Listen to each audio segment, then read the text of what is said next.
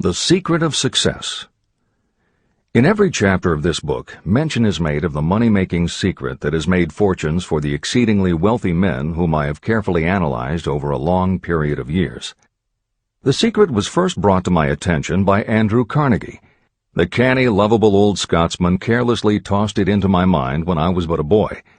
Then he sat back in his chair with a merry twinkle in his eyes and watched carefully to see if I had brains enough to understand the full significance of what he'd said to me. When he saw that I had grasped the idea, he asked if I would be willing to spend 20 years or more preparing myself to take it to the world, to men and women who, without the secret, might go through life as failures. I said I would, and with Mr. Carnegie's cooperation, I have kept my promise. Editor's Comments. In 1908, during a particularly down time in the U.S. economy and with no money and no work, Napoleon Hill took a job as a writer for Bob Taylor's magazine. He was hired to write success stories about famous men. Although it would not provide much in the way of income, it offered Hill the opportunity to meet and profile the giants of industry and business, the first of whom was the creator of America's steel industry, multimillionaire Andrew Carnegie, who was to become Hill's mentor. Carnegie was so impressed by Hill's perceptive mind that following their 3-hour interview, he invited Hill to spend the weekend at his estate so they could continue the discussion.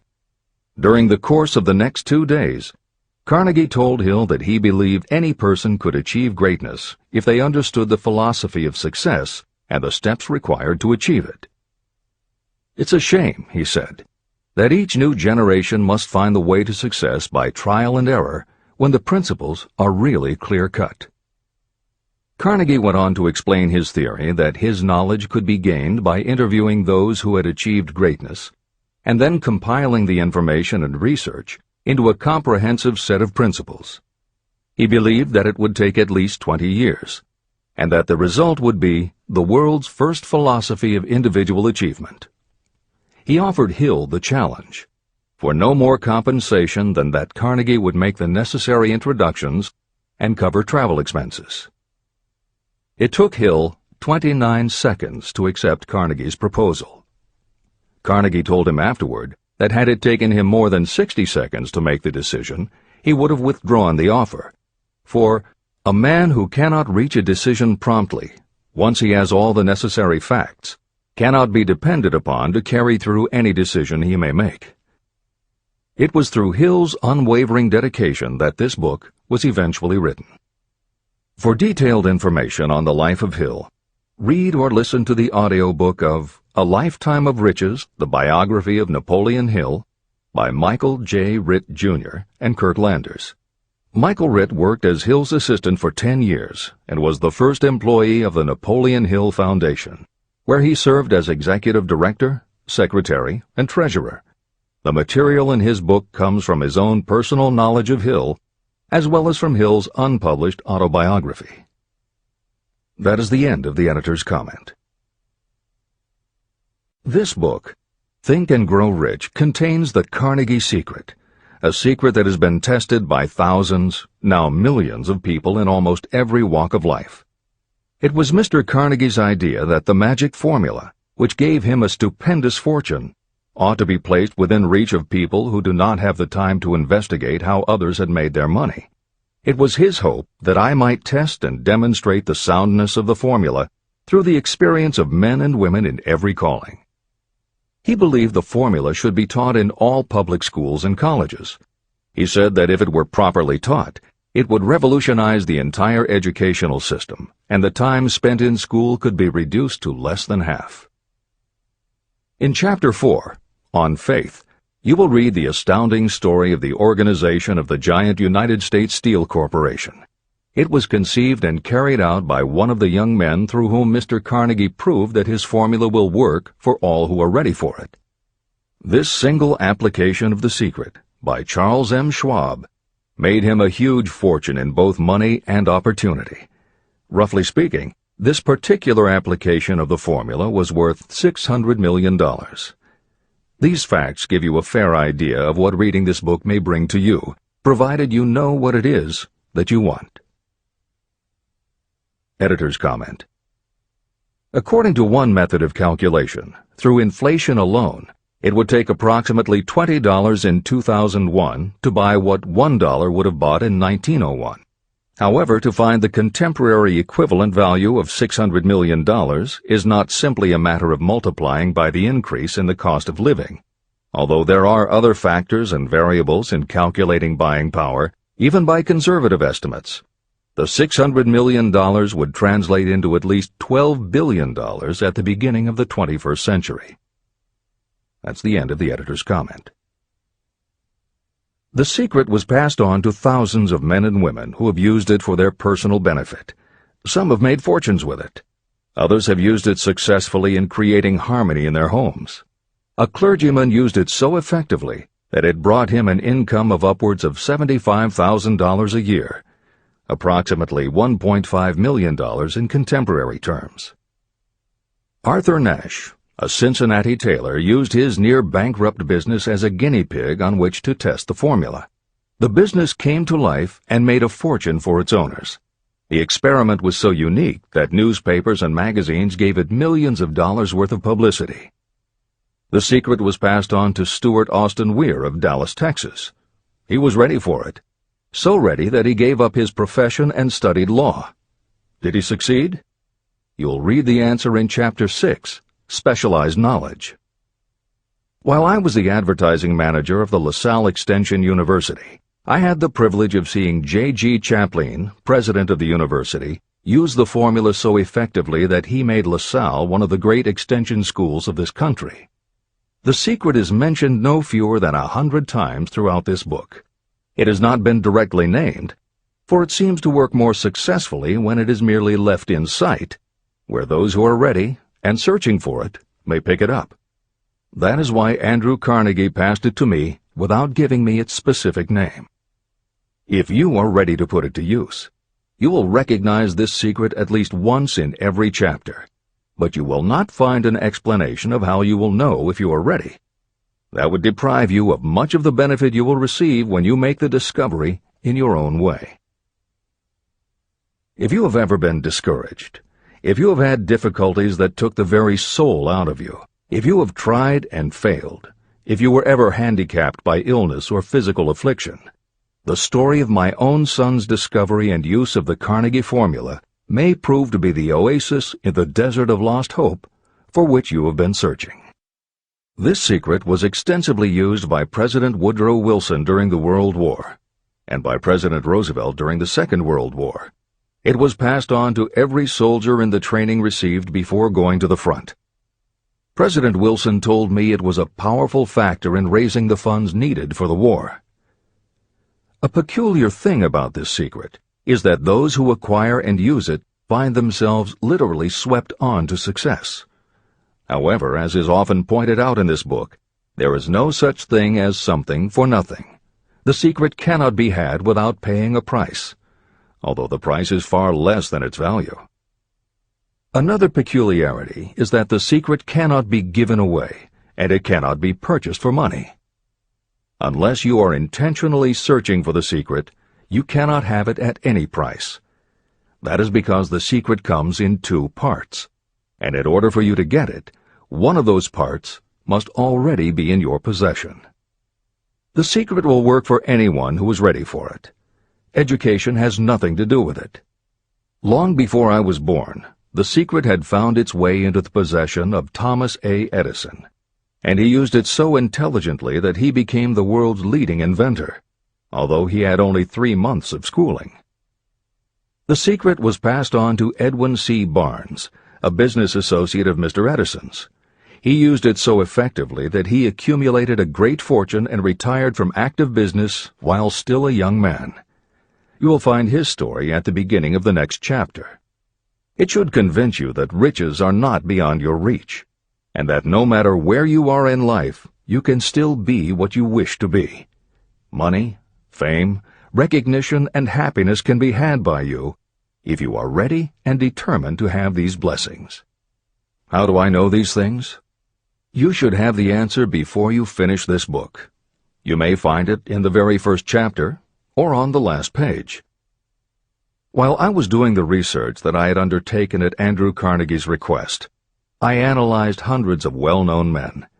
Many of them attributed the accumulation of their vast fortunes to the Carnegie secret.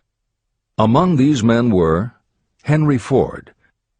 Founder of the Ford Automobile Company, Ford started with no money and little education, yet became one of the most successful self-made businessmen in American history.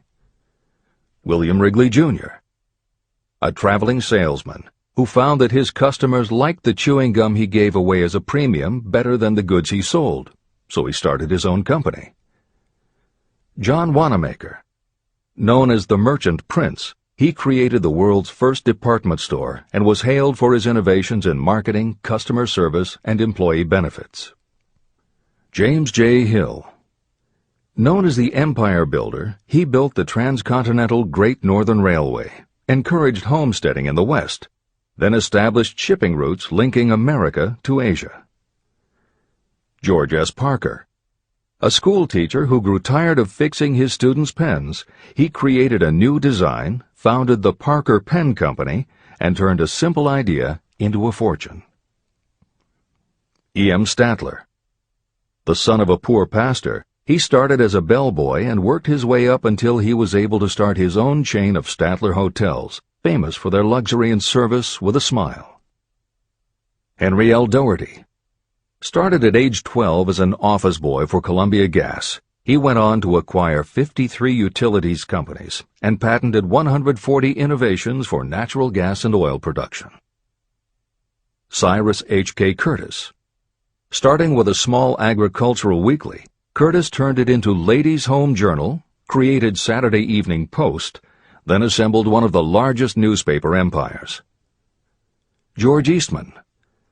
Inventor and founder of the Eastman Kodak Company, he created many of the innovations that popularized photography and transformed the motion picture industry.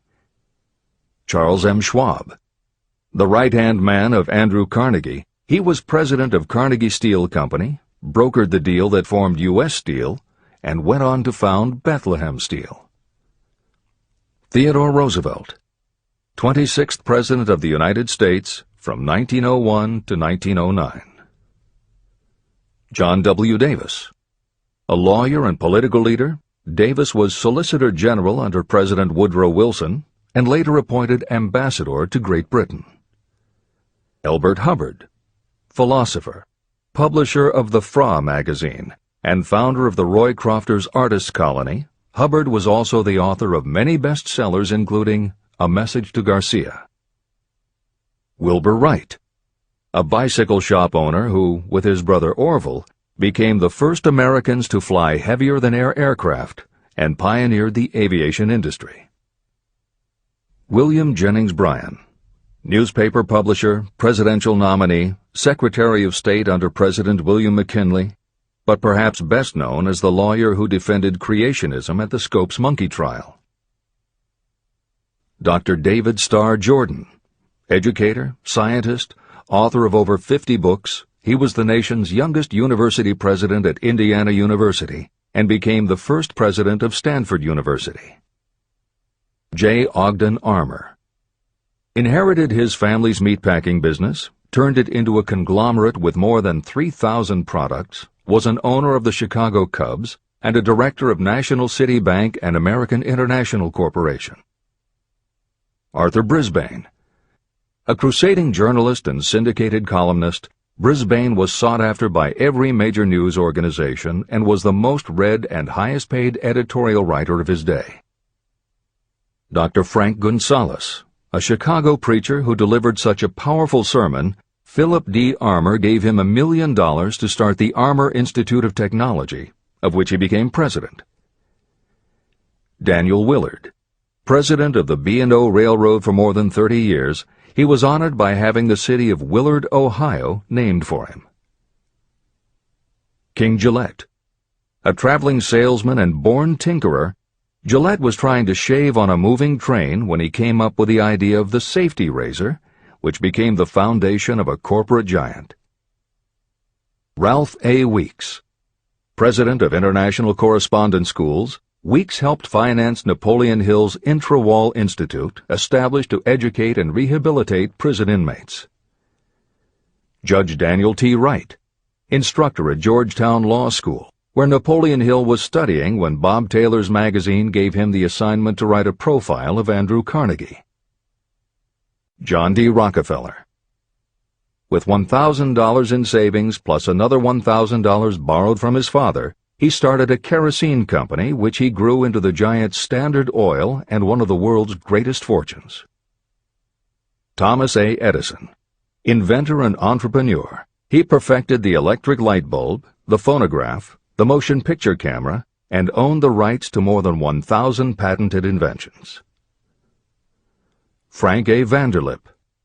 A poor boy who became a journalist, social reformer, and self-made millionaire, he was president of the National City Bank, now Citibank, and Assistant Secretary of the Treasury. F. W. Woolworth. A clerk in a general store, he pioneered the idea of fixed-price selling and self-service and forever changed retail selling with a chain of Woolworth 5 and 10 cent stores. Colonel Robert A. Dollar. Starting with a small schooner bought to haul lumber down the West Coast, he built the Dollar Steamship Company, the largest fleet of luxury liners sailing under the U.S. flag. Edward A. Filene. Founder of the Boston-based stores, he devised revolutionary methods of distribution and merchandising and became famous for the first bargain basement department. Edwin C. Barnes. The only man Thomas Edison ever had as a partner, Barnes took Edison's failing dictaphone and sold it so successfully it became a fixture in offices and made him a multimillionaire. Arthur Nash. A Cincinnati tailor who used his bankrupt business as a guinea pig for the Carnegie Secret and was so successful the newspapers made him famous as Golden Rule Nash. Clarence Darrow. Famed as a lawyer, public speaker, and defender of the underdog, Darrow is best known as the lawyer who defended teaching the theory of evolution at the Scopes monkey trial. Woodrow Wilson. 28th President of the United States of America from 1913 to 1921. William Howard Taft. 27th President of the United States of America from 1909 to 1913. Luther Burbank. World-renowned horticulturalist who introduced over 800 varieties of new plants in his effort to improve the quality of plants and thereby increase the world's food supply. Edward W. Bok. Although he had only 6 years' schooling, by the age of 20 he was editor of Ladies' Home Journal, which he helped to build into the world's most widely circulated magazine. Frank A. Munsey. A telegraph operator who quit to launch Argosy magazine, then parlayed his fortune into a newspaper empire that included the Washington Times and the New York Herald. Elbert H. Gary. Chairman of U.S. Steel, at the time the largest corporation in the world, Gary spearheaded the construction of its first major project, the Gary Works Steel Plant, and the city of Gary, Indiana. Dr. Alexander Graham Bell. Best known as the inventor of the telephone, Bell also perfected recording devices, advances in aircraft, and was a co-founder of the National Geographic Society. John H. Patterson. President of National Cash Register, Patterson was known as an advertising visionary and a genius at motivating his sales force, which made NCR the leader in its field. Julius Rosenwald. A small manufacturer who foresaw the future of mail order, he bought 25% of Sears Roebuck & Company, and together with Richard Sears built it into an icon of American business. Stuart Austin Weir. A construction engineer Hill met in the Texas oil fields who, inspired by the Carnegie Secret, went to law school after age 40 and also helped publish Napoleon Hill's magazine. Dr. Frank Crane. A noted psychologist, essayist, and author of the book 4-Minute Essays on subjects such as the price of liberty, pragmatism, the duty of the rich, and how to keep friends. J. G. Chaplin, president of the LaSalle Extension University at the time Napoleon Hill worked in the university's advertising and sales department, where he first realized his talent for motivating people. Jennings Randolph, a congressman, then U.S. Senator from West Virginia. Randolph was a lifelong admirer of Napoleon Hill, and it was he who encouraged Hill to act as advisor to President Franklin Delano Roosevelt. These names represent a small fraction of well-known Americans whose achievements, financial and otherwise, prove that those who understand and apply the Carnegie secret reach high positions in life. Editor's comment. As Napoleon Hill says, the preceding list includes only some of the more than 500 multimillionaires and extraordinarily successful individuals whom Napoleon Hill interviewed prior to writing Think and Grow Rich. It does not include the equally impressive list of people he came in contact with after the publication, nor does it include the names of those who did not have the opportunity to meet Napoleon Hill personally, but who attribute their success to having read this book. It is said that Napoleon Hill and Think and Grow Rich have made more millionaires than any other person in history. It might equally well be said that Napoleon Hill inspired more motivational experts than any other man in history. It is practically impossible to find a motivational speaker who does not draw upon Hill's work. His influence can be seen in the writings of his early peers, Dale Carnegie and Norman Vincent Peale. Later, successful authors and speakers such as W. Clement Stone, Og Mandino, and Earl Nightingale either worked directly with Napoleon Hill or with the Napoleon Hill Foundation. Echoes of Hill's principles can also be found in books by people as diverse as Wally Famous Amos, Mary Kay Ash, Ken Blanchard, Adelaide Bry, Chicken Soup for the Soul authors Jack Canfield and Mark Victor Hansen, Debbie Fields, Shakti Gawain, John Gray, Susan Jeffers, Bruce Jenner, Charlie Tremendous Jones, Tommy Lasorda, Art Linkletter, Joan London, Dr. Maxwell Maltz, James Redfield, Dr. Bernie Siegel, Jose Silva, Brian Tracy, Lillian Vernon, and Dennis Waitley. Stephen Covey, author of The 7 Habits of Highly Effective People, has often spoken of the influence of Napoleon Hill. Anthony Robbins, arguably the most successful motivational author and speaker at the beginning of the 21st century, has acknowledged Napoleon Hill as a personal hero. That is the end of the editor's comment. I have never known anyone who was inspired to use the Carnegie secret who did not achieve noteworthy success. On the other hand, I have never known anyone to distinguish themselves or to accumulate riches of any consequence without possession of the secret. From these two facts, I draw the conclusion that the secret is more important for self-determination than anything you receive through what is popularly known as education. Somewhere, as you read, the secret will jump from the page and stand boldly before you, if you are ready for it. When it appears, you will recognize it. Whether you receive the sign in the first chapter or the last, stop for a moment when it presents itself, and make a note of the time and place. You will want to remember, because it will mark the most important turning point of your life. Remember, too, as you go through the book, that it deals with facts and not with fiction. Its purpose is to convey a great universal truth through which you, if you are ready, may learn what to do and how to do it. You will also receive the needed stimulus to make a start. As a final word of preparation, may I offer one brief suggestion which may provide a clue how the Carnegie secret may be recognized? It is this: achievement and all earned riches have their beginning in an idea. If you are ready for the secret, you already possess one half of it. Therefore, you will recognize the other half the moment it reaches your mind. Editor's comment. Unlike much of the business and motivational literature available, Think and Grow Rich is not written for readers to skip around from chapter to chapter, taking a concept here and an idea there to solve the problem of the moment. This book is written as a carefully integrated whole, to be read in its entirety, from beginning to end. Concepts that are introduced in one chapter recur in other chapters where their meaning and significance rely upon the reader having already assimilated the earlier knowledge. The chapters are designed to build upon one another in such a way that every word is to be read, every idea is to be considered, and every concept is to be understood and absorbed. Think and Grow Rich is often called the first philosophy of personal achievement, and a philosophy is more than a collection of solutions to business problems.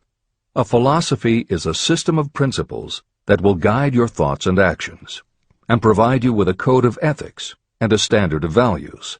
Think and Grow Rich will not just change what you think, it will literally change the way you think.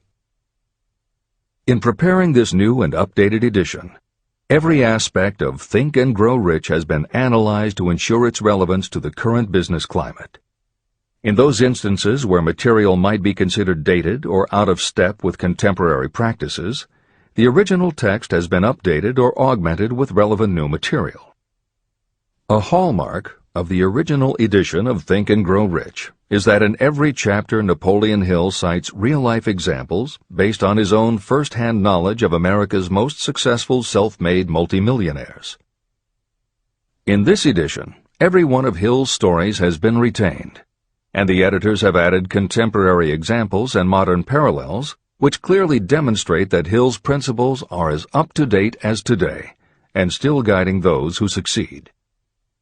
In addition to contemporary examples, where the editors felt it would be of interest to the reader, we have included marginal notes that provide relevant information about recent developments. Where applicable, we have also suggested books or other materials that complement various aspects of Napoleon Hill's philosophy. On a more technical note, the editors have approached the written text as we would that of a living author. When we encountered what modern grammarians would consider run-on sentences, outdated punctuation, or other matters of form, we opted for contemporary usage. Those readers familiar with earlier editions will note that the chapter numbers have been changed in this edition. Originally, Think and Grow Rich began with an unnumbered chapter, a word from the author. In this edition, that text appears as Chapter 1, and is renamed The Secret of Success. The chapters that follow are renumbered sequentially and proceed in their original order. The chapter that was previously titled The Mystery of Sex Transmutation has been retitled Sexuality, Charisma and Creativity, and the text has been restructured and annotated to reflect the role of women in contemporary society. All editorial commentary is clearly set off in a font and style that is different from the original text. This is the end of the editor's comments.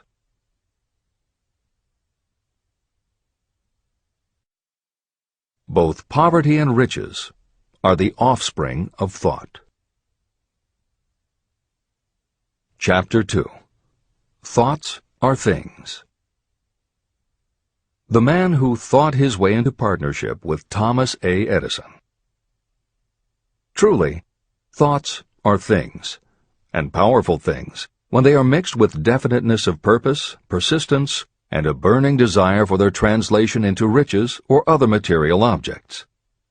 Some years ago, Edwin C. Barnes discovered how true it is that you really can think and grow rich.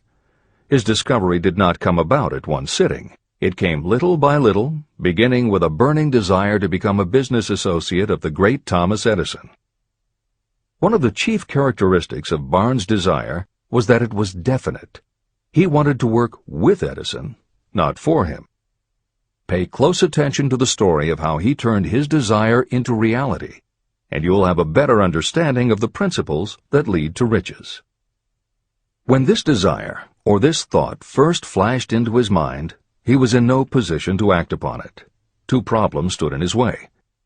He did not know Mr. Edison, and he did not have enough money to buy a train ticket to West Orange, New Jersey, where the famed Edison Laboratory was located. These problems would have discouraged the majority of people from making any attempt to carry out the desire. But his was no ordinary desire. The Inventor and the Tramp. Edwin C. Barnes presented himself at Mr. Edison's laboratory and announced that he had come to go into business with the inventor.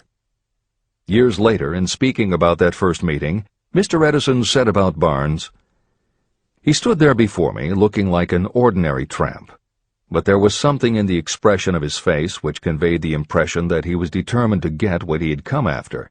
I had learned from years of experience with men that when a man really desires a thing so deeply that he is willing to stake his entire future on a single turn of the wheel in order to get it, he is sure to win. I gave him the opportunity he asked for, because I saw he had made up his mind to stand by until he succeeded. Subsequent events proved that no mistake was made." It could not have been the young man's appearance that got him his start in the Edison office. That was definitely against him. It was what he thought that counted. Barnes did not get his partnership with Edison on his first interview. What he did get was a chance to work in the Edison offices at a very nominal wage. Months went by. Nothing happened to bring nearer the goal that Barnes had set as his definite major purpose. But something important was happening in Barnes' mind. He was constantly intensifying his desire to become the business associate of Edison. Psychologists have correctly said, when one is truly ready for a thing, it puts in its appearance. Barnes was ready for a business association with Edison, and he was determined to remain ready until he got what he was seeking. He did not say to himself, "Ah, well, what's the use? I guess I'll change my mind and try for a salesman's job." But he did say, "I came here to go into business with Edison, and I'll accomplish my goal if it takes the remainder of my life." He meant it. What a different story people would tell if only they would adopt a definite purpose and stand by that purpose until it had time to become an all-consuming obsession. Maybe young Barnes did not know it at the time, but his bulldog determination and his persistence in focusing on a single desire was destined to mow down all opposition and bring him the opportunity he was seeking. When the opportunity came, it appeared in a different form and from a different direction than Barnes had expected. That is one of the tricks of opportunity. It has a sly habit of slipping in by the back door, and often it comes disguised in the form of misfortune or temporary defeat. Perhaps this is why so many people fail to recognize opportunity. Mr. Edison had just perfected a new device, known at that time as the Edison dictating machine. His salesmen were not enthusiastic about the machine. They did not believe it could be sold without great effort. Barnes saw his opportunity. It had crawled in quietly, hidden in a queer-looking machine that interested no one but Barnes and the inventor. Barnes knew he could sell the Edison dictating machine, and he told Edison so. Edison decided to give him his chance. And Barnes did sell the machine. In fact, he sold it so successfully that Edison gave him a contract to distribute and market it all over the nation. Out of that business association, Barnes made himself rich in money, but he did something infinitely greater. He proved that you really can think and grow rich. How much actual cash that original desire of Barnes was worth to him, I have no way of knowing. Perhaps it brought him $2 or $3 million. Editor's comment. $3 million in the early years of the 20th century would be comparable to more than $50 million in terms of buying power at the beginning of the 21st century. This is the end of the editor's comment. But the amount becomes insignificant compared with the greater asset he acquired, the definite knowledge that an intangible impulse of thought can be transmuted into material rewards by the application of known principles. Barnes literally thought himself into a partnership with the great Edison. He thought himself into a fortune. He had nothing to start with except knowing what he wanted, and the determination to stand by that desire until he realized it. 3 feet from gold. One of the most common causes of failure is the habit of quitting when you're overtaken by temporary defeat. Every person is guilty of this mistake at one time or another. During the gold rush days, An uncle of my friend R.U. Darby was caught by gold fever, and he went west to Colorado to dig and grow rich. He had never heard that more gold has been mined from the thoughts of men than has ever been taken from the earth. He staked a claim and went to work with pick and shovel. After weeks of labor, he was rewarded by the discovery of the shining ore. He needed machinery to bring the ore to the surface. Quietly, he covered up the mine and returned to his home in Williamsburg, Maryland. He told his relatives and a few neighbors about the strike. They got together the money for the machinery and had it shipped. R.U. Darby decided to join his uncle, and they went back to work the mine. The first car of ore was mined and shipped to a smelter.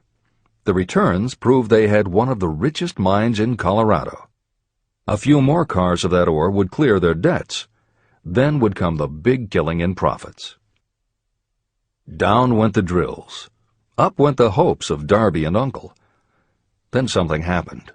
The vein of gold ore disappeared. They had come to the end of the rainbow, and the pot of gold was no longer there. They drilled on, desperately trying to pick up the vein again, all to no avail. Finally, they decided to quit.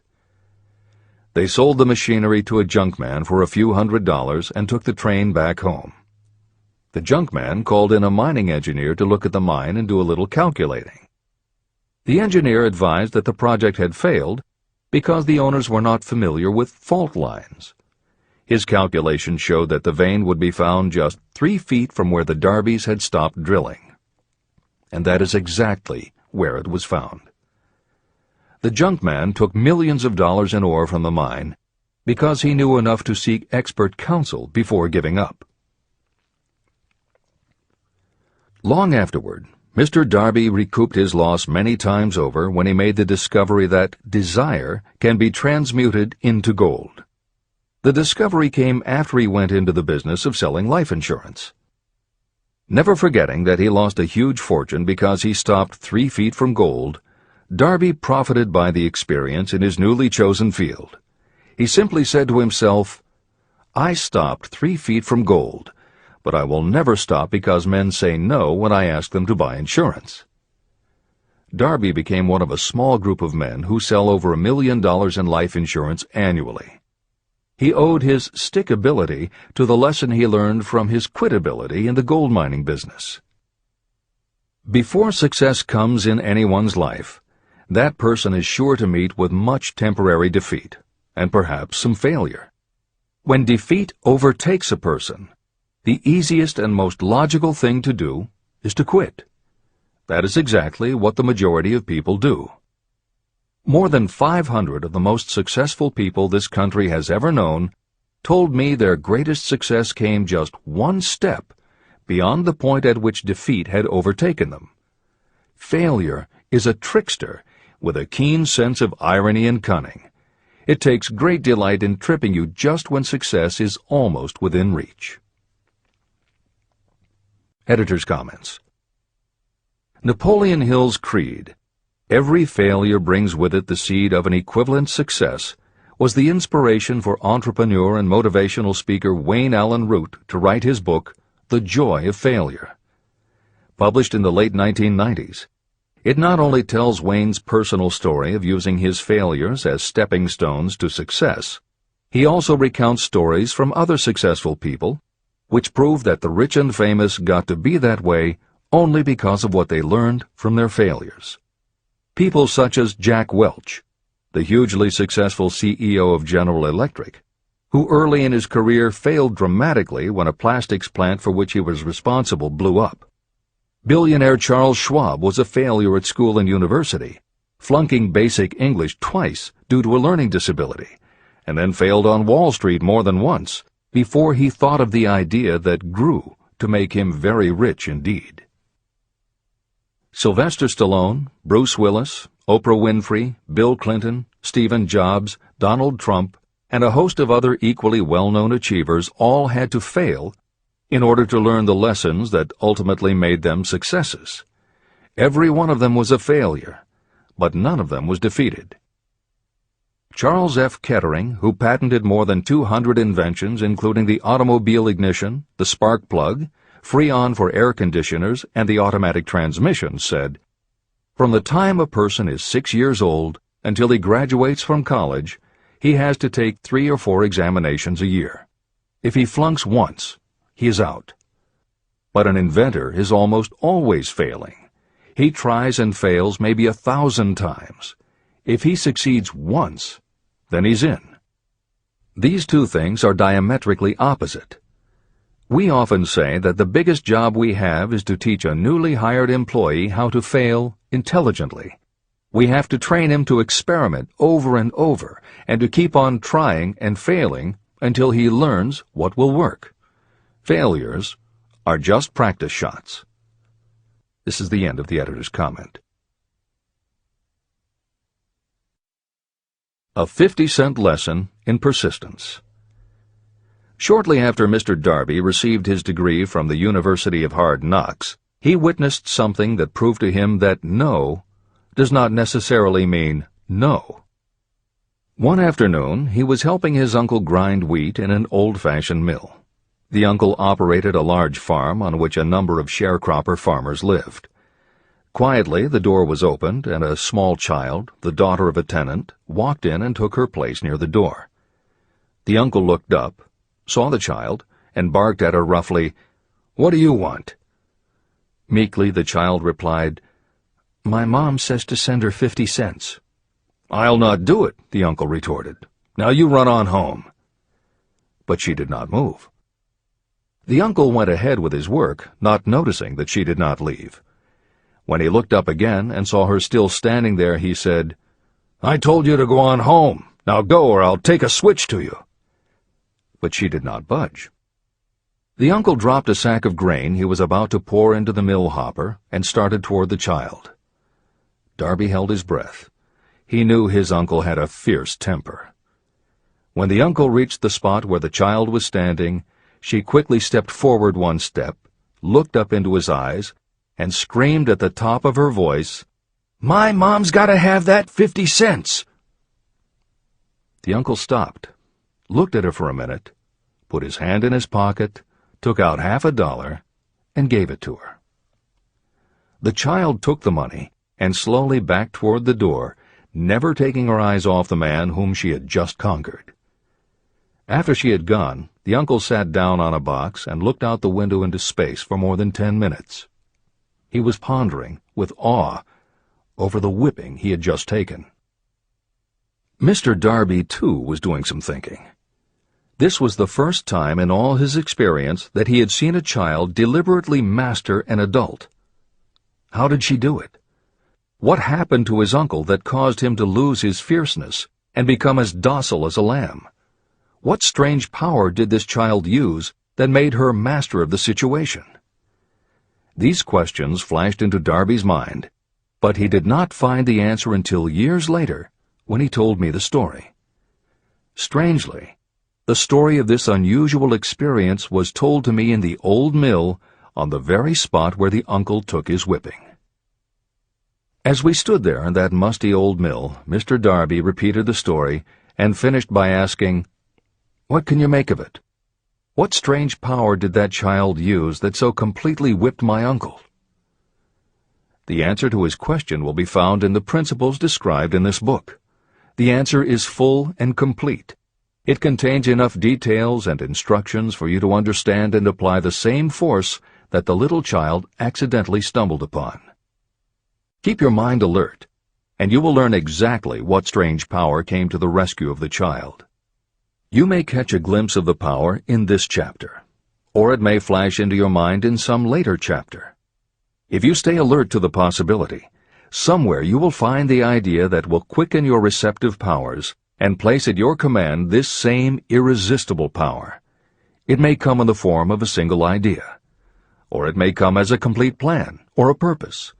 It may even cause you to go back over your past experiences of failure or defeat, and in doing so, it may bring to the surface some lesson by which you can regain all that you lost through defeat. After I had explained to Mr. Darby the power unwittingly used by the little child, he mentally retraced his 30 years as a life insurance salesman. As he did so, it became clear to him that his success was due, in no small degree, to the lesson he had learned from the child. Mr. Darby pointed out, "Every time a prospect tried to bow me out without buying, I saw that child standing there in the old mill, her big eyes glaring in defiance, and I said to myself, I've got to make this sale. The better portion of all sales I've made were made after people had said no." He also recalled his mistake in having stopped only 3 feet from gold. "But," he said, "that experience was a blessing in disguise. It taught me to keep on keeping on, no matter how hard the going may be. A lesson I needed to learn before I could succeed in anything." Mr. Darby's experiences were commonplace and simple enough, yet they held the answer to his destiny in life. In fact, to him the experiences were as important as life itself, and he was able to profit from these 2 important experiences because he analyzed them and found the lesson they taught. But what if you don't see the events of your life as being experiences of such profound significance? And what about the young person who doesn't yet have even minor failures to analyze? Where and how will they learn the art of converting defeats into the stepping stones to opportunity? That is exactly why this book was written, to answer those questions.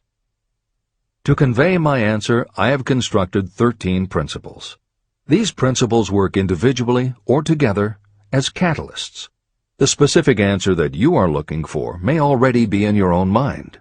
Reading these principles may be the catalyst that causes your answer to suddenly come to you as an idea, a plan, or a purpose. One sound idea is all you need to achieve success.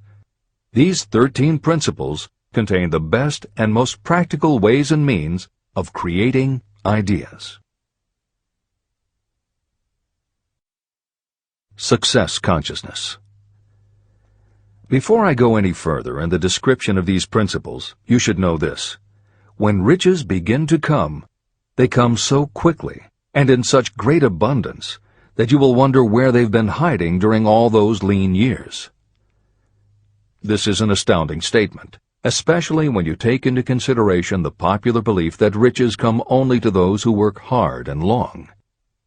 When you begin to think and grow rich, you will observe that riches begin with a state of mind, with definiteness of purpose, with little or no hard work. What you need to know now is how to acquire the state of mind that will attract riches. I spent 25 years researching the answer to that question, because I, too, wanted to know how wealthy men become that way.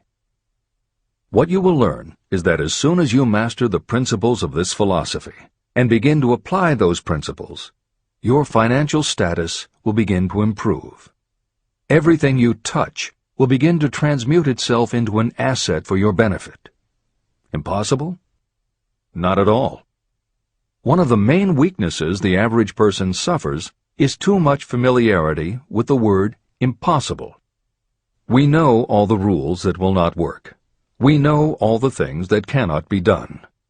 This book was written for those who seek the rules that have made others successful and are willing to stake everything on those rules. Success comes to those who become success conscious. Failure comes to those who allow themselves to become failure conscious. The object of this book is to help you learn the art of changing your mind from failure consciousness to success consciousness. Another weakness is the habit of measuring everything and everyone by your own impressions and beliefs. Some of you reading this will have trouble believing that you can think and grow rich because your thought habits have been steeped in poverty, misery, failure, and defeat.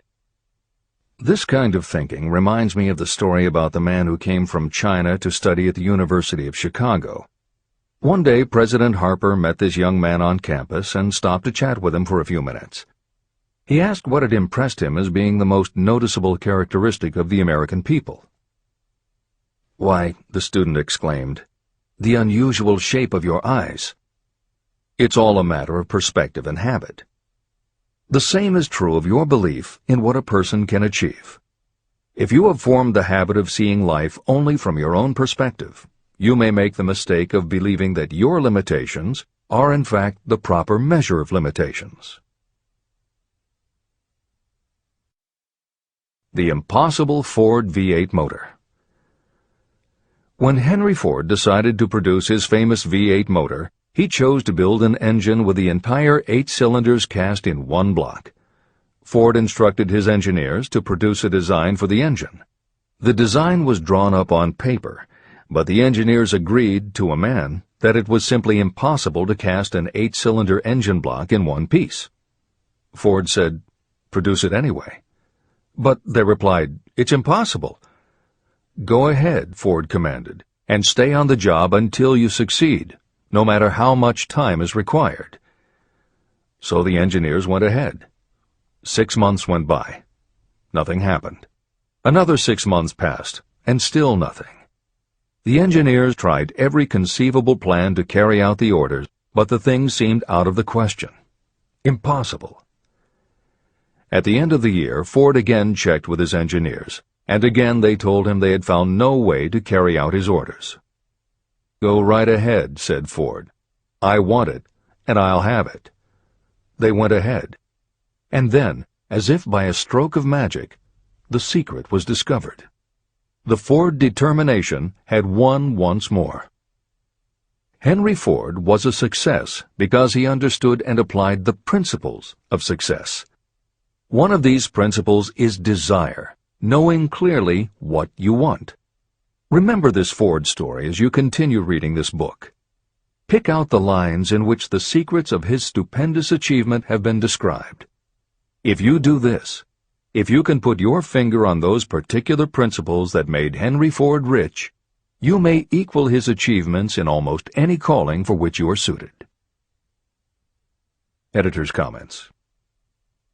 To those readers who may interpret Ford's actions as nothing more than obstinacy, the editors would point out that he was employing a technique that has become a common part of strategic planning in many industries, including aerospace, computers, medicine, and the military.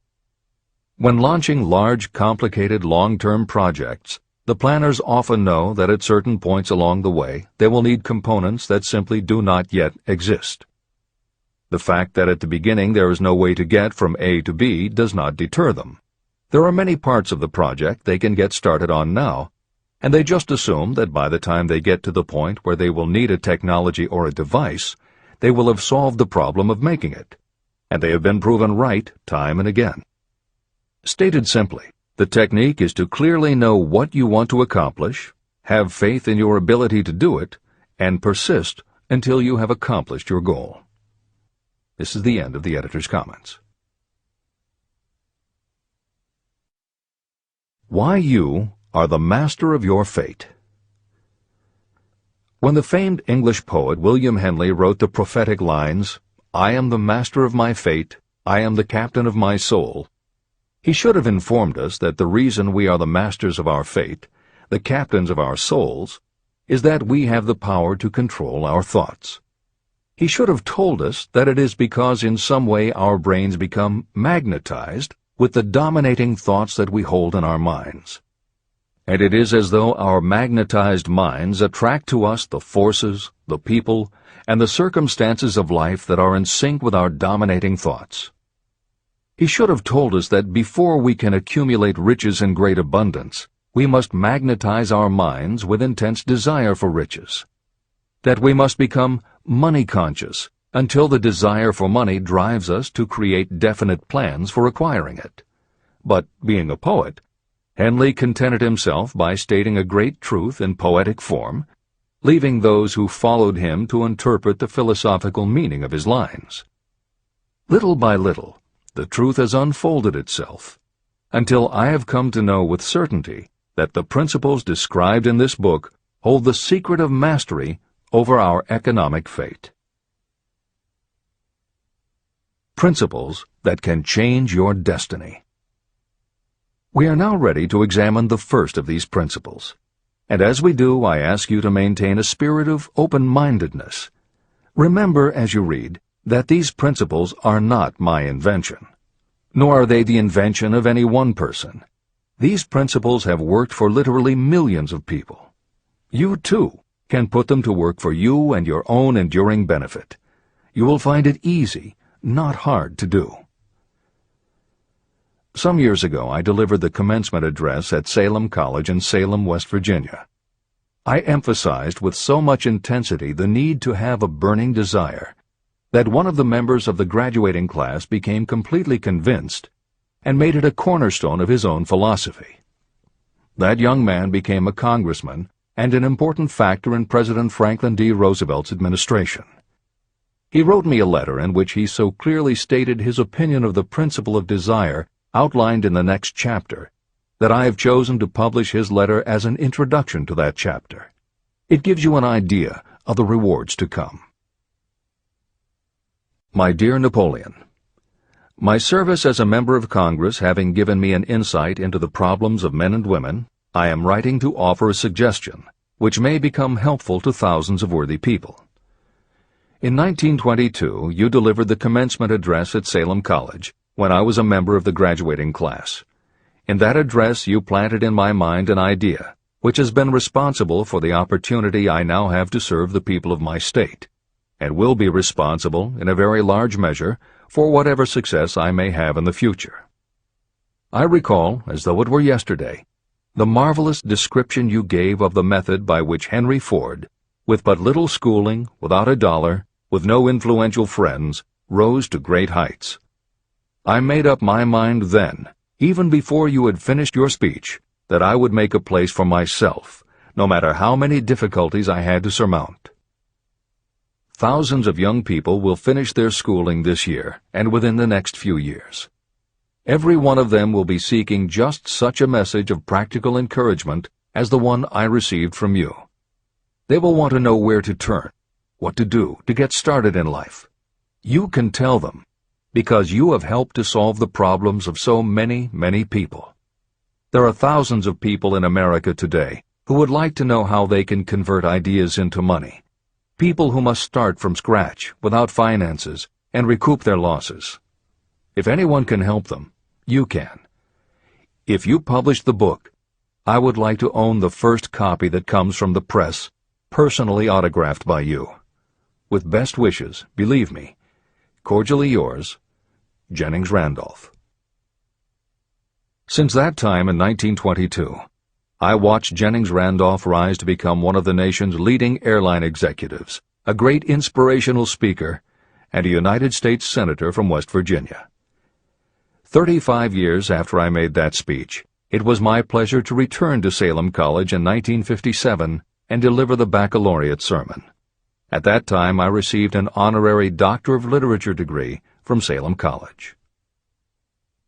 Editor's comments. As you begin the next chapter, the editors would like to reinforce the earlier statement that what you are reading is not just a collection of theories out of which you can cherry-pick what you like. The 13 principles of success were proven by the real-life experiences of the long list of famous successful people cited earlier by Napoleon Hill.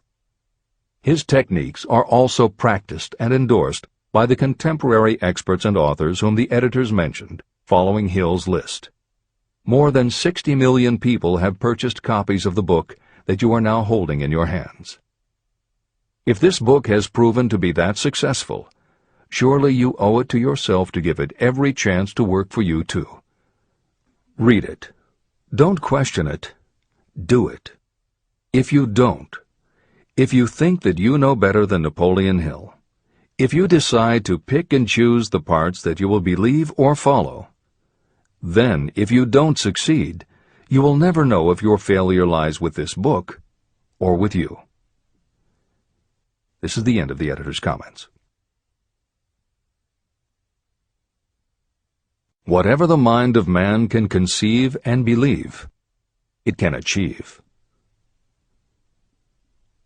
Chapter 3. Desire. The starting point of all achievement. The first step toward riches. When Edwin C. Barnes climbed down from the freight train in West Orange, New Jersey, he may have resembled a tramp, but his thoughts were those of a king. As he made his way from the railroad tracks to Thomas A. Edison's office, his mind was at work. He saw himself standing in Edison's presence.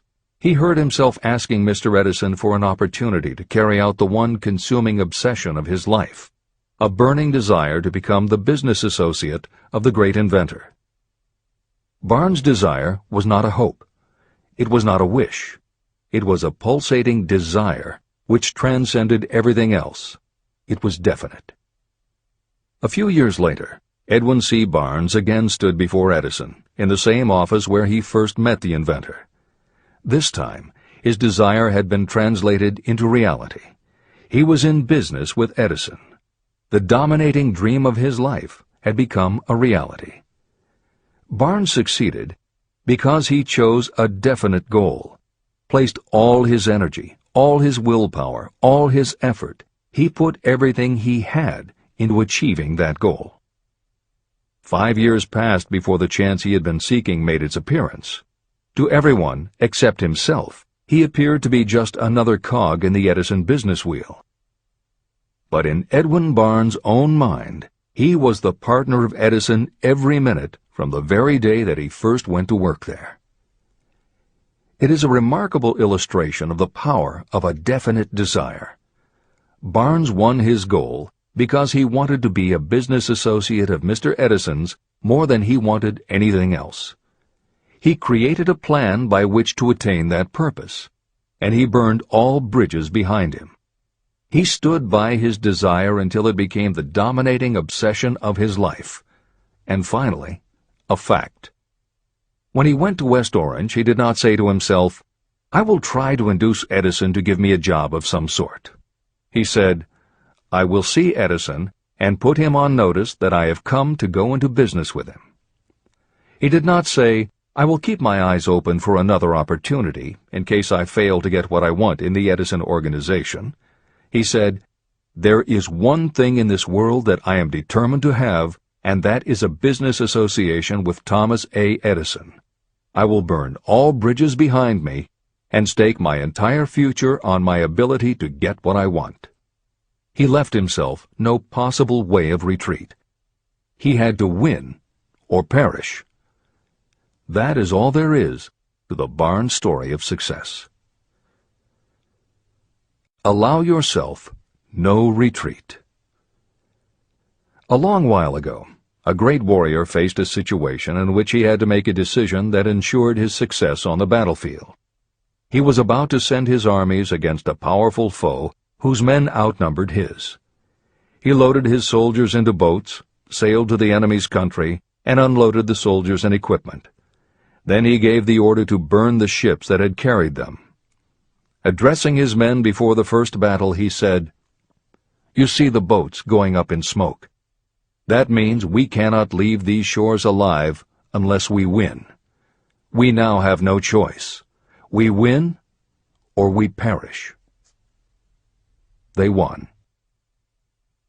Every person who wins in any undertaking must be willing to burn his ships and cut all sources of retreat. That is the only way you can be sure of maintaining the state of mind known as a burning desire to win. It is essential to success. The morning after the Great Chicago Fire, a group of merchants stood on State Street, looking at the smoking remains of what had been their stores. They went into a conference to decide if they would try to rebuild or if they would leave Chicago and start over in a more promising section of the country. They decided to leave. All except one. The merchant who decided to stay and rebuild pointed a finger at the remains of his store and said, "Gentlemen, on that very spot I will build the world's greatest store, no matter how many times it may burn down." That was in 1871. The store was built. It still stands there today. The Marshall Field's department store is a towering monument to the power of that state of mind known as a burning desire. The easy thing would have been for Marshall Field to do exactly what his fellow merchants did. When the going was hard and the future looked dismal, they pulled up and went where the going seemed easier. Mark well this difference between Marshall Field and the other merchants. It is that difference which distinguishes those who succeed from those who fail. Every human being old enough to understand the value of money wishes for it, but wishing will not bring riches. Desiring riches, with a state of mind that becomes an obsession, then planning definite ways and means to acquire riches, and backing those plans with persistence, a persistence which does not recognize failure, that's what will bring riches. Editor's comments. In other of his writings, Napoleon Hill uses the term definiteness of purpose as being interchangeable with desire.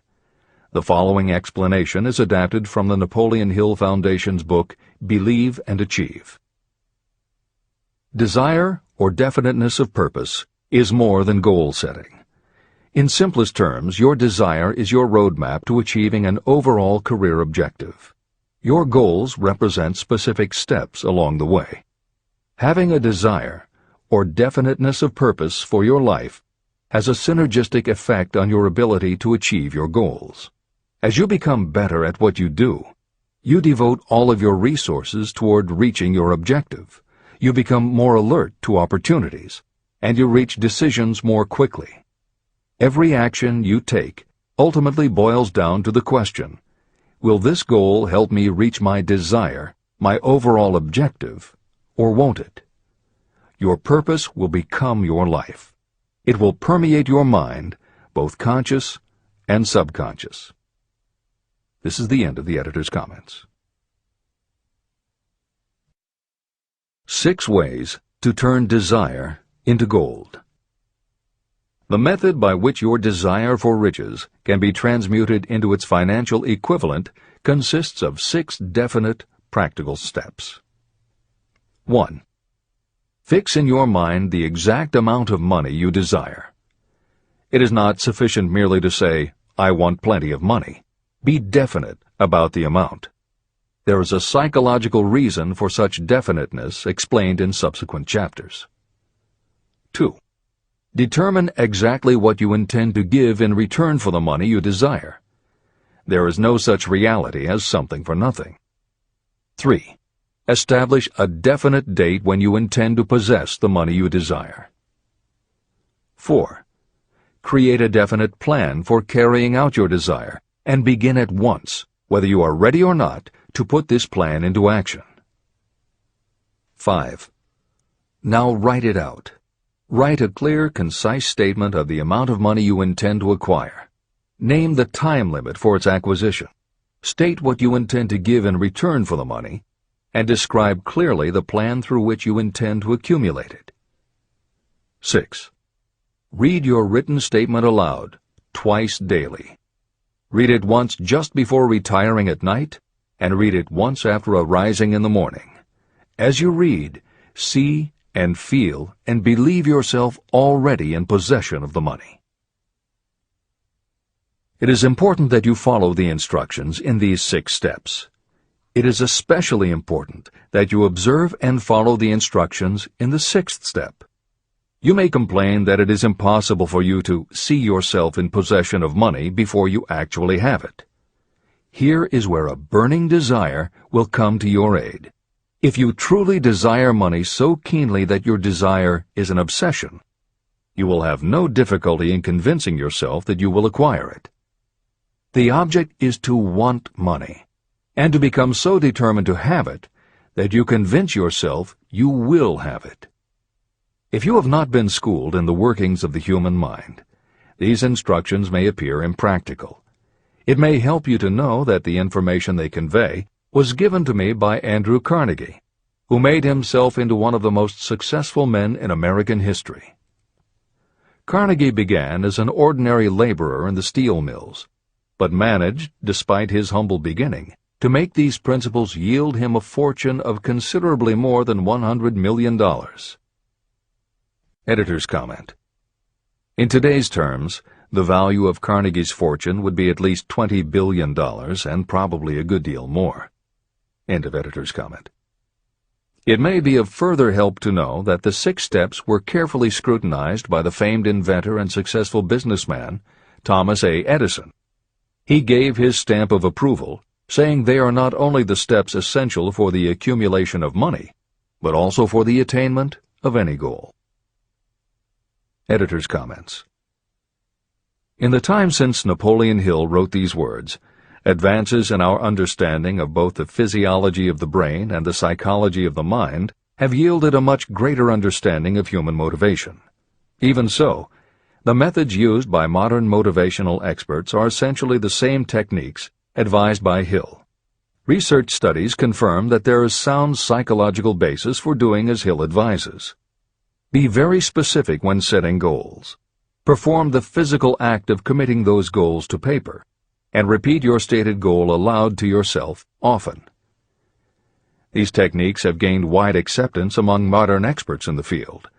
The psychological principle at work is similar to that which underlies autosuggestion and self-hypnosis, concepts that will be discussed in greater depth in Chapter 5, Autosuggestion, and in Chapter 13, The Subconscious Mind. Hill's instruction to see yourself as you will be when you have already achieved your objective is also a specific technique.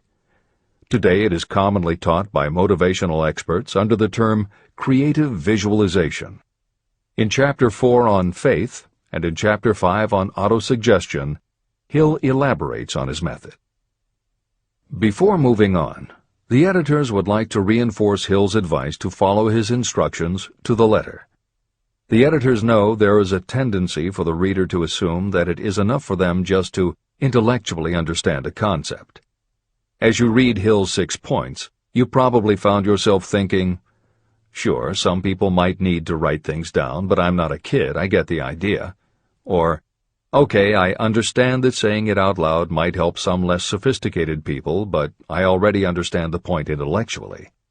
If you feel that way, let us remind you that many of the most successful people whom you admire did not think they were too smart or too sophisticated to follow Hill's instructions. The editors would again point out that if Napoleon Hill believed the actual acts of writing and speaking your goals is important, and if psychologists and motivational experts agree, then you would be foolish not to follow this simple advice. Just do it. This is the end of the editor's comments. The steps call for no hard labor. They call for no sacrifice. To apply them does not call for a great amount of education. But the 6 steps do call for enough imagination to see and to understand that the accumulation of money cannot be left to chance or luck. You may as well know right here that you can never have riches in great quantity unless you can work yourself into a white heat of desire for money and actually believe you will possess it.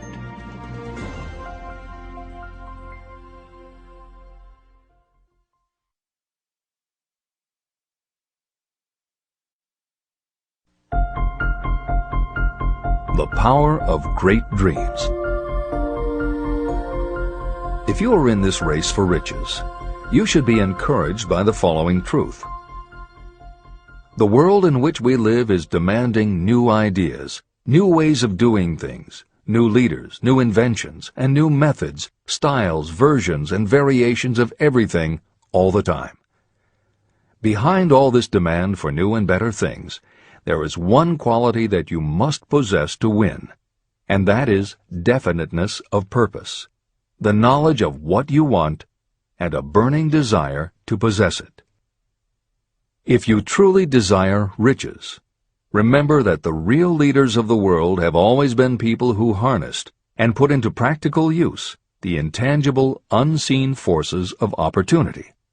Leaders are the people who convert those opportunities into cities, skyscrapers, factories, transportation, entertainment, and every form of convenience that makes things easier, faster, better, or just make life more pleasant. In planning to acquire your share of the riches, don't let anyone put you down for being a dreamer. To win the big stakes in this changing world, you must catch the spirit of the great pioneers, whose dreams have given to civilization all that it has of value. It is that spirit which serves as the lifeblood of our own country, your opportunity and mine to develop and market our talents. A burning desire to be and to do is the starting point from which the dreamer must take off. Dreams are not born of indifference, laziness, or lack of ambition. If the thing you wish to do is right, and you believe in it, go ahead and do it. Never mind what they say if you meet with temporary defeat.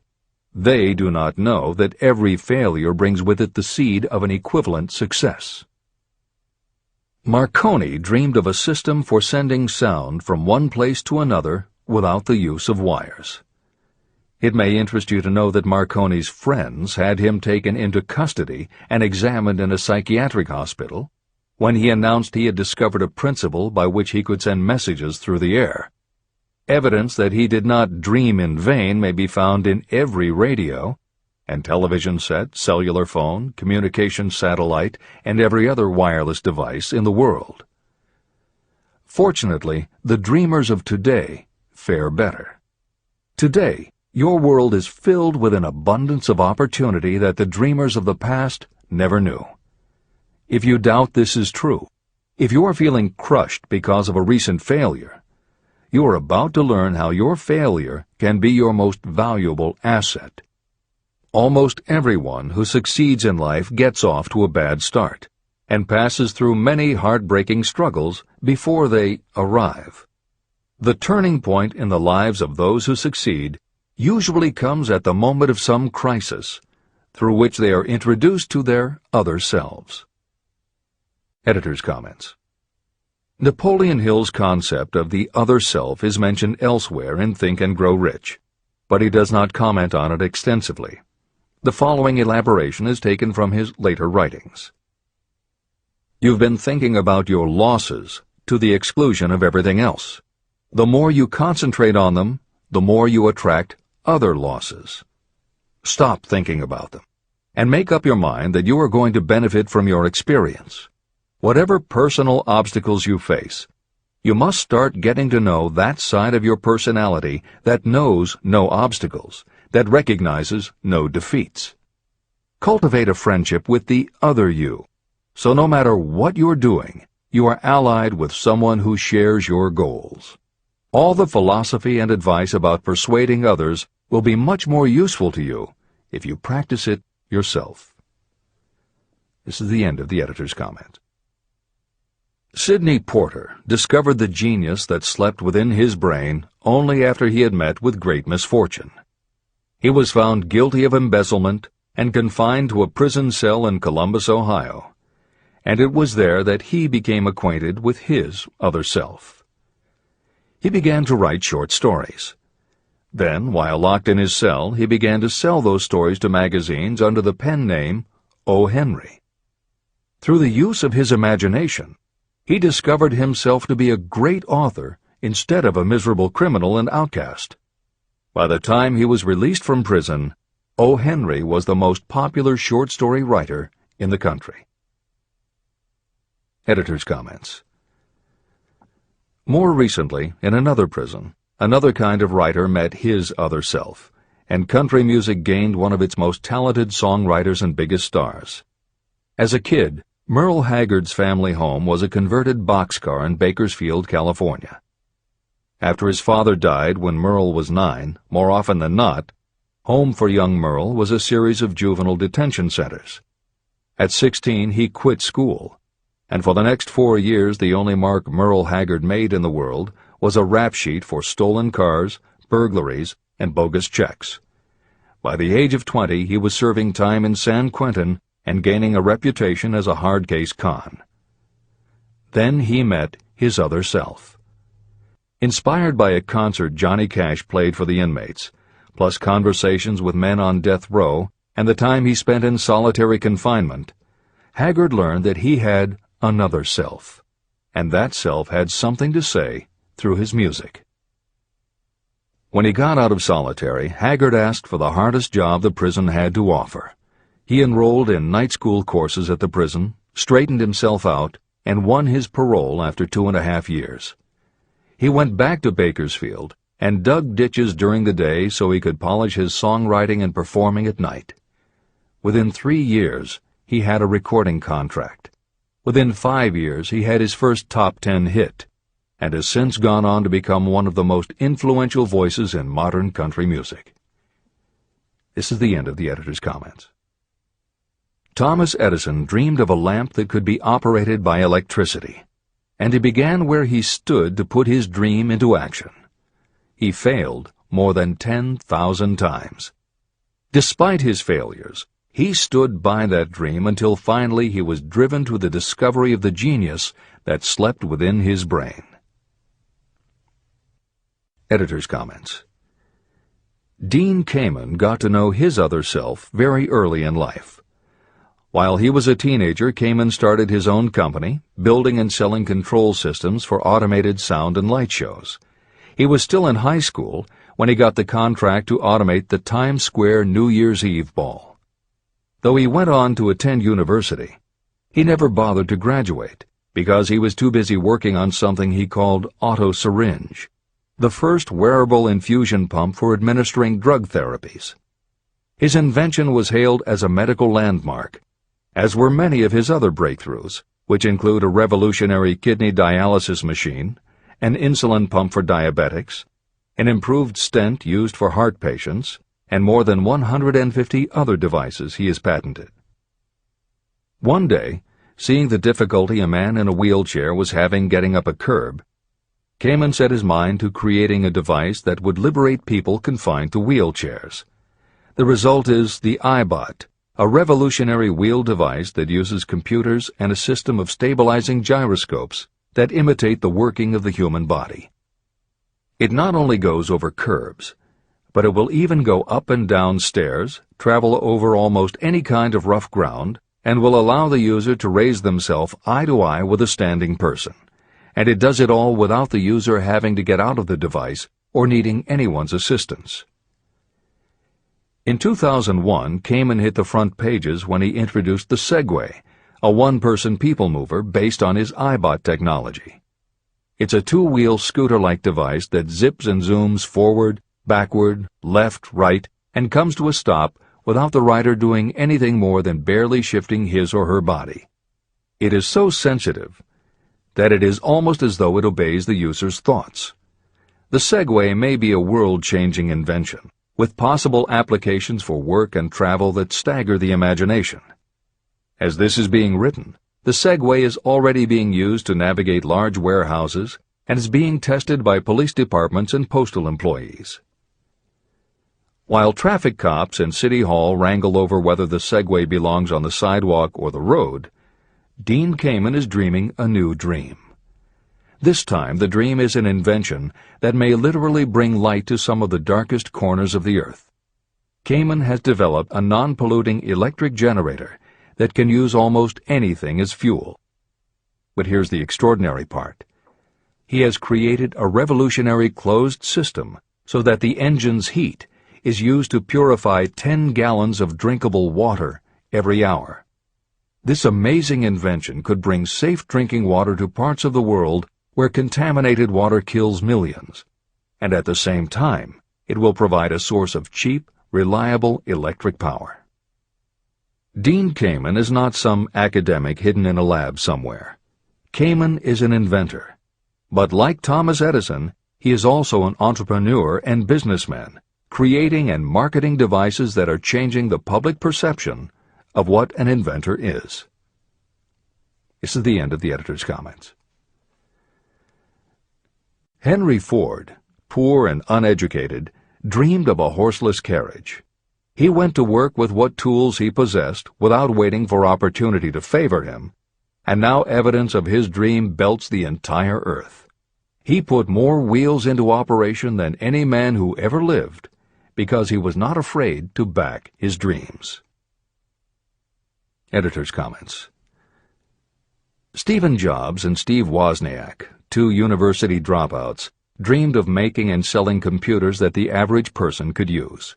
Like Ford, working with the tools they possessed, they built the first Apple computer in the Jobs family garage. And like Ford, they weren't afraid to back their dreams. After showing their prototype to a local retailer, they got an order for 25 machines.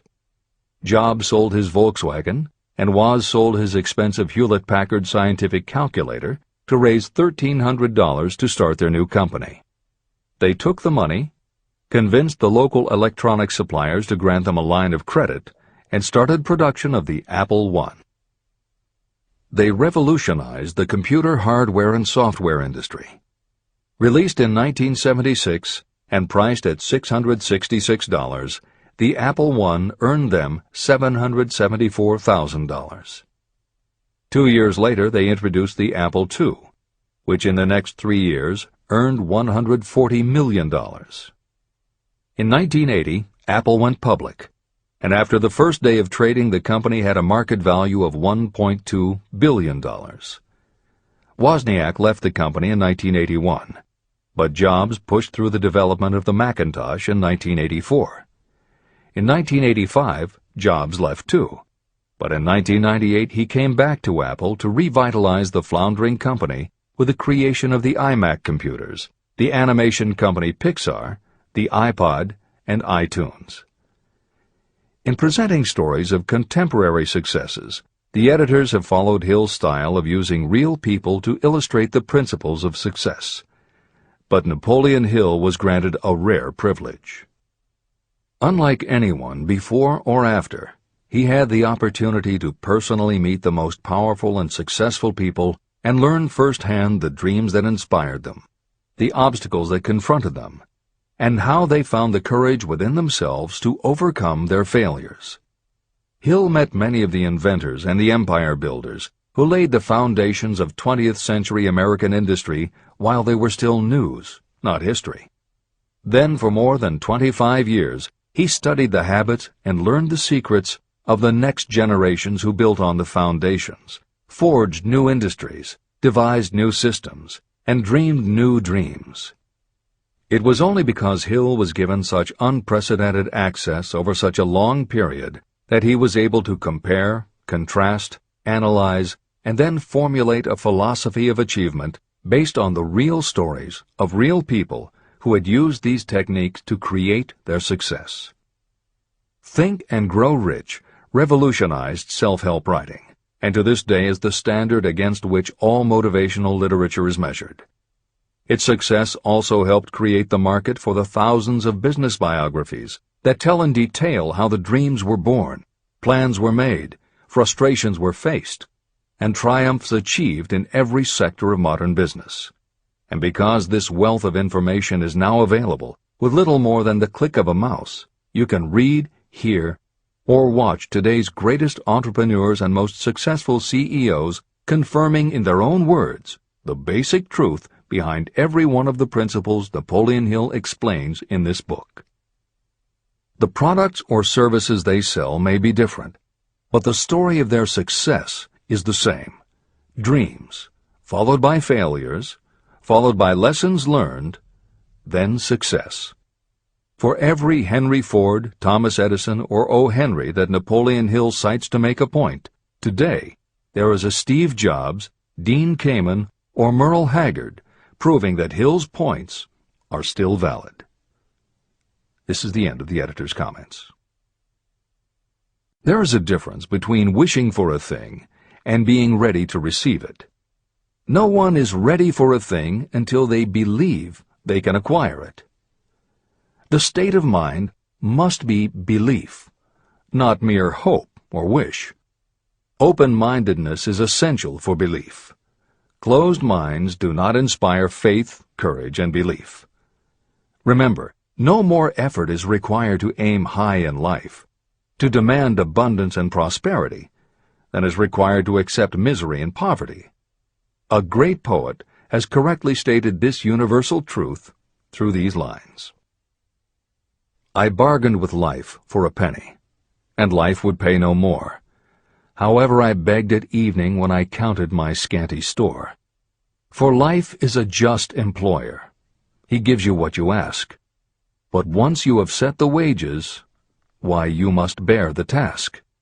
I worked for a menial's hire, only to learn dismayed that any wage I had asked of life, life would have willingly paid. Desire outwits Mother Nature. As a fitting climax to this chapter, I wish to introduce one of the most unusual persons I have ever known. I first saw him a few minutes after he was born. He came into the world without any physical sign of ears. When pressed for an opinion, the doctor concluded that the child might be deaf and mute for life. I challenged that doctor's opinion. I had the right to do so. I was the child's father. I, too, reached a decision. But I expressed my opinion silently, in the secrecy of my own heart. In my own mind, I knew that my son would hear and speak. How? I was sure there must be a way, and I knew I would find it. I thought of the words of the immortal Emerson. The whole course of things goes to teach us faith. We need only obey. There is guidance for each of us, and by lowly listening, we shall hear the right word. The right word? Desire. More than anything else, I desired that my son should not be deaf and unable to speak. From that desire, I never receded, not for a second. What could I do about it? Somehow, I would find a way to transplant into that child's mind my own burning desire for ways and means of conveying sound to his brain without the aid of ears. As soon as the child was old enough to cooperate, I would fill his mind so completely with a burning desire to hear that nature would, by methods of her own, translate it into physical reality. All this thinking took place in my own mind, but I spoke of it to no one. Every day I renewed the pledge I had made to myself that my son should not be deaf. As he grew older and began to take notice of things around him, we observed that he had a slight degree of hearing. When he reached the age when children usually begin talking, he made no attempt to speak, but we could tell by his actions that he could hear certain sounds slightly. That was all I needed to know. I was convinced that if he could hear, even slightly, he might develop still greater hearing capacity. Then something happened that gave me hope. It came from an entirely unexpected source. We bought a phonograph. When the child heard the music for the first time, he went into ecstasies. He promptly appropriated the machine. On one occasion, he played a record over and over for almost 2 hours, standing in front of the phonograph with his teeth clamped on the edge of the case. The significance of this did not become clear to us until years afterward. At the time, we had never heard of the principle of bone conduction of sound. Shortly after he appropriated the phonograph, I discovered that he could hear me quite clearly when I spoke with my lips touching his mastoid bone at the base of the skull. Having determined that he could hear the sound of my voice plainly, I began immediately to transfer to his mind the desire to hear and speak. When I discovered that my son enjoyed bedtime stories, I went to work creating stories designed to develop in him self-reliance, imagination, and a strong desire to hear. There was one storyline in particular that I emphasized over and over. Every time I told it, I gave it some new and dramatic coloring. These stories were designed to plant in his mind the thought that his affliction was not a liability, but an asset of great value. As a result of my studies and personal experience, I firmly believe that every adversity brings with it the seed of an equivalent advantage. However, despite my beliefs, I must confess that I did not have the slightest idea how this disability could ever become an asset. He won a new world with 6 cents. As I analyze the experience in retrospect, I can see now that my son's faith in me had much to do with the astounding results. He did not question anything I told him. I sold him on the idea that he had a distinct advantage over his older brother, and that this advantage would reflect itself in many ways.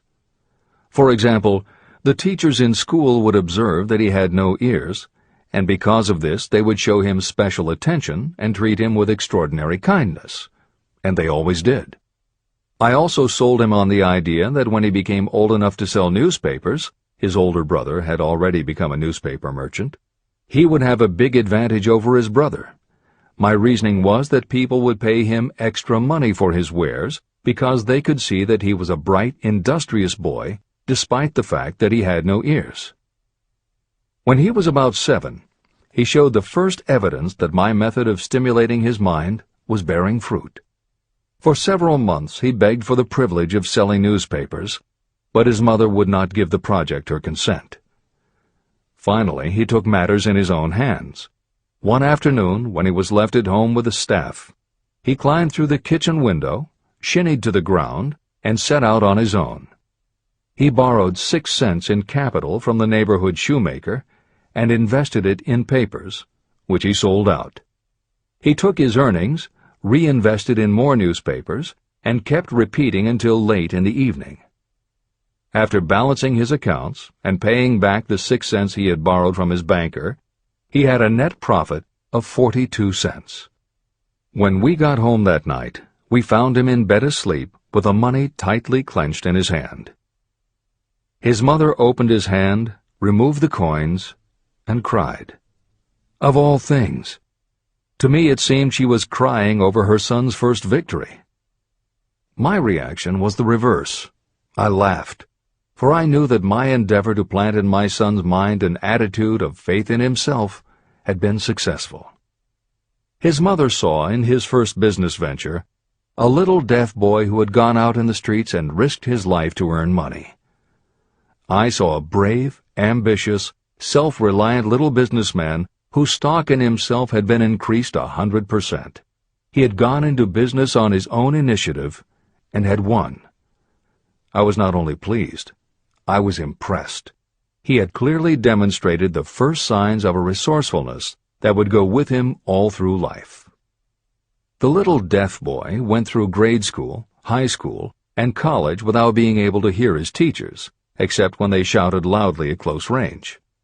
He did not go to a school for the deaf, and we did not use sign language. We were determined that he should live like any other boy who could hear and speak. We stood by that decision, although it cost us many heated debates with school officials. While he was in high school, he tried an electronic hearing aid, but it was of no value to him. During his last week in college, something happened that marked the most important turning point of his life. Through what seemed to be mere chance, he came into possession of another electronic hearing device, which was sent to him on trial. He was slow about testing it, due to his disappointment with a similar device. Finally, he picked it up carelessly, placed it on his head, and hooked up the battery.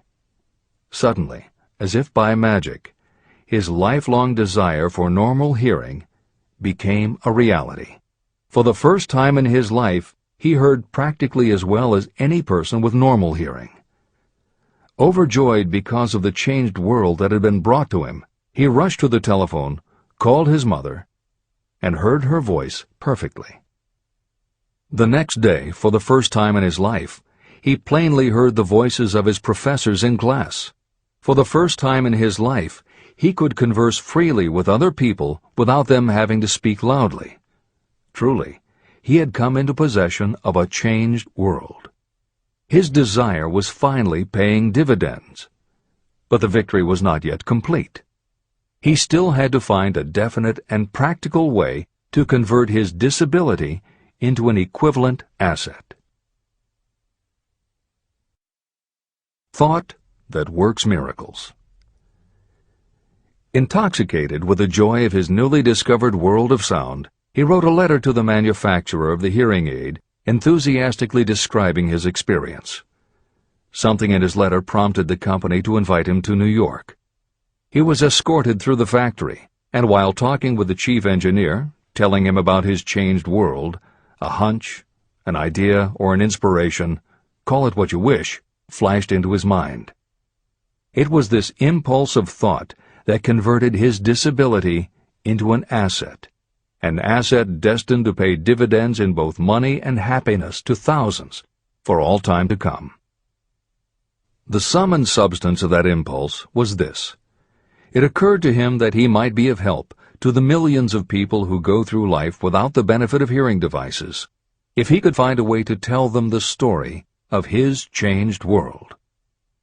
For an entire month, he carried out intensive research, during which he analyzed the entire marketing system of the manufacturer of the hearing device. Then he created a plan for reaching out to other hearing-impaired people all over the world, to share with them his newly discovered changed world. When this was done, he put in writing a 2-year plan based upon his findings. When he presented the plan to the company, he was instantly given a position for the purpose of carrying out his ambition. Little did he dream when he went to work that he was destined to bring hope and practical relief to thousands of people who, without his help, would have been limited forever by deafness. There's no doubt in my mind that Blair would have been deaf and unable to speak all his life if his mother and I had not managed to shape his mind as we did. When I planted in his mind the desire to hear and talk and live as other people, there went with that impulse some strange influence that caused nature to become bridge builder and span the gulf of silence between his brain and the outer world. Truly, a burning desire has devious ways of transmuting itself into its physical equivalent. Blair desired normal hearing. Now he has it. He was born with a condition that in those days might easily have sent a person with a less defined desire to the street with a bundle of pencils and a tin cup. The little white lie I planted in his mind when he was a child, by leading him to believe his impaired hearing would become a great asset, has justified itself.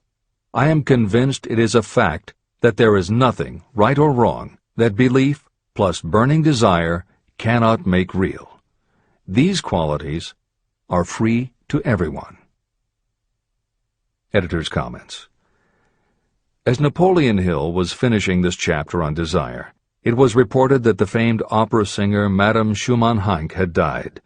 A passage in her obituary struck Hill as being so appropriate to the subject of this chapter that he was moved to comment as follows. End of editor's comment. One short paragraph in the newspaper story about the famed opera singer Madame Schumann-Heink gives the clue to this unusual woman's stupendous success. I quote the paragraph because the clue it contains is none other than desire. Early in her career, Madame Schumann-Heink visited the director of the Vienna Court Opera to have him test her voice. But he did not test it.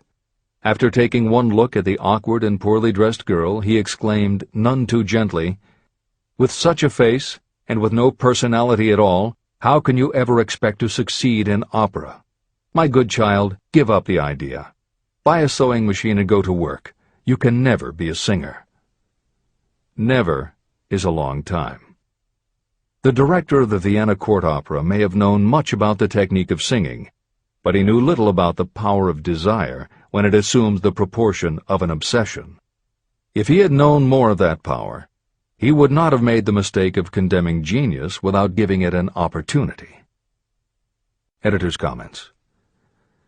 Although few readers of this edition will be familiar with Madame Schumann-Heink, every reader knows a half-dozen similar stories. It is true for every generation and every kind of music. At some time, even the biggest stars were failures. At some time, someone told them they weren't good enough. But every one of those times that they failed, their desire was bigger than their failure. That is why you know their stories. And it's also why you've never heard about the thousands of other performers who were also told they weren't good enough. The ones you've never heard of are the ones whose desire wasn't big enough. They are the ones who believed that failure was defeat. This is the end of the editor's comment. Several years ago, one of my business associates became ill. He became worse as time went on, and finally was taken to the hospital for an operation. The doctor warned me that there was little if any chance of my ever seeing him alive again. But that was the doctor's opinion. It was not the opinion of the patient. Just before he was wheeled away, he whispered to me, "Do not be disturbed, Chief. I will be out of here in a few days." The attending nurse looked at me with pity. But the patient did come through safely. After it was all over, his physician said, "Nothing but his own desire to live saved him. He never would have pulled through if he had not refused to accept the possibility of death." Editor's comments. By the 1980s, the phenomenon that Napoleon Hill wrote about in the preceding paragraph was embraced by a growing segment of the population. Among the adherents were numerous medical professionals who incorporated the concept under the term the body-mind connection. And by the turn of the 21st century, the belief that the mind can manifest physical changes in the body had become a part of mainstream medical practice. In Chapter 5, Autosuggestion, you will find further comment on the medical aspects of having a burning desire. This is the end of the editor's comment.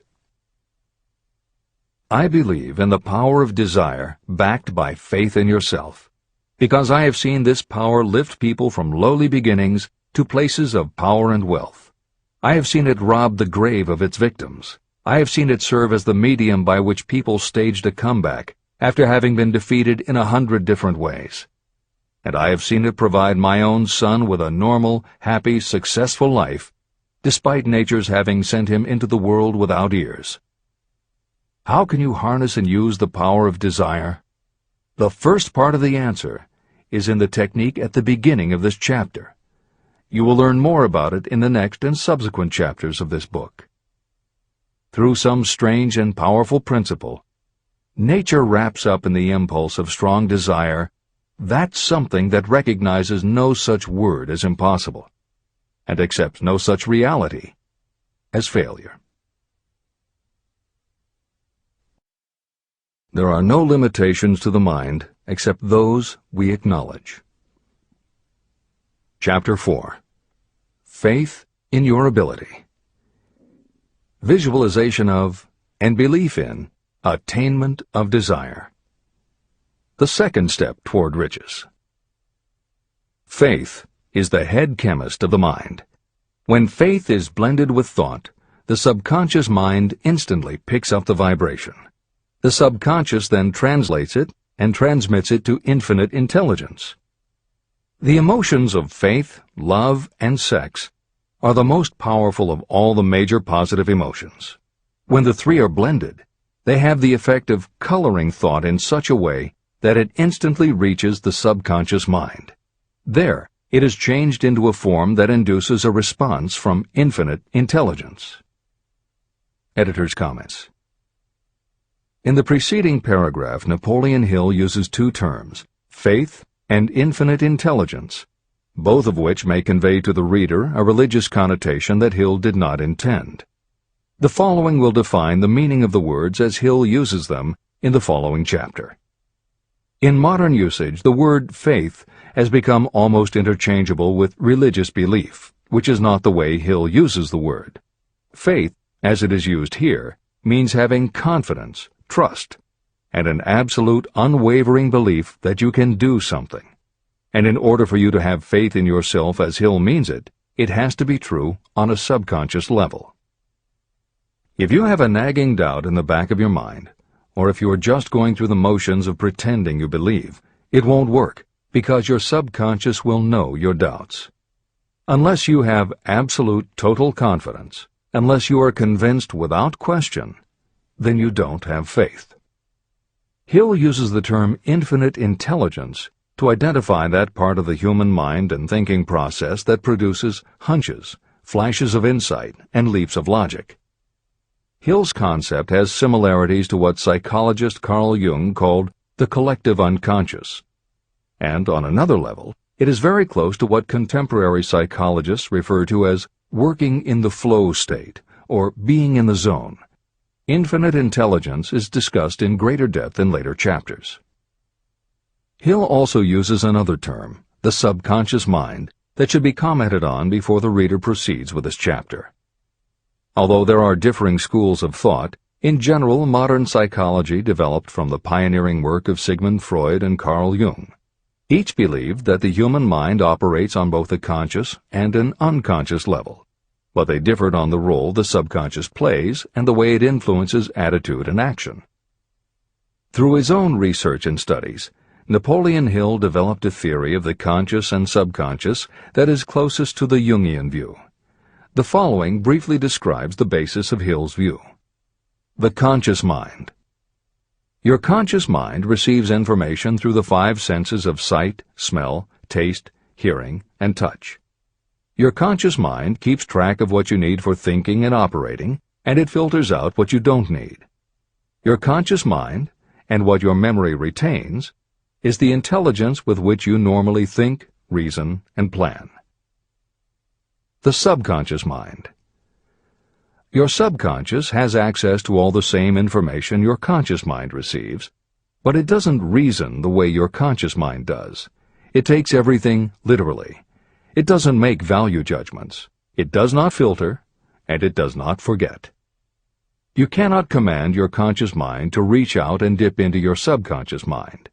However, under certain circumstances, all those forgotten facts and ideas that are always there in your subconscious can, if they are firmly rooted, influence your conscious attitudes and actions.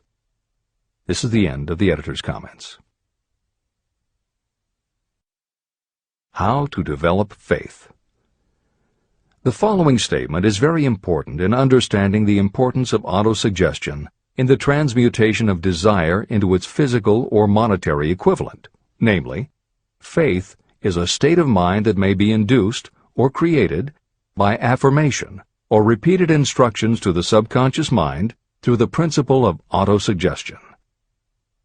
The repetition of affirmations is like giving orders to your subconscious mind, and it is the only known method of voluntary development of the emotion of faith, absolute belief that you can do something. As an illustration, consider why you are reading this book. You want to acquire the ability to transmute the intangible thought impulse of desire into its physical counterpart, money. By following the instructions laid down in the later chapters on autosuggestion and the subconscious mind, you will learn techniques to convince your subconscious mind that you believe you will receive that for which you ask. Your subconscious will act upon that belief and pass it back to you in the form of faith, followed by definite plans for procuring that which you desire. Faith in yourself and your abilities is a state of mind that you will be able to develop at will after you have mastered the 13 principles in this book.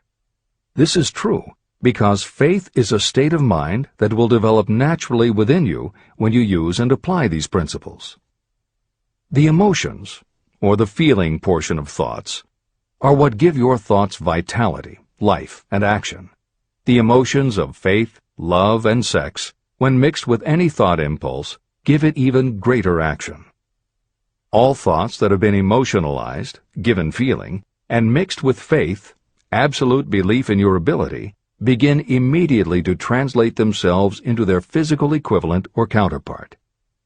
However, this is not only true of thought impulses that have been mixed with faith, but it is true with any emotion, including negative emotions. What this means is that the subconscious mind will translate into its physical equivalent a thought impulse of a negative or destructive nature just as readily as it will act upon thought impulses of a positive or constructive nature. The following statement made by a noted criminologist illustrates the point. When men first come into contact with crime, they abhor it. If they remain in contact with crime for a time, they become accustomed to it and endure it. If they remain in contact with it long enough, they finally embrace it and become influenced by it. This is the equivalent of saying that a negative impulse of thought that is repeatedly passed on to the subconscious mind often enough is finally accepted and acted upon by the subconscious mind. The subconscious then proceeds to translate that impulse into its physical equivalent by the most practical procedure available. This also accounts for the strange phenomenon that so many millions of people experience, referred to as bad luck. There are millions of people who believe themselves doomed to poverty and failure because of some strange force they call bad luck, over which they believe they have no control. But the truth is that they are the creators of their own misfortunes, because this negative belief in bad luck is picked up by the subconscious mind and translated into its physical equivalent. Your belief, or faith, is the element that will determine the action of your subconscious mind. Once again, let me stress that you will benefit by passing on to your subconscious mind any desire that you wish translated into its physical or monetary equivalent in a state of expectancy or belief that the transmutation will actually take place. The subconscious mind will transmute into its physical equivalent, by the most direct and practical way available, any order that is given to it in a state of belief or faith that the order will be carried out. At this point, it should also be noted that because of the way that the subconscious operates, there is nothing to stop you from deceiving your subconscious mind when giving it instructions through autosuggestion. That is what I did when I deceived my son's subconscious mind. To make this deception more realistic, when you call upon your subconscious mind, you must conduct yourself just as you would if you were already in possession of the material thing that you are demanding. Editor's comments. It is an axiom of contemporary motivation theory that the subconscious mind cannot distinguish between what is real and what is vividly imagined. One of the most frequently cited studies supporting this concept was done with a group of basketball players. The players were divided into 3 teams, and the players on each team were tested on their ability to make free throws. The teams were then separated for a period of time, and each team was given instructions which they were told would improve their abilities. One team was instructed to practice making baskets on a daily basis. The second team was instructed not to practice during the period and not to even think about basketball. The third team was also instructed not to practice during the period, but instead the members were told to spend their daily practice time visualizing in detail the process of making baskets. At the end of the experiment, the teams were again tested. The team that rested showed a decrease in ability. The team that practiced showed a marked increase in ability. And the team that didn't practice but visualized making baskets showed an increase in ability almost equal to those who had practiced daily. As Hill says, you can deceive your subconscious through autosuggestion. If you convincingly plant an idea in your subconscious will accept and work with the idea as though it were a fact. But the key word is convincingly. If you try to send a message to your subconscious, but in the back of your mind you have a nagging doubt whether it will work, your subconscious will pick that up also. You will have sent mixed messages that cancel each other out. That is why Hill stresses the importance of doing it with faith. Your subconscious will not judge if it is true or false, positive or negative, but it does respond to the power of the input, how emotionalized the thought is. This is the end of the editor's comment. It is essential for you to encourage the positive emotions as the dominating forces of your mind. But faith in yourself doesn't come from merely reading instructions. Now that you understand the theory, you must begin to apply it. By experimenting and practicing, you will develop your ability to mix faith with any order you give to your subconscious. When you have faith in your ability, then you can give your subconscious mind instructions, which it will accept and act upon immediately. When your mind is dominated by positive emotions, it will encourage the state of mind known as faith. Faith in yourself is a state of mind that you can create by autosuggestion. All through the ages, religious leaders have admonished people to have faith.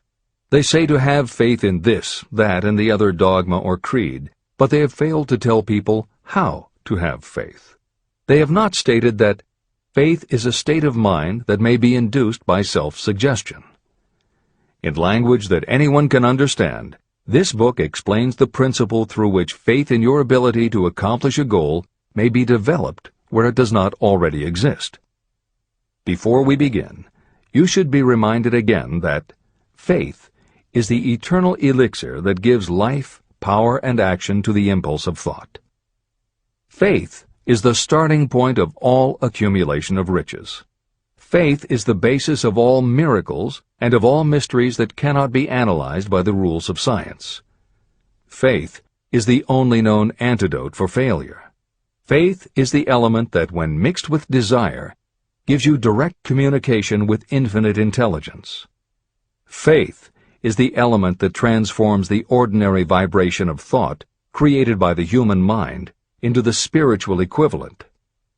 Faith is the only way the force of infinite intelligence can be harnessed and used. The magic of self-suggestion. It is a fact that you will come to believe whatever you repeat to yourself, whether the statement is true or false. If you repeat a lie over and over, you will eventually accept that lie as truth. Moreover, you will believe it to be the truth. You are what you are because of the dominating thoughts that you permit to occupy your mind. Thoughts that you deliberately place in your own mind and encourage with sympathy, and with which you mix any one or more of the emotions, constitute the motivating forces that direct and control your every movement, act, and deed. The following sentence is a very significant statement of truth. Thoughts that are mixed with any of the feelings of emotions become like a magnetic force, which attracts other similar or related thoughts. A thought that is magnetized with one of the emotions may be compared to a seed. When it is planted in fertile soil, it germinates, grows, and multiplies itself over and over again. What was originally one small seed becomes countless millions of seeds of the same kind. The human mind is constantly attracting vibrations that are in sync with whatever dominates the mind. Any thought, idea, plan, or purpose that you hold in your mind attracts a host of its relatives.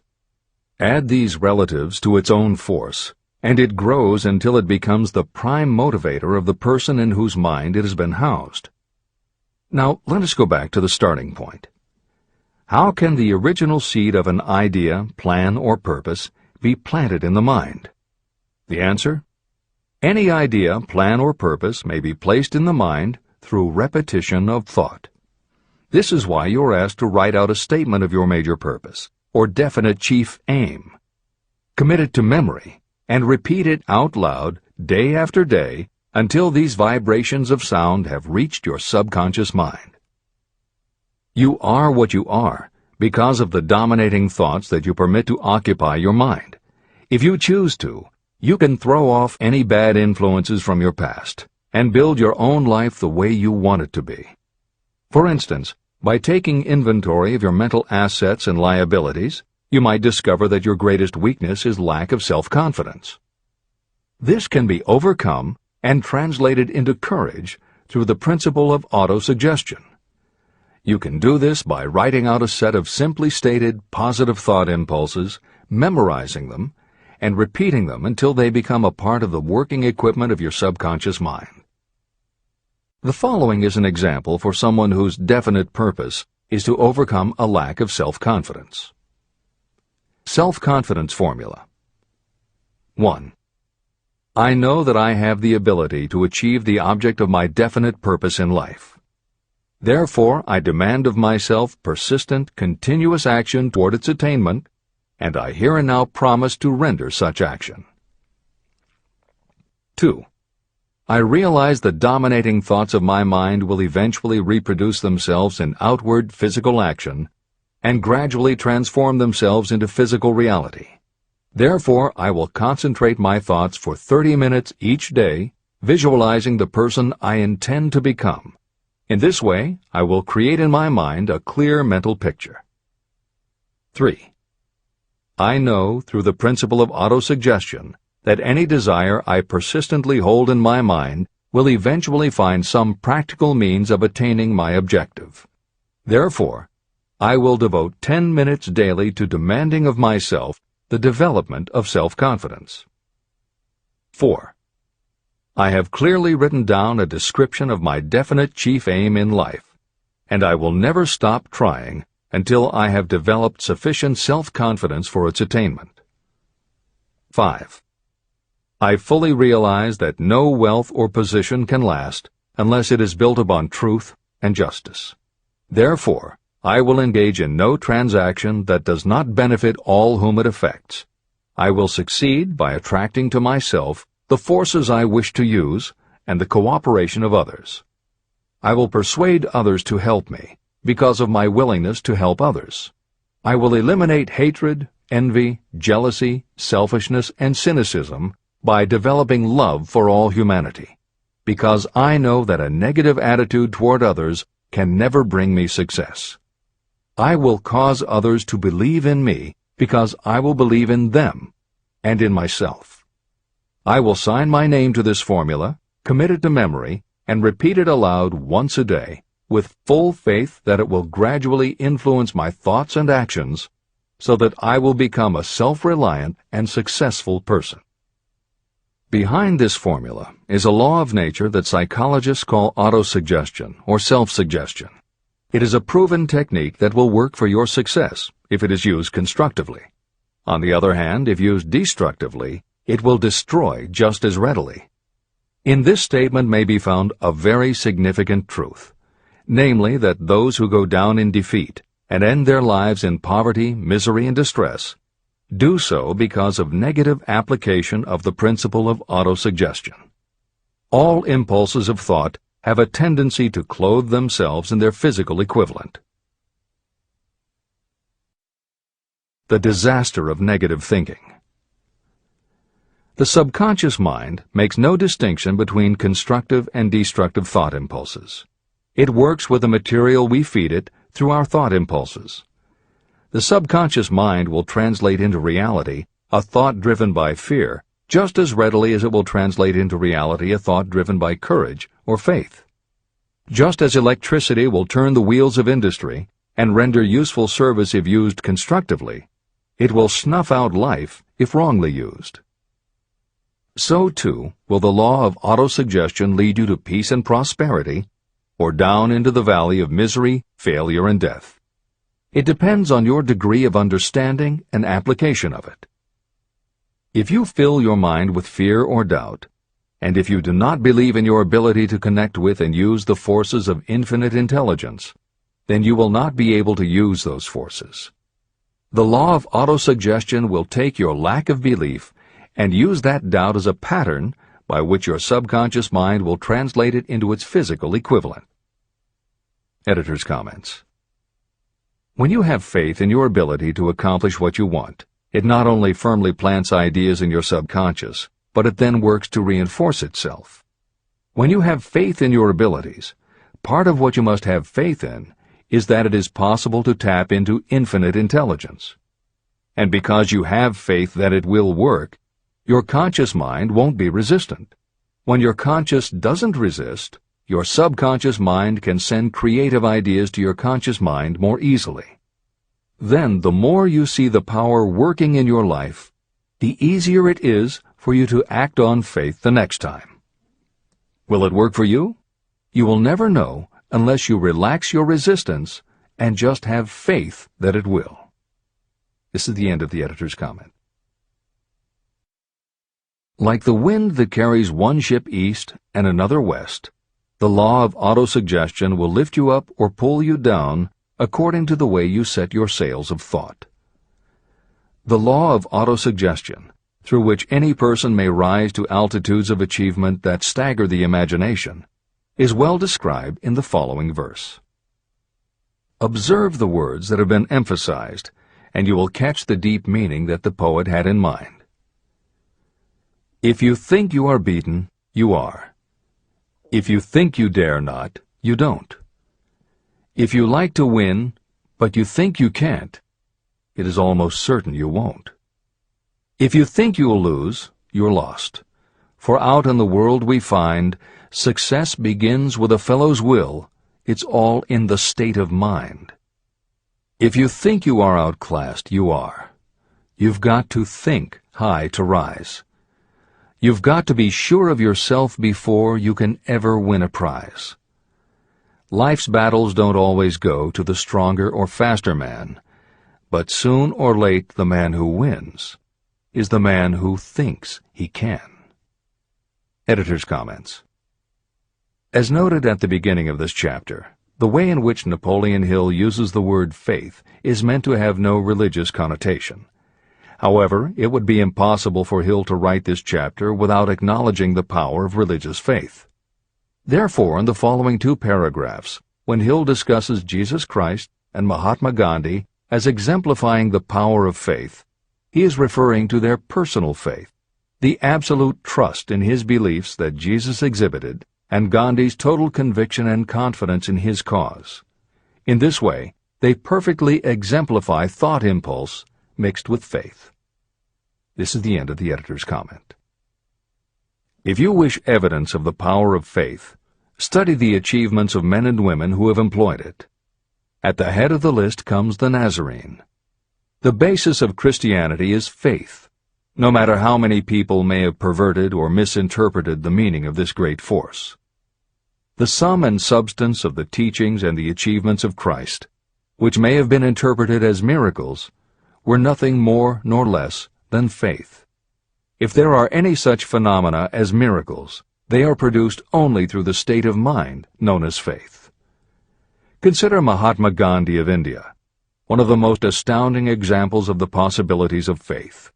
Gandhi wielded more potential power than any man living in his time, and he had this power despite the fact that he had none of the orthodox tools of power, such as money, battleships, soldiers, and materials of warfare. Gandhi had no money, no home. He did not own a suit of clothes, but he did have power. How did he come by that power? He created it out of his understanding of the principle of faith and through his ability to transplant that faith into the minds of 200 million people. Gandhi accomplished the astounding feat of influencing 200 million minds to coalesce and move in unison as a single mind. What other force on earth, except faith, could do as much? How an idea built a fortune. Editor's comment. Although the following story is not exclusively about faith, and it makes no mention of autosuggestion or the subconscious mind, Napoleon Hill included it at this point in every edition of Think and Grow Rich. In fact, as Hill says, this story illustrates at least 6 of the 13 principles of success, but faith is at the center of it. If the central figure, Charles M. Schwab, had not mixed his big idea with absolute unwavering faith that he could pull it off, the whole history of American business would have been different. This is the end of the editor's comment. The event chosen for this illustration dates back to 1900, when the United States Steel Corporation was being formed. As you read the story, keep in mind the following fundamental facts and you will understand how ideas have been converted into huge fortunes. First, the United States Steel Corporation was born in the mind of Charles M. Schwab in the form of an idea he created through his imagination. Second, he mixed faith with his idea. Third, he formulated a plan for the transformation of his idea into physical and financial reality. Fourth, he put his plan into action with his famous speech at the University Club. Fifth, he applied and followed through on his plan with persistence and backed it with firm decision until it had been fully carried out. Sixth, he prepared the way for success by a burning desire for success. If you are one of those who have often wondered how great fortunes are accumulated, this story of the creation of the United States Steel Corporation will be enlightening. If you have any doubt that a person can think and grow rich, this story should dispel that doubt. You can plainly see in the story of United States Steel the application of a major portion of the principles described in this book. This astounding description of the power of an idea was dramatically told by John Lowell in the New York World Telegram, with whose courtesy it is here reprinted. Editor's comments. In order for the modern reader to fully appreciate the following newspaper story, it is appropriate at this point to provide some background information about the main players. Charles M. Schwab was Andrew Carnegie's right-hand man and president of the Carnegie Steel Corporation. Andrew Carnegie was a wealthy and powerful steel baron whose company controlled 25% of the iron and steel production in America. J.P. Morgan was a wealthy and powerful Wall Street banker whose company had arranged the financing for many of the major industrial companies in America at the beginning of the 20th century. All the reader needs to know about the other men mentioned in the story is that at the beginning of the 20th century, finance, business, and industry were dominated by a few hundred men, most of whom had amassed great fortunes through some connection with the railroads that had opened the country. These people were well known to readers of the New York World Telegram because of their financial influence. And that sets the stage for the following newspaper article, which is not only a fascinating story about the power of faith in an idea, but also a wonderful example of the irreverent writing style that was used by many newspaper journalists of the day. This is the end of the editor's comment. A pretty after-dinner speech for $1 billion. When on the evening of December 12, 1900, some 80 of the nation's financial nobility gathered in the banquet hall of the University Club on Fifth Avenue to do honor to a young man from out of the West, not half a dozen of the guests realized they were to witness the most significant episode in American industrial history. J. Edward Simmons and Charles Stewart Smith, their hearts full of gratitude for the lavish hospitality bestowed on them by Charles M. Schwab during a recent visit to Pittsburgh, had arranged the dinner to introduce the 38-year-old steel man to Eastern banking society. But they didn't expect him to stampede the convention. They warned him, in fact, that the bosoms within New York's stuffed shirts would not be responsive to oratory, and that if he didn't want to bore the Stillmans and Harrimans and Vanderbilts, he had better limit himself to 15 or 20 minutes of polite vaporings and let it go at that. Even John Pierpont Morgan, sitting on the right hand of Schwab as became his imperial dignity, intended to grace the banquet table with his presence only briefly, and so far as the press and public were concerned, the whole affair was of so little moment that no mention of it found its way into print the next day. So the two hosts and their distinguished guests ate their way through the usual 7 or 8 courses. There was little conversation, and what there was of it was restrained. Few of the bankers and brokers had met Schwab, whose career had flowered along the banks of the Monongahela, and none knew him well. But before the evening was over, they, and with them Money Master Morgan, were to be swept off their feet, and $1 billion baby, the United States Steel Corporation, was to be conceived. It is perhaps unfortunate for the sake of history that no record of Charlie Schwab's speech at the dinner ever was made. It is probable, however, that it was a homely speech, somewhat ungrammatical, for the niceties of language never bothered Schwab, full of epigram and threaded with wit. But aside from that, it had a galvanic force and effect upon the 5 billions of estimated capital that was represented by the diners. After it was over, and the gathering was still under its spell, although Schwab had talked for 90 minutes, Morgan led the orator to a recessed window where, dangling their legs from the high, uncomfortable seat, they talked for an hour more. The magic of the Schwab personality had been turned on full force, but what was more important and lasting was the full-fledged, clear-cut program he laid down for the aggrandizement of steel. Many other men had tried to interest Morgan in slapping together a steel trust after the pattern of the biscuit, wire and hoop, sugar, rubber, whiskey, oil, or chewing gum combinations. Editor's comments. The Random House College Dictionary defines a trust as an illegal combination of industrial or commercial companies in which the stock is controlled by a central board of trustees, thus making it possible to control prices and destroy competition. Many of America's new industrial companies had grown so quickly that they were not yet profitable. They were saddled with huge debt incurred in raising the capital to finance their rapid expansion, and at the same time they were faced with having to cut costs and slash prices or go out of business. The answer for many was to join up with others in related industries to form what were called trusts or combinations. Although trusts were illegal since the passage of the Sherman Antitrust Act in 1890, companies still tried to find ways to monopolize their industries, and if their efforts weren't technically trusts, they were something very close. The one thing the large company owners who assembled these trusts needed was cash to buy up the many smaller companies they would have to own in order to effectively dominate an industry. J.P. Morgan was the banker who financed many such takeovers. This is the end of the editor's comment. John W. Gates, the gambler, had urged it, but Morgan distrusted him. The Moore boys, Bill and Jim, Chicago stock jobbers who had glued together a match trust and a cracker corporation, had urged it and failed. Elbert H. Gerry, the sanctimonious country lawyer, wanted to foster it, but he wasn't big enough to be impressive.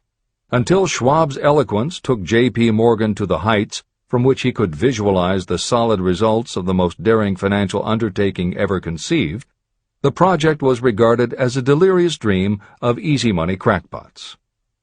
The financial magnetism that began a generation ago to attract thousands of small and sometimes inefficiently managed companies into large and competition-crushing combinations had become operative in the steel world through the devices of that jovial business pirate, John W. Gates. Gates already had formed the American Steel and Wire Company out of a chain of small concerns, and together with Morgan had created the Federal Steel Company. But by the side of Andrew Carnegie's gigantic vertical trust, a trust owned and operated by 53 partners, those other combinations were picayune. They might combine to their heart's content, but the whole lot of them couldn't make a dent in the Carnegie organization, and Morgan knew it. The eccentric old Scot knew it, too. Editor's comments. Andrew Carnegie was born in Scotland and came to America when he was just a boy. He made his first move to join the elite group of American tycoons when he quit his job as a bobbin boy in a cotton mill, earning $1.20 a week, and got a job as a telegraph messenger boy. He soon taught himself to operate a telegraph key, which got him hired as personal telegrapher and secretary to the head of the Pennsylvania Railroad. It wasn't long before he'd worked his way up the ranks to superintendent of the Pittsburgh division, which in turn put him in a position to become an early investor in the Pullman Company, which became the leading manufacturer of railway cars. Carnegie's investment in Pullman and some successful real estate ventures gave him the capital to go into business for himself. At the end of the Civil War, Carnegie left railroading and started a company that built iron bridges for railroad companies. From building iron bridges, it was a short step to starting his own steel mill, which led him to acquire control of other steel mills, then his own coal fields to supply his smelters, then his own ore boats and rail lines to haul the ore and coal. Because of Carnegie's vertical integration and his use of the most up-to-date manufacturing methods, he was able to sell top-grade steel at the lowest price. He managed to drop the price of steel from $140 a ton to $20 a ton. By 1899, the Carnegie Steel Company controlled about 25% of the iron and steel production in America. The smaller steel manufacturers couldn't compete with Carnegie, so they went to J.P. Morgan for help. He arranged for the financing, and a wide-ranging alliance was put together of companies that were in the business of manufacturing products made from steel. Part of the deal was that they would not buy steel from Carnegie. Andrew Carnegie was not about to be put out of business by a collection of small companies. He announced that he would buy or build his own manufacturing companies to produce finished goods made of steel. This is the end of the editor's comments, and the New York World Telegram story continues. From the magnificent heights of Skibo Castle he had viewed, first with amusement and then with resentment, the attempts of Morgan's smaller companies to cut into his business. When the attempts became too bold, Carnegie's temper was translated into anger and retaliation. He decided to duplicate every mill owned by his rivals. Hitherto, he hadn't been interested in wire, pipe, hoops, or sheet. Instead, he was content to sell such companies the raw steel and let them work it into whatever shape they wanted. Now, with Schwab as his chief and able lieutenant, he planned to drive his enemies to the wall. So it was that in the speech of Charles M. Schwab, Morgan saw the answer to his problem of combination. A trust without Carnegie, giant of them all, would be no trust at all, a plum pudding, as one writer said, without the plums. Schwab's speech on the night of December 12, 1900, undoubtedly carried the inference, though not the pledge, that the vast Carnegie enterprise could be brought under the Morgan tent. He talked of the world future for steel, of reorganization for efficiency, of specialization, of the scrapping of unsuccessful mills and concentration of effort on the flourishing properties, of economies in the ore traffic, of economies in overhead and administrative departments, of capturing foreign markets.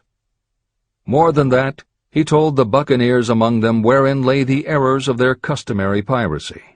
Their purposes, he inferred, had been to create monopolies, raise prices, and pay themselves fat dividends out of privilege. Schwab condemned the system in his heartiest manner. The short-sightedness of such a policy, he told his hearers, lay in the fact that it restricted the market in an era when everything cried for expansion. By cheapening the cost of steel, he argued, an ever-expanding market would be created. More uses for steel would be devised, and a goodly portion of the world trade could be captured. Actually, though he did not know it, Schwab was an apostle of modern mass production. Editor's comments. For J.P. Morgan, all of Schwab's talk about economies of scale and expanding markets meant only one thing. Until that night, it was assumed that Andrew Carnegie would continue building his own manufacturing companies to compete with the steel trusts that Morgan had helped put together. Morgan knew that for Carnegie to do so would require an enormous amount of capital, and Morgan also knew that Carnegie had always been strongly against raising money by selling stock in his company. What Schwab seemed to be implying was that rather than going to Wall Street for the money needed to fight the trusts, Carnegie might be interested in selling his business. This is the end of the editor's comment.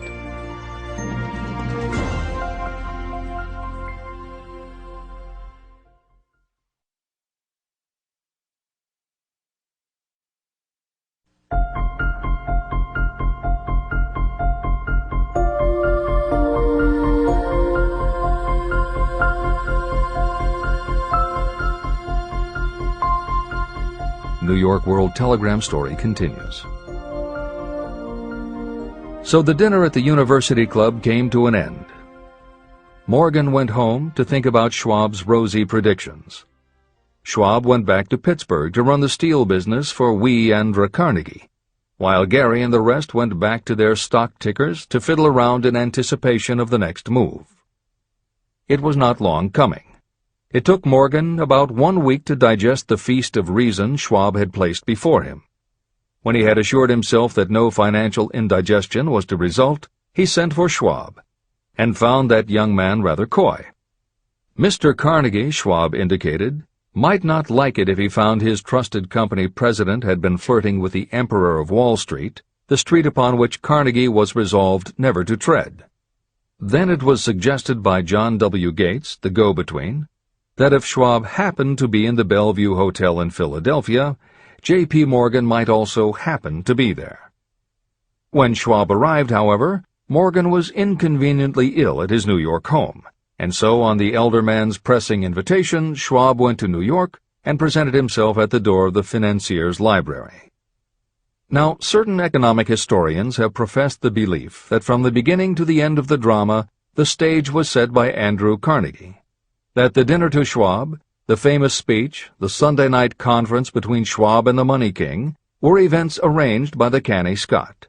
The truth is exactly the opposite. When Schwab was called in to consummate the deal, he didn't even know whether the little boss, as Andrew was called, would so much as listen to an offer to sell, particularly to a group of men whom Andrew regarded as being endowed with something less than holiness. But Schwab did take into the conference with him, in his own handwriting, 6 sheets of copperplate figures, representing to his mind the physical worth and the potential earning capacity of every steel company he regarded as an essential star in the new metal firmament. 4 men pondered over these figures all night. The chief, of course, was Morgan, steadfast in his belief in the divine right of money. With him was his aristocratic partner, Robert Bacon, a scholar and a gentleman. The third was John W. Gates, whom Morgan scorned as a gambler and used as a tool. The fourth was Schwab, who knew more about the processes of making and selling steel than any whole group of men then living. Throughout that conference, the Pittsburgher's figures were never questioned. If he said a company was worth so much, then it was worth that much and no more.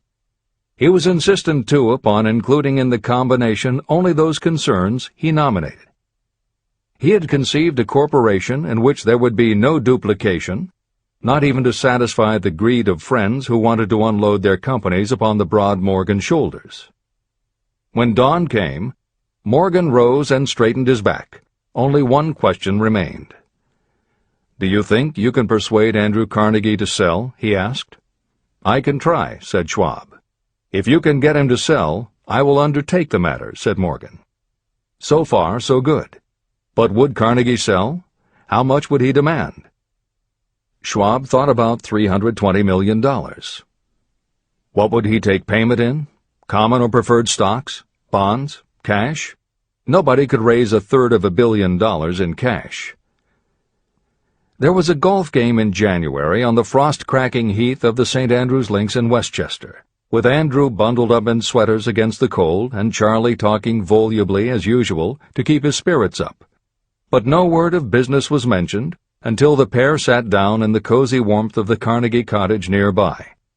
Then, with the same persuasiveness that had hypnotized 80 millionaires at the University Club, Schwab poured out the glittering promises of retirement and comfort, of untold millions to satisfy the old man's social caprices. Carnegie capitulated, wrote a figure on a slip of paper, handed it to Schwab and said, "All right, that's what we'll sell for." The figure was approximately $400 million, and was reached by taking the $320 million mentioned by Schwab as a basic figure, and adding to it $80 million to represent the increased capital value over the previous 2 years. Later, on the deck of a transatlantic liner, the Scotsman said ruefully to Morgan, "I wish I had asked you for $100 million more." "If you had asked for it, you'd have gotten it," Morgan told him cheerfully. There was an uproar, of course. A British correspondent cabled that the foreign steel world was appalled by the gigantic combination. President Hadley of Yale declared that unless trusts were regulated, the country might expect an emperor in Washington within the next 25 years. But that able stock manipulator Keene went at his work of shoving the new stock at the public so vigorously that all the excess water, estimated by some at nearly $600 million, was absorbed in a twinkling. So Carnegie had his millions, and the Morgan Syndicate had $62 million for all its trouble, and all the boys, from Gates to Gary, had their millions. Editor's comment. The 38-year-old Charles M. Schwab had his reward, too. He was made president of the new corporation, United States Steel, and remained in control until 1930. When Schwab left U.S. Steel, he went on to found the mammoth Bethlehem Steel Corporation, of which he also became president. This is the end of the editor's comment. Riches begin with thought. The dramatic story of big business that you've just finished is a perfect illustration of the method by which desire can be transmuted into its physical equivalent. That giant organization was created in the mind of one man. The plan by which the organization was provided with the steel mills that gave it financial stability was created in the mind of the same man.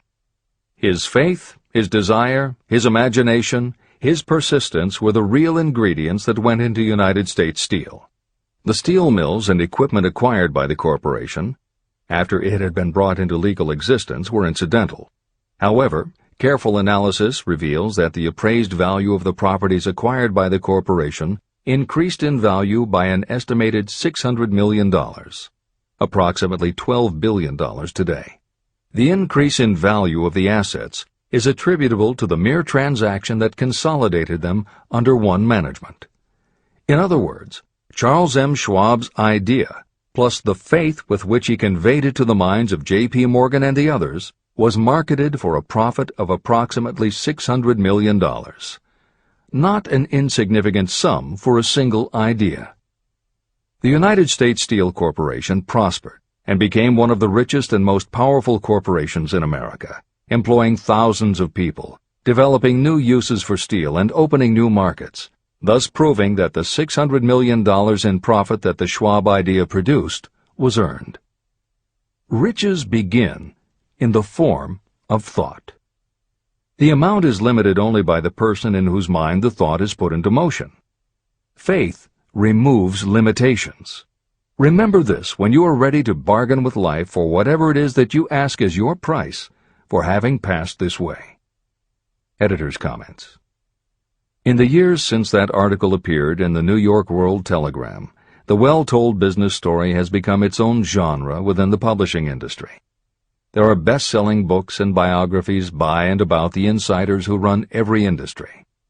The editors of this edition of Think and Grow Rich strongly encourage you to sample some of these books. They can be entertaining and inspirational, and in them you will be able to see examples of Hill's principles of success at work in the real world.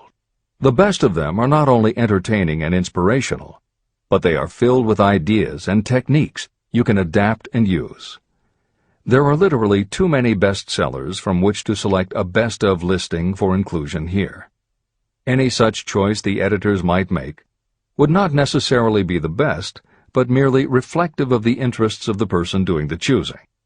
However, there are 2 books the editors recommend that are not by or about a single individual or industry. These books are In Search of Excellence by Tom Peters and Breakthroughs by P.R. Nyack and John N. Ketteringham. Each of these books deals with a broad spectrum of industries, and within each industry they single out certain companies and individuals for analysis. Both were published at the beginning of the business book trend in the 1980s, but there are few books since then that better convey the importance of faith in a good idea. In Search of Excellence, chosen by a panel of experts as the most influential book of the past 20 years, was a runaway bestseller and will likely be in print for years to come. Breakthroughs may be harder to find, but it will be well worth the effort. This is the end of the editor's comments.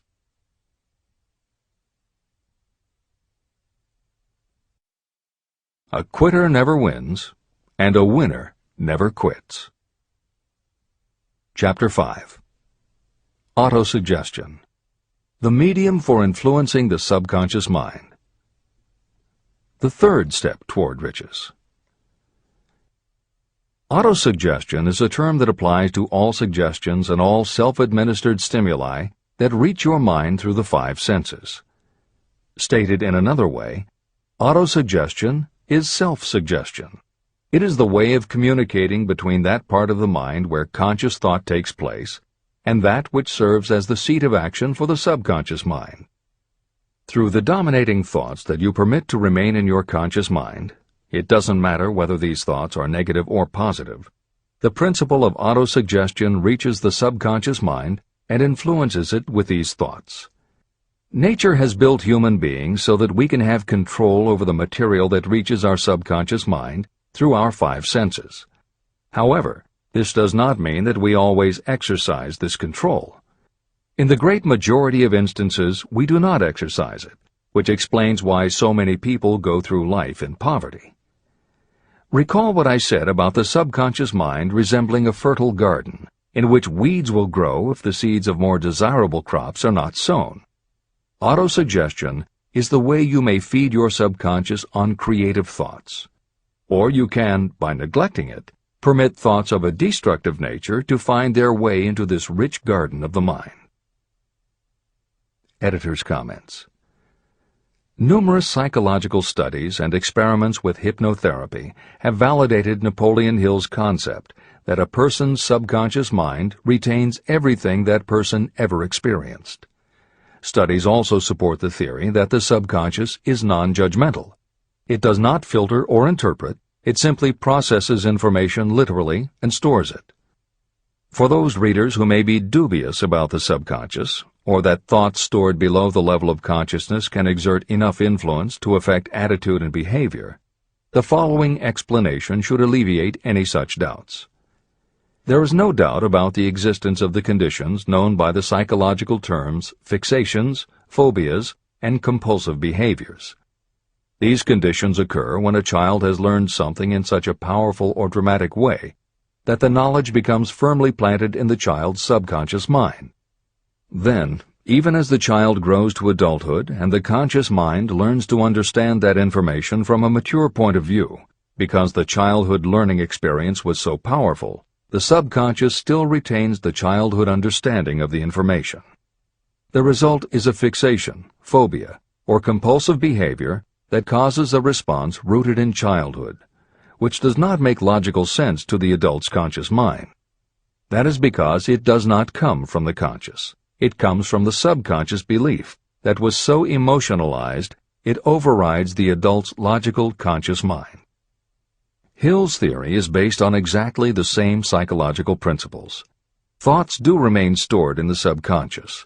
They remain just as they were when they were input, and the more highly emotionalized the thoughts are when they are input, the more influence they exert on attitude and behavior. It is this aspect of the subconscious that will allow you to use autosuggestion as a tool with which to input the positive thoughts that will help you achieve the success you desire. This is the end of the editor's comments. See and feel money in your hands. You were instructed in the last of the 6 steps described in Chapter 3 on Desire to read aloud twice daily the written statement of your desire for money. You were also directed to see and feel yourself already in possession of the money. By following these instructions, you communicate the object of your desire directly to your subconscious mind in a spirit of absolute faith.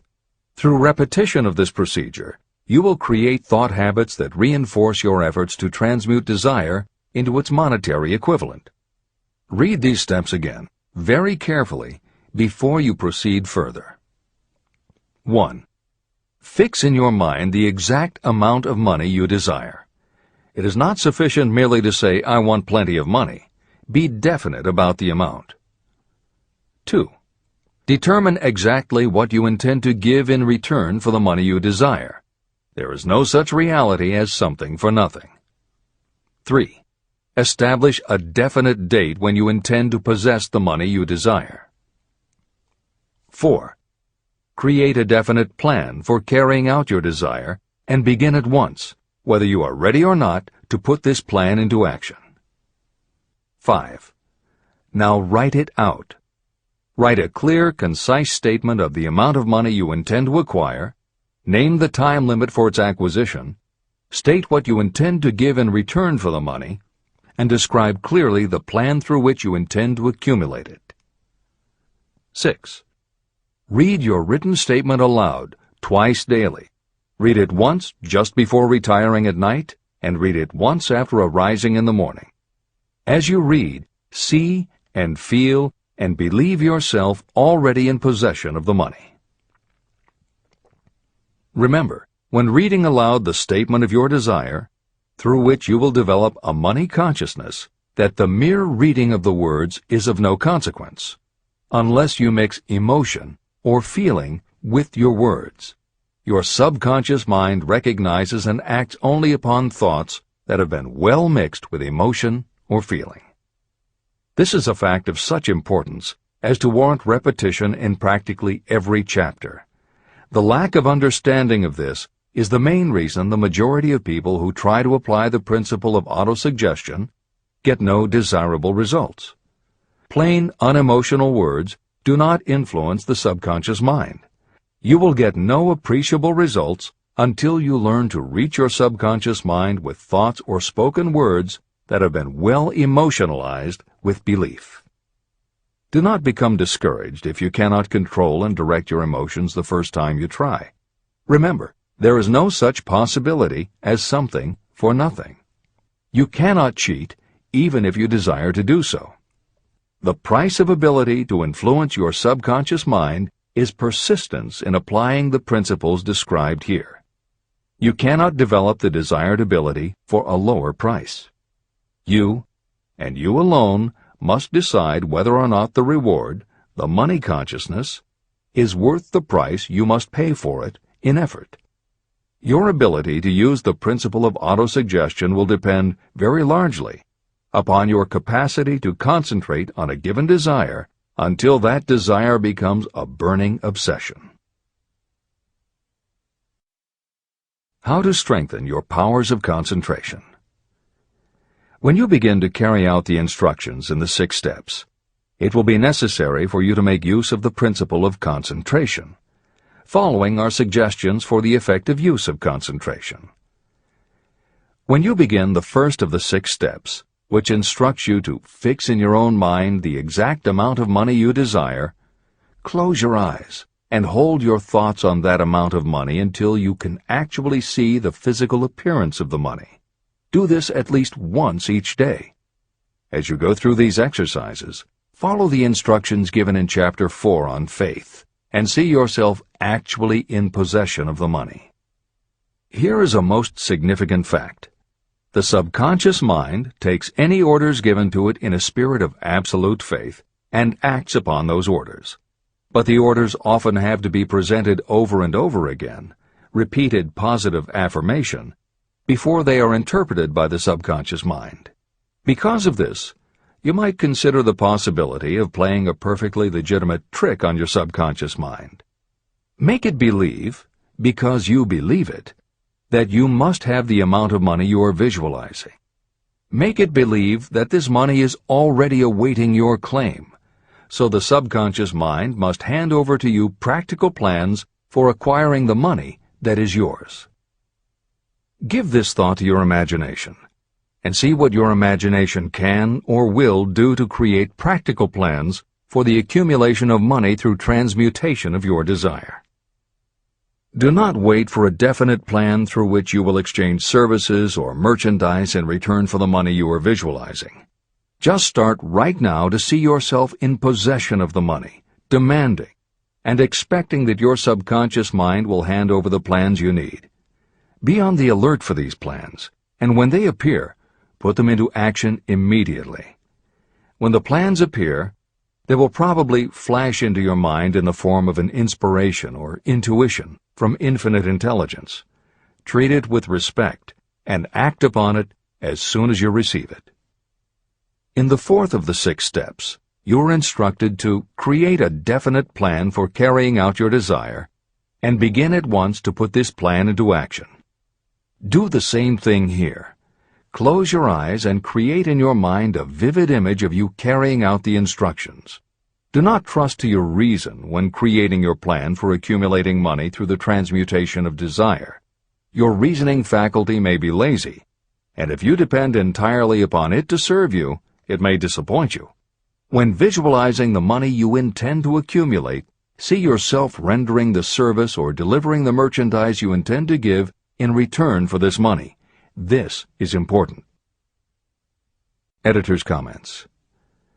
The basic principle underlying autosuggestion is closely related to self-hypnosis, and both techniques played an important role in the development of modern psychology. Although all 3 concepts, autosuggestion, hypnosis, and psychology, had to overcome initial public skepticism, unfortunately, autosuggestion and hypnotism were hampered by events that further delayed their acceptance. Hypnosis was an integral part of the therapies used by the major figures in the development of psychology, including Sigmund Freud, Carl Jung, and William James. It fell out of favor as a therapeutic method when stage magicians began to use the technique in their acts. People found it difficult to give serious consideration to a method that was being used in theaters and nightclubs to make members of the audience do ridiculous things for comic effect. Autosuggestion encountered a similar problem. French psychiatrist Émile Coué was the best-known early advocate of autosuggestion. A contemporary of Sigmund Freud, Coué operated a clinic that treated patients diagnosed with psychosomatic ailments, individuals who have convinced themselves they are ill and even show symptoms but do not actually have a disease. Coué treated his patients with an autosuggestion technique that involved the repetition of statements he termed positive affirmations.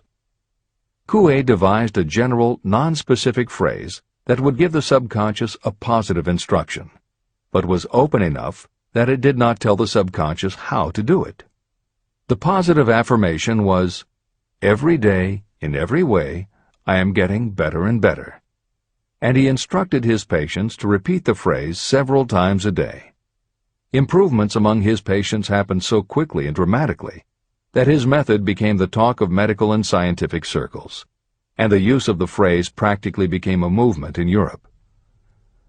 Word of the success Coué was having with his method spread to America, and he was soon booked to do a lecture tour.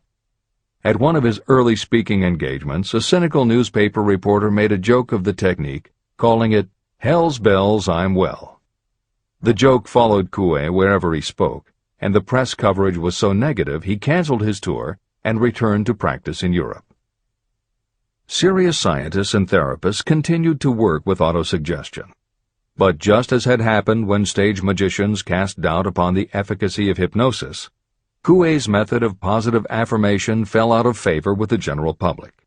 It took the openness of the latter part of the 20th century before the techniques of hypnosis and autosuggestion gained general acceptance once again. Today, if you go on the Internet, there are over 40,000 web links featuring positive affirmations, and numerous bestsellers have been written on the subject. Virtually every newspaper, magazine, and television news program regularly features stories on the crucial role the mind plays in personal growth and achievement. Techniques based on autosuggestion have fostered countless best-selling books, audiobooks, and video programs. And every week thousands of people attend seminars, lectures, and retreats to be inspired by motivational speakers or spiritual leaders, and to learn techniques that will help them achieve success, almost all of which are based on the basic principles Napoleon Hill advocates in this book. When Hill instructs the reader to close your eyes and hold your thoughts on that amount of money until you can actually see the physical appearance of the money, he is in fact describing the autosuggestion technique most widely taught by contemporary motivational experts. Today it is called creative visualization, and it is regularly used by some of the most successful trainers of Olympic athletes and professional sports teams. It is used by NASA in training astronauts, and medical professionals use it in a variety of ways, including teaching it to patients who need to elevate their autoimmune system. Using visualization effectively is much more than simply daydreaming about something you would like to have or a goal you would like to achieve. Visualization is a specific technique that involves the use of imagination, creativity, vivid imagery, and affirmations, all focused on creating something you wish to manifest in reality. Napoleon Hill identified the practice of visualization and wrote about it as early as 1928 in his first bestseller, Law of Success. Since then, many other psychologists, medical professionals, motivational speakers, and authors have developed systems based on the same principles. Dr. Maxwell Maltz, a noted plastic surgeon, found that often it was as important for his patients to change their inner perception of themselves as it was to change their outer appearance. Dr. Maltz's landmark bestseller, Psycho-Cybernetics, draws heavily on visualization as a way to increase self-esteem and improve a wide range of abilities. The Silva method, which is another variation on visualization, has been taught to millions of people by certified Silva trainers who hold seminars throughout the country. Jose Silva's best-selling book, The Silva Mind Control Method, has also sold many millions of copies. In 1978, 50 years after Napoleon Hill wrote about visualization in Law of Success, Shakti Gawain published the phenomenal bestseller Creative Visualization, and Adelaide Bry published Visualization, Directing the Movies of Your Mind. At about the same time, Dr. O. Carl Simonton, an oncologist, concluded that cancer patients who used visualizations in conjunction with chemotherapy treatments had a marked improvement over those who didn't.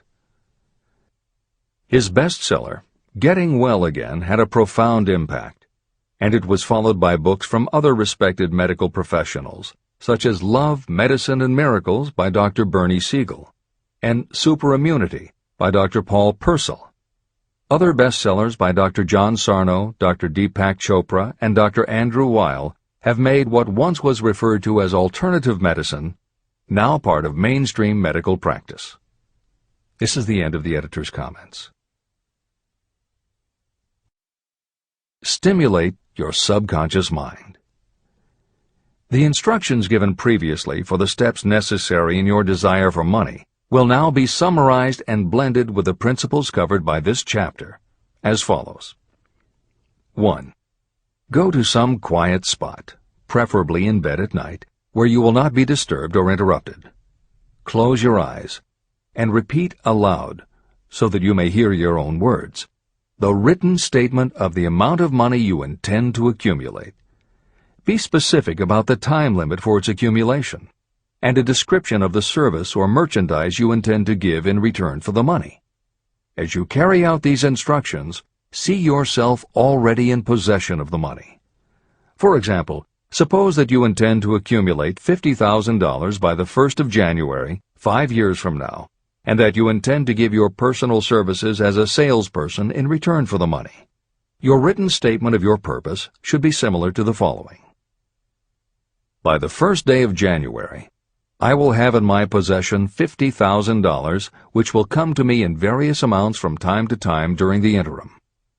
In return for this money, I will give the most efficient service of which I am capable. I will give the fullest possible quantity and the best possible quality of service as a salesperson of, and describe the service or merchandise you intend to sell. I believe that I will have this money in my possession. My faith is so strong that I can now see this money before my eyes. I can touch it with my hands. It is now awaiting transfer to me at the time and in the proportion that I deliver the service in return for it. I am awaiting a plan for getting this money, and I will follow that plan when it is received. 2. Repeat this program night and morning until you can see in your imagination the money you intend to accumulate. 3. Place a written copy of your statement where you can see it night and morning, and read it just before retiring and upon rising until it has been memorized. Editor's comments. The following is another suggestion, adapted from Hill's later writings, which appear in Napoleon Hill's Keys to Success. Surround yourself with books, pictures, mottos, and other suggestive devices. Pick things that symbolize and reinforce achievement and self-reliance. Constantly add to your collection, and move things to new places where you can see them in a different light and in association with different things. I had a friend who was a realtor who kept her $1 Million Club certificate over her desk to remind herself of what she was capable. One day she took it down to dust and set it on top of a newspaper. When she picked it up again, she saw beneath it an article about the new football coach who had been hired at the university. Guess who bought a house she had been struggling to sell? This is the end of the editor's comments. Remember, as you carry out these instructions, that you are applying the principle of autosuggestion for the purpose of giving orders to your subconscious mind. Remember also that your subconscious mind will act only upon instructions that are emotionalized and handed over to it with feeling. Faith is the strongest and most productive of the emotions. These instructions may at first seem abstract. Do not let this disturb you. Follow the instructions no matter how abstract or impractical they may appear to be. If you do as you have been instructed, in spirit as well as in act, the time will soon come when a whole new universe of power will unfold to you. Skepticism, in connection with all new ideas, is characteristic of all human beings. If you follow the instructions, your skepticism will soon be replaced by belief, and belief will become crystallized into absolute faith. Many philosophers have made the statement that man is the master of his own earthly destiny, but most of them have failed to say why he is the master.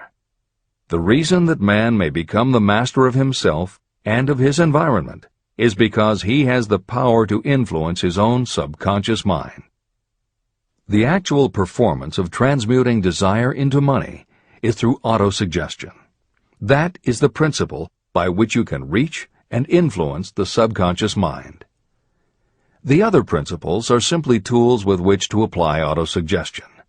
Keep this thought in mind, and you will at all times be conscious of the important part the principle of autosuggestion is to play in your efforts to accumulate money through the methods described in this book.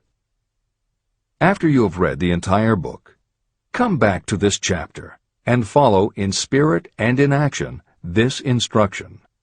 Read the entire chapter aloud once every night until you become thoroughly convinced that the principle of autosuggestion is sound and that it will accomplish for you all that has been claimed for it. As you read, underscore with a pencil every sentence that impresses you. Follow the foregoing instruction to the letter, and it will open the way for a complete understanding and mastery of the principles of success. Every adversity, every failure, and every heartache carries with it the seed of an equivalent or a greater benefit. Chapter 6. Specialized Knowledge. Personal Experiences or Observations.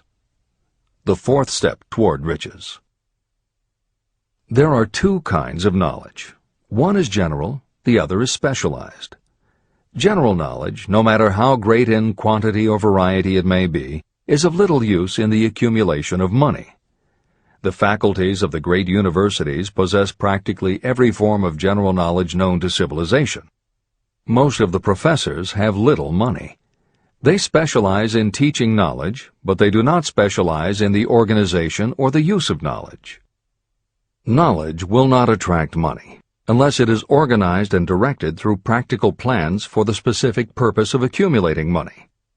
Lack of understanding of this fact has been the source of confusion to millions of people who falsely believe that knowledge is power. It is nothing of the sort. Knowledge is only potential power. It becomes power only when and if it is organized into definite plans of action and directed to a definite end. The missing link in all systems of education is that educational institutions fail to teach their students how to organize and use the knowledge after they have acquired it. Many people made the mistake of assuming that because Henry Ford had little schooling, he was not a man of education. Those who made this mistake did not understand the real meaning of the word educate. That word is derived from the Latin word educo, meaning to educe, to draw out, or to develop from within. An educated person is not necessarily one who has an abundance of general or specialized knowledge. An educated person is one who has so developed the faculties of their mind that he or she may acquire anything they want, or its equivalent, without violating the rights of others. During the World War, a Chicago newspaper published editorials in which, among other statements, Henry Ford was called an ignorant pacifist. Mr. Ford objected to the statements and sued the paper for libeling him. When the suit was tried in the courts, the attorneys for the paper called Mr. Ford to the witness stand for the purpose of proving to the jury that he was ignorant. They asked Mr. Ford a great variety of questions. All of them intended to prove that while he might possess considerable specialized knowledge about manufacturing automobiles, he was in the main ignorant. Mr. Ford was asked such questions as, who was Benedict Arnold, and how many soldiers did the British send over to America to put down the rebellion of 1776? In answer to the last question, Mr. Ford replied, I do not know the exact number of soldiers the British sent over, but I have heard that it was a considerably larger number than ever went back. Finally, Mr. Ford became tired of this line of questioning. In reply to a particularly offensive question, he leaned over, pointed his finger at the lawyer who had asked the question, and said, If I should really want to answer the foolish question you have just asked, or any of the other questions you have been asking me, let me remind you that I have a row of electric push buttons on my desk, and by pushing the right button I can summon to my aid men who can answer any question I desire to ask concerning the business to which I am devoting most of my efforts. Now, will you kindly tell me why I should clutter up my mind with general knowledge for the purpose of being able to answer questions when I have men around me who can supply any knowledge I require? That answer floored the lawyer. Every person in the courtroom realized it was the answer not of an ignorant man, but of a man of education. Any person is educated who knows where to get knowledge when they need it and how to organize that knowledge into definite plans of action.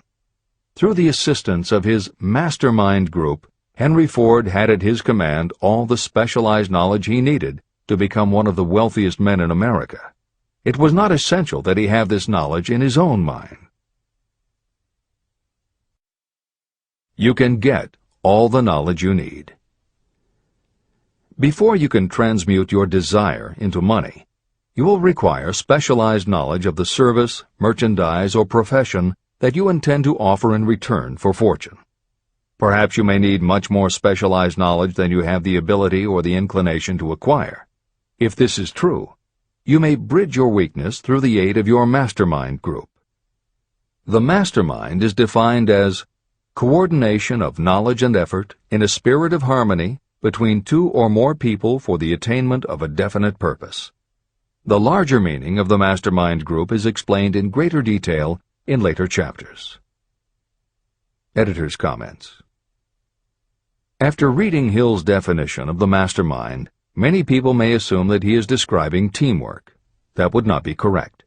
The following explanation is adapted from the Napoleon Hill Foundation's book, Believe and Achieve. Teamwork can be achieved by any group, even one whose members have disparate interests, because all it requires is cooperation. In teamwork, people might simply be cooperating because they like the leader or out of a sense of duty. Some team members will give 100% to any team that pays them enough, but they have little concern about the objective. And sometimes there is good teamwork because different members have different agendas. A board of directors may disagree, even be unfriendly, and still run a business successfully. Musical groups are made up of notoriously self-centered people who work as a team if it will help them get ahead. Masterminds, on the other hand, are formed of individuals who have the same agenda, a deep sense of mission, and commitment to the same goal.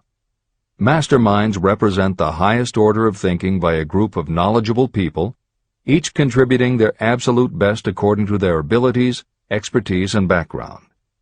If you have ever been a part of a meeting when everything just clicked and ideas built upon other ideas, with each member contributing until out of the group activity came the best possible idea or solution, that was a mastermind at work.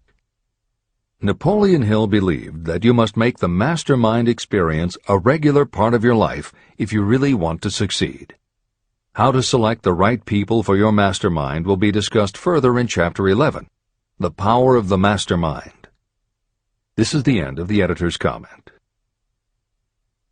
The accumulation of great fortunes calls for power, and power is acquired through highly organized and intelligently directed specialized knowledge. That knowledge does not, necessarily, have to be in the possession of the person who accumulates the fortune. This should give hope and encouragement to those who want to accumulate a fortune, but don't have the necessary education to supply such specialized knowledge. People sometimes go through life suffering from inferiority complexes because they are not people of education. The person who can organize and direct a mastermind group of people who possess the knowledge needed is just as much a person of education as any other individual in the group. Thomas A. Edison had only 3 months of schooling during his entire life, but he did not lack education. Neither did he die poor. Henry Ford had less than a 6th grade schooling, but he managed to do pretty well by himself financially. Albert Einstein was working as a clerk in a patent office when he began to develop his world-altering scientific theories. Editor's comments. Had Einstein been born today, he might have been diagnosed in his early years as having attention deficit disorder.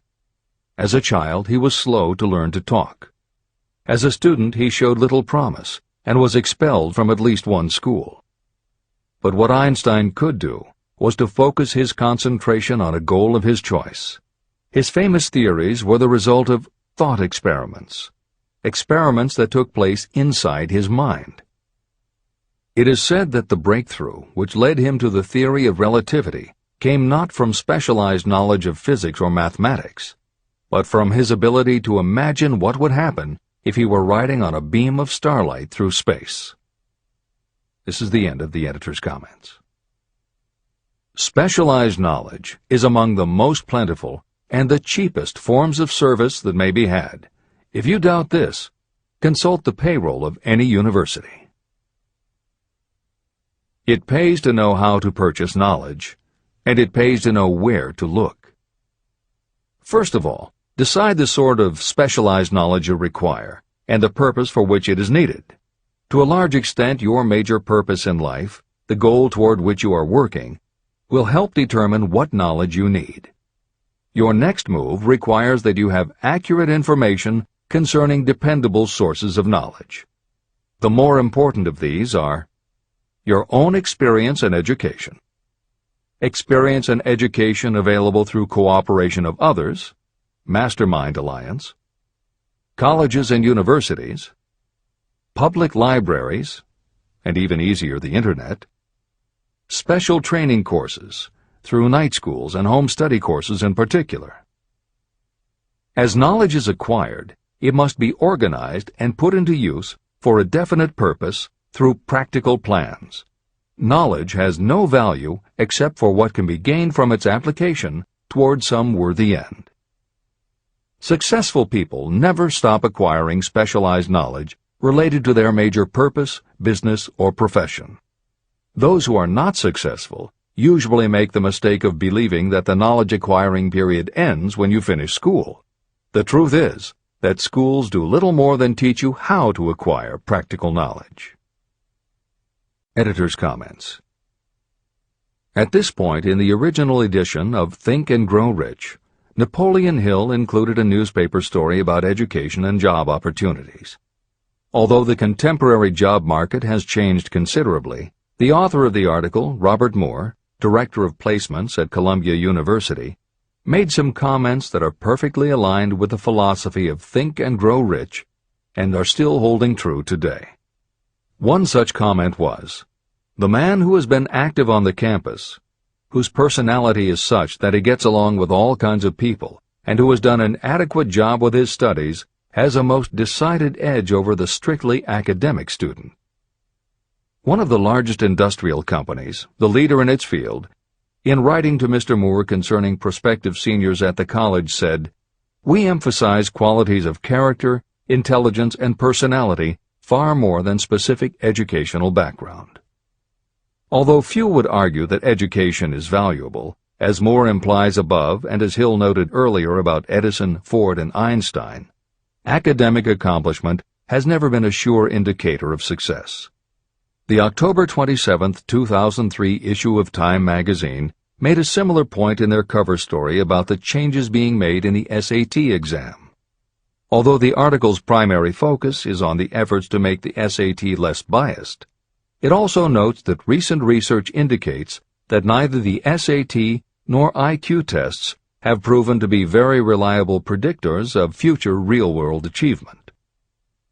In his best-selling book, Emotional Intelligence, author Daniel Goleman has created a persuasive argument that the way in which a person handles themselves and their relationships, which he calls emotional intelligence, or EI, is a much better indicator than IQ in predicting whether a person will be successful in life.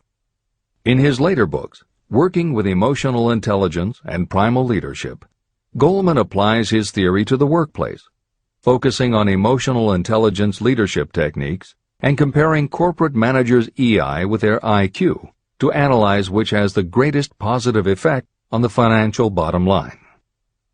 Daniel Goleman's theories have caused some significant changes within educational circles and among management theorists, but their greatest impact has been on individuals who have gone through life intimidated because they believe they aren't smart enough.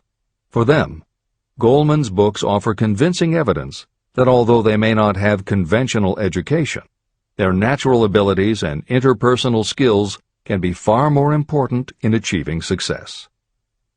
This is the end of the editor's comments. One of the most reliable and practical sources of knowledge available to those who need specialized schooling are night schools, extension courses, and seminars. The correspondence schools give specialized training anywhere the U.S. mails go, or via the Internet. One advantage of home study training is the flexibility of the study program, which permits you to study during spare time. Another advantage of home study training, if the school is carefully chosen, is that most courses offer some method of personal consultation, which can be of priceless value to those needing specialized knowledge. No matter where you live, you can share the benefits. A lesson from a collection agency. Anything acquired without effort and without cost is generally unappreciated and often discredited. Perhaps this is why we get so little from our marvelous opportunity in public schools. The self-discipline you will learn from a program of specialized study can make up for the wasted opportunity when knowledge was available without cost. Being asked to pay, whether you make good grades or poor, has the effect of causing you to follow through with the course when you would otherwise drop it. I learned this from experience when I enrolled for a home study course in advertising. After completing 8 or 10 lessons, I stopped studying. But the school did not stop sending me bills. In fact, they insisted upon payment whether I kept up my studies or not. I decided that if I had to pay for the course, which I had legally obligated myself to do, I should complete the lessons and get my money's worth. Correspondence schools are well-organized businesses. At the time, I felt that their collection system was somewhat too well organized, but I learned later in life that it was a valuable part of my education. The truth is that their collection department constituted the very finest sort of training on decision-making, promptness, and the habit of finishing what you begin. The collection system that forced me to finish the course turned out to be worth much in the form of money earned. The road to specialized knowledge. We have in this country what is said to be the greatest public school system in the world. One of the strange things about human beings is that they value only that which has a price. The free schools of America and the free public libraries do not impress people because they are free. This is the major reason why so many people find it necessary to acquire additional training after they finish school and go to work. It is also one of the major reasons why employers give greater consideration to employees who take specialized training courses. They have learned that those who have the ambition to give up a part of their spare time to studying at home have in them those qualities that make for leadership. There is one weakness in people for which there is no remedy. It is the universal weakness of lack of ambition. People who give up some of their spare time to take courses seldom remain at the bottom very long. By taking such courses, they open the way for the upward climb, remove many obstacles from their path, and attract the interest of those who have the power to help them. The home study method of training is especially suited to people who have already started working. They often find that after having left school, they still need additional specialized knowledge, but cannot spare the time to go back to school. Stuart Austin Weir was a construction engineer. He followed this line of work until the Depression hit and severely limited the construction business. He took inventory of himself and decided to change his profession to law. He went back to school and took special courses to prepare himself as a corporation lawyer. He completed his training, passed the bar examination, and quickly built a lucrative law practice as a patent attorney. Just to keep the record straight, and to anticipate the excuses of those who will say, "I couldn't go to school because I have a family to support," or "I'm too old," I will add that Mr. Weir was past 40 and married when he went back to school. Moreover, by carefully selecting highly specialized courses, Mr. Weir completed in 2 years the work that it takes the majority of law students 4 years to do. It pays to know how to purchase knowledge. A simple idea that paid off. Here's another specific example about a salesman in a grocery store who found himself suddenly unemployed. Having had some bookkeeping experience, he took a special course in accounting, familiarized himself with all the latest bookkeeping and office equipment, and went into business for himself. Starting with a grocer for whom he had formerly worked, he made contracts with more than 100 small merchants to keep their books at a very nominal monthly fee. His idea was so practical that he soon found it necessary to set up a portable accounting office in a light delivery truck. He now has a fleet of these bookkeeping offices on wheels. He employs a large staff of assistants who provide small merchants with accounting services equal to the best that money can buy at very nominal cost. Specialized knowledge plus imagination were the ingredients that went into this unique and successful business. Last year, the owner of that business paid income taxes of almost 10 times as much as was paid by the grocery store that fired him. Editor's comments. It would be impossible to write a contemporary book about success without including the story of Bill Gates. And although the connection between the world's wealthiest man and Hill's story about a man who started a mobile accounting business may not be immediately obvious, the fact is that this is a very apt place to include the story of Microsoft. Just as with the mobile accountant, the two defining characteristics of Bill Gates' success are specialized knowledge and imagination. Everyone had recognized at an early age that Bill Gates was a very bright student, but he had little interest in anything other than science and math. And when the mothers group at his school arranged for the students to learn about computing, that became his passion. By the time he was 13, he taught himself computer programming. And throughout high school and his years at university, his life revolved around computer clubs and odd jobs working for companies that had something to do with computers. Although at various times he toyed with the idea of a career in science or law, it is probably fair to say that while he was still in school, Bill Gates knew, in general terms, what his burning desire in life would be. He paid little attention to general knowledge, but devoted himself to assembling the specialized knowledge he would need to achieve his definite major purpose. Gates' burning desire heated up the day his friend and fellow computer club member Paul Allen bought a copy of the January 1975 issue of Popular Electronics. On the cover was a picture of an inexpensive desktop computer, the Altair 8800, which could be built from a kit. Gates and Allen knew in their gut that there were other students just like them who would love to get their hands on one of these things. At the time, it took a lot of imagination to foresee the impact computers might have on the average person.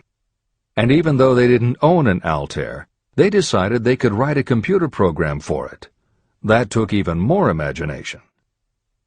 They contacted Ed Roberts, the founder of the company that made the Altair, and pitched their idea.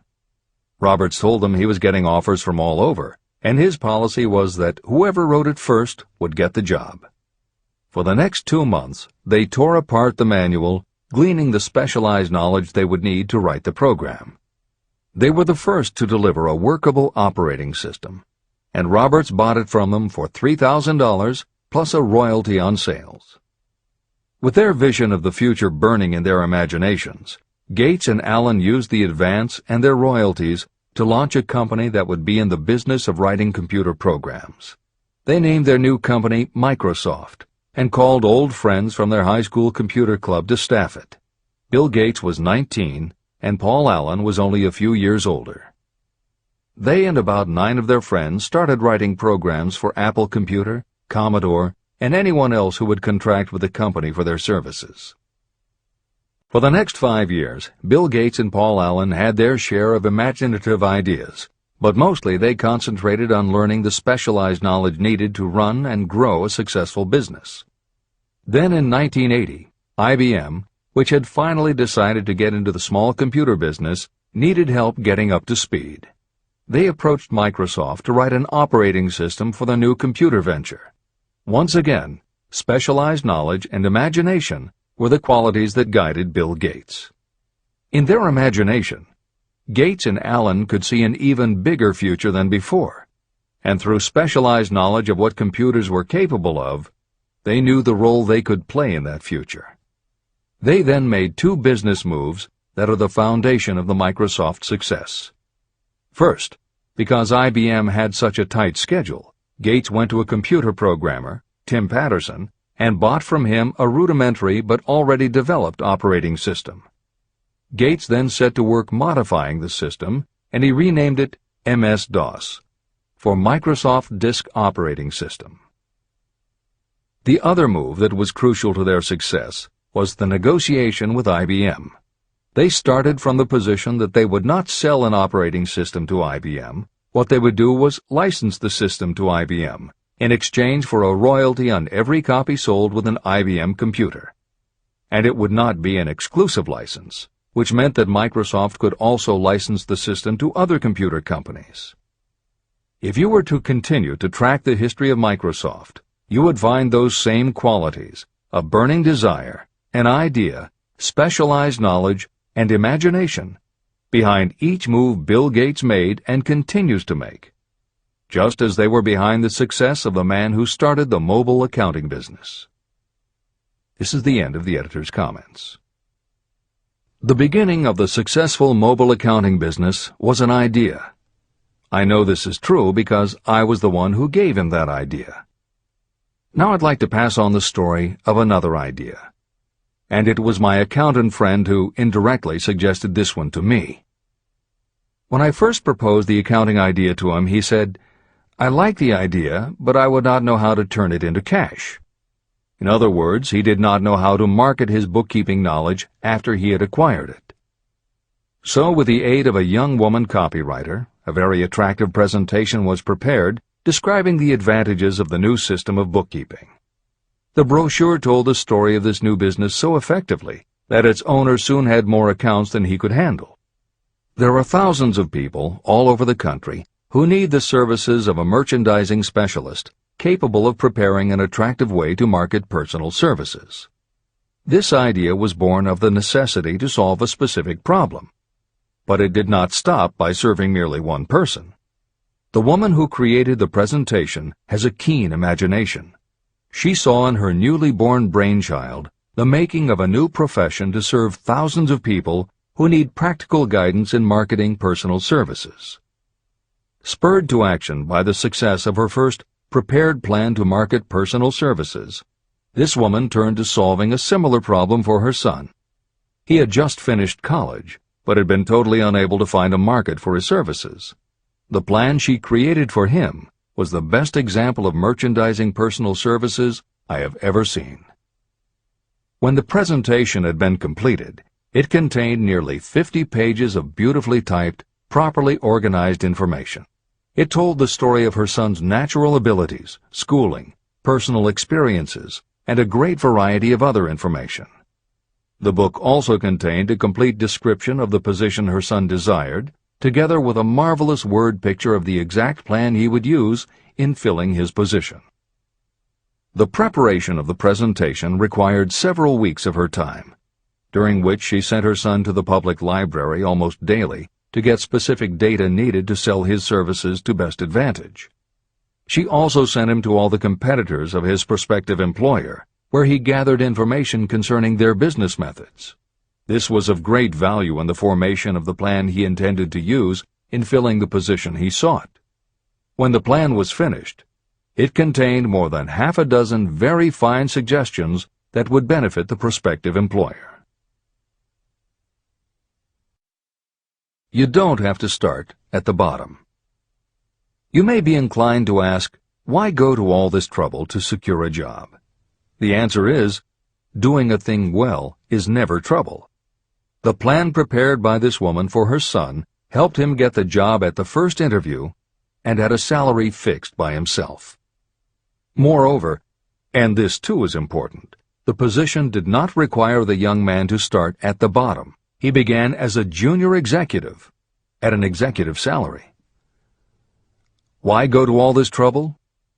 Well, for one thing, this young man's planned presentation saved him no less than 10 years of working his way up. The idea of starting at the bottom and working your way up may appear to be sound, but the major objection to it is this. Too many of those who begin at the bottom never manage to lift their heads high enough to be seen by those who count. And the outlook from the bottom is not very bright or encouraging. It has a tendency to kill off ambition. You get into a rut, and you accept your fate because you form the habit of daily routine. Often this habit finally becomes so strong you don't even try to throw it off. And that is another reason why it pays to start 1 or 2 steps above the bottom. By so doing, you will form the habit of looking around, of observing how others get ahead, of seeing opportunity, and of embracing it without hesitation. A splendid example of what I mean is Dan Halpin. During his college days, he was manager of the famous 1930 championship Notre Dame football team, when it was under the direction of the late Knute Rockne. Halpin finished college at a very unfavorable time. The Depression had made jobs scarce. So after a fling at investment banking and motion pictures, he took the first job with a potential future he could find. It was selling electrical hearing aids on a commission basis. Anyone could start in that sort of job, and Halpin knew it, but it was enough to open the door of opportunity to him. For almost 2 years he worked at the job, but it didn't satisfy him. He would never have risen above that job if he had not done something about his dissatisfaction. He aimed first at the job of assistant sales manager of the company, and he got the job. That single step upward placed him high enough above the crowd for him to see still greater opportunity. Also, it placed him where opportunity could see him. In his new position, he did so well selling hearing aids that A.M. Andrews, chairman of the board of the Dictograph Products Company, a competitor of the company for which Halpin worked, asked to meet with him. Mr. Andrews wanted to know something about that man Dan Halpin, who was taking big sales away from the long-established Dictograph Company. When the interview was over, Halpin was the new sales manager in charge of the Acousticon division of Dictograph. Then, to test young Halpin's mettle, Mr. Andrews went away to Florida for 3 months, leaving him to sink or swim in his new job. He did not sink. Knute Rockne's spirit of all the world loves a winner and has no time for a loser inspired him to put so much into his job that he was elected vice president of the company. Vice president was a job that most would be proud to earn through 10 years of loyal effort, but Halpin turned the trick in little more than 6 months. One of the major points I'm trying to emphasize through this entire philosophy is that we rise to high positions or remain at the bottom because of conditions we can control, but only if we desire to control them. I am also trying to emphasize another point, that both success and failure are largely the results of habit. I have not the slightest doubt that Dan Halpin's close association with the greatest football coach America ever knew planted in his mind the same kind of desire to excel that made the Notre Dame football team world famous. Truly, there's something to the idea that hero worship is helpful, provided you worship a winner. My belief in the theory that business associations are vital factors, both in failure and in success, was clearly demonstrated when my son Blair was negotiating with Dan Halpin for a position. Mr. Halpin offered him a beginning salary of about 1/2 what he could have gotten from a rival company. I brought parental pressure to bear, and encouraged Blair to accept the job with Mr. Halpin. I believe that close association with people who refuse to compromise with circumstances is an asset that can never be measured in terms of money. The bottom is a monotonous, dreary, unprofitable place for any person.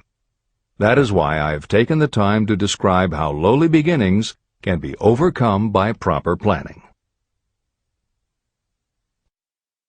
Make your ideas pay off through specialized knowledge. The woman who prepared the personal service sales plan for her son now receives requests from all parts of the country, from others who want to market their personal services for more money. But don't think that all her plan consists of is clever salesmanship to help her clients get more money for the same services they formerly sold for less. She looks after the interests of the purchaser as well as the seller of personal services. She prepares her plans so that the employers receive full value for the additional money they pay. If you have the imagination and seek a more profitable outlet for your personal services, this suggestion may be the stimulus for which you have been searching. The idea could earn you an income far greater than that of the average doctor, lawyer, or engineer whose education required several years in college. Editor's comments. Mary Kay Ash was literally researching and writing down specialized knowledge when the idea for a new business was born in her imagination. Mary Kay had quit her job as a very successful sales manager in the gift business because she had become discouraged by seeing the men she had trained earning more and being promoted ahead of her. She decided to write an advice book for career women, but as she assembled the knowledge women would need to get ahead, she realized she was writing a business plan for the kind of business she would like to run. She took her life savings of $5,000, went out and found a skincare cream she liked, acquired the rights to it, and began to contact her friends and friends of friends to see if they would like to be beauty consultants for her new company. But what she was offering wasn't just a chance to sell skincare products. It was a very imaginative combination of philosophy and opportunity that gave women the chance to achieve both personal satisfaction and financial success. The company showed a modest profit in its first year, and continued to grow each year until, by the beginning of the 21st century, there were over 1 million independent beauty consultants in 30 countries with wholesale sales of more than $1.5 billion. 3 times Mary Kay Cosmetics was named as one of the 100 best companies to work for in America, and Lifetime Television Network named Mary Kay the businesswoman of the century. She became one of the most in-demand motivational speakers and the best-selling author of 3 books. Neil Balter also started his company based on specialized knowledge and imagination. He got his specialized knowledge from his job as a carpenter's apprentice. His imagination came into play the day he was hired by a customer who wanted to clear up a messy closet by having shelves installed. Now that kind of job must have been offered to thousands of carpenters, but not one of them had the imagination to see in it what Neil Balter saw. When he finished the work, Balter didn't just see nicely fitted shelves. He saw that he had created a solution for a problem that was common to every household in America. He took the money he earned from the job and started his own business, California Closet Company, which specialized in shelves and fittings designed to attractively organize closet space for maximum efficiency. But Balter's imagination didn't stop once he had his own business up and running. Now he could imagine an even bigger operation. So he went out to find new specialized knowledge about operating and franchising a business. Neil Balter had licensed more than 100 California closet franchises when Williams-Sonoma offered to buy the company for $12 million. Lillian Vernon's specialized knowledge was in an area that many women had, but they didn't have the imagination she had.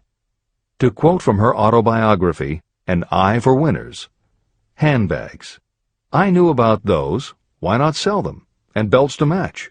Didn't every teenage girl strolling along the street anywhere in the United States sport a handbag and belt? And my handbags would offer something special. Each one would be personalized with initials. I knew with absolute certainty that teenagers would go for items that made them feel unique. She believed enough in her idea that she spent $495 to take a small ad in 17 magazine. The ad brought in $32,000 in orders.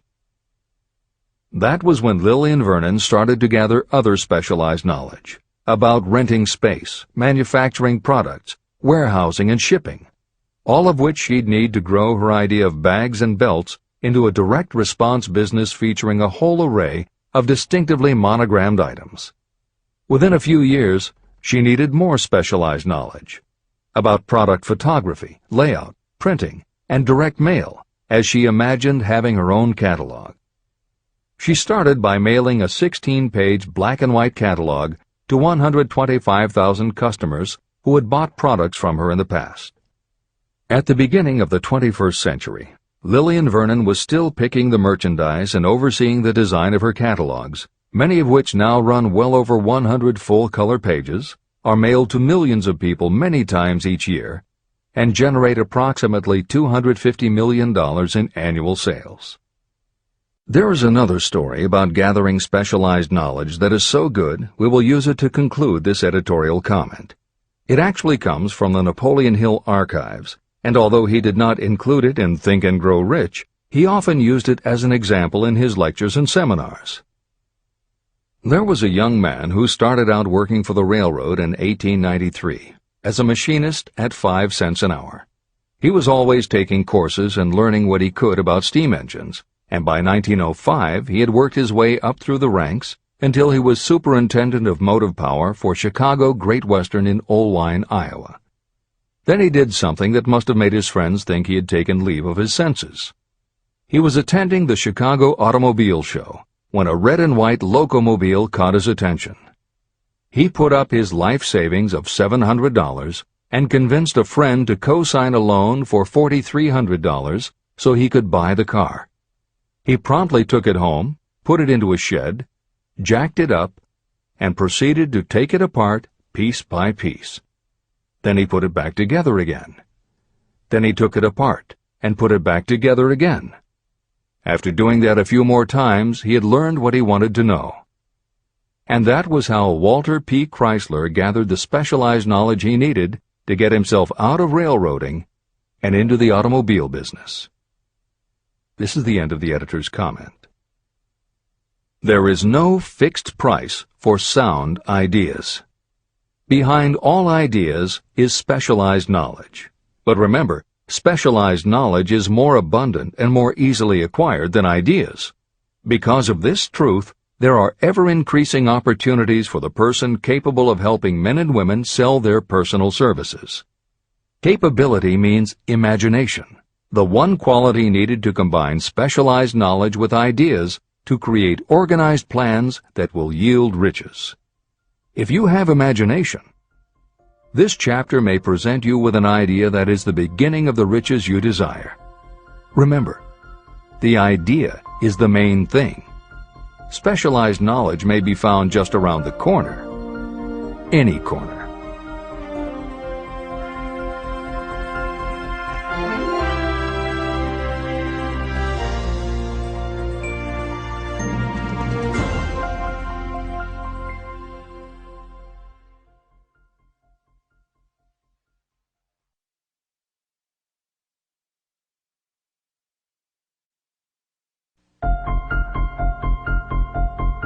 Happiness is found in doing, not merely in possessing.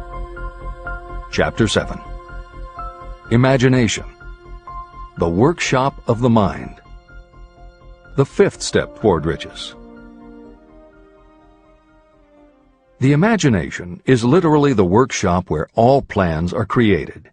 It is where the impulse, the desire, is given shape, form, and action through the aid of the imaginative faculty of the mind. It has been said that we can create anything that we can imagine.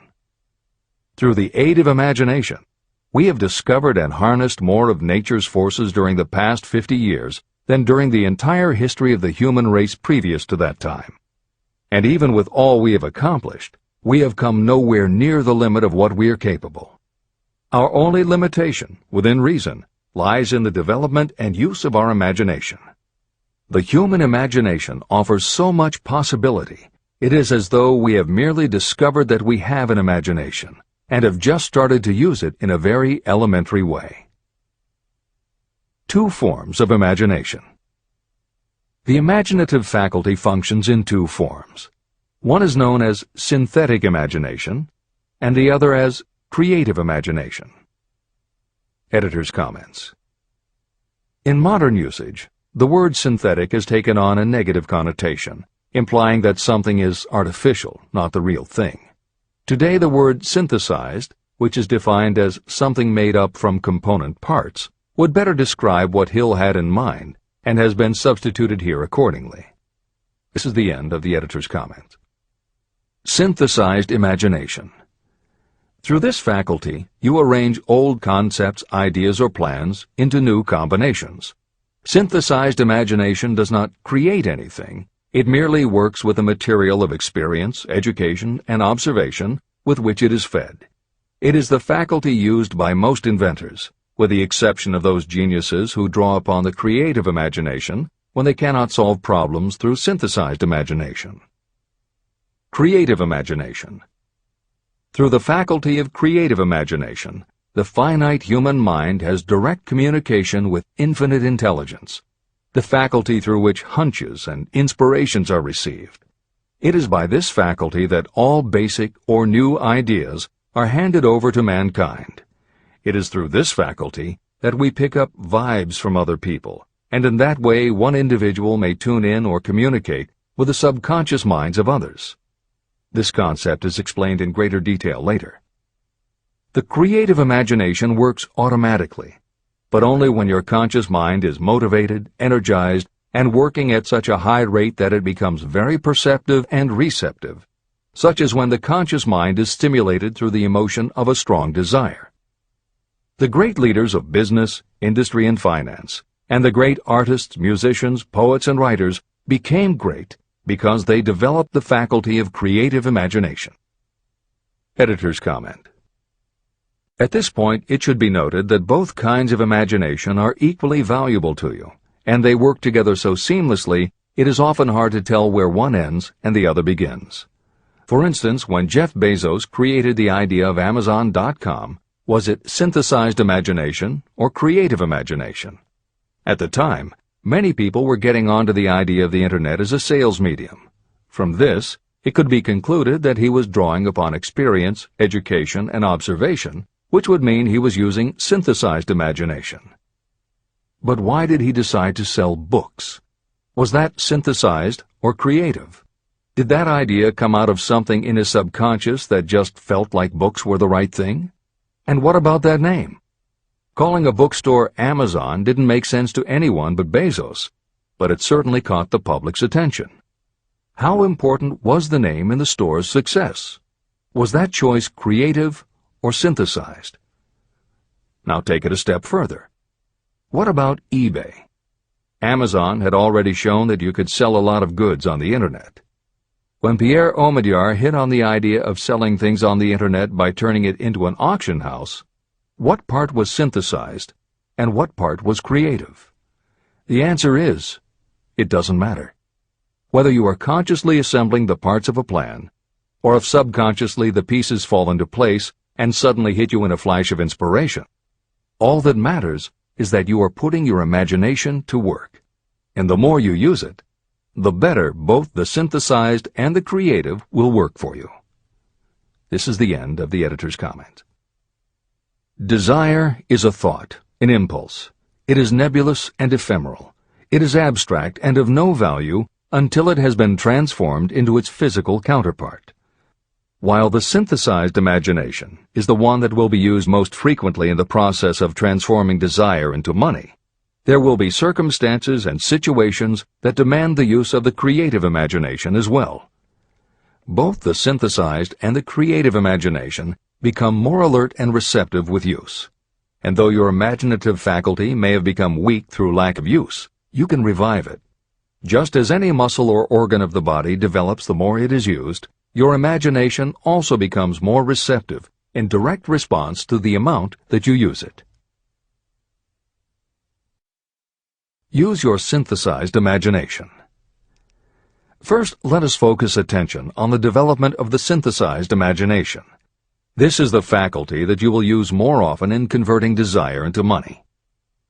Transformation of the intangible impulse of desire into the tangible reality of money calls for the use of a plan or plans.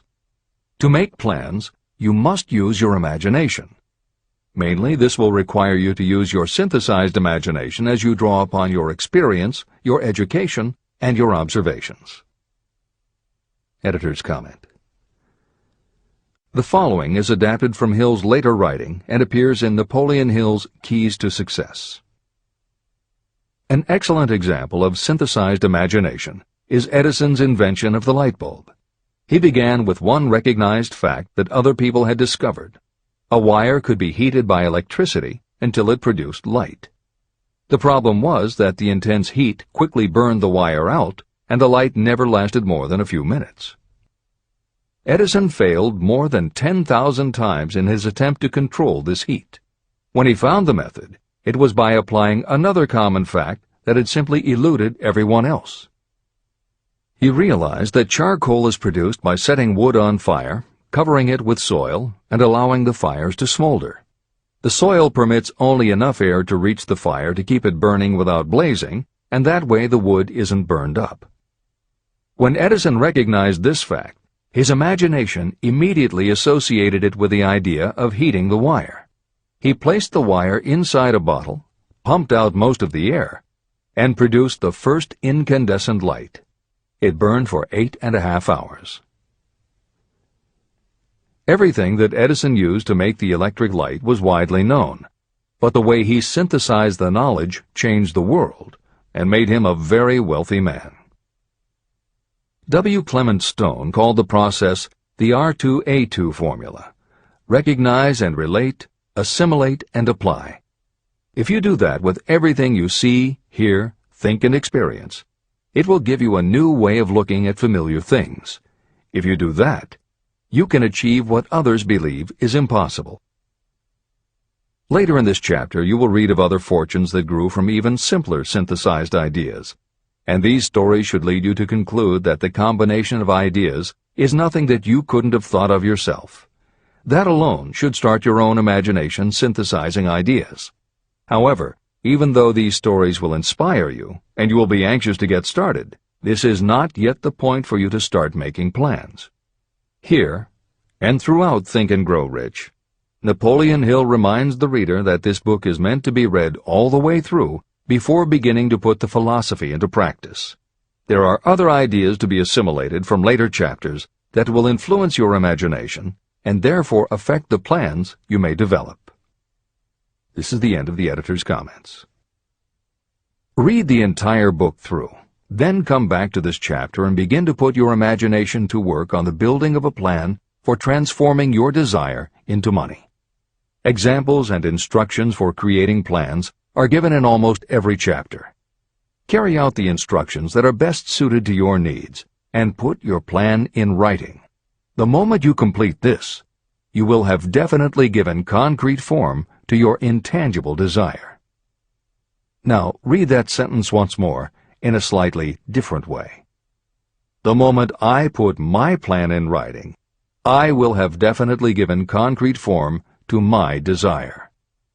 Now read it aloud and realize what you are telling yourself.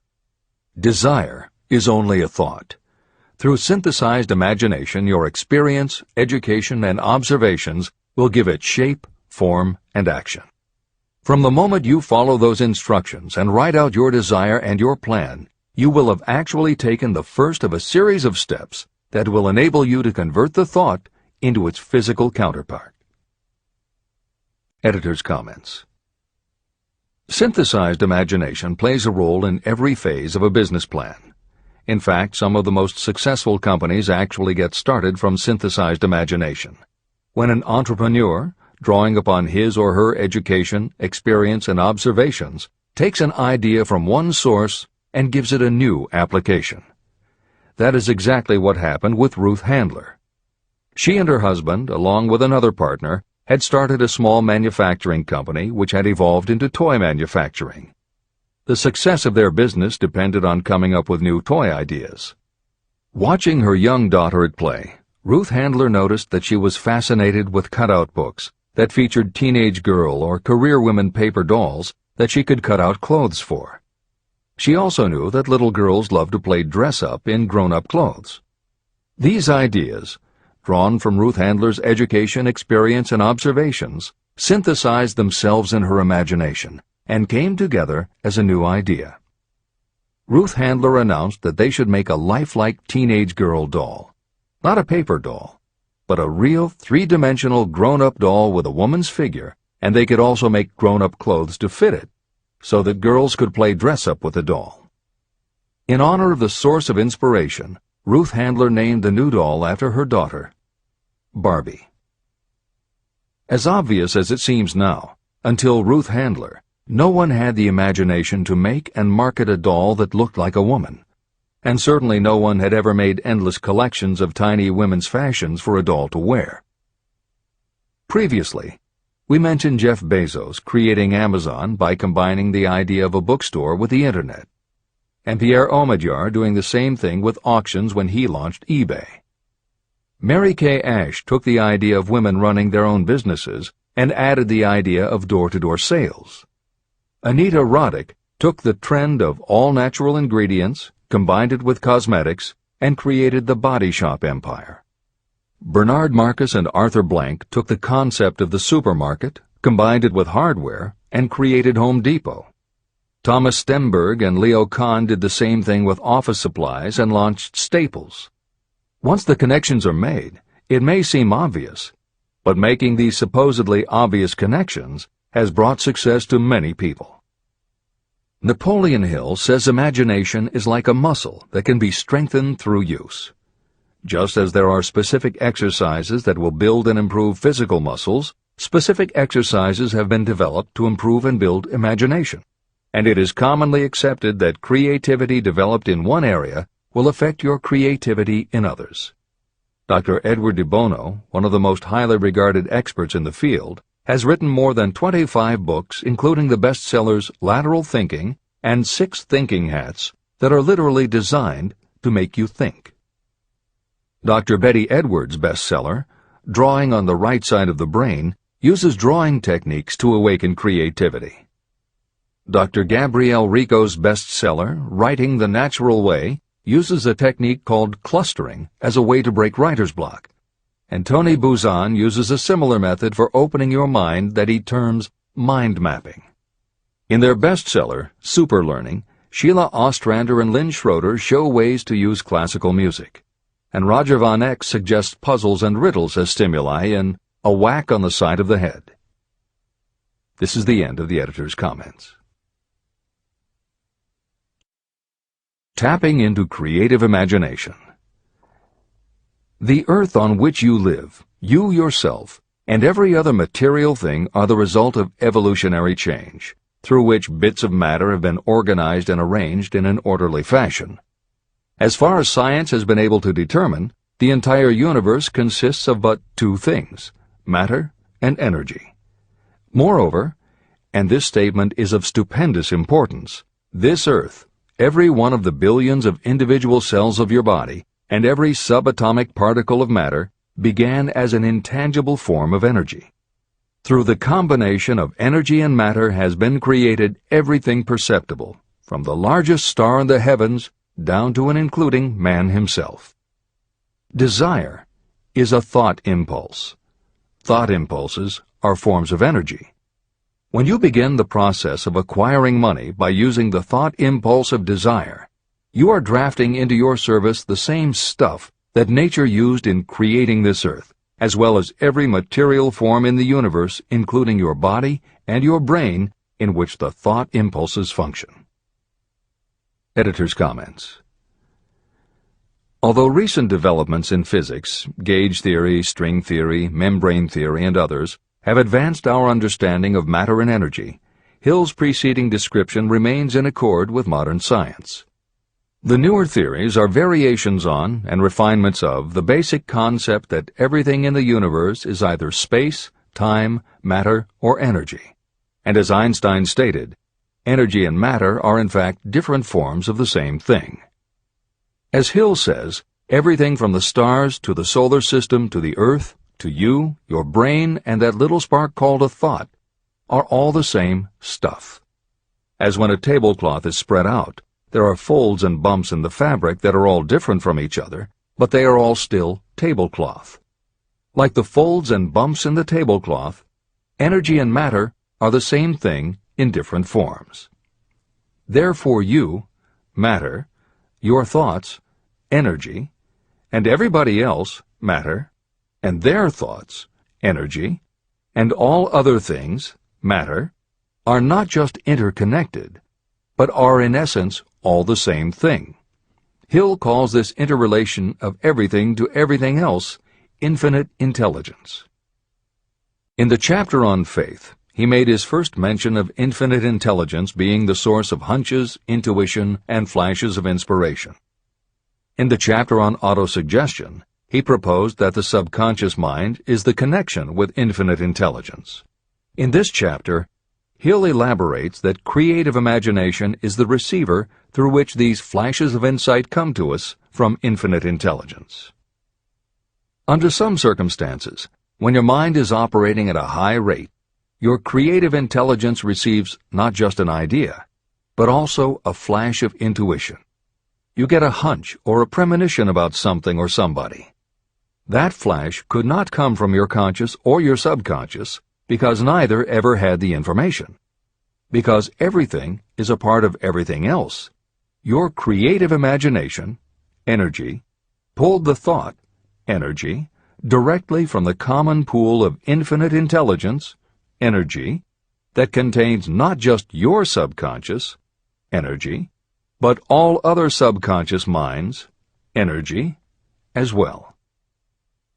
Infinite intelligence is a complex concept, and for those readers who find themselves questioning the process, be assured that Hill expands on the theory in later chapters.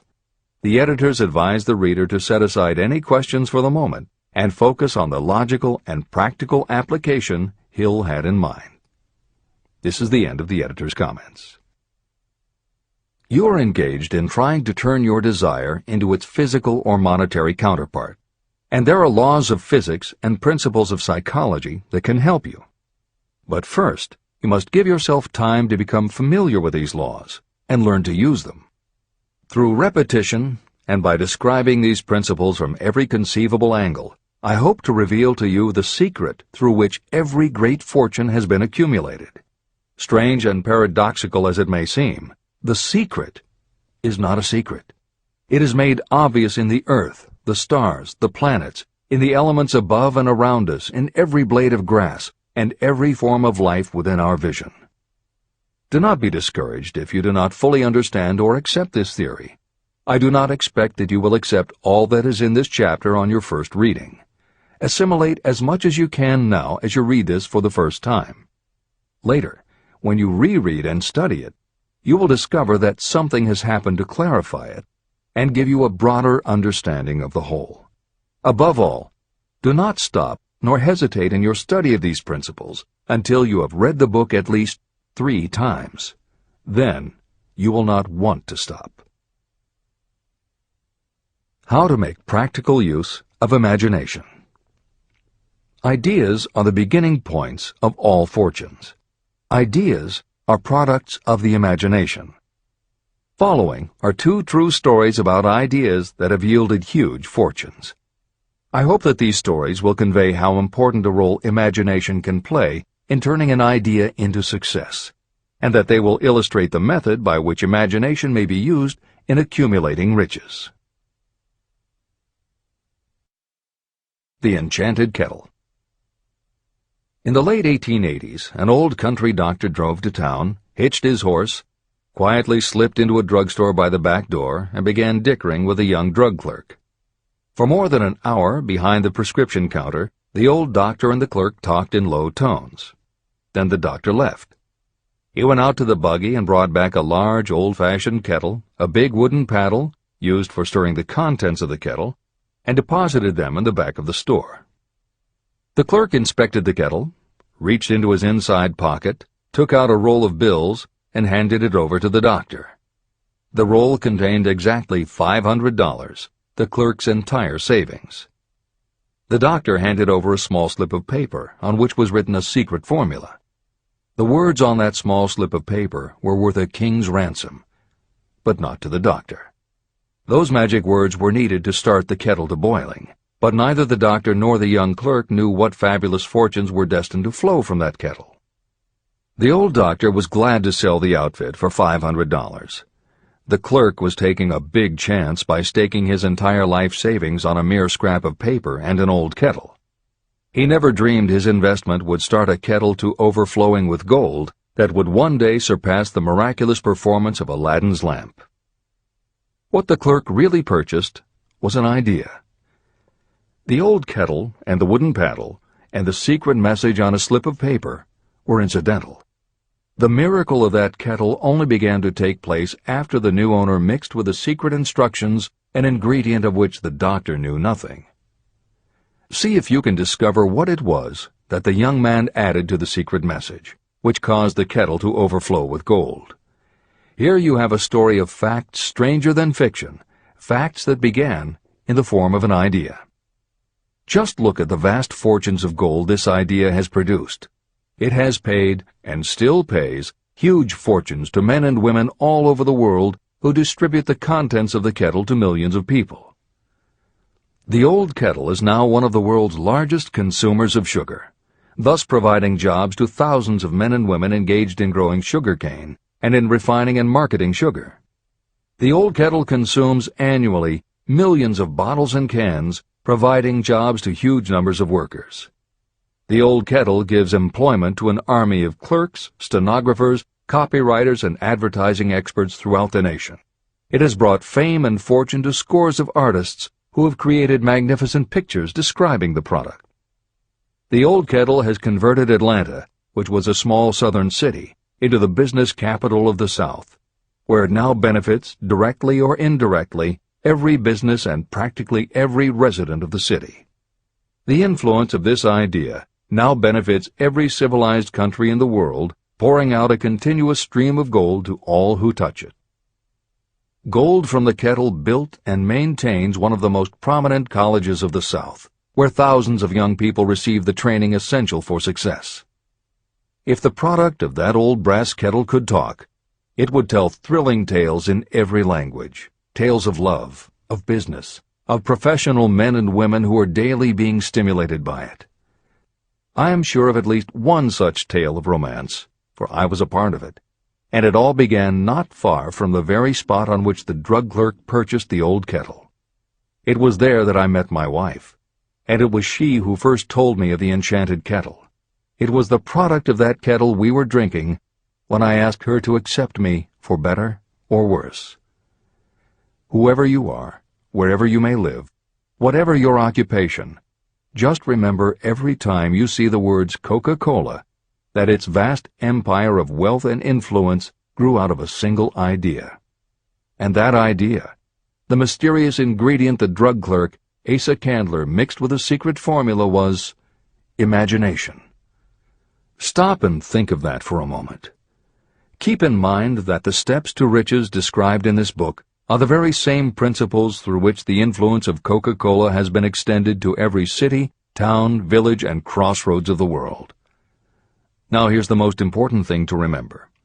The ideas you create may have the possibility of duplicating the enormous success of this worldwide thirst killer. Editor's comments. Harlan Sanders, too, had a recipe in a magic kettle. Actually, his kettle was a pressure cooker, but neither his cooker nor his recipe of 11 herbs and spices would be mentioned here if he didn't also have imagination. Harlan Sanders owned and operated a successful motel and cafe in Corbin, Kentucky. Then, when the new interstate highway came through, it bypassed Sanders' location. In a short time, his business went broke, leaving him with little more than his recipe for fried chicken and a way to make it quickly in a pressure cooker. At 62 years of age, the Colonel, as people called him, had to find a new way to make a living. That's when the magic ingredient, imagination, came in. He decided he wasn't going to sell fried chicken anymore. Instead, he would sell his method for making it.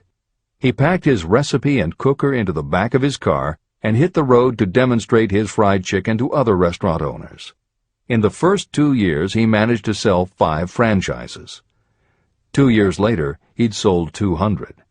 4 years later, he was up to 600 locations when he was approached by an investment group to sell his company. Recognizing that the magic wasn't just in the kettle or the recipe, the new owners asked Colonel Sanders to stay on as spokesman for the company, which he did until his death in 1980. Today, there are almost 12,000 KFC locations in more than 80 countries with sales of nearly $10 billion a year. Debbie Fields was a 20-year-old housewife who loved to bake cookies. She had no formal education and no business experience, but she had a recipe and an imaginative idea that people would like to buy fresh, hot, soft cookies from a walk-up store. The business people and bankers she approached told her she was crazy, but she and her husband continued to pitch her idea to banker after banker until they finally wore one down enough to give Debbie Fields a loan to open a store in Palo Alto, California. By noon on her first day, she still hadn't sold a cookie, so she went out into the street and gave away samples. That did it. Her walk-in try-a-sample cookie store took off. Today, Mrs. Fields' stores are all across America. Harvard Business School uses her methods as a case study in efficiency, and Debbie Fields has become a best-selling author, an in-demand motivational speaker, and a television personality. Wally Famous Amos was a Los Angeles talent agent who copied a cookie recipe off the back of a bag of Nestle's chocolate chips. He made a few changes to personalize the recipe and started to give out his version of homemade cookies as a sort of calling card. His clients and business associates liked them so much that Wally finally decided to quit show business and open a store. He did it with a Hollywood agent's flair. He opened on Sunset Boulevard with 2,000 invitations, a red carpet, and celebrities. With the same flair, he put his picture on the bag, filled the bags with cookies, and started selling them to exclusive department stores and specialty shops. 10 years later, Famous Amos cookies were a $10 million business. Ray Kroc was over 50 and selling milkshake mixers when he heard about a hamburger stand in California, owned by Dick and Mac McDonald, that was doing great business. He packed his car and headed to San Bernardino to check it out. What he saw was a sit-down restaurant that had a limited menu featuring a good hamburger recipe, and they were serving them faster than any place he'd ever seen. Figuring that if there were more places like this, he could sell them a lot of milkshake mixers, Kroc pitched the McDonald brothers on the idea of opening some more McDonald's. They were interested, but they didn't know who they could get to open the new restaurants. This time, it was a recipe and a magic griddle, but it still needed the extra ingredient, imagination. On the spot, Ray Kroc offered to go into business with them and open the restaurants himself. According to the signs on the golden arches, Ray Kroc's imagination paid off in billions of hamburgers sold. In 1982, Howard Schultz went to work as the director of marketing for a small coffee importer wholesaler called Starbucks, which had only one location in Seattle's Pike Place market. While he was on a trip to Italy, Schultz got the idea that the coffee bar culture he saw in Milan could be transposed to the downtown Seattle scene. He convinced the company to try it. His coffeehouse idea was such a success that Schultz went out and raised the money to buy the company. 5 years after he joined Starbucks, he was CEO of a company that had 17 locations. 15 years later, Schultz's coffeehouse culture was on every corner of America, and there were more than 7,000 Starbucks worldwide. As a final example of imagination, we offer Paul Newman's salad dressing. Now, it would seem that it doesn't take much imagination for a big celebrity to put his name on a product, and that's what Newman thought too. But when he and his partner, A.E. Hotchner, pitched their salad dressing idea to companies that specialize in marketing foods, nobody was interested unless they would personally put up about $1 million for the first year's operations. According to Newman and Hotchner's book, Shameless Exploitation, they found out that almost all celebrity products in the food business have been disastrous failures, and now nobody would touch them. So when it came to marketing salad dressing, even Paul Newman's big name wasn't the magic they needed. And unless they were willing to put up a ridiculous amount, money wasn't the magic either. The magic would have to be in the imaginative way that they would convince the right people to help them, and in having the perseverance to stick with it until they succeeded. And just like most everyone with an idea, they were told they were crazy to try it. They were turned down by bottling companies that wouldn't do small runs, and they were rejected by distributors who wouldn't take a chance on another celebrity product. In the end, it was one supermarket owner, Stu Leonard, who helped hook them up with the right suppliers. But even that wouldn't have been enough if Stu Leonard hadn't had enough imagination to see the possibilities and agree to put Newman's own salad dressing on the shelves in his store. 15 years later, Newman's Own Brands was a $100 million company, which gives all profits to charity. This is the end of the editor's comments. What I would do if I had $1 million. The following story proves the truth of that old saying, where there's a will, there's a way. It was told to me by that beloved educator and clergyman Frank W. Gonzalez, who began his preaching career in the Stockyards region of Chicago. While Dr. Gonzalez was going through college, he observed many defects in our educational system, defects that he believed he could correct if he were the head of a college. He made up his mind to organize a new college in which he could carry out his ideas without being handicapped by orthodox methods of education. He needed $1 million to put the project across. Where was he to lay his hands on so large a sum of money? That was the question that absorbed most of this ambitious young preacher's thought, but he couldn't seem to make any progress. Every night, he took that thought to bed with him. He got up with it in the morning. He took it with him everywhere he went. He turned it over and over in his mind until it became a consuming obsession with him. Being a philosopher as well as a preacher, Dr. Gonzalez recognized, as do all who succeed in life, that definiteness of purpose is the starting point from which one must begin. He recognized, too, that definiteness of purpose takes on life and power when backed by a burning desire to translate that purpose into its material equivalent. He knew all these great truths, yet he did not know where or how to lay his hands on $1 million. The normal thing would have been to give up and quit, saying, "Ah, well, my idea's a good one, but I can't do anything with it because I can't raise the $1 million." That is exactly what the majority of people would have said, but it is not what Dr. Gonzalez said. What he said, and what he did, are so important that I will now introduce him and let him speak for himself. One Saturday afternoon, I sat in my room thinking of ways and means of raising the money to carry out my plans. For nearly 2 years I had been thinking, but I had done nothing but think. The time had come for action. I made up my mind, then and there, that I would get the necessary $1 million within a week. How? I was not concerned about that. The main thing of importance was the decision to get the money within a specified time. I want to tell you that the moment I reached a definite decision to get the money within a specified time, a strange feeling of assurance came over me, such as I had never before experienced. Something inside me seemed to say, "Why didn't you reach that decision a long time ago? The money was waiting for you all the time." I called the newspapers and announced I would preach a sermon the following morning entitled, "What I Would Do If I Had $1 Million." I went to work on the sermon immediately, but I must tell you frankly that the task was not difficult because I had been preparing that sermon for almost 2 years.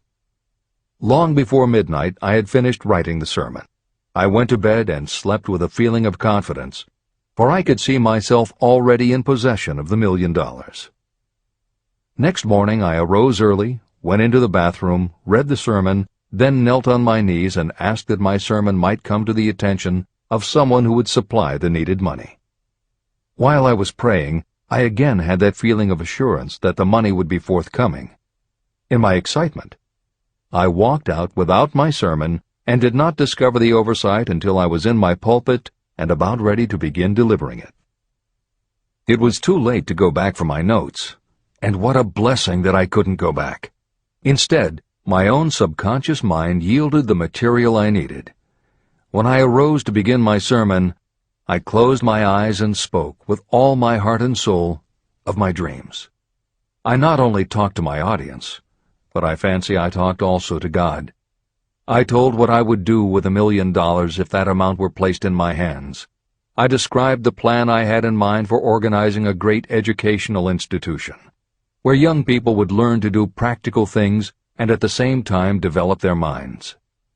When I had finished and sat down, a man slowly arose from his seat, about 3 rows from the rear, and made his way toward the pulpit. I wondered what he was going to do.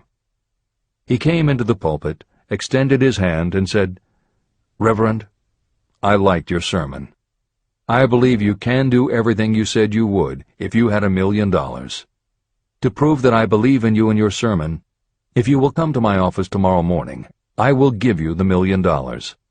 My name is Philip D. Armour." Young Gonzalez went to Mr. Armour's office, and the $1 million was presented to him. With that money he founded the Armour Institute of Technology, now known as Illinois Institute of Technology. The $1 million that launched the Armour Institute came as the result of an idea. Behind the idea was a desire that young Gonzalez had been nursing in his mind for almost 2 years. Observe this important fact. He got the money within 36 hours after he reached a definite decision in his own mind to get it and decided upon a definite plan for getting it. There was nothing new or unique about young Gonzalez vaguely thinking about $1 million and weakly hoping for it. Others have had similar thoughts. But there was something very unique and different about the decision he reached on that memorable Saturday, when he put vagueness into the background and definitely said, "I will get that money within a week." The principle through which Dr. Gonzalez got his $1 million is still alive. It is available to you. This universal law is as workable today as it was when the young preacher made use of it so successfully. Editor's comments.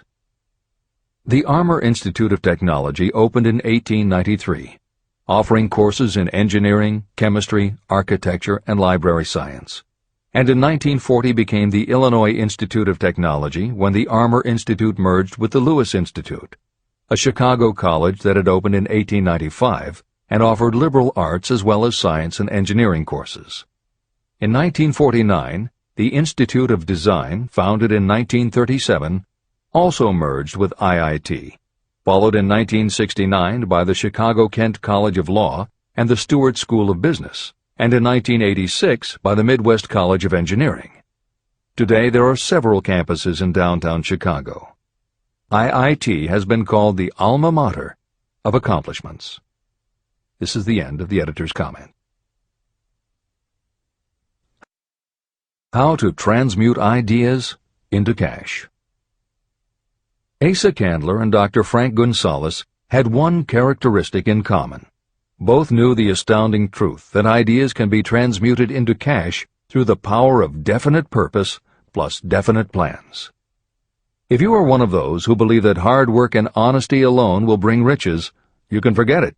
It is not true. Riches, when they come in huge quantities, are never the result of hard work alone. Riches come, if they come at all, in response to definite demands based upon the application of definite principles, and not by chance or luck. Generally speaking, an idea is a thought that prompts you to action because it appeals to your imagination. All master salespeople know that ideas can be sold where merchandise cannot. Ordinary salespeople do not know this. That is why they are ordinary. A publisher of low-priced books made a discovery that has been worth much to publishers. He learned that many people buy titles and not the contents of books. By merely changing the name of one book that was not moving, his sales of that book jumped upward more than 1 million copies. The inside of the book was not changed in any way. He merely ripped off the cover and put on a new cover with a title that had box office appeal. That, as simple as it may seem, was an idea. It was imagination. Editor's comment. For those readers who think that replacing the cover of a book is just too simple, or that they couldn't do it anyway because they are not book publishers, the editors would point out that if you had had that simple idea before the publisher did, he probably would have been glad to sell you those failed books at pennies on the dollar. Then you could have been the one to change the cover, and suddenly you would have been the publisher of a bestseller. However, the idea of replacing the covers wouldn't have meant a thing if you didn't also have ideas about how to market and promote that flashy new cover.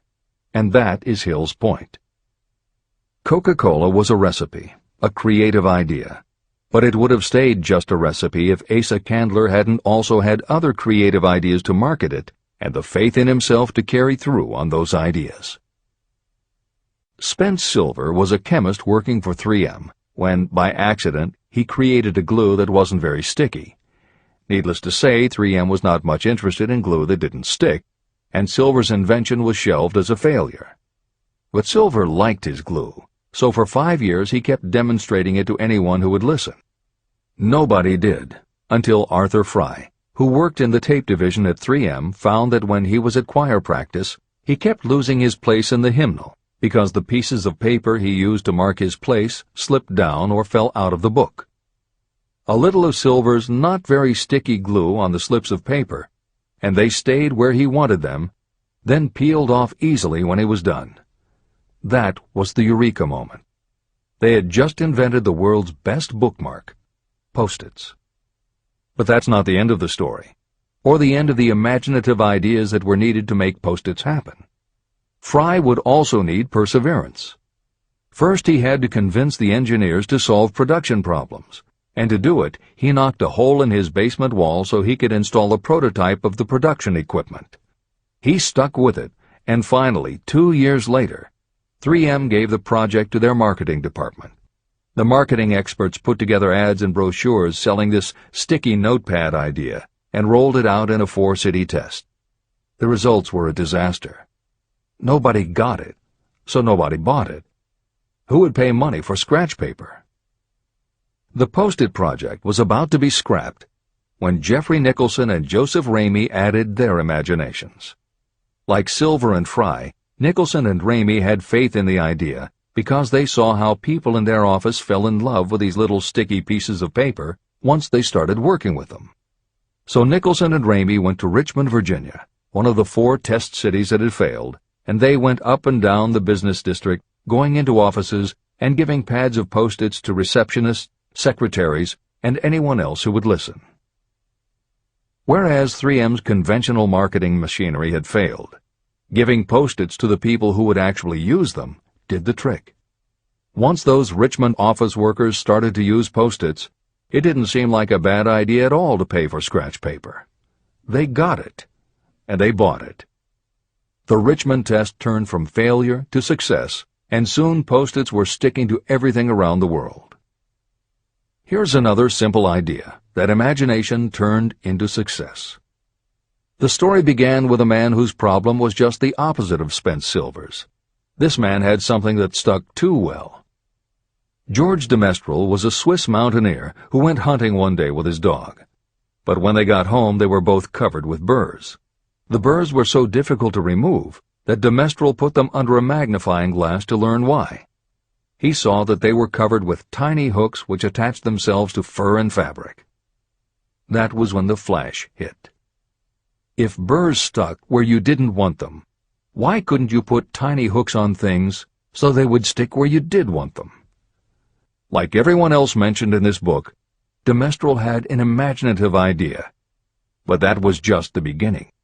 He also had the faith in himself to keep going when people laughed at his idea, which many did, until he eventually found a French textile plant that would help him do what he wanted. However, even when they finally worked out a way to use cotton fabric to make what they called locking tape, they couldn't afford to mass-produce it. And that's when de Mestral accidentally discovered that when you sew nylon under infrared light, it naturally made little hooks. Now they could manufacture it economically. All they needed was a name. One side was fuzzy like velvet, and the other side was crochet, the French word for hook. Take half vel and half crow, combine it with imagination. The result is Velcro, and a Swiss mountaineer becomes a business tycoon. The Sony Corporation once tried to make a very small stereo tape recorder that would work with standard-size cassettes, but they couldn't do it. They could make a small playback machine, but at the time the electronics needed to also make it a recording machine just couldn't be made small enough. They concluded that the design was a failure. Then one day Sony's honorary chairman, Masaru Ibuka, walked into the laboratory and saw that a few of the engineers were using the prototypes of the failed tape recorder to listen to music tapes. They didn't seem to care that it couldn't record. They just liked to be able to walk around listening to their favorite music. Then came the imaginative idea that made all the difference. Ibuka remembered that another division was working on lightweight headphones. That was the flash. Ibuka's imagination made the connection that the rest of the engineers had not. In Ibuka's view, they hadn't made a failed recorder. They had created a successful private stereo listener. They added the headphones, named it the Walkman, and it revolutionized both the music business and the electronics industry. Clarence Saunders was a grocery clerk in a small southern retail store. One day he was standing with a tray in his hands waiting his turn in a cafeteria.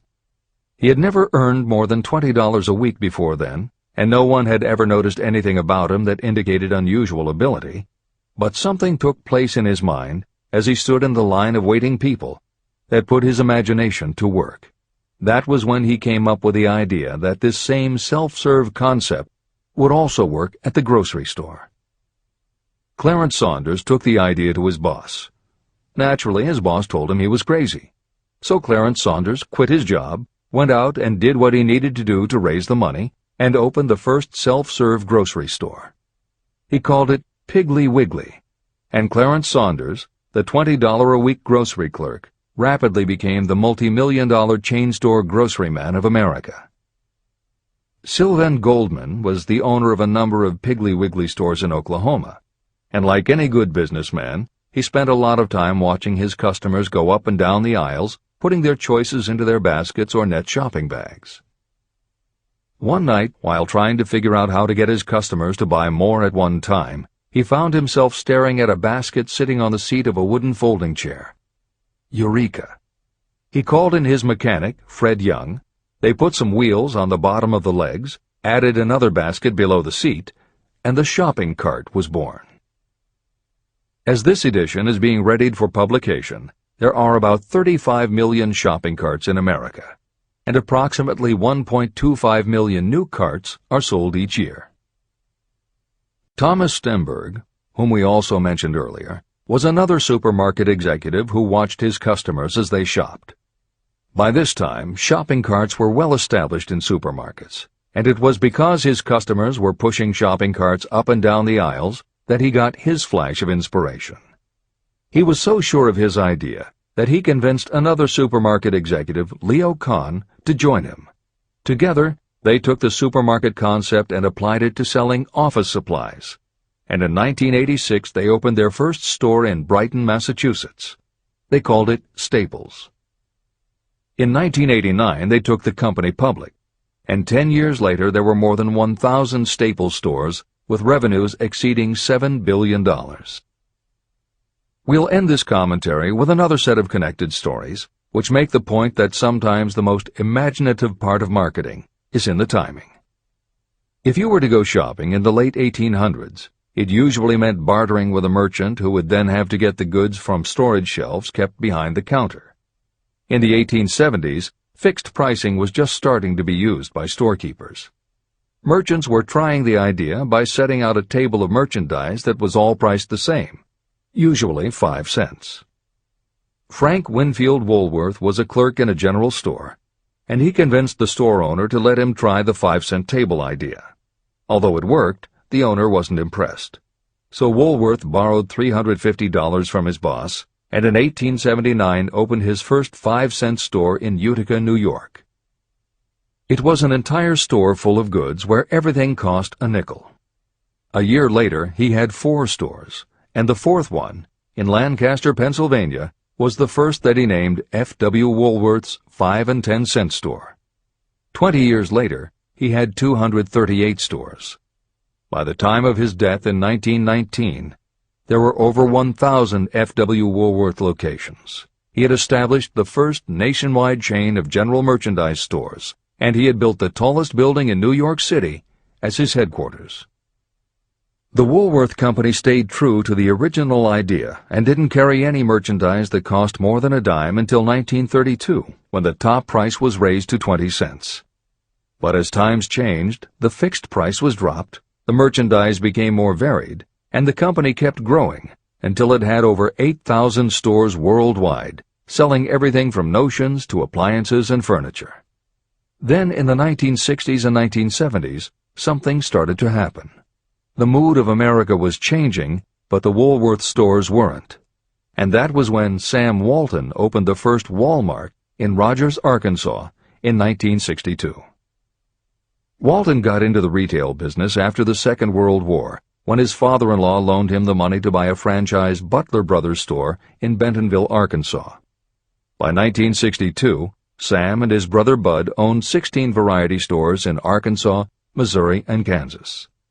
It was in these stores that Sam Walton first started adding the magic ingredient of imagination. In addition to his flair for promotion, Sam tried new approaches to the way household goods and general merchandise could be sold at retail.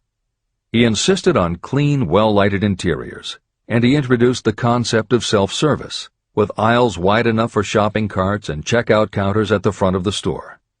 He also started buying direct from manufacturers, and he created profit-sharing plans that kept his family of employees loyal, hard-working, and neighborly.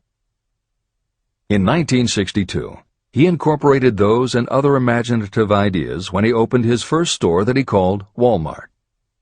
The basic magic was that he sold brand-name merchandise at discount prices, but there was also magic in the way he kept a friendly hometown feel to his store, even though it was what is now called a big box store.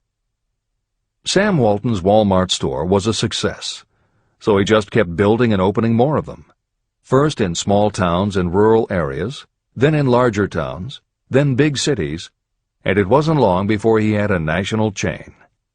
By 1992, when Sam Walton died, there were more than 1,700 Walmart stores. It was the biggest retailer in the country, it employed more than 600,000 people, and Sam Walton was the richest man in America. In 2003, the stores numbered more than 3,200 in the U.S. and more than 1,100 in foreign countries. The company employed more than 1,300,000 people worldwide and served more than 1 million customers a week. Along the way, Woolworths and other older retailers such as Kresge's tried to get on the bandwagon with their Woolco and Kmart stores, but they couldn't seem to get it right. They had given up their old five-and-dime identity to become higher-priced general retailers, and when Walmart came along and redefined that part of the market, the others seemed to have run out of the kind of imagination they'd had in the beginning. Now, here's the twist to the story. David Gold was running a liquor store that he had inherited from his father. He noticed that whenever he put out a display of goods priced at 98 cents or $1, the goods would sell okay, but if his sign said 99 cents, the goods sold out in no time. He decided that he would open a store called the 99-cent only store, where everything would be priced at 99 cents. Sound familiar? Frank Woolworth's imaginative idea from 1879, which had been dropped at his namesake chain by the 1940s and 1950s, had just gotten a fresh shot of imagination from David Gold in 1982.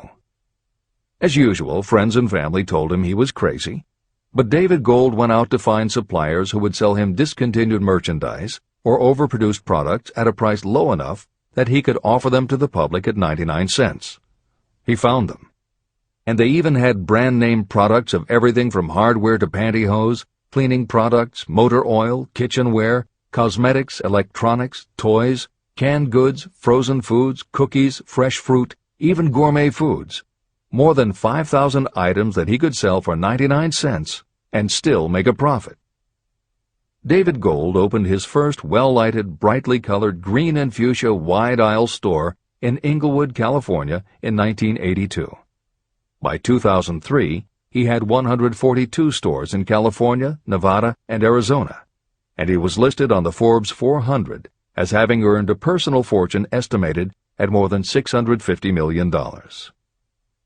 As Napoleon Hill wrote elsewhere about the creation of Piggly Wiggly, where in this story do you see the slightest indication of something that you could not duplicate?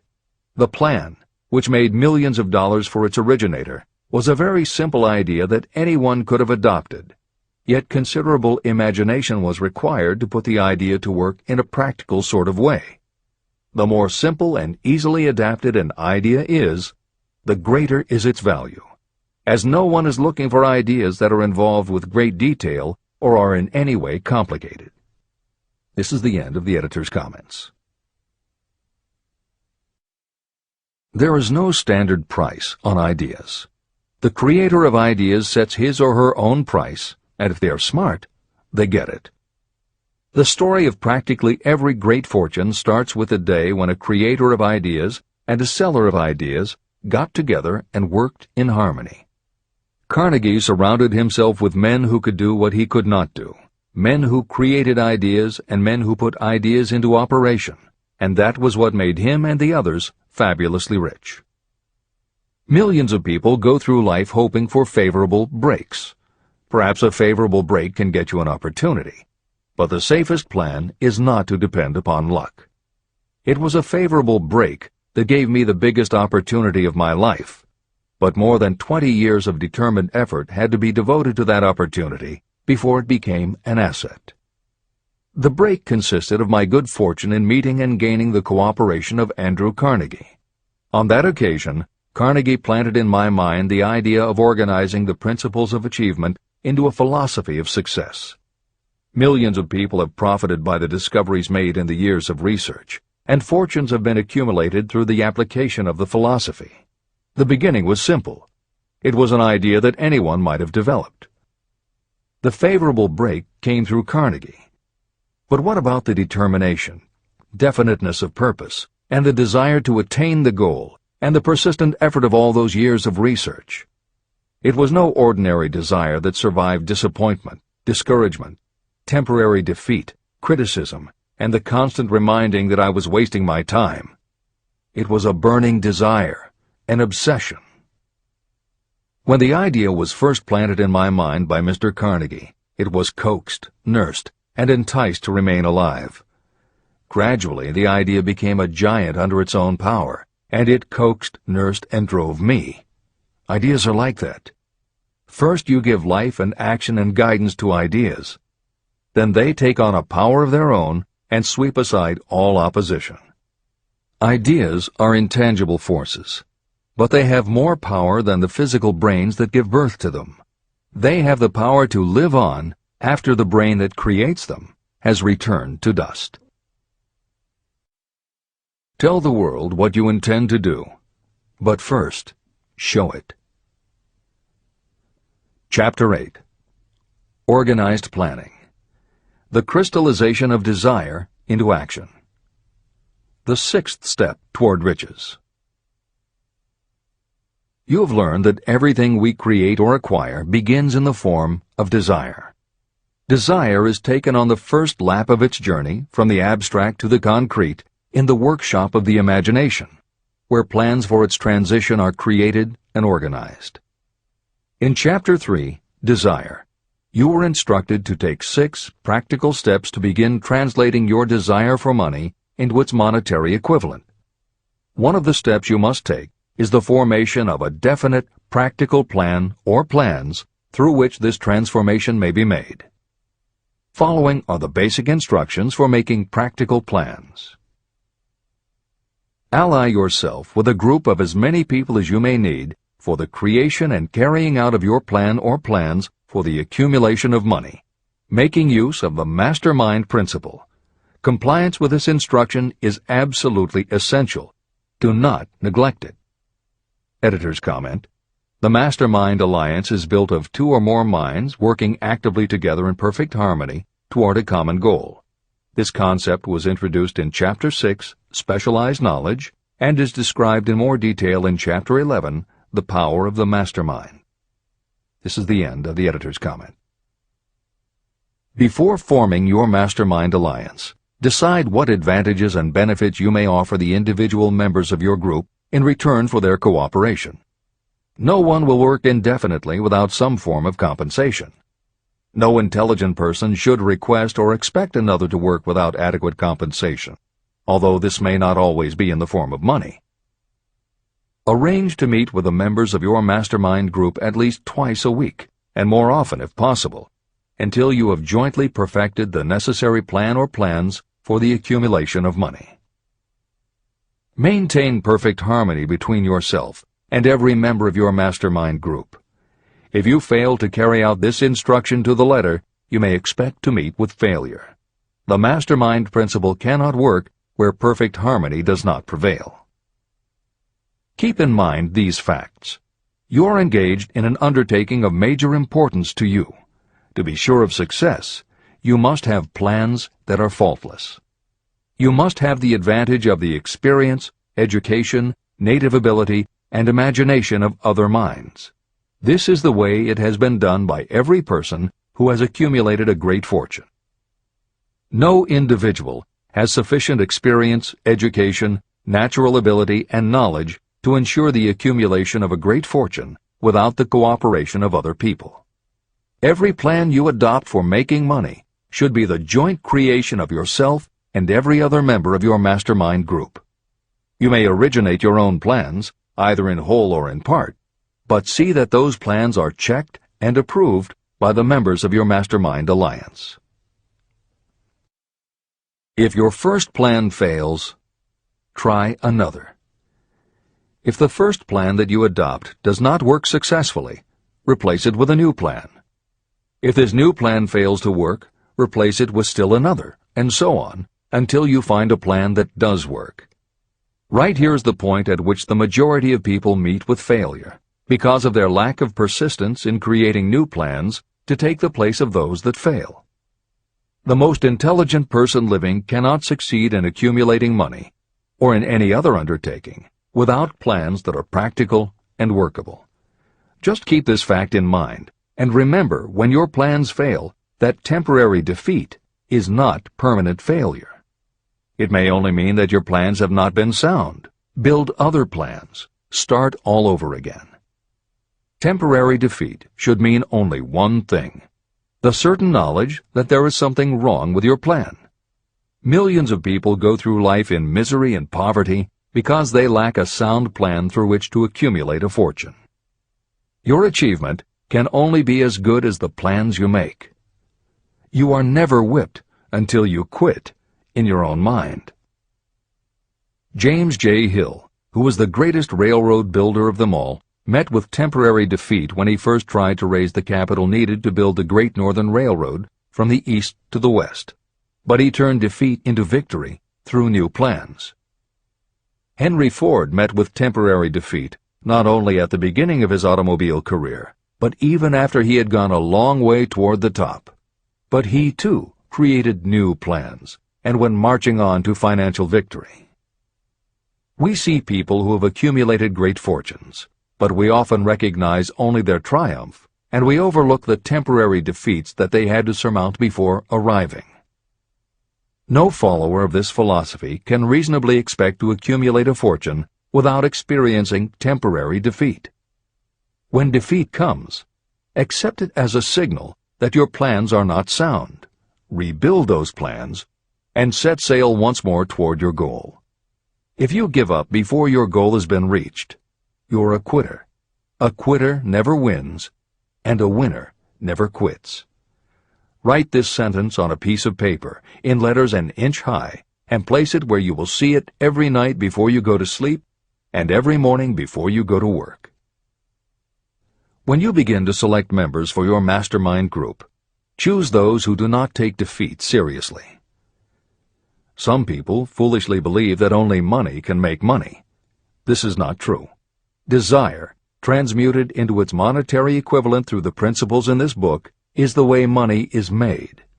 Money, of itself, is nothing but inert matter.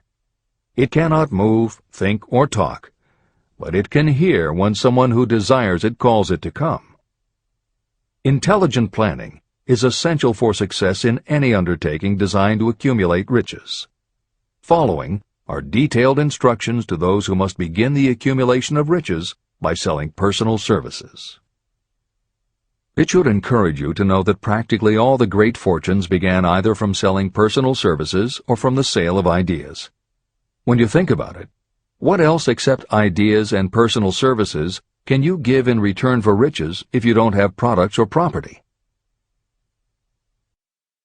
Leaders and followers. Broadly speaking, there are two types of people in the world. One type is known as leaders, and the other as followers. Decide at the outset whether you intend to become a leader in your chosen calling or remain a follower. The difference in compensation is vast.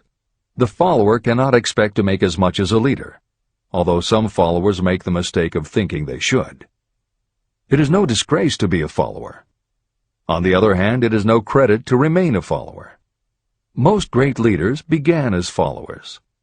They became great leaders because they were intelligent followers. With few exceptions, the person who cannot follow a leader intelligently cannot become an efficient leader. The person who can follow a leader most efficiently is usually the person who develops into leadership most rapidly. An intelligent follower has many advantages, including the opportunity to acquire knowledge from the leader. The major attributes of leadership. The following are important factors of leadership. 1. Unwavering courage based upon knowledge of yourself and your occupation.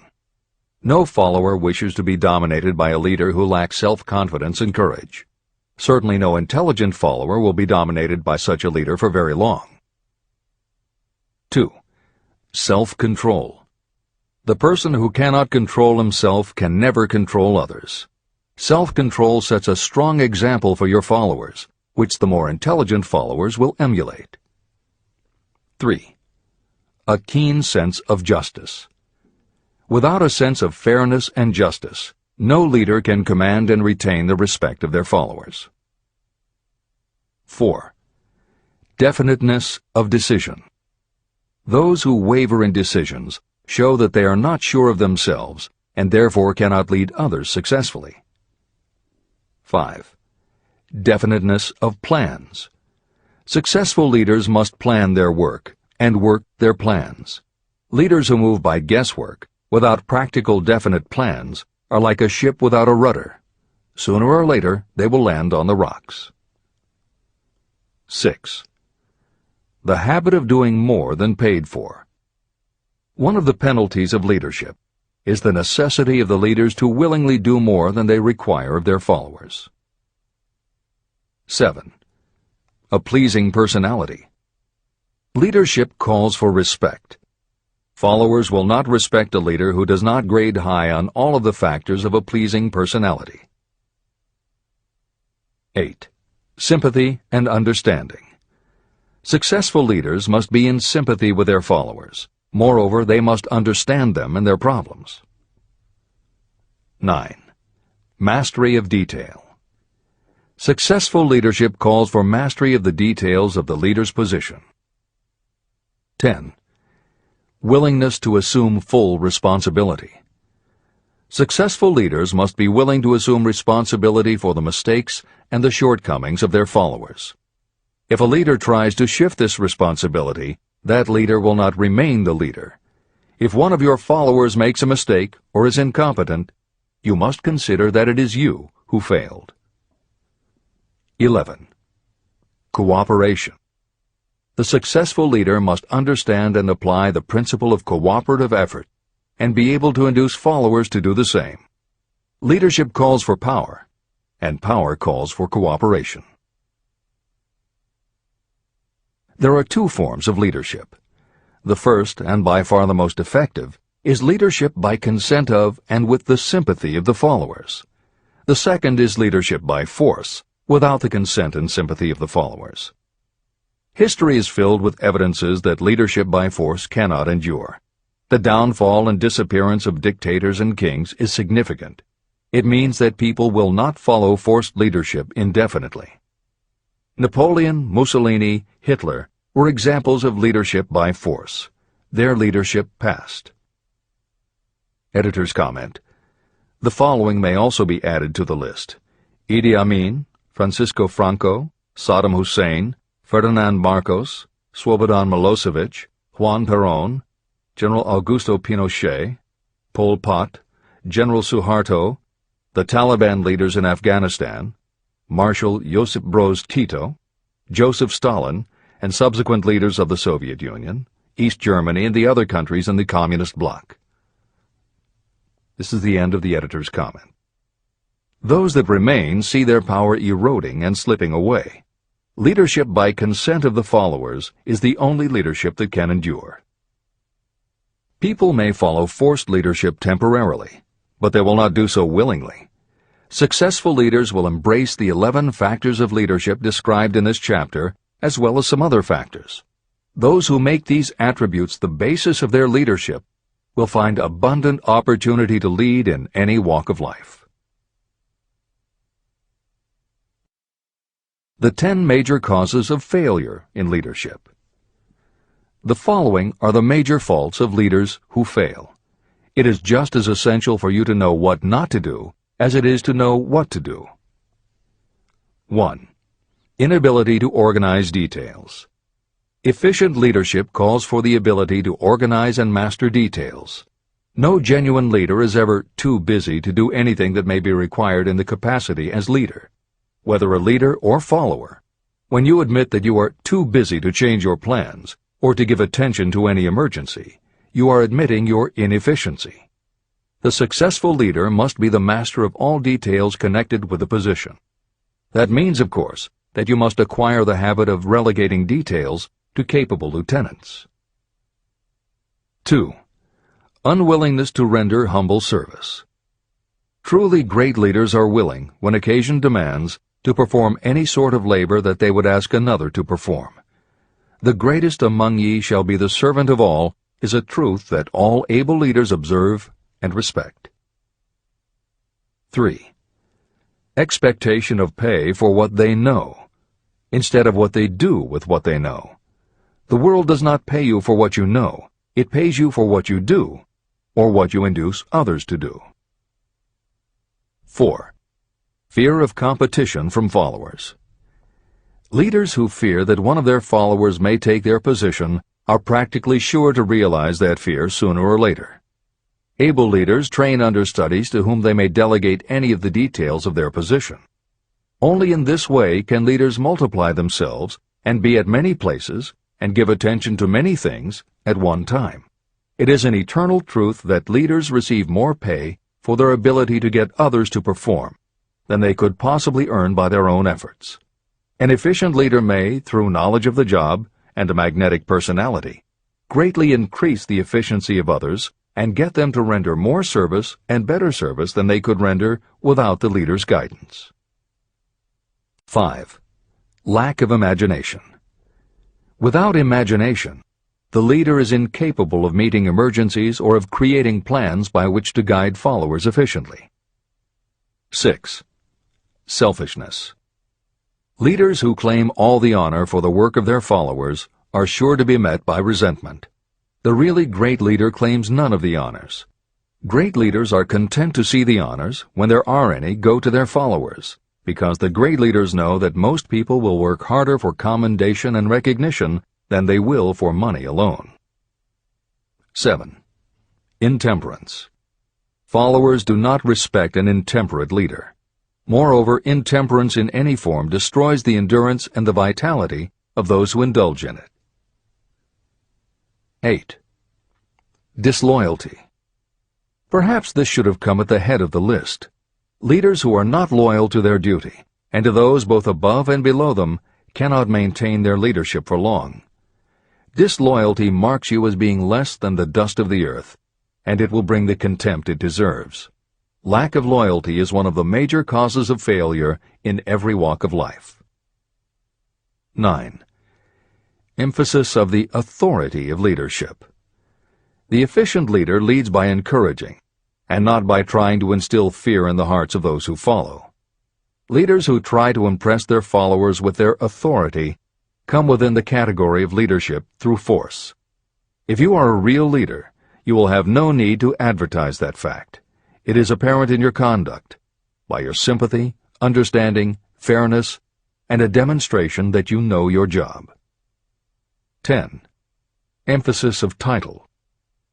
Competent leaders require no title to give them the respect of their followers.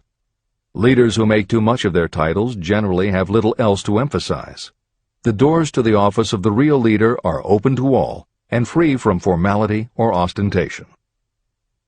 These are among the most common causes of failure in leadership. Any one of these faults is sufficient to cause failure. Study the list carefully if you aspire to leadership, and make sure that you are free of these faults. Editor's comment. Warren Bennis, a professor who teaches management and organization, said, "A manager is someone who does things right. A leader is someone who does the right thing." Admiral Grace Hopper was the ranking female Navy officer when she was interviewed for 60 Minutes. She said, "You manage things. You lead people." This is the end of the editor's comment.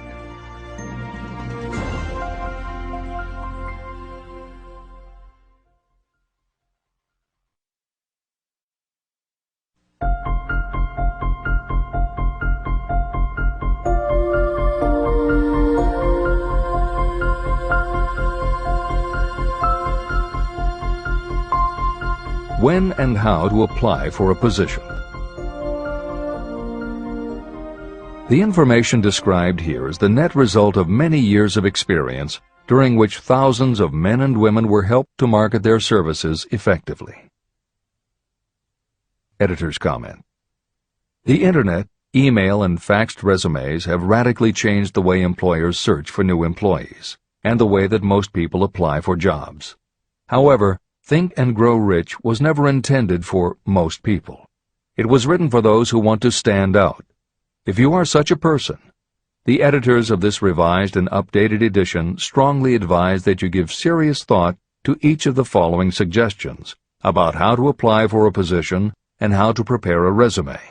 If you are tempted to think the suggestions are too obvious, simplistic, or out of date, we assure you they are not. In those instances where it is appropriate to update the material, we have added commentary. This is the end of the editor's comment. 1. Employment agencies. Care must be taken to select only reputable companies that can show adequate records of achievement of satisfactory results. Editor's comment. As anyone in the job market knows, Today, employment agencies range from companies that supply temporary office help to headhunters who connect high-level executives with companies seeking experienced management talent.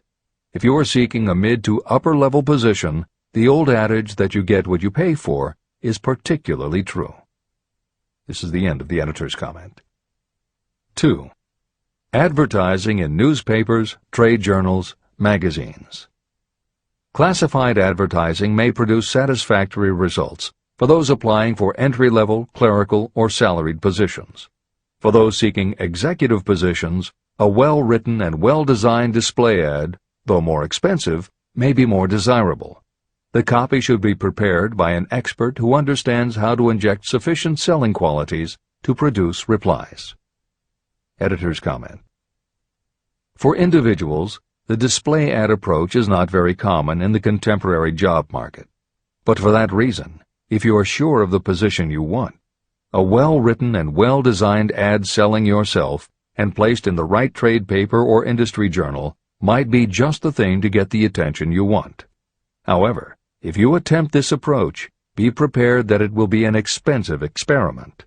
In effect, you will have gone into the advertising business, and it is a rule of thumb in advertising that a single ad rarely sells anything. It usually requires multiple exposures before the buyer, the potential employer, is motivated to buy, hire, a product, you. This is the end of the editor's comment. 3. Personal letters of application. These should be directed to particular firms or individuals that could need the kind of service or experience you have to offer. Letters should be neatly typed always and signed by hand. You should include a complete resume or outline of your qualifications. Both the letter of application and the resume should be prepared by an expert. Editor's comment. In the contemporary job market, sending a letter of application when no job has been advertised can in fact be a very successful approach. But this is only for those who truly know what they want and will take the time to prepare a convincing presentation. Managers in a position to hire always have an eye out for good prospective employees. If they receive a well-constructed and intriguing presentation that clearly states you are interested in a position whenever one is available, it will not be thrown away. And the first thing good managers do when a position comes open is go to their files. When that happens, if your presentation made a good and convincing impression, it will be there. The only question is, are you willing to make yourself available when they are ready for you? If you are just blanketing everyone with a stock letter in hopes of getting a job, it very likely won't work. This approach is not for someone looking for a job. This approach is only for those who really want a specific career. This is the end of the editor's comment. 4. Application in person. In some instances, it may be more effective if the applicant personally offers his or her services to prospective employers, in which event a complete written statement of qualifications for the position should be presented, as prospective employers will often wish to discuss your record with associates. Editor's comment. Asking for an interview when no job has been advertised is an even stronger statement that you know what you want and you are serious about working in a particular industry. If you pursue this approach, keep in mind that you are asking someone to give you their time. Some managers will not be receptive because it does not fit into their company's business practice, and some managers will just find it an annoyance. This approach will work for you only if you are confident that you can make an outstanding impression in person.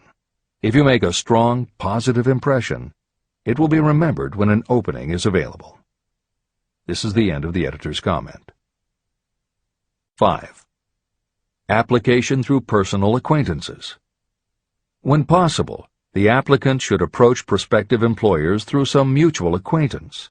This method is particularly advantageous in the case of those who seek executive connections and do not wish to appear to be peddling themselves. Information to be supplied in a written resume. A good resume should be prepared as carefully as a lawyer would prepare the brief for a case to be tried in court. Unless the applicant is experienced in the preparation of such briefs, an expert should be consulted for this purpose. When successful businesses want to advertise, they hire specialists who understand the psychology of advertising to sell their products. If you are selling your personal services, you should do the same. Editor's comment. The job market in America has never been as bad as it was when Napoleon Hill wrote the preceding paragraph. Because of the Great Depression, many adults had never had any kind of steady job, let alone sought a career position, and there were few places to learn how to do it. Since that time, many excellent books have been published on the subject, and companies that offer professional help in preparing resumes have become very common. However, neither books nor copywriters are magic. It all begins with what you have to offer. The editors of this edition suggest that you start to assemble your presentation using the guidelines that appear below. Once you have a first draft, you should review at least one of the books on the subject to see what suggestions are offered that might help you sell yourself better than you have already done. Then, depending how satisfied you are, you might also want to seek advice from a professional who specializes in such presentations. We offer 2 notes of caution. First, make sure that your presentation does not look like something turned out by a resume mill.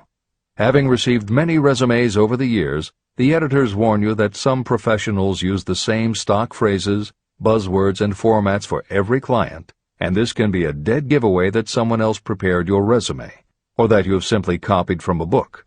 Your intention should be to make yours stand out. The second word of caution is, don't go overboard in trying to stand out. There is a balance between catching an employer's attention and looking like you are trying too hard.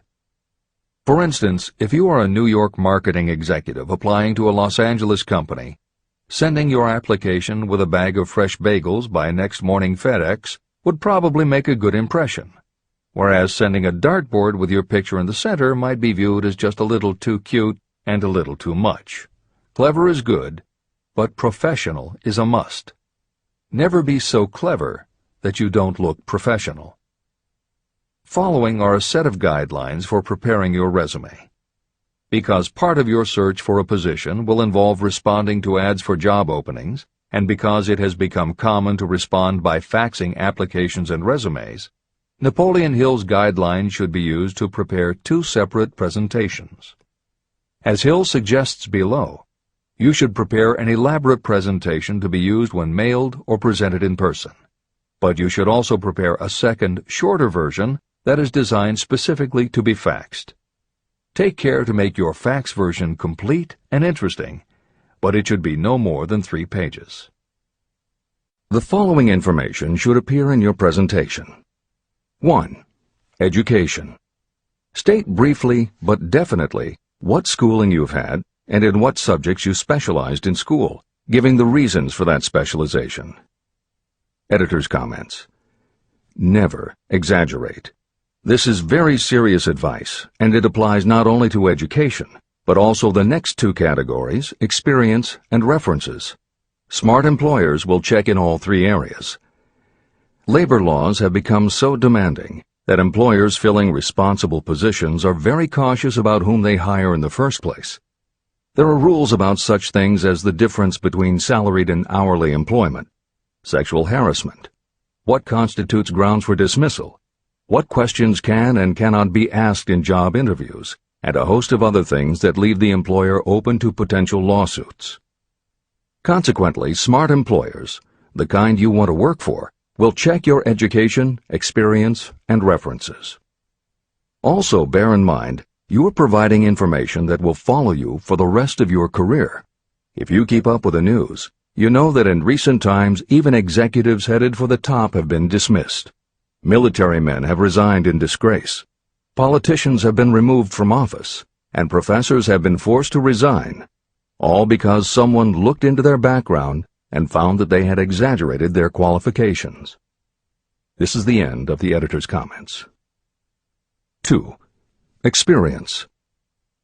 If you have had experience in connection with positions similar to the one you seek, describe it fully. Give the names and addresses of former employers. Be sure to clearly point out any special experience you may have had that would equip you to fill the position you seek. 3. References. Practically every business firm wants to know as much as possible about the background of prospective employees who seek positions of responsibility. Attach copies of letters from former employers, from teachers under whom you studied, and from prominent people whose judgment may be relied upon. 4. Photograph of yourself. Include a recent professional photograph of yourself as a part of your presentation. Editor's comment. In the contemporary job market, this is not a common practice at all. However, from personal experience, the editors of this edition know it can be advantageous. We have received only one such job application, but unquestionably it was the photograph that prompted us to ask the applicant to come in for an interview. If you are confident that your appearance makes a good, professional impression, you may want to consider this unusual approach. There is the danger that you may be seen as vain or self-centered, but it could also be the thing that gives you an edge. This is the end of the editor's comment. 5. Apply for a specific position. Never apply for just a job. That indicates you lack specialized qualifications. 6.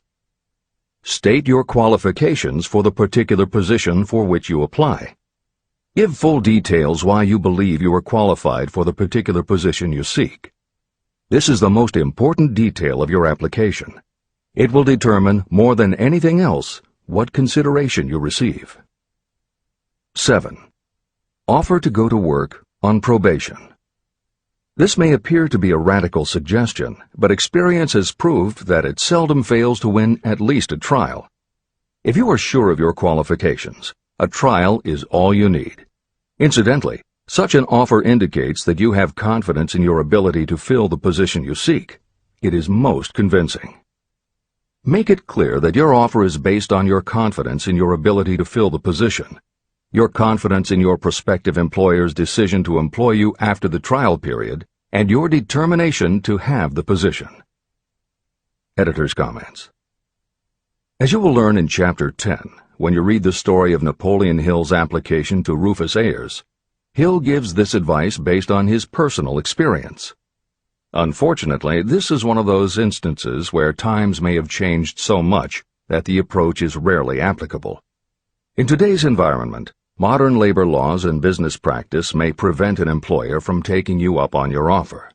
However, today many companies do have internship programs that allow an employer to test drive employees to see how well they might fit in.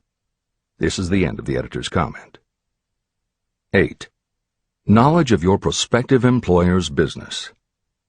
Before applying for a position, do sufficient research to familiarize yourself thoroughly with that business and indicate the knowledge you have acquired in this field. This will be impressive because it indicates that you have imagination and a real interest in the position you seek. Editor's comment. When you do this, and you certainly should, bear in mind that you will be talking with people who really know the business. Even by researching extensively, at best you will only know about their business. If you try to appear too knowledgeable or familiar, it may backfire and reveal that you have only a superficial view of the business. Unless you are already working in a particular industry and have insights based on experience, do not be presumptuous. Use your knowledge to indicate that you have taken the time to educate yourself and that you really are interested, but don't try to tell a prospective employer how you would run the business. This is the end of the editor's comment. Remember that it is not the lawyer who knows the most law, but the one who best prepares his case who wins. If your case is properly prepared and presented, your victory will have been more than half won at the outset. Do not be afraid of making your presentation too long. Employers are just as much interested in purchasing the services of well-qualified applicants as you are in securing employment. In fact, the success of most successful employers is due to their ability to select well-qualified lieutenants. They want all the information available. Editor's comment. As noted above, when faxing a resume, it should be no more than 3 pages and should state that you will be pleased to provide a more detailed resume if required. This is the end of the editor's comment. Remember another thing. Neatness in the preparation of your resume and application will indicate that you are a painstaking person. Successful salespeople groom themselves with care. They understand that first impressions are lasting. Your presentation is your sales rep. Give it a good suit of clothes, so it will stand out in bold contrast to anything else your prospective employer ever saw. If the position you seek is worth having, it is worth going after with care. More important, if you sell yourself in a manner that shows off your individuality, you probably will receive more money from the very start than you would if you applied for employment in the usual conventional way. When your resume package has been completed, you should prepare individual and personalized copies for each company or person to whom it will be presented. This personal touch is sure to command attention. Have it neatly typed, proofread, printed, and properly bound on the finest paper you can obtain. Your photograph should be mounted and included on one of the pages. Prepare a separate binding with the proper company name inserted if it is to be shown to more than one company. If you seek employment through an employment agency, have the agent use copies of your presentation in marketing your services. This will help to gain preference for you, both with the agent and the prospective employers. I've helped to prepare presentations for clients that were so striking and out of the ordinary that they resulted in the employment of the applicant without a personal interview. If you want similar results, follow the instructions to the letter, improving upon them however your imagination suggests. Editor's comments. Today, every office supply store offers a wide variety of paper stock, folders, binders, and presentation materials that can be put together in a way that is both unique and professional looking. With all of those possibilities available, if you simply present standard sheets of paper stapled in the corner, the response will very likely be standard too. If you apply a little creativity, you should have no trouble preparing a presentation that is tailored to the company to which you are applying, appropriate for the position you seek, and reflective of your personality and style. This is the end of the editor's comments. How to get the exact position you desire. Everyone enjoys doing the kind of work for which he or she is best suited. An artist loves to work with paints, a craftsman with his or her hands, a writer loves to write.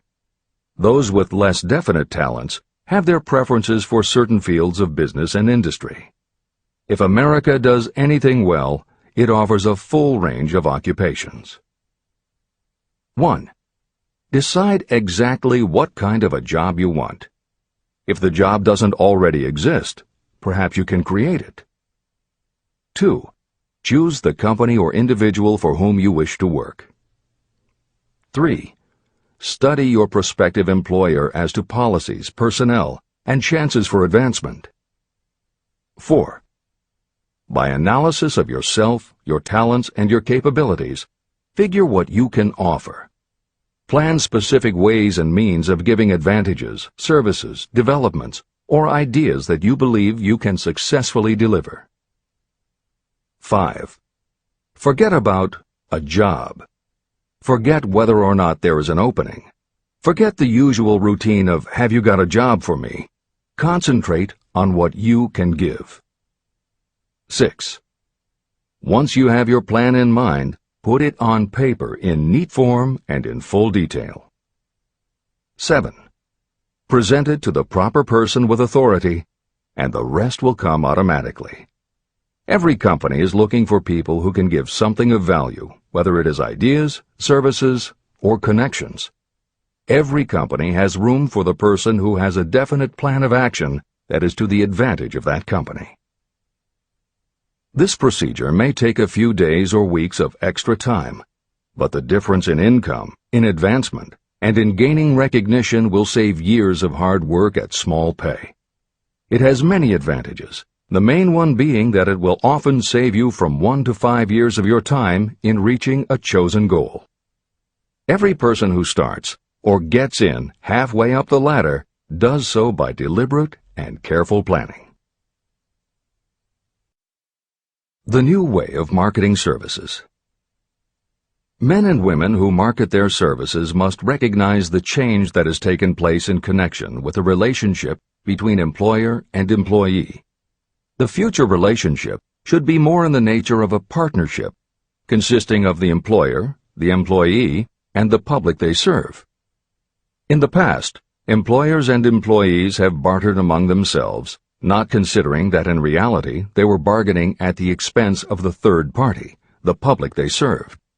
Both the employer and the employee should consider themselves as fellow employees whose business it will be to serve the public efficiently. Editor's comment. In the preceding paragraph, Napoleon Hill once again demonstrates his foresight into the future direction of American business. As you will recognize in the following section, the point he makes by citing the coal and gas companies would at a later time be equally applicable to the telephone monopolies, and later still to computer software and internet companies, and to cable television suppliers when competitors started to offer satellite TV. This snapshot of how and why business has changed should provide you with a blueprint for the attitude you must adopt and the way you must conduct yourself if you are going to attain the success you're seeking. This is the end of the editor's comment. During the Depression, I spent several months in the anthracite coal region of Pennsylvania, studying conditions that all but destroyed the coal industry. The coal operators and the unions drove hard bargains in negotiating their labor contracts. The cost of the bargaining was passed on to the customer by adding to the price of the coal. However, in the end, they discovered their actions had worked against them. What their delays and high prices had actually accomplished was to open the market to their competitors. Inadvertently, they had built up a wonderful business for the manufacturers of oil-burning stoves and furnaces, as well as for the producers of oil. A similar experience happened to the gas companies. We can all remember the time when the gas meter reader pounded on the door hard enough to break the panels. When the door was opened, he pushed his way in uninvited with a scowl on his face that plainly said, "What the hell did you keep me waiting for?" All that has undergone a change. The meter man now conducts himself as a gentleman who is delighted to be at your service, sir. Before the gas companies learned that their scowling meter men were offending customers, their competitors, the polite salesmen of oil burners, came along and did a land office business. These illustrations are mentioned here to show that we are where we are and what we are because of our own conduct. If there is a principle of cause and effect that controls business, finance, and transportation, this same principle controls individuals and determines their economic status. Courtesy and service are the watchwords of merchandising today, and they apply to the person who is marketing personal services even more directly than to the employer. In the final analysis, you are employed by the customer. If you fail to serve well, both you and your employer will pay for it by the loss of the privilege of serving. What is your QQS rating? In the preceding, the causes of success in marketing services effectively and permanently have been clearly described. Unless those causes are studied, analyzed, understood, and applied, no one can market services effectively and permanently. Every man or woman must be their own sales force of their personal services. The quality and the quantity of service rendered, and the spirit in which it is rendered, determine the price and the duration of employment. To market your personal services effectively, which means a permanent market at a satisfactory price under pleasant conditions, you must adopt and follow the QQS formula. QQS means that quality plus quantity plus the proper spirit of cooperation equals perfect salesmanship of service. Remember the QQS formula, but do more. Apply it as a habit. Analyze the formula to make sure you understand exactly what it means. Quality of service means the performance of every detail in connection with your position in the most efficient manner possible with the object of greater efficiency always in mind.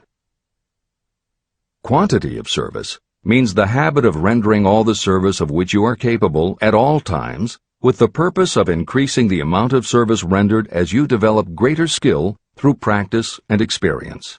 Emphasis is again placed on the word habit. Spirit of service means the habit of agreeable, harmonious conduct, which will induce cooperation from associates and fellow employees. Adequate quality and adequate quantity of service is not sufficient to maintain a permanent market for your services. The spirit in which you deliver service is a strong determining factor in connection with both the price you receive and the duration of your employment. Andrew Carnegie stressed this point in his description of the factors that lead to success in the marketing of personal services. He emphasized again and again the necessity for harmonious conduct. He stressed the fact that he would not retain any man, no matter how great a quantity or how efficient the quality of his work, unless he worked in a spirit of harmony. Mr. Carnegie insisted upon his people working with each other in an agreeable manner. To prove that he placed a high value on this quality, he helped many who met his standards to become very wealthy. Those who did not conform had to make room for others who did. The importance of a pleasing personality has been stressed because it is so important in rendering service in the proper spirit. If you have a personality that pleases, and you render service in a spirit of harmony, these assets often make up for what you may lack in both the quality and the quantity of service you render. Nothing, however, can be successfully substituted for pleasing conduct. The capital value of your services. The person whose income is derived entirely from the sale of personal services is a merchant, just like the person who sells hard goods, and such a person is subject to exactly the same rules of conduct as the merchant who sells merchandise. I emphasize this because many people who live by the sale of personal services make the mistake of considering themselves free from the rules of conduct and the responsibilities attached to those who are engaged in marketing commodities. The day of the go-getter has been supplanted by the go-giver. The actual capitalized value of your brainpower may be determined by the amount of income you can produce by marketing your services. A fair estimate of the capital value of your brainpower may be made by using the following assumptions. Money, the amount of capital, can be borrowed from a bank at a certain rate of interest. Money is worth no more than brains, and it is often worth much less. Therefore, if your brainpower is as valuable as money, in effect, you should be lending your brainpower, your amount of capital, at least at the same rate that banks charge to lend money. This means that what you earn in a year, your income, is comparable to what a bank earns from a loan in a year, the interest they charge. You can then calculate the capital value of your brainpower using this formula. Divide 100 by the current rate of interest that banks charge for lending money. Then multiply the result by the amount of your annual income. As an example, assume that the current interest rate is 5%. Assume your annual income is $50,000. The formula would be as follows. 100 divided by 5 equals 20, and 20 multiplied by 50,000 equals $1 million. Therefore, if you lend out your brainpower, your capital, at the same rate as the bank lends money, 5% interest, your brainpower is worth $1 million. Competent brains, if effectively marketed, represent a much more desirable form of capital than the money that is required to conduct a business dealing in commodities. This is true because brains are a form of capital that cannot be permanently depreciated by economic depressions, nor can this form of capital be stolen or spent. Moreover, the money that is essential for the conduct of business is as worthless as a sand dune until it has been mixed with efficient brains. The 31 major causes of failure. Life's greatest tragedy consists of men and women who earnestly try and fail. The tragedy lies in the overwhelmingly large majority of people who fail as compared with the few who succeed. I have had the privilege of analyzing several thousand men and women, 98% of whom were classed as failures. My analysis proved that there are 13 major principles through which people accumulate fortunes. Each of the 13 principles of success has its own chapter in this book. And there are 31 major reasons for failure. The 31 causes of failure are listed below.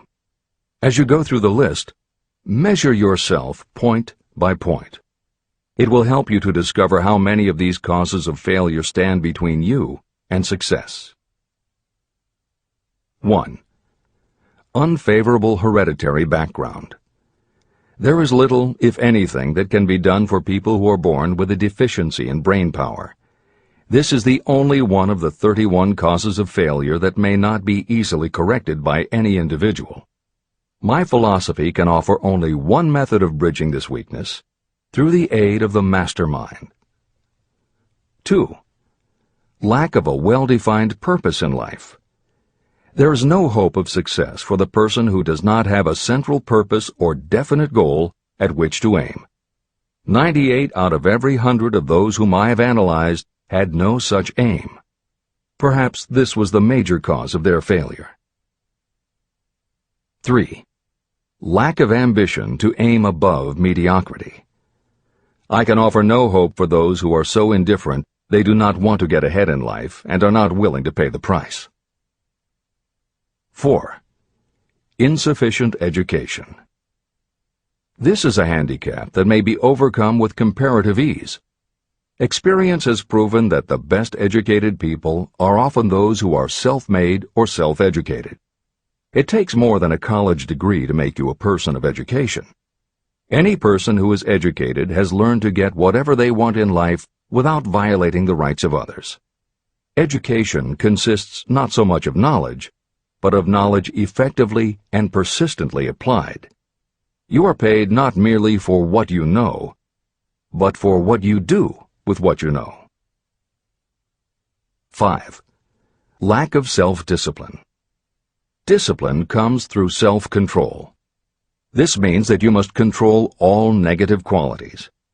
Before you can control conditions, you must first control yourself.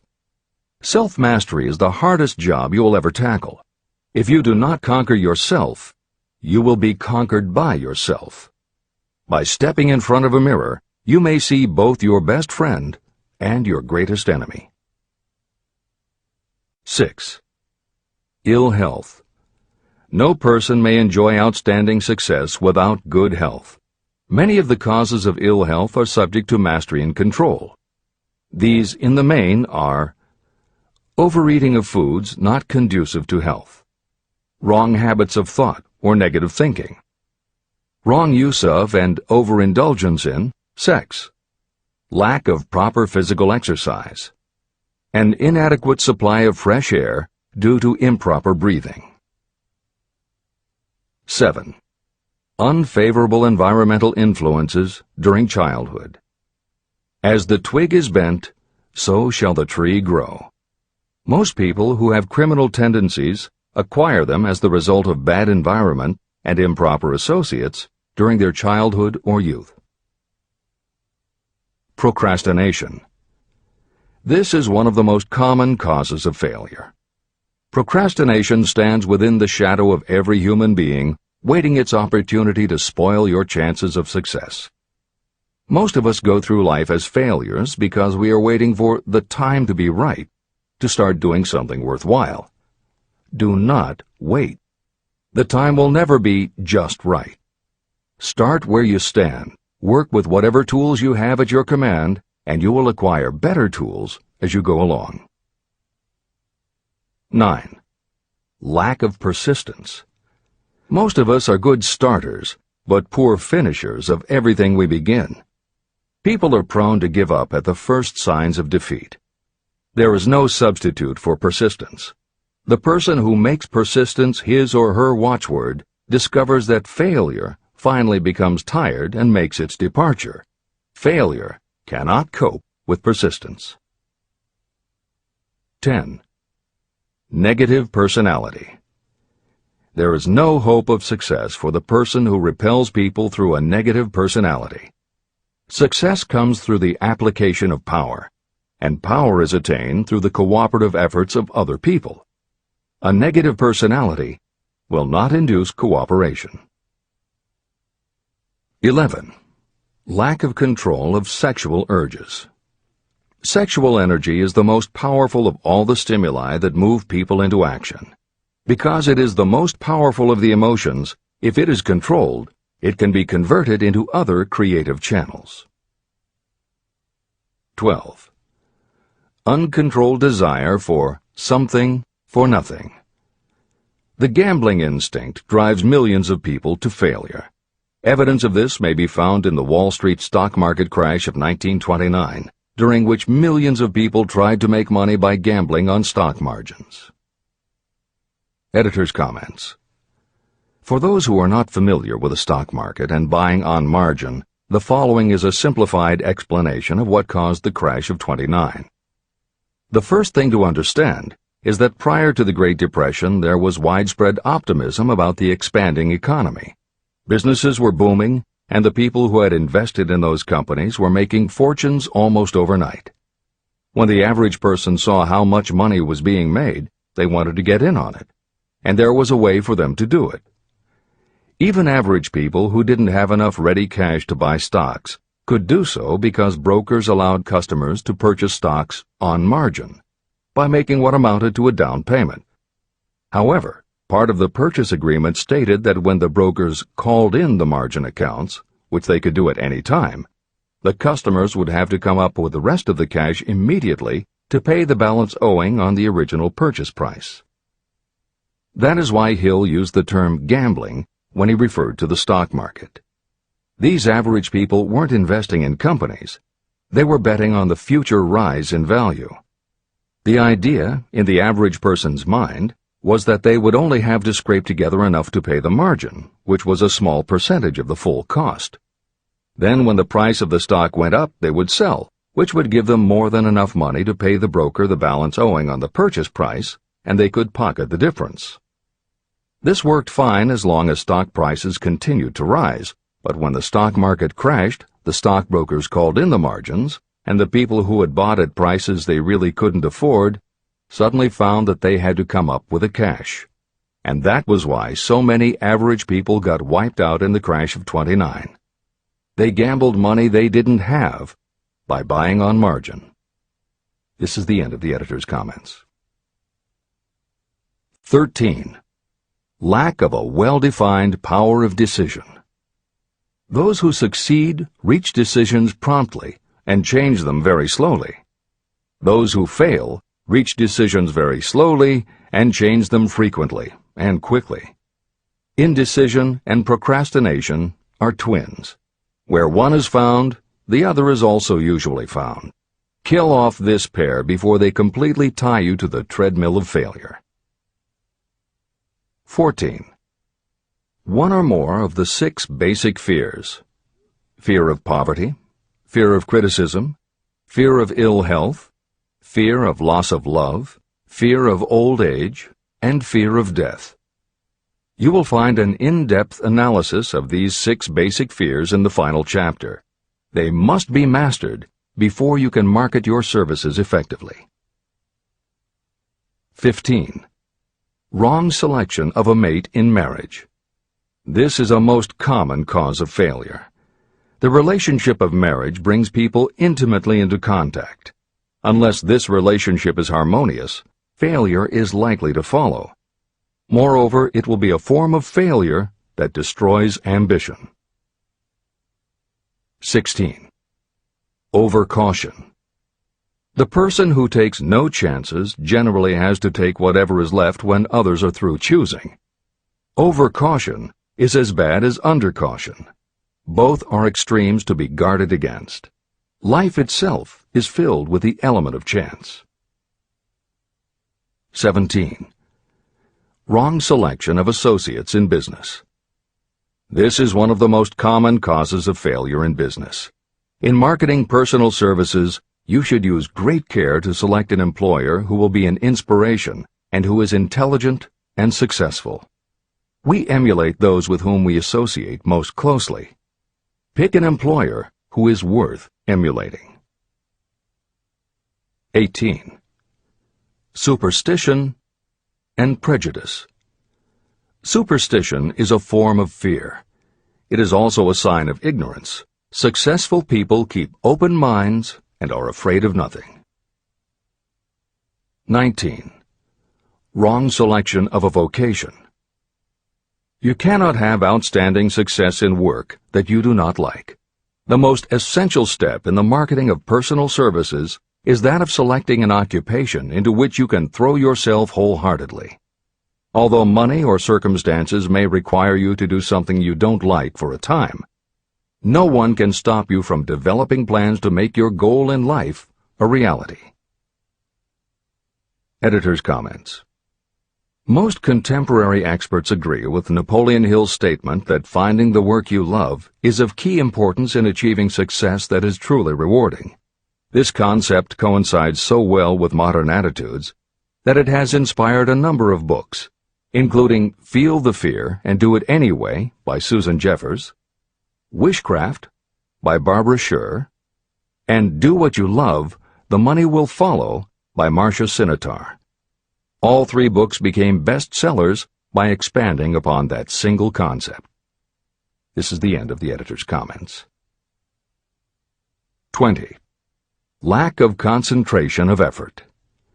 The jack of all trades seldom is good at any. Concentrate all of your efforts on one definite chief aim. 21. The habit of indiscriminate spending. You cannot succeed if you are eternally in fear of poverty. Form the habit of systematic saving by putting aside a definite percentage of your income. Money in the bank gives you a very safe foundation of courage when bargaining for the sale of personal services. Without money, you must take what you are offered and be glad to get it. 22. Lack of enthusiasm. Without enthusiasm, you cannot be convincing. Moreover, enthusiasm is contagious, and the person who has it under control is generally welcome in any group of people. 23. Intolerance. The person with a closed mind on any subject seldom gets ahead. Intolerance means that you have stopped acquiring knowledge. The most damaging forms of intolerance are those connected with religious, racial, and political differences of opinion. 24. Intemperance. The most damaging forms of intemperance are connected with overeating, alcohol, drugs, and sexual activities. Overindulgence in any of these can be fatal to success. 25. Inability to cooperate with others. More people lose their positions and their big opportunities in life because of this fault than for all other reasons combined. It is a fault that no well-informed business person or leader will tolerate. 26. Possession of power that was not acquired through self-effort. Sons and daughters of wealthy parents and others who inherit money that they did not earn. Power in the hands of one who did not acquire it gradually is often fatal to success. Quick riches are more dangerous than poverty. 27. Intentional dishonesty. There is no substitute for honesty. You may be temporarily dishonest because of circumstances over which you have no control without permanent damage, but there is no hope for you if you are dishonest by choice. Sooner or later, your deeds will catch up with you, and you will pay by loss of reputation and perhaps even loss of liberty. 28. Egotism and vanity. These qualities serve as red lights that warn others to keep away. They are fatal to success. 29. Guessing instead of thinking. Most people are too indifferent or lazy to acquire facts with which to think accurately.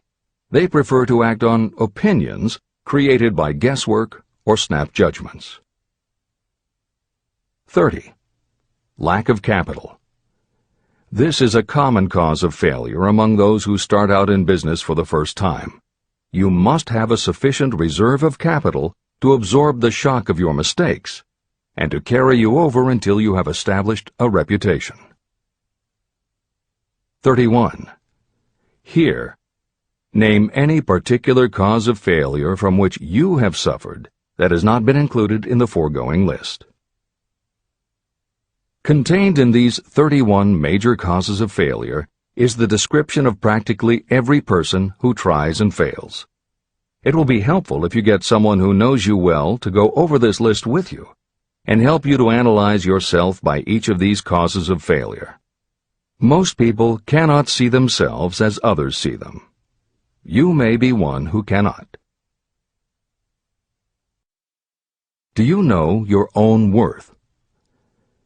The oldest of admonitions is, know thyself.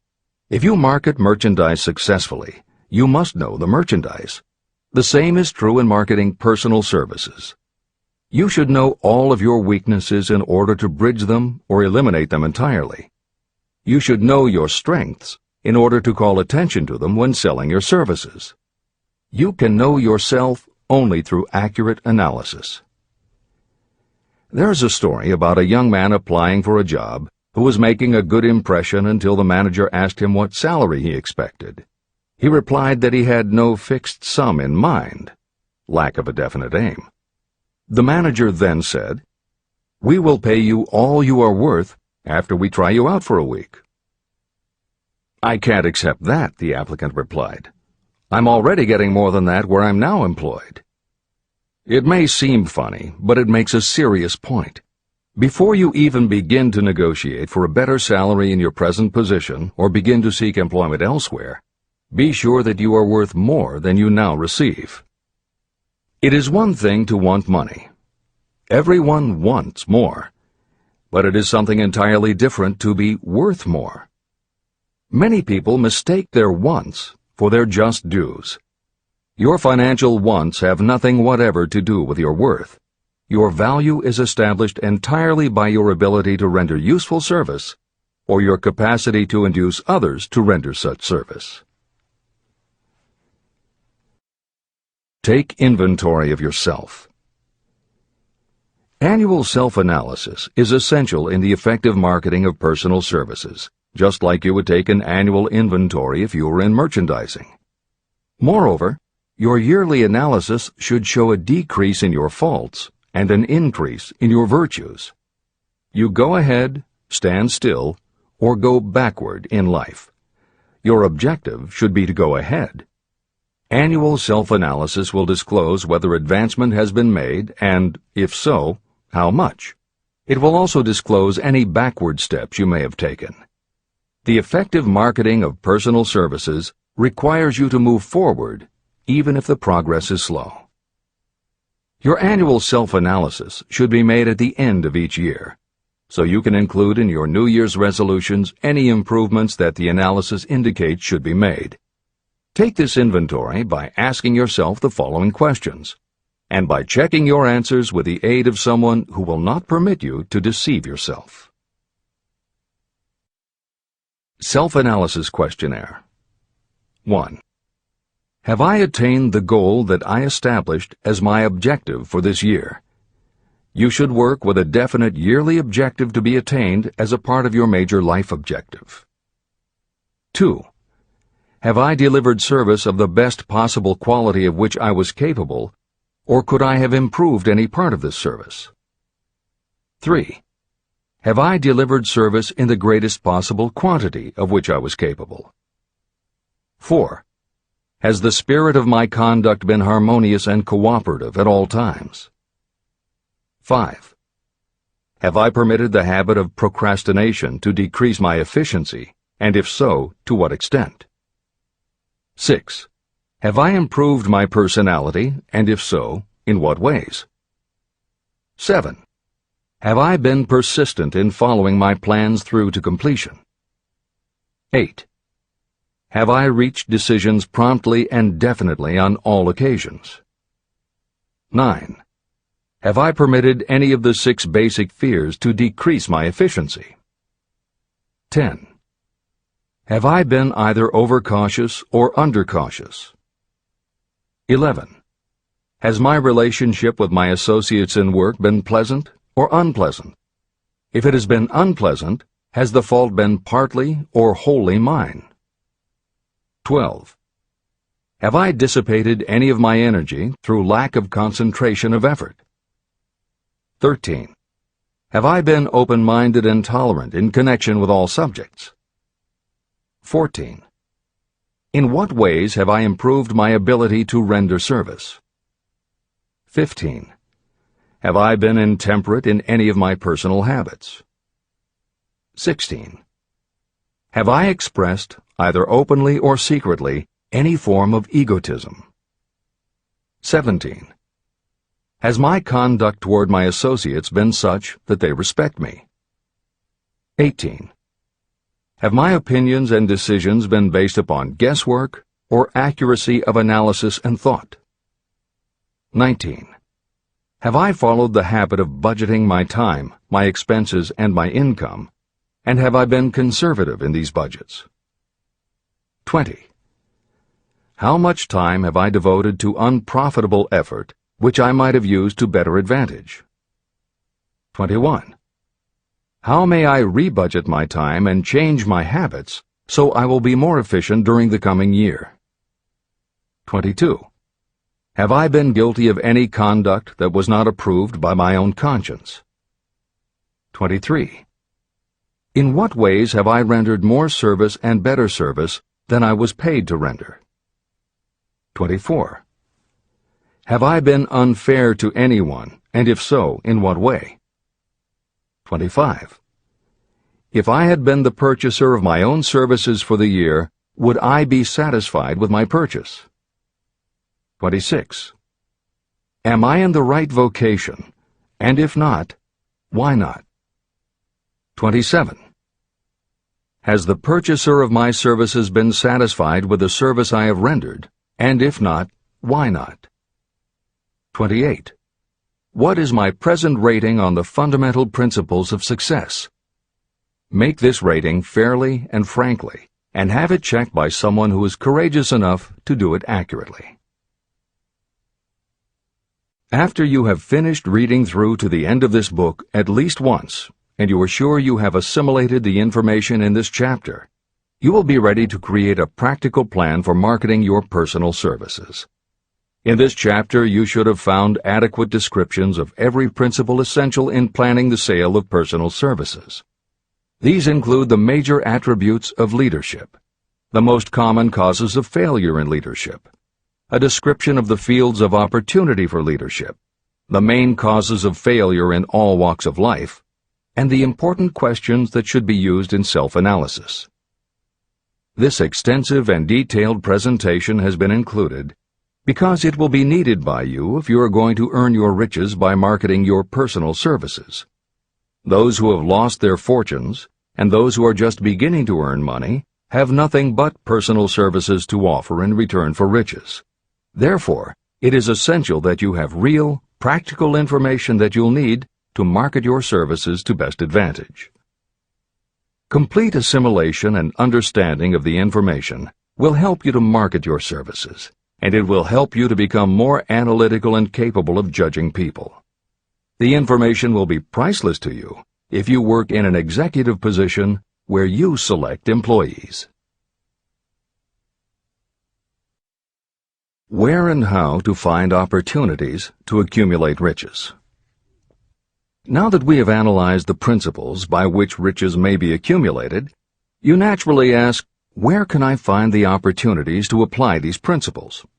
Very well. Let us take inventory and see what the United States of America offers the person seeking riches. To begin with, remember that we live in a country where every law-abiding citizen enjoys freedom of thought and freedom of deed unequaled anywhere in the world. Most of us have never taken inventory of the advantages of this freedom. We have never compared our unlimited freedom with a curtailed freedom in other countries.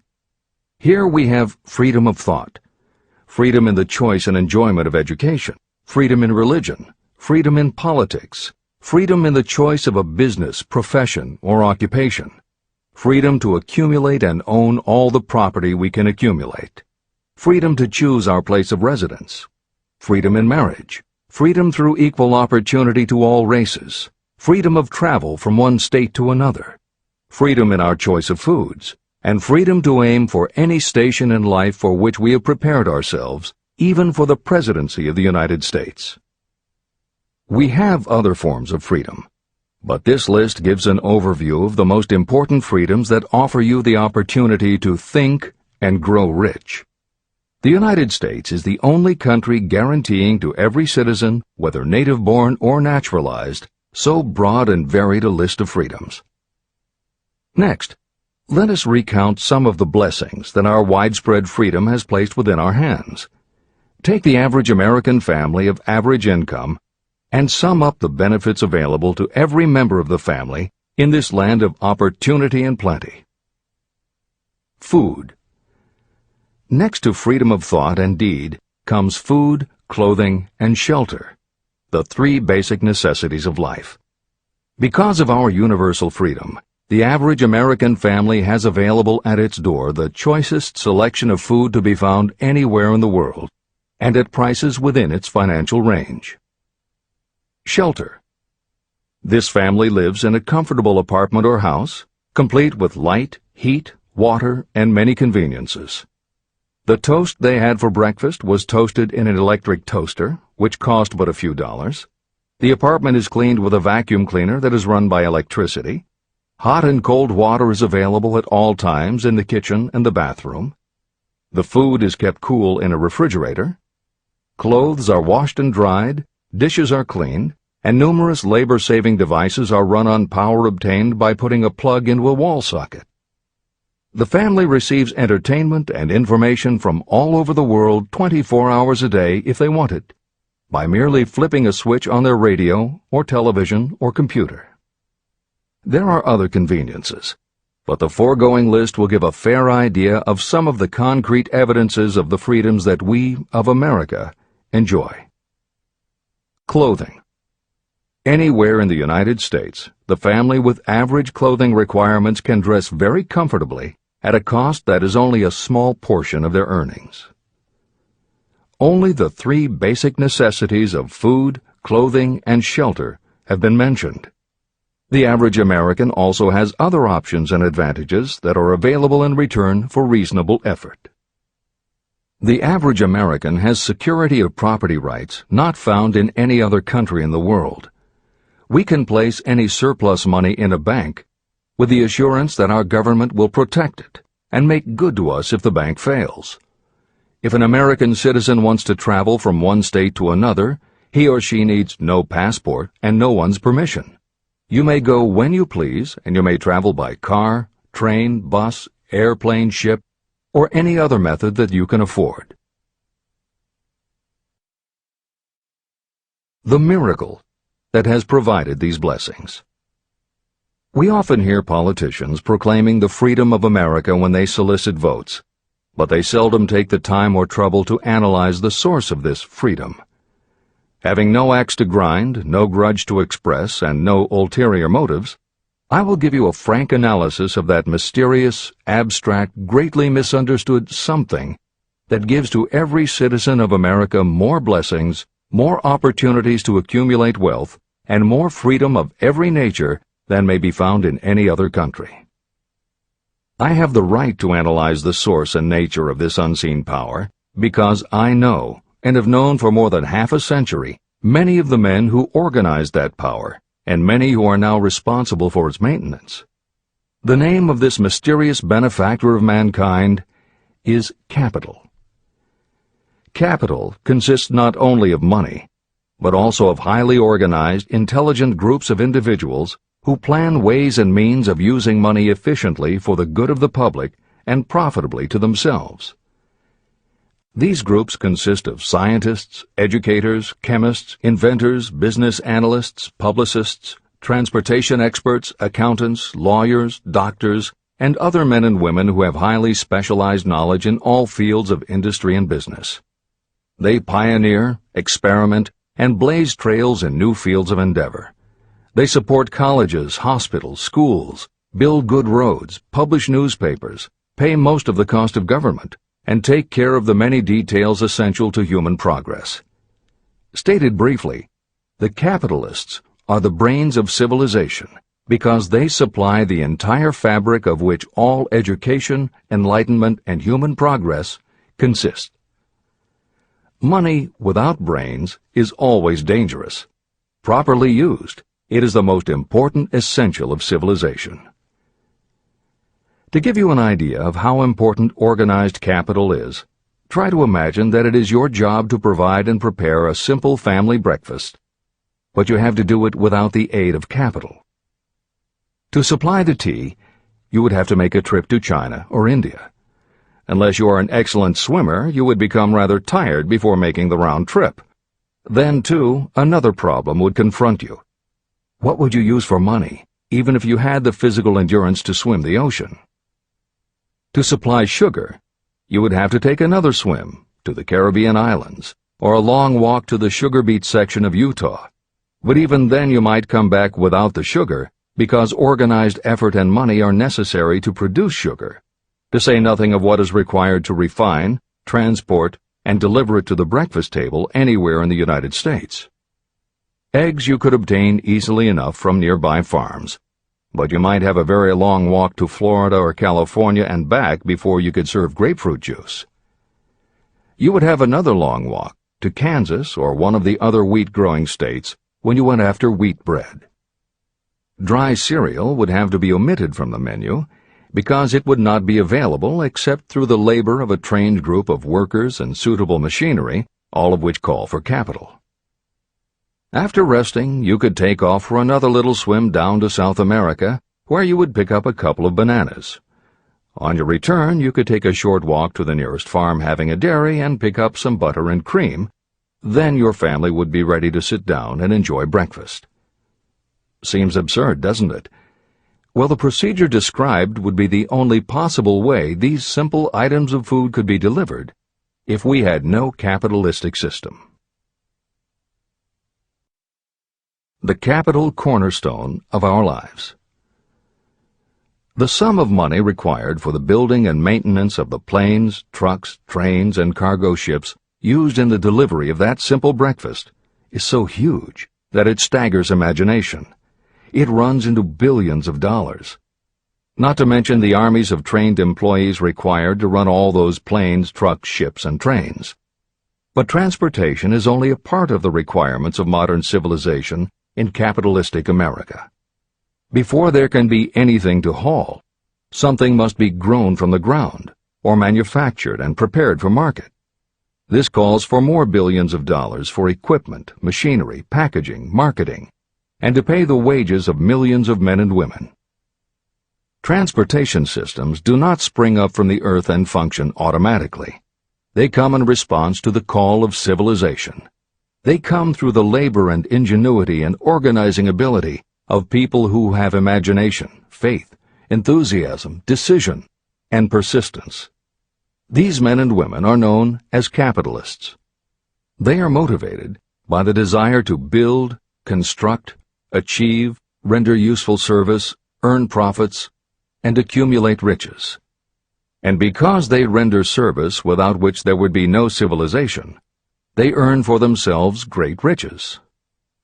Just to keep the record simple and understandable, I will add that these capitalists are the same men and women who are often denounced as the greedy establishment or Wall Street. I'm not attempting to present a case for or against any group or any system of economics. The purpose of this book, a purpose to which I have faithfully devoted more than half a century, is to present to anyone who wants the knowledge the most dependable philosophy through which individuals may accumulate riches in whatever amounts they desire. The reasons I have analyzed the economic advantages of the capitalistic system are: 1.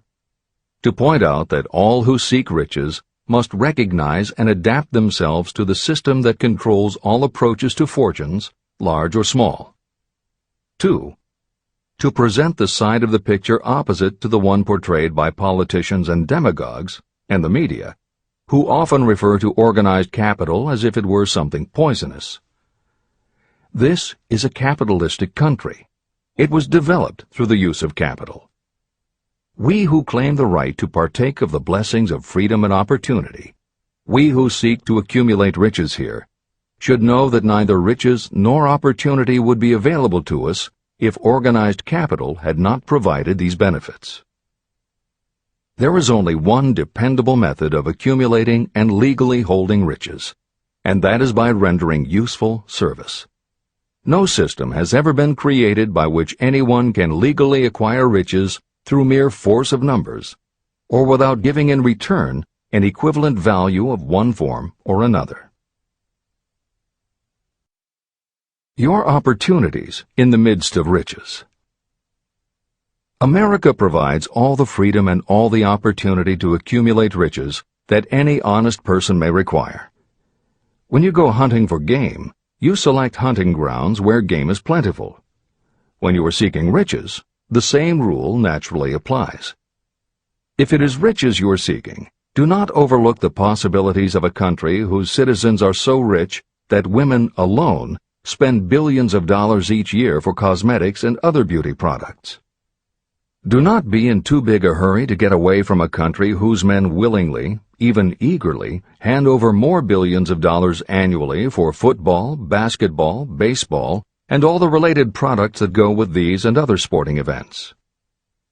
Only a few of the luxuries and non-essentials have been mentioned, but remember that the business of producing and marketing these few products gives regular employment to many millions of men and women, who receive for their services many millions of dollars monthly, and spend it freely for both the luxuries and the necessities.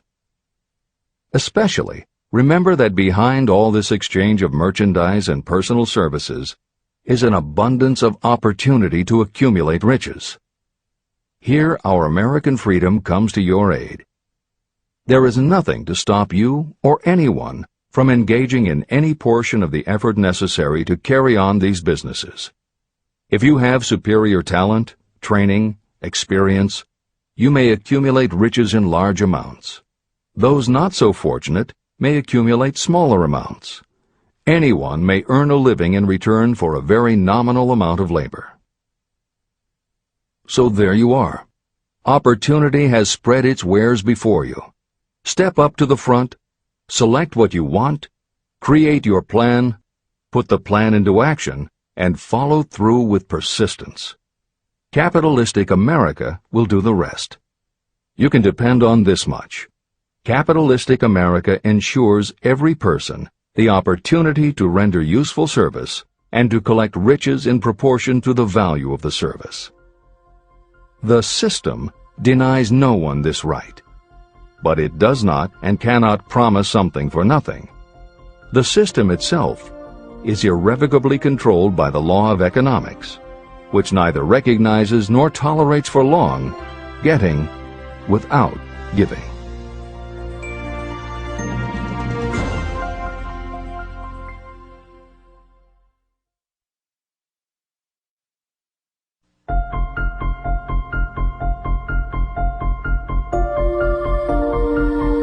Conceit is a fog that envelops a man's real character beyond his own recognition. It weakens his native ability and strengthens all his inconsistencies. Chapter 9. Decision. The mastery of procrastination. The seventh step toward riches. Analysis of over 25,000 men and women who had experienced failure reveals that lack of decision was near the head of the list of the 31 major causes of failure. Procrastination, the opposite of decision, is a common enemy which practically every person must conquer. You will have an opportunity to test your capacity to reach quick and definite decisions when you finish reading this book and begin to put the principles into action. My analysis of several hundred people who had accumulated fortunes well beyond the $1 million mark disclosed the fact that every one of them had the habit of reaching decisions promptly and of changing these decisions slowly. People who fail to accumulate money, without exception, have the habit of reaching decisions, if at all, very slowly and of changing these decisions quickly and often. One of Henry Ford's most outstanding qualities was his habit of reaching decisions quickly and definitely and changing them slowly. This quality was so pronounced in Mr. Ford that it gave him the reputation of being obstinate. It was this quality that prompted Mr. Ford to continue to manufacture his famous Model T, the world's ugliest car, when all of his advisors and many of the purchasers of the car were urging him to change it. Perhaps Mr. Ford delayed too long in making the change, but the other side of the story is that Mr. Ford's firmness of decision yielded a huge fortune before the change in model became necessary. Some say that Mr. Ford's definiteness of decision was just obstinacy, but even this quality is preferable to slowness in reaching decisions and quickness in changing them. Editor's comments. Henry Ford's consistency extended also to the color of the Model T, 15 million of which in 19 years of production from 1908 to 1927 were made only in black and with little change in the design. Shortly after its introduction, Napoleon Hill met with Ford to talk about the principles of success. According to Hill, in Michael Ritt's biography of Napoleon Hill, A Lifetime of Riches, Henry Ford was cold, indifferent, unenthusiastic, and spoke only when forced to, unless he was talking about his car. Early on, few people other than Carnegie could foresee the success Ford would achieve, which Hill later attributed to Ford's self-control and concentrated effort. At Hill's first meeting with him in 1911, Ford was interested only in talking about the Model T. After Ford took him for a spin around the factory, Hill bought one for $680. This is the end of the editor's comments. Making your own decisions. The majority of people who fail to accumulate the money they need are generally easily influenced by the opinions of others. They permit gossip, rumors, other people's opinions, and the news reporters to do their thinking for them. Opinions are the cheapest commodities on earth. Everyone has a flock of opinions they are ready to tell anyone who will listen. If you are too influenced by other people's opinions when you reach decisions, you will not succeed in any undertaking, much less in that of transmuting your own desire into money. If you are influenced by the opinions of others, you will have no desire of your own. Keep your own counsel. Rely on yourself to reach your own decisions when you begin to put these principles into practice, and follow through on your decisions. Take no one into your confidence except the members of your mastermind group, and be very sure that you choose for your group only those who will be in complete sympathy and harmony with your purpose. Close friends and relatives, while not meaning to do so, often handicap one through opinions. And for some reason, even friends often seem to think that ridiculing you and your plans is funny. Thousands of men and women carry inferiority complexes with them all through life because some well-meaning but ignorant person destroyed their confidence through opinions or ridicule. You have a brain and mind of your own. Use it, and reach your own decisions. If you need facts or information from others to help you reach decisions, acquire the facts or information you need quietly, without disclosing your purpose. It is characteristic of people who have a smattering of knowledge to try to give the impression that they know more than they do. Such people generally do too much talking and too little listening. Keep your eyes and ears open and your mouth closed if you wish to acquire the habit of prompt decision. Those who talk too much do little else. If you talk more than you listen, you may miss some important piece of knowledge that might have been very useful to you. By talking too much, you may also disclose your plans and purposes to people who will take great delight in defeating you because they envy you. Remember, every time you open your mouth in the presence of a person who really has knowledge, you tip your hand and show that person your exact stock of knowledge, or you tip your hand to your lack of it. The mark of genuine wisdom is modesty and silence. Keep in mind that every person is, like you, seeking the opportunity to accumulate money. If you talk about your plans too freely, You may be surprised when you learn that some other person has beat you to it by using the plans you bragged about. Let one of your first decisions be to keep a closed mouth and open ears and eyes. As a reminder to yourself, copy the following epigram in large letters and place it where you will see it daily. Tell the world what you intend to do, but first, show it. This is the equivalent of saying that deeds and not words are what count most. The value of decisions depends upon the courage required to render them. The great decisions that served as the foundation of civilization were reached by assuming great risks, which often meant the chance of death. Lincoln's decision to issue his famous Proclamation of Emancipation, which gave freedom to African Americans, was rendered with full understanding that his act would turn thousands of friends and political supporters against him. When the rulers of Athens gave Socrates the choice of disclaiming his teachings or being sentenced to death, Socrates' decision to drink the cup of poison, rather than compromise in his personal belief, was a decision of courage. It turned time ahead 1,000 years and gave to people then unborn the right to freedom of thought and of speech. 56. Who risked the gallows? The greatest decision of all time, as far as any American citizen is concerned, was reached in Philadelphia on July 4, 1776, when 56 men signed their names to a document that they well knew would bring freedom to all Americans, or leave every one of the 56 hanging from a gallows. You have heard of this famous document, the Declaration of Independence. But have you taken from it the great lesson in personal achievement it so plainly taught? We all remember the date of this momentous decision, but few of us realize what courage that decision required. We remember our history as it was taught. We remember dates and the names of the men who fought. We remember Valley Forge and Yorktown. We remember George Washington and Lord Cornwallis. But we know little of the real forces behind these names, dates, and places. We know even less of that intangible power that ensured freedom long before Washington's armies reached Yorktown. It is nothing short of tragedy that the writers of history have missed entirely even the slightest reference to the irresistible power that gave birth and freedom to the nation destined to set up new standards of independence for all the peoples of the earth. I say it is a tragedy because it is the same power that must be used by every individual who overcomes the difficulties of life and forces life to pay the price asked. Let us briefly review the events that gave birth to this power. The story begins with an incident in Boston on March 5, 1770. British soldiers were patrolling the streets, openly threatening the citizens by their presence. The colonists resented armed men marching in their midst.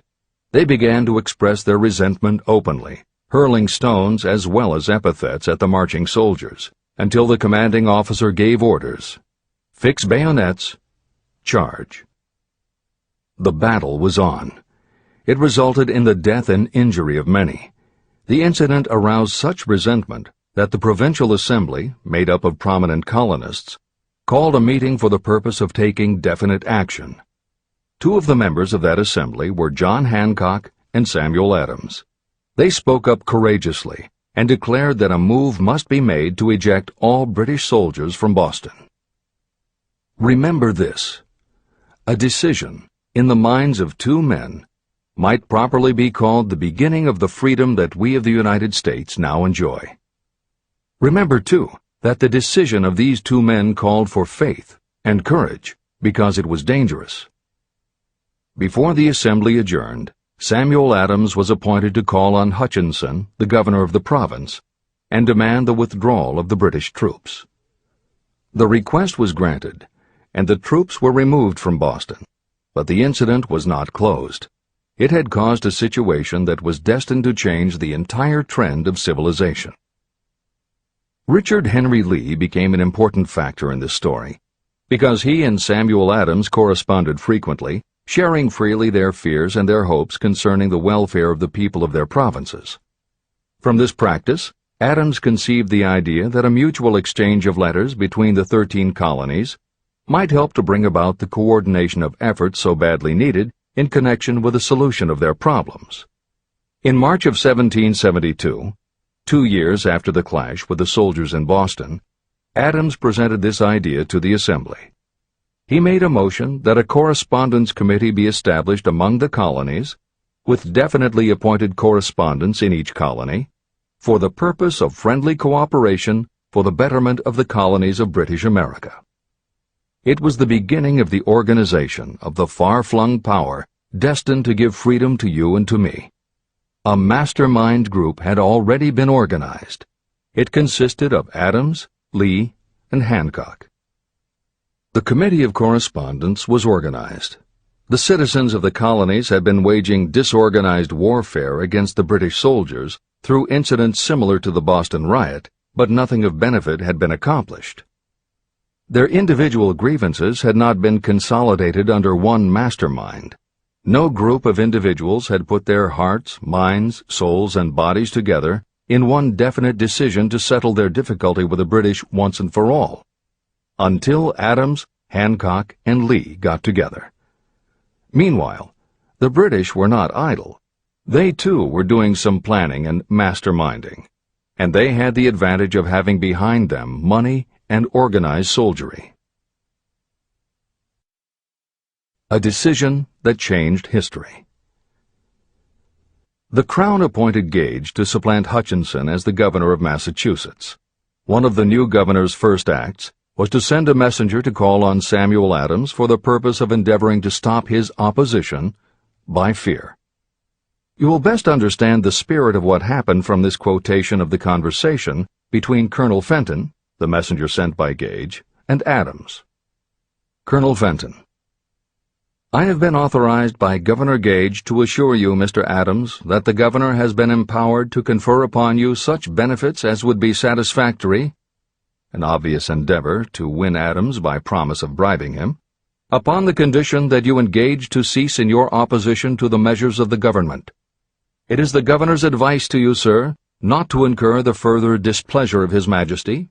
Your conduct has been such as makes you liable to penalties of an act of Henry VIII, by which persons can be sent to England for trial for treason or misprision of treason at the discretion of a governor of a province.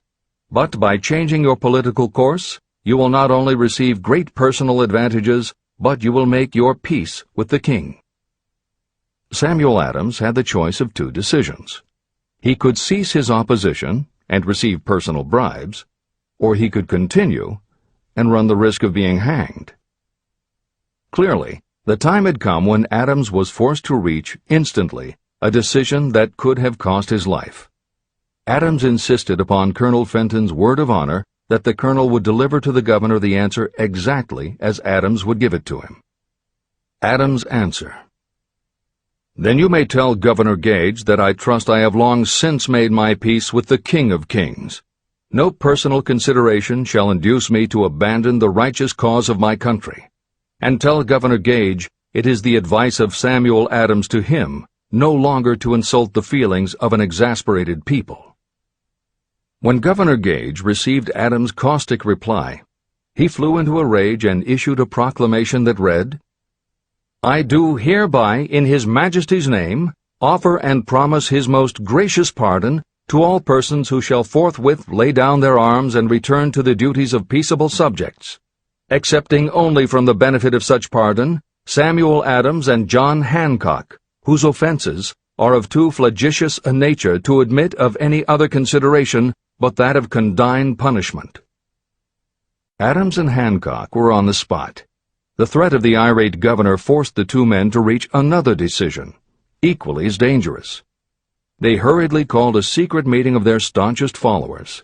After the meeting had been called to order, Adams locked the door, placed the key in his pocket, and informed all present that it was imperative that a Congress of the colonists be organized, and that no man should leave the room until the decision for such a Congress had been reached. Great excitement followed. Some weighed the possible consequences of such radicalism. Some expressed grave doubt as to the wisdom of so definite a decision in defiance of the Crown. Locked in that room were two men immune to fear, blind to the possibility of failure. Hancock, and Adams. Through the influence of their minds, the others were induced to agree that, through the Correspondence Committee, arrangements should be made for a meeting of the First Continental Congress to be held in Philadelphia, September 5, 1774. Remember this date. It is more important than July 4, 1776. If there had been no decision to hold a Continental Congress, there could have been no signing of the Declaration of Independence. Before the first meeting of the new Congress, another leader, in a different section of the country, was deep in the throes of publishing a summary view of the rights of British America. He was Thomas Jefferson, of the province of Virginia, whose relationship to Lord Dunmore, representative of the Crown in Virginia, was as strained as that of Hancock's and Adams with their governor. Shortly after his famous Summary of Rights was published, Jefferson was informed that he was subject to prosecution for high treason against His Majesty's government. Inspired by the threat, one of Jefferson's colleagues, Patrick Henry, boldly spoke his mind, concluding his remarks with a sentence that shall remain forever a classic. "If this be treason, then make the most of it." It was such men as these who, without power, without authority, without military strength, without money, sat in solemn consideration of the destiny of the colonies, beginning at the opening of the First Continental Congress and continuing at intervals for 2 years, until on June 7, 1776, Richard Henry Lee arose, addressed the chair, and to the startled assembly made this motion: "Gentlemen, I make the motion that these united colonies are, and of right ought to be, free and independent states, that they be absolved from all allegiance to the British Crown, and that all political connection between them and the state of Great Britain is, and ought to be, totally dissolved." The most momentous decision ever placed on paper. Lee's astounding motion was discussed fervently and at such length that he began to lose patience. Finally, after days of argument, he again took the floor and declared in a clear, firm voice, "Mr. President, we have discussed this issue for days. It is the only course for us to follow. Why then, sir, do we longer delay? Why still deliberate? Let this happy day give birth to an American republic. Let her arise, not to devastate and to conquer, but to re-establish the reign of peace and of law." Before his motion was finally voted upon, Lee was called back to Virginia because of serious family illness. But before leaving, he placed his cause in the hands of his friend, Thomas Jefferson, who promised to fight until favorable action was taken. Shortly thereafter, the President of the Congress, Hancock, appointed Jefferson as chairman of a committee to draw up a Declaration of Independence. Long and hard the committee labored on a document that would mean, when accepted by the Congress, that every man who signed it would be signing his own death warrant should the colonies lose in the fight with Great Britain that was sure to follow. The document was drawn, and on June 28th, the original draft was read before the Congress.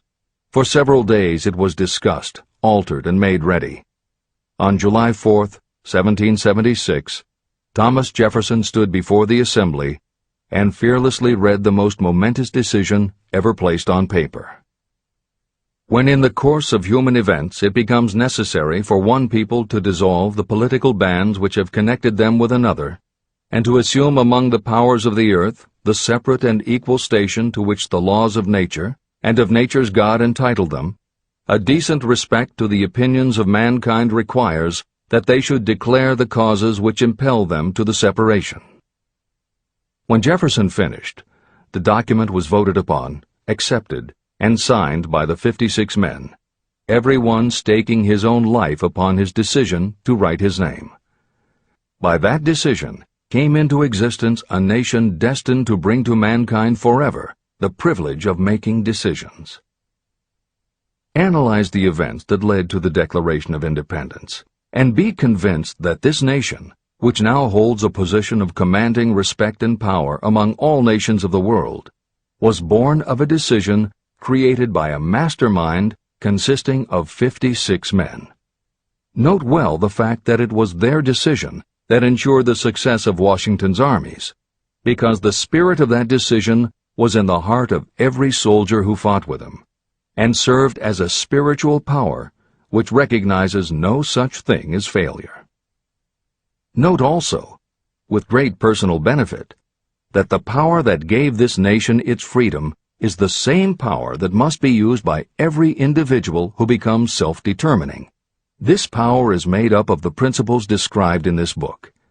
It will not be difficult to detect in the story of the Declaration of Independence at least 6 of these principles: desire, decision, faith, persistence, the mastermind, and organized planning. Know what you want, and you will generally get it. Throughout this philosophy, you'll find the suggestion that thought, backed by strong desire, will transmute itself into its physical equivalent. The story of the founding of America and the story of the organization of the United States Steel Corporation are perfect examples of the method by which thought makes this astounding transformation. In your search for the secret of the method, do not look for a miracle, because you will not find it. You will find only the eternal laws of nature. These laws are available to every person who has the faith and the courage to use them. They may be used to bring freedom to a nation or to accumulate riches. Those who reach decisions promptly and definitely know what they want and generally get it. The leaders in every walk of life decide quickly and firmly. That is the major reason why they are leaders. The world has a habit of making room for the people whose words and actions show that they know where they are going. Indecision is a habit that usually begins when a person is young. It becomes more and more of a habit as the youth goes through grade school, high school, and even through college without definiteness of purpose. The habit of indecision goes with the student into the occupation he or she chooses. Generally, a young person just out of school seeks any job that can be found. Young people take the first job they can find because they have fallen into the habit of indecision. The vast majority of people working today are in the positions they hold because they lack the definiteness of decision to plan a definite position and the knowledge of how to choose an employer. Definiteness of decision always requires courage, sometimes very great courage. The 56 men who signed the Declaration of Independence staked their lives on the decision to affix their signatures to that document. The person who reaches a definite decision to go after a specific job and make life pay the price he or she asks does not stake his or her life on that decision. They stake their economic freedom. Financial independence, riches, and desirable business positions are not within reach of the person who neglects or refuses to expect, plan, and demand these things. The person who desires riches in the same spirit that Samuel Adams desired freedom for the colonies is sure to accumulate wealth. No man achieves great success who is unwilling to make personal sacrifices. Chapter 10. Persistence. The sustained effort necessary to induce faith. The 8th step toward riches. Persistence is an essential factor in the procedure of transmuting desire into its monetary equivalent. The basis of persistence is the power of will. Willpower and desire, when properly combined, make an irresistible pair. Those who accumulate great fortunes are sometimes called cold-blooded or ruthless. Frequently, it is simply because their critics simply don't understand that what they have is a strong desire backed up by willpower, which they mix with persistence. It is the combination that ensures the attainment of their objectives. The majority of people are ready to throw their aims and purposes overboard and give up at the first sign of opposition or misfortune. A few carry on despite all opposition until they attain their goal. There may be no heroic connotation to the word persistence, but persistence does for your character what carbon does to iron. It hardens it to steel. The building of a fortune will involve the application of the entire 13 factors of this philosophy. These principles must be understood, and they must be applied with persistence by all who accumulate money. Your test of persistence. If you are reading this book with the intention of seriously applying the knowledge, the first test of your persistence will come when you begin to follow the 6 steps described in the 3rd chapter. Desire. Unless you are one of the few people who already have a definite goal and a definite plan for its attainment, you may read the instructions, but you will never actually apply them in your daily life. Lack of persistence is one of the major causes of failure. Moreover, my experience with thousands of people has proved that lack of persistence is a weakness common to the majority of people. However, it is a weakness that may be overcome by effort. The ease with which lack of persistence may be conquered will depend entirely upon the intensity of your desire. The starting point of all achievement is desire. Keep this constantly in mind. Weak desires bring weak results, just as a small amount of fire makes a small amount of heat. If you are lacking in persistence, this weakness may be remedied by building a stronger fire under your desires. Continue reading through to the end of this book. Then go back to Chapter 3 and start immediately to carry out the instructions for using the 6 steps. The eagerness with which you follow these instructions will indicate clearly how much or how little you really desire to accumulate money. If you find that you are indifferent, you may be sure that you have not yet acquired the money consciousness that you must possess before you can be sure of accumulating a fortune. Fortunes gravitate to those whose minds have been prepared to attract them, just as surely as water gravitates to the ocean. If you are weak in persistence, focus on the instructions in Chapter 11, Power of the Mastermind. Surround yourself with a mastermind group, and through the cooperation of the members of this group, you can develop persistence. You will find additional instructions for the development of persistence in Chapter 5, Autosuggestion, and in Chapter 13, The Subconscious Mind. Follow the instructions in these chapters until you build up habits that convey to your subconscious mind a clear picture of the object of your desire. From that point on, you will not be handicapped by lack of persistence. Your subconscious mind works continuously while you are awake and while you are asleep. Are you money conscious or poverty conscious? Occasional effort to apply the rules will be of no value to you. To get results, you must apply all of the rules until they become a fixed habit with you. In no other way can you develop the necessary money consciousness. Just as money is attracted to those who have deliberately set their mind on it, poverty is attracted to those whose mind is open to it. And although money consciousness must be developed intentionally, poverty consciousness develops without conscious application of habits favorable to it. Poverty consciousness will seize the mind that is not occupied with money consciousness. If you understand the point of the preceding paragraph, you will understand the importance of persistence in the accumulation of a fortune. Without persistence, you will be defeated even before you start. With persistence, you will win. If you have ever had a nightmare, you will realize the value of persistence. You are lying in bed, half awake, with a feeling that you are about to smother. You are unable to turn over or to move a muscle. You realize that you must begin to regain control over your muscles. Through persistent effort of willpower, you finally manage to move the fingers of one hand. By continuing to move your fingers, you extend your control to the muscles of one arm until you can lift it. Then you gain control of the other arm. You finally gain control over the muscles of one leg, and then extend it to the other leg.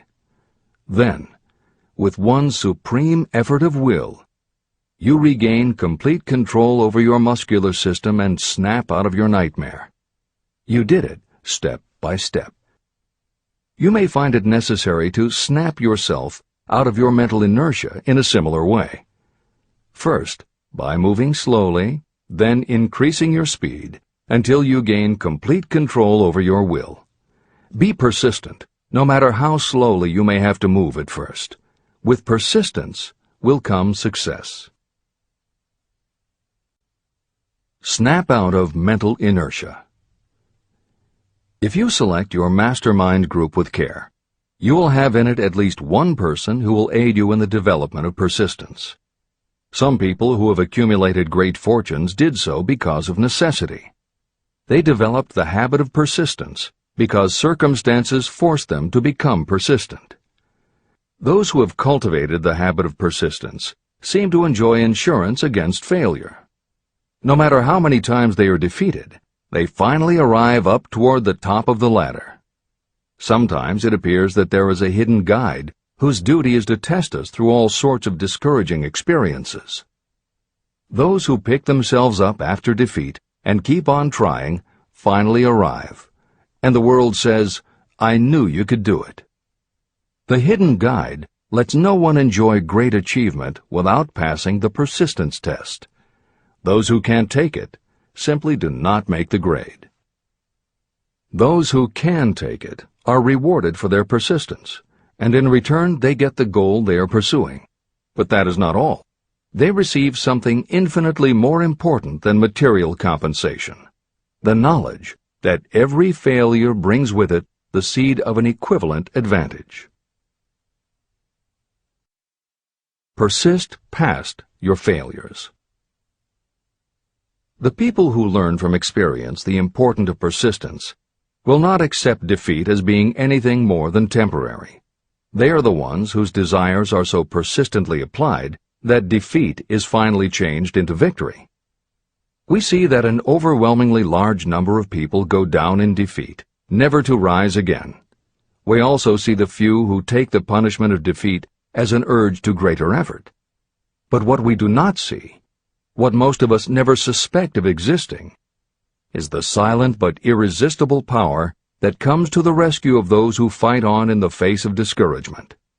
If we speak of this power at all, we call it persistence and let it go at that. One thing is sure: if you do not have persistence, you will not achieve noteworthy success in any calling. As I am writing these lines, I can look out the window and see, less than a block away, the great mysterious Broadway, the graveyard of dead hopes and the front porch of opportunity. From all over the world, people have come to Broadway seeking fame, fortune, power, love, or whatever it is that human beings call success. Once in a great while, someone steps out from the long procession of seekers, and the world hears that another person has conquered Broadway. But Broadway is not easily nor quickly conquered. Broadway acknowledges talent, recognizes genius, and pays off in money only after a person has refused to quit. The secret is always inseparably attached to one word: persistence. Editor's comments. Today we think of making it on Broadway in terms of the theater, but here Napoleon Hill uses Broadway as a metaphor for the New York arts, publishing, and entertainment industries in general. In the original edition of Think and Grow Rich, Hill used this introduction to tell of Fannie Hurst, one of the best-selling authors of the day, who pounded the streets of New York for 4 years and received 36 rejection slips from one publisher alone before her persistence paid off and she finally got published. Although Napoleon Hill chose Fannie Hurst to illustrate his point about overcoming poverty and adversity, he knew all about both from personal experience. Hill's own story is one of very humble beginnings and devastating failures that would have defeated most people.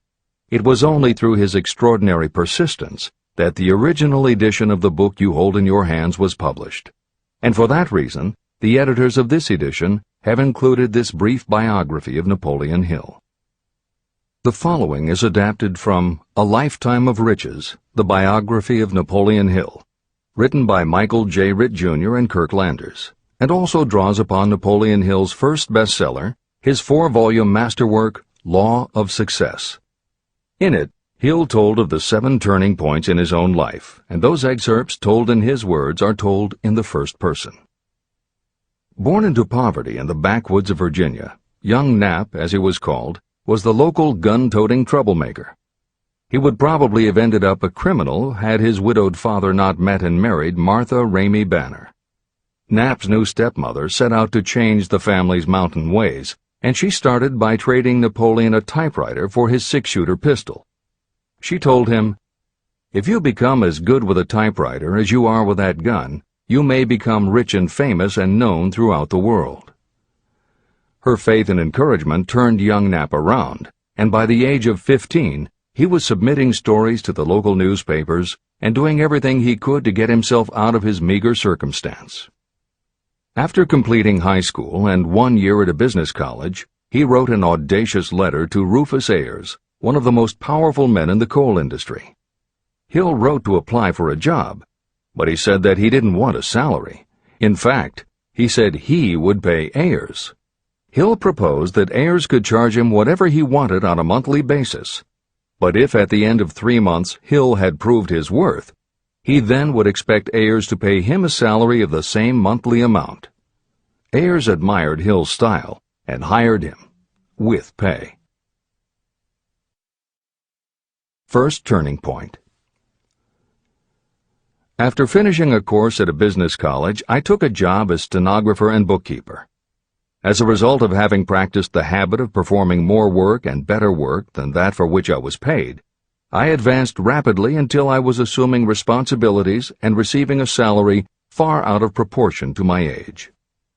Hill also proved to be so trustworthy and honest that Ayers promoted him to replace the manager, making this 19-year-old the youngest manager of a mine and in charge of 350 men. Then fate reached out and gave me a gentle nudge. My employer lost his fortune, and I lost my position. This was my first real defeat, and even though it came about as a result of causes beyond my control, I didn't learn a lesson from it until many years later. Second turning point. My next position was that of sales manager for a large lumber manufacturer in the South. My advancement was rapid, and I did so well that my employer took me into partnership with him. We began to make money, and I began to see myself on top of the world again. Like a stroke of lightning out of a clear sky, the 1907 panic swept down, and overnight it rendered me an enduring service by destroying our business and relieving me of every dollar that I had. Editor's comment. The panic Hill refers to began in the summer of 1907, when a number of banks and stock brokerages declared bankruptcy. Word spread to the general public, and it created a run on the banks as depositors lined up to demand that they be given the money they had on deposit. Banks called in loans to meet the demand for cash, but those borrowers couldn't find buyers for their goods or property, so they couldn't pay back their loans. When the banks couldn't get back the money they had loaned, they repossessed the homes or businesses that the borrowers had put up as collateral. Businesses were closed, farmers were evicted from their land, jobs were lost, so even more banks were forced to close, and it just kept getting worse. America was caught in a downward spiral that was reversed only when the major Wall Street bankers and financial executives, who were themselves in danger of losing their businesses, stepped in to shore up troubled banks. It was in large part because of the bank panic of 1907 that legislation was enacted in 1913 to create the Federal Reserve System. This is the end of the editor's comments. Third turning point. This was my first serious defeat. I mistook it then for failure, but it was not. And before I complete this lesson, I will tell you why it was not. It required the 1907 panic and the defeat that it brought me to redirect my efforts from the lumber business to the study of law. I entered law school with the firm belief that I would emerge doubly prepared to catch up with the end of the rainbow and claim my pot of gold. Napoleon Hill planned to put himself and his brother through law school by writing articles for Bob Taylor's magazine. It was through the magazine that he arranged the fateful meeting with Andrew Carnegie, described at the beginning of this book. As was noted there, when Carnegie proposed the idea of writing The Philosophy of Success, he told Hill that he would have to earn his own way. I attended law school at night and worked as an automobile salesman during the day. Because of the job, I saw the need for trained automobile mechanics. I opened an educational department in the manufacturing plant and began to train ordinary machinists in automobile assembly and repair work. The school prospered, paying me over $1,000 a month in net profits. My banker knew that I was prospering, therefore he loaned me money with which to expand. A peculiar trait of bankers is that they will loan us money without any hesitation when we are prosperous. My banker loaned me money until I was hopelessly in his debt. Then he took over my business as calmly as if it had belonged to him, which it did. From an income of more than $1,000 a month, I was suddenly reduced to poverty. For the third time, Hill had experienced defeat, but he was not beaten. He got another job, and all the while continued to work on the Carnegie Project. Fourth turning point, 1912. Because my wife's family had influence, I secured the appointment as assistant to the chief counsel for one of the largest coal companies in the world. I was among friends and relatives, and I had a position that I could keep for as long as I wished without exerting myself. What more did I need? Nothing, I was beginning to say to myself. Then, without consultation with my friends and without warning, I resigned. This was the first turning point that was of my own selection. It was not forced upon me. I quit that position because the work was too easy and I was performing it with too little effort. This move proved to be the next most important turning point of my life, although it was followed by 10 years of effort that brought almost every conceivable grief the human heart can experience. I selected Chicago as my new field of endeavor. I made up my mind that if I could gain recognition in Chicago, in any honorable sort of work, it would prove that I had something that might be developed into real ability. Fifth turning point. My first position in Chicago was that of advertising manager for a large correspondence school. I did so well that the president of the school induced me to resign my position and go into the candy manufacturing business with him.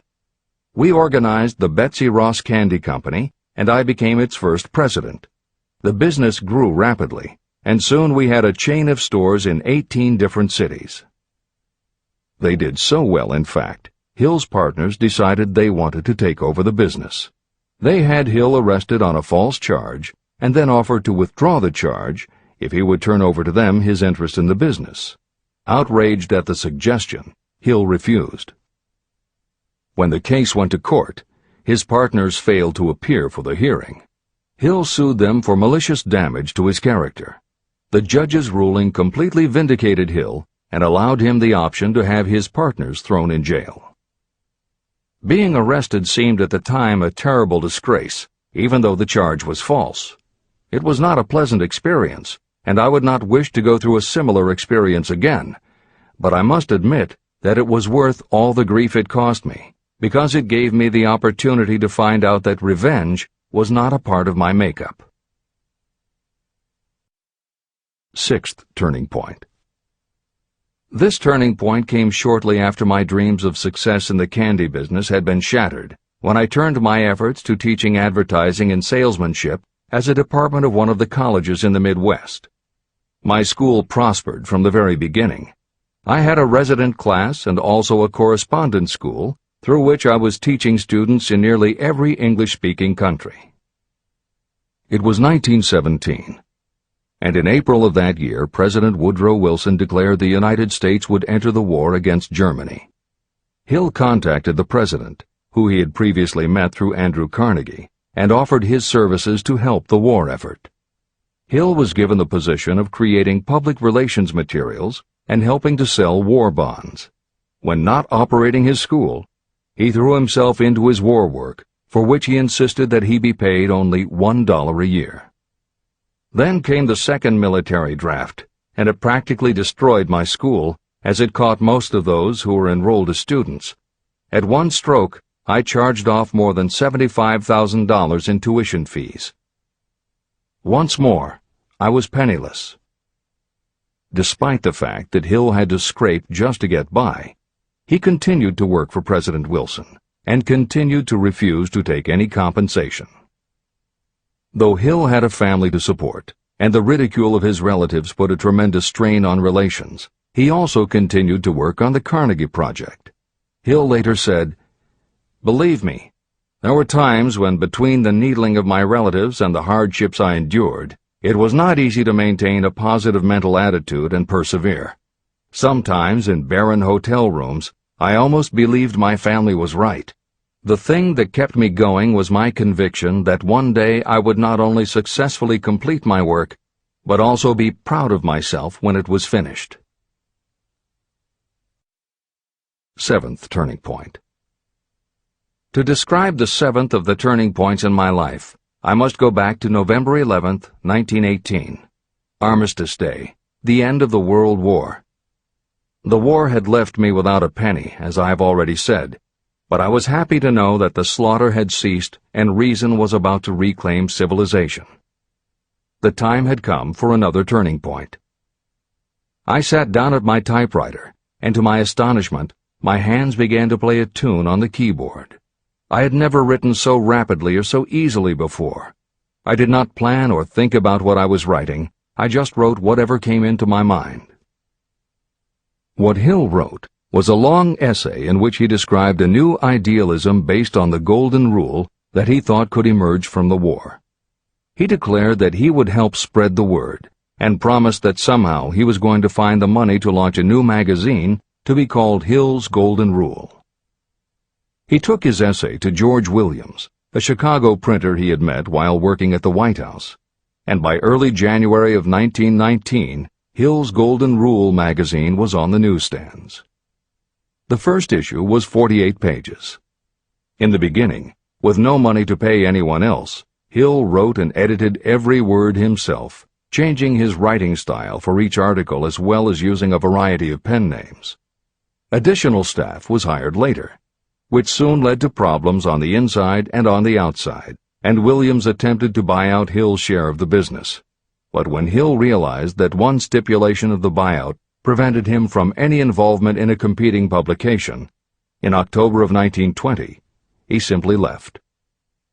By April of 1921, he had raised the money for a new publication, Napoleon Hill's magazine, the foundation of which was again the Golden Rule.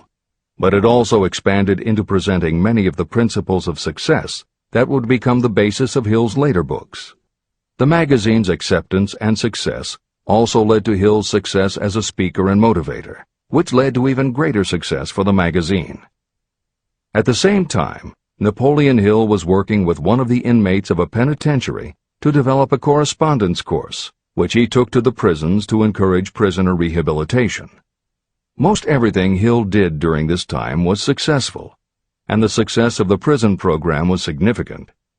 But the greed of two members of the board of directors, one of whom was the prison chaplain, eventually led in 1923 to the demise of not only the educational rehabilitation programs, but also the magazine and numerous other successful offshoot ventures. The bleak irony, as Michael Ritt notes in A Lifetime of Riches, was that few enterprises in the 1920s could have been more idealistic or humanitarian in concept. Yet in seeking to stir goodness in men's souls, these enterprises had stirred mean-spirited men to a bloodlust that destroyed everything. Without his magazine, Hill went back to teaching and lecturing, which led to an introduction to a crusading newspaper publisher, Don Mellett, who offered to help Hill publish the results of his work on the Carnegie Project. At this same time, Mellett learned that Prohibition gangsters were selling narcotics and bootleg liquor to school children in Canton, and members of the local police force were being bribed to do nothing about it. Mellett was outraged and wrote an expose in his Canton Daily News, while Hill contacted the governor to implement a state investigation of the corrupt police department. A week before Hill and Mellett were to finalize the financing for the publication of Hill's book, Don Mellett was ambushed outside his home and assassinated by a gangster and a renegade cop. They tried to kill Hill, too, but through pure luck he escaped and fled to the Smoky Mountains, where he remained holed up in a backwoods shack for most of a year. Destitute and in fear for his life, he lapsed into a state of deep depression. Then, in one extraordinary night of self-analysis, he willed himself out of his depression and resolved to finish the challenge Carnegie had posed almost 20 years earlier. Hill went to Philadelphia, convinced a publisher to put up the money, then worked night and day for almost 4 months to finish the manuscript. In March of 1928, Hill published the results of his efforts, a multi-volume masterwork entitled Law of Success. No one had ever seen anything like it. It was a phenomenon, a runaway bestseller. A little over a year later, while Hill was finally enjoying the fruits of his long labors, the stock market crash of '29 hit. The bottom fell out of everything, including the market for books. Though he never gave up on his vision, like the rest of America, Hill struggled through the Depression. He lectured, he wrote, and he taught in every way he could, but it was very hard to preach personal achievement to a country that had lost faith in itself. Napoleon Hill made it his personal mission to turn the tide by creating a variety of self-help programs, but it became disappointingly apparent that it was going to take more than one man to do it. When Franklin Delano Roosevelt was elected president, he reached out to Hill. Though Napoleon Hill was an avowed capitalist, he believed enough in the ultimate goal of FDR's policies that he committed himself to helping the new administration. Throughout the Depression years, he became a close confidant of the president's, helping to guide Roosevelt in his efforts to revitalize America. It is said that it was Hill who gave FDR the famous line, "We have nothing to fear but fear itself." And though Hill was dead broke, just as he had done for President Wilson, he refused to accept more than $1 a year for his efforts. In 1937, as America was finally beginning to see glimmerings of hope that the Great Depression might end, Hill convinced his publisher that America now needed a book to help shake off the mental and emotional stigma of those terrible times. He was right. They released Think and Grow Rich to such resounding success that it sold well over 1 million copies even before the Depression ended. At this writing, it has sold more than 60 million copies worldwide, and to this day it still sells more than 1 million copies a year in its various editions. Take your own persistence inventory. Persistence is a state of mind. Therefore, it can be cultivated. Like all states of mind, persistence is based upon definite causes, among them these. Definiteness of purpose. Knowing what you want is the first and most important step toward the development of persistence. A strong motive will force you to surmount difficulties. Desire. It is comparatively easy to acquire and maintain persistence in pursuing the object of intense desire. Self-reliance. Belief in your ability to carry out a plan encourages you to follow the plan through with persistence. Self-reliance can be developed through the principle described in Chapter 5, Autosuggestion. Definiteness of plans. Organized plans, even ones that may be weak or impractical, encourage persistence. Accurate knowledge. Knowing that your plans are sound, based upon experience or observation, encourages persistence. Guessing, instead of knowing, destroys persistence. Cooperation. Sympathy, understanding, and cooperation with others tend to develop persistence. Willpower. The habit of concentrating your thoughts on making plans to attain your definite purpose leads to persistence. Habit. Persistence is the direct result of habit. The mind absorbs and becomes a part of the daily experiences upon which it feeds. Fear, the worst of all enemies, can be overcome by forcing yourself to perform and repeat acts of courage. Everyone who has seen active service in war knows this. Take inventory of yourself and determine what you are lacking in this essential quality of persistence.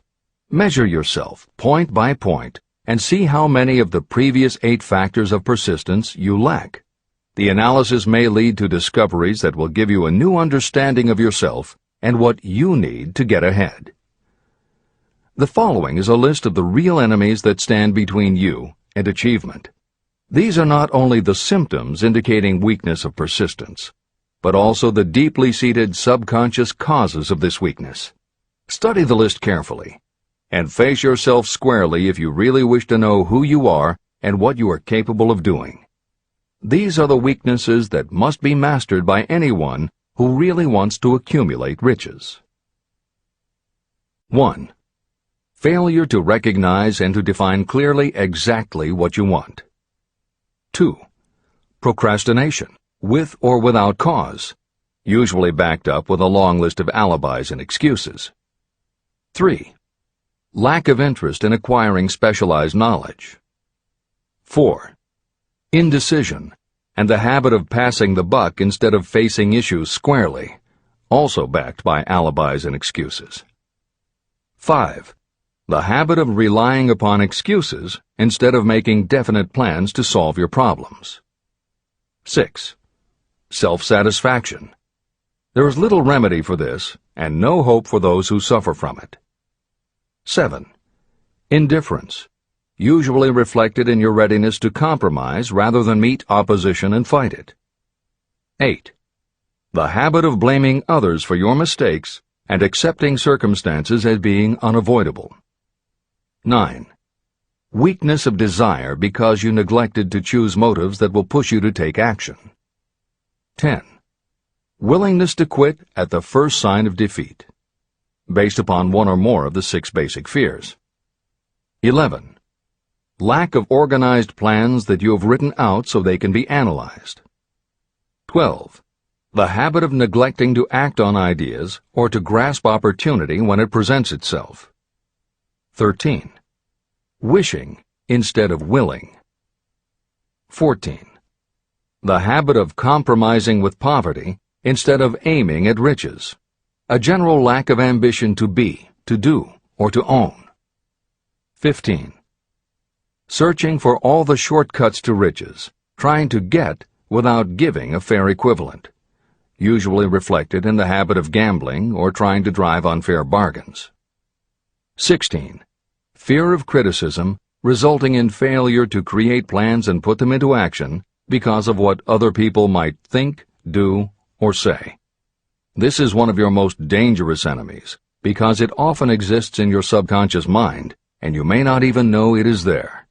See the 6 basic fears in the last chapter. If you fear criticism. Following is an examination of the symptoms of the fear of criticism.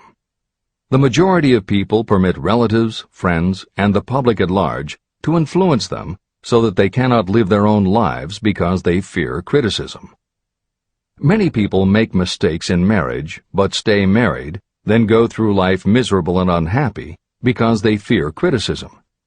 Anyone who has submitted to this form of fear knows the irreparable damage it does by destroying one's ambition and the desire to achieve.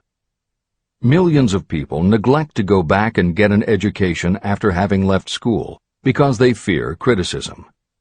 Countless numbers of men and women permit relatives to wreck their lives in the name of family duty because they fear criticism. Duty does not require you to submit to the destruction of your personal ambitions and the right to live your own life in your own way. People refuse to take chances in business because they fear the criticism that may follow if they fail. The fear of criticism in such cases is stronger than the desire for success. Too many people refuse to set high goals for themselves because they fear the criticism of relatives and friends who may say, "Don't aim so high, people will think you're crazy." When Andrew Carnegie suggested that I devote 20 years to the organization of a philosophy of individual achievement, my first impulse was fear of what people might say. His suggestion was far greater than anything I had ever conceived for myself.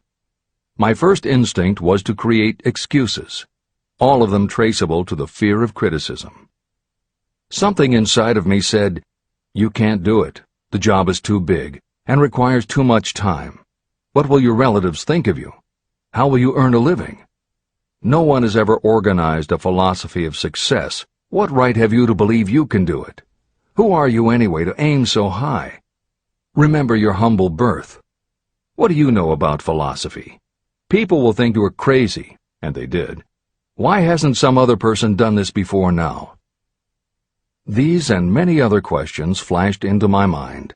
It seemed as if the whole world had suddenly turned its attention to me with the purpose of ridiculing me into giving up all desire to carry out Mr. Carnegie's suggestion.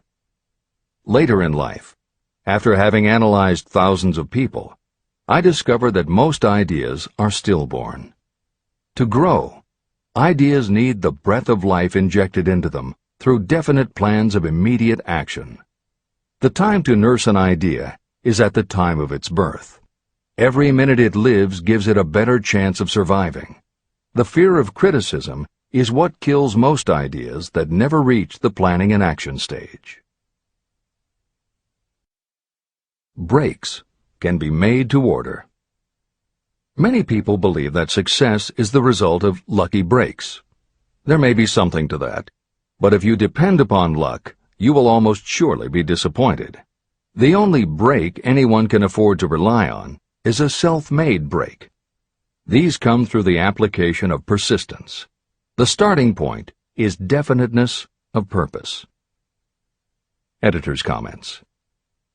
In 1999, Mark Myers, editor of one of the country's most influential self-help newsletters, Bottom Line Personal, wrote a book entitled How to Make Luck: 7 Secrets Lucky People Use to Succeed.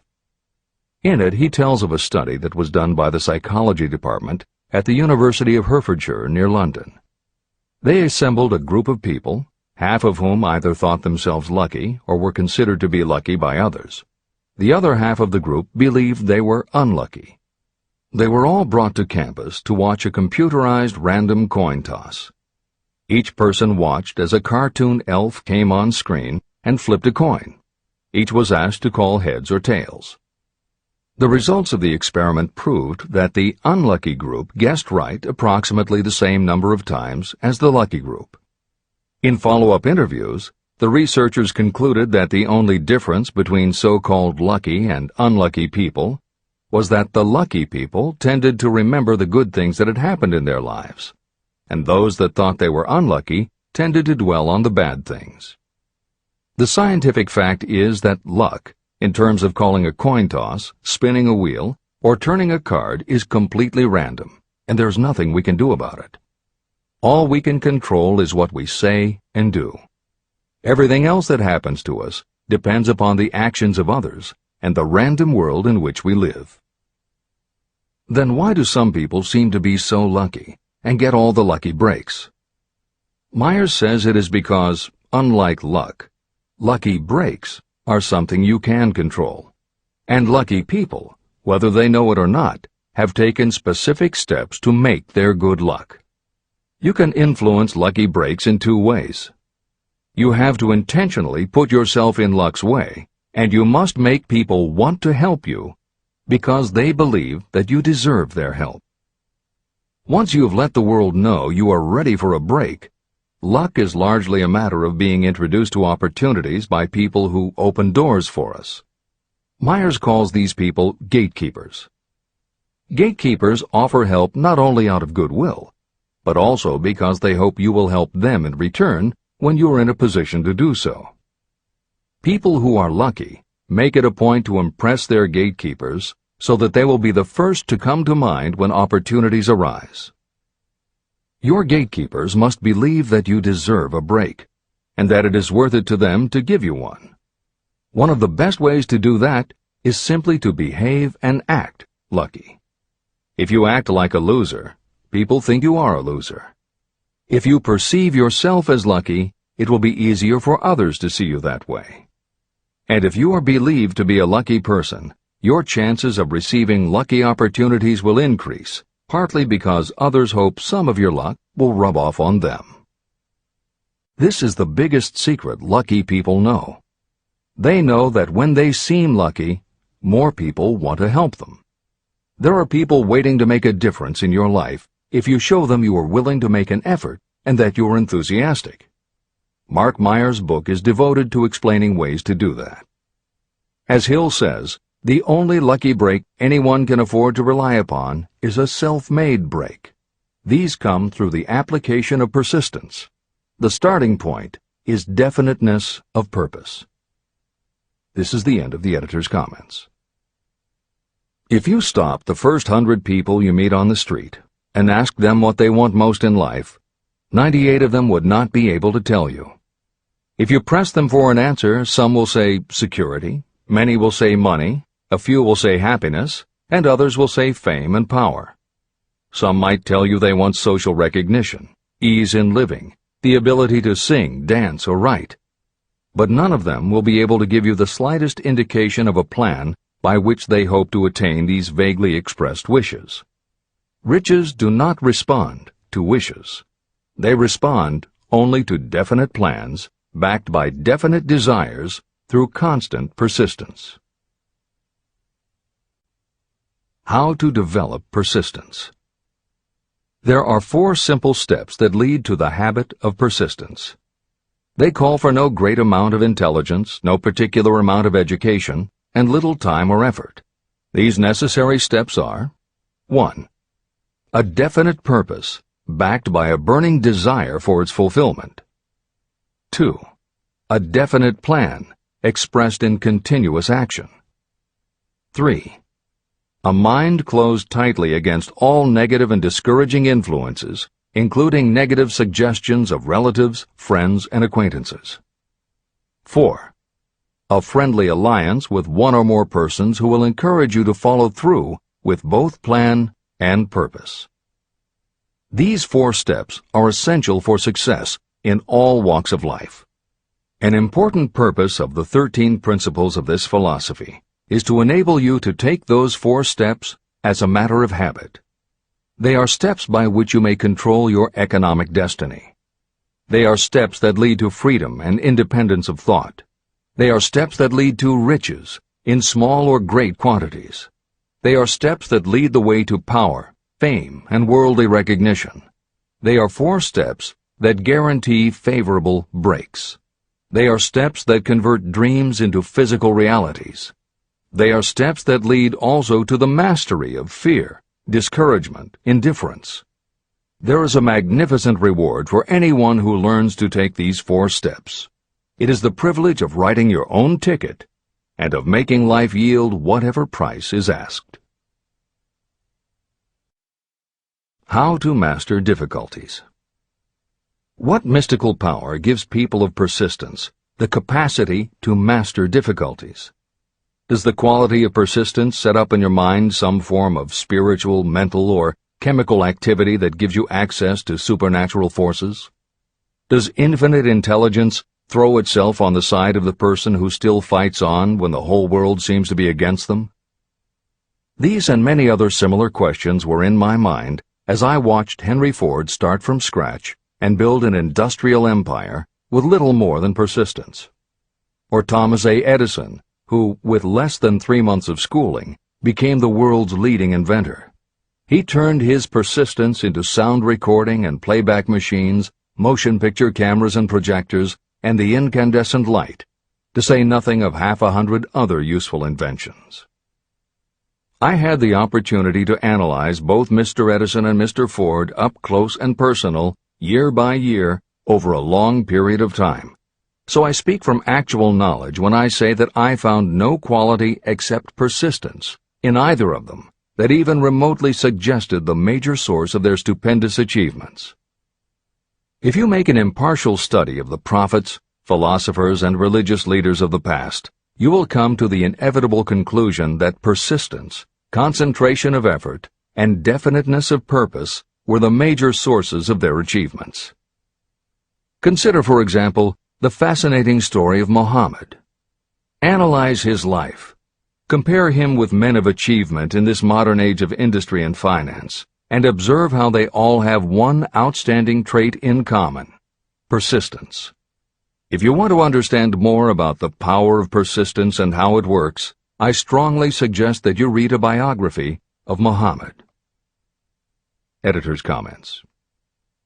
At the beginning of the 21st century, there was an increased interest in Islam due to the attacks on the World Trade Center and the subsequent War on Terror. Consequently, the modern reader will have no difficulty finding a number of very good books about Muhammad. At the time that Hill was writing the first edition of Think and Grow Rich, one of the best biographies of Muhammad was written by Esad Bey, who was born in Baku, Azerbaijan, the son of a Jewish businessman named Nusenbaum. Later, he changed his name when he converted to Islam. During the Russian Revolution, he fled his home for Berlin, where he lived until the rise of Hitler again forced him to move, first to Austria and then finally to Italy. It is believed by some that this man known as Esad Bey also wrote under another pen name, Kurban Said, and was in fact the author of the acclaimed Azerbaijani novel, Ali and Nino. That Napoleon Hill was very impressed with this particular biography of Muhammad is clear from his recommendation, which follows. I strongly suggest that you read a biography of Muhammad, especially the one by Esad Bey. This brief review of that book, which appeared in the Herald Tribune, will provide a preview of the rare treat in store for those who take the time to read the entire story of one of the most astounding examples of the power of persistence known to civilization. The Last Great Prophet. Reviewed by Thomas Sugru. Muhammad was a prophet, but he never performed a miracle. He was not a mystic. He had no formal schooling. He did not begin his mission until he was 40. When he announced that he was the messenger of God, bringing word of the true religion, he was ridiculed and labeled a lunatic. Children tripped him, and women threw filth upon him. He was banished from his native city, Mecca, and his followers were stripped of their worldly goods and sent into the desert after him. When he had been preaching 10 years, he had nothing to show for it but banishment, poverty, and ridicule. Yet before another 10 years had passed, he was dictator of all Arabia, ruler of Mecca, and the head of a new world religion which was to sweep to the Danube and the Pyrenees before exhausting the impetus he gave it. That impetus was threefold: the power of words, the efficacy of prayer, and man's kinship with God. His career never made sense. Muhammad was born to impoverished members of a leading family of Mecca. Because Mecca, the crossroads of the world, home of the magic stone called the Kaaba, great city of trade and the center of trade routes, was unsanitary, its children were sent to be raised in the desert by Bedouins. Muhammad was thus nurtured, drawing strength and health from the milk of nomad, vicarious mothers. He tended sheep and soon hired out to a rich widow as leader of her caravans. He traveled to all parts of the Eastern world, talked with many men of diverse beliefs, and observed the decline of Christianity into warring sects. When he was 28, Khadijah, the widow, looked upon him with favor and married him. Her father would have objected to such a marriage, so she got him drunk and held him up while he gave the paternal blessing. For the next 12 years, Muhammad lived as a rich and respected and very shrewd trader. Then he took to wandering in the desert, and one day he returned with the first verse of the Koran and told Khadijah that the archangel Gabriel had appeared to him and said that he was to be the messenger of God. The Koran, the revealed word of God, was the closest thing to a miracle in Muhammad's life. He had not been a poet. He had no gift of words.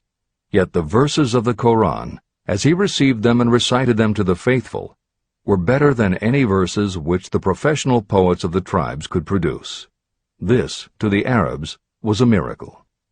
To them, the gift of words was the greatest gift. The poet was all-powerful.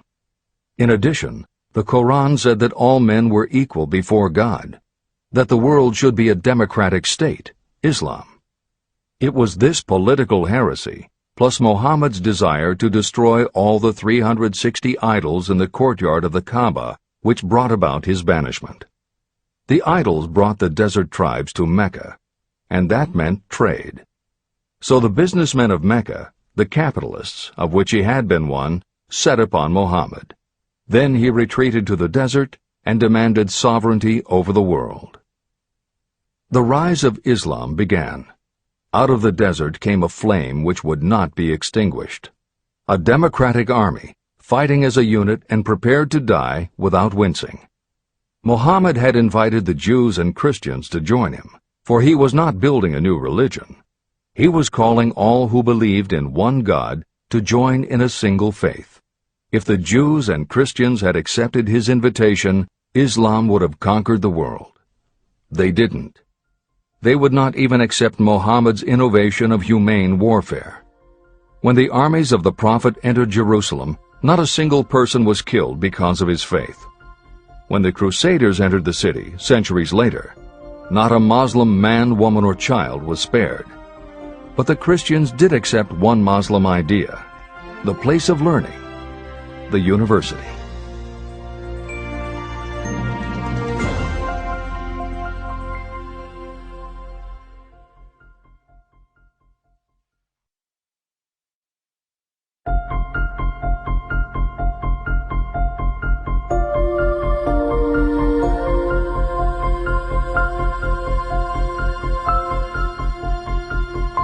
The ladder of success is never crowded at the top.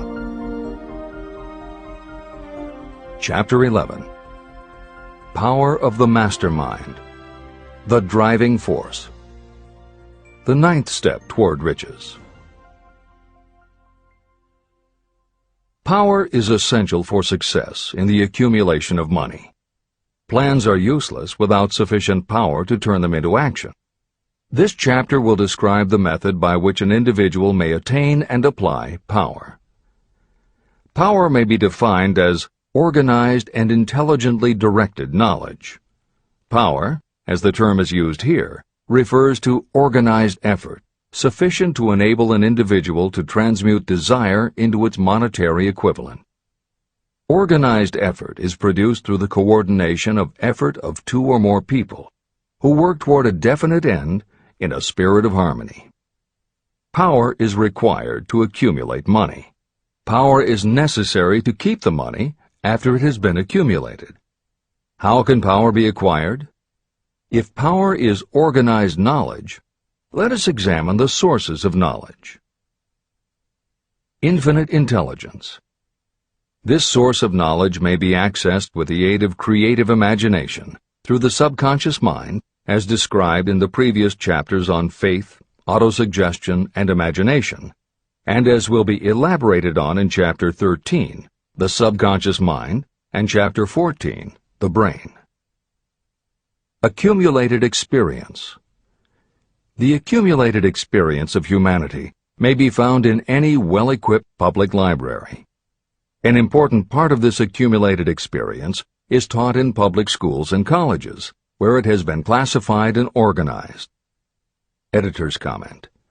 The computer revolution and the Internet have had a profound effect upon the quantity of information available and on the ease of access and ability to organize that information. This is the end of the editor's comment. Experiment and research. In the field of science, and in practically every other walk of life, people are gathering, classifying, and organizing new facts daily. This is the source to which you must turn when knowledge is not available through accumulated experience. Here, too, the creative imagination must often be used. Editor's comment. Today, because of the computer revolution and the Internet, publishing and dissemination of information happens so quickly that there is almost no lag time between experiment or research and the integration of those results into available knowledge. This is the end of the editor's comment. Knowledge may be acquired from any of the foregoing sources. It may be converted into power by organizing it into definite plans and by putting those plans into action. If you examine the three sources of knowledge, you will see how difficult it would be if you had to depend upon just your own efforts to assemble all the knowledge you need and turn it into definite plans of action. If your plans are big and comprehensive, generally you will have to get others to cooperate with you if you are going to organize your knowledge so that you can turn your plans into power. Gaining power through the mastermind. The mastermind may be defined as coordination of knowledge and effort in a spirit of harmony between two or more people for the attainment of a definite purpose. No individual may have great power without utilizing the mastermind. In Chapter 8, organized planning. I commented on how to create plans for translating desire into its monetary equivalent. If you carry out these instructions with persistence and intelligence, and use discrimination in choosing your mastermind group, your objective will have been halfway reached even before you begin to recognize it. Editor's comments. In the following section, Hill describes the two kinds of power that an individual can access by assembling a mastermind alliance and working with that group. The first kind of power that he mentions is economic power, which needs no comment from the editors. However, to describe the second kind of power, for want of a better term, Hill uses the term psychic. Because this word has taken on connotations that Hill never intended, this concept deserves clarification before you read on. As is obvious throughout this book, Napoleon Hill was a very practical man. His use of the word psychic in this chapter has nothing to do with seances, fortune-telling, magic, or any other aspect of the paranormal. The word psychic is defined as of or pertaining to the human mind, and Hill uses the term to describe something pertaining to the mind that everyone reading this book has experienced. It is that feeling you get when you are working together with other people. Everyone is very focused on the same goal, and it is going so well that you seem to be in tune with each other. When that happens, you not only work well with the others, but your own work and ideas also seem to be operating on a higher and better plane than usual. This is the end of the editor's comments. So you may better understand the potential power available to you through a properly chosen mastermind group, I will explain the two characteristics of the mastermind principle. One kind of power is economic, and the other psychic. Economic power. The economic feature is obvious. Economic advantages may be created by any person who surrounds himself with the advice, counsel, and personal cooperation of a group of people who are willing to lend him or her wholehearted aid in a spirit of perfect harmony. This form of cooperative alliance has been the basis of nearly every great fortune. Your understanding of this great truth may definitely determine your financial status. Psychic power. What I refer to as the psychic phase of the mastermind principle is a little more difficult to comprehend. You'll get a better sense of the meaning from this statement. No two minds ever come together without creating a third, invisible, intangible force, which may be likened to a third mind. The human mind is a form of energy. When the minds of two people are coordinated in a spirit of harmony, the energy of each mind seems to pick up on the energy of the other mind, which constitutes the psychic phase of the mastermind. The mastermind principle, or rather the economic feature of it, was first called to my attention by Andrew Carnegie. Discovery of this principle was responsible for the choice of my life's work. Mr. Carnegie's mastermind group consisted of a staff of approximately 50 people with whom he surrounded himself for the purpose of manufacturing and marketing steel. He knew little of the technical side of the steel business. His strength was his ability to get others to work together in perfect harmony toward achieving a common goal. Carnegie attributed his entire fortune to the power he accumulated through this mastermind alliance. If you analyze the record of anyone who has accumulated a great fortune, and many of those who have accumulated modest fortunes, you will find that they have either consciously or unconsciously employed the mastermind principle. Great power can be accumulated through no other principle. How to multiply your brain power. The human brain may be compared to an electric battery. It is a fact that a group of batteries will provide more energy than a single battery. It is also a fact that the amount of energy provided by each individual battery depends upon the number and capacity of the cells it contains. The brain functions in a similar fashion. Some brains are more efficient than others. A group of brains coordinated or connected in a spirit of harmony will provide more thought energy than a single brain. just as a group of electric batteries will provide more energy than a single battery. Through this metaphor, you can see that the mastermind principle holds the secret of the power wielded by those who surround themselves with others of great brain power. The following will further define the so-called psychic phase of the mastermind principle. When a group of individual minds are coordinated and function in harmony, the increased energy created through that alliance becomes available to every individual mind in the group. Henry Ford began his business career under the handicap of poverty, illiteracy, and ignorance. Within the inconceivably short period of 10 years, Mr. Ford mastered these three handicaps, and within 25 years, he made himself one of the richest men in America. How did he do it? Here is an important clue. Mr. Ford's most rapid strides became noticeable from the time he became a personal friend of the famed inventor Thomas A. Edison. In the story of Ford's success, this is just the first indication of what the influence of one mind upon another can accomplish. Follow his story further, and you will have even more evidence that power may be produced through friendly alliance of minds. It is a fact that Mr. Ford's most outstanding achievements became even more pronounced later, after he formed the acquaintances of Harvey Firestone, John Burroughs, and Luther Burbank, each a man of great mental capacity. People take on the nature and the habits and the power of thought of those with whom they associate in a spirit of sympathy and harmony. Through his association with Edison, Burbank, Burroughs, and Firestone, Mr. Ford added to his own brain power the intelligence, experience, knowledge, and spiritual forces of these four men. Henry Ford used the mastermind principle in exactly the way it is described in this book. This principle is available to you. I have already mentioned Mahatma Gandhi.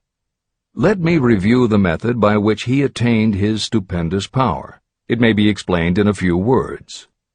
He came by power through inducing over 200 million people to coordinate with mind and body in a spirit of harmony for a definite purpose.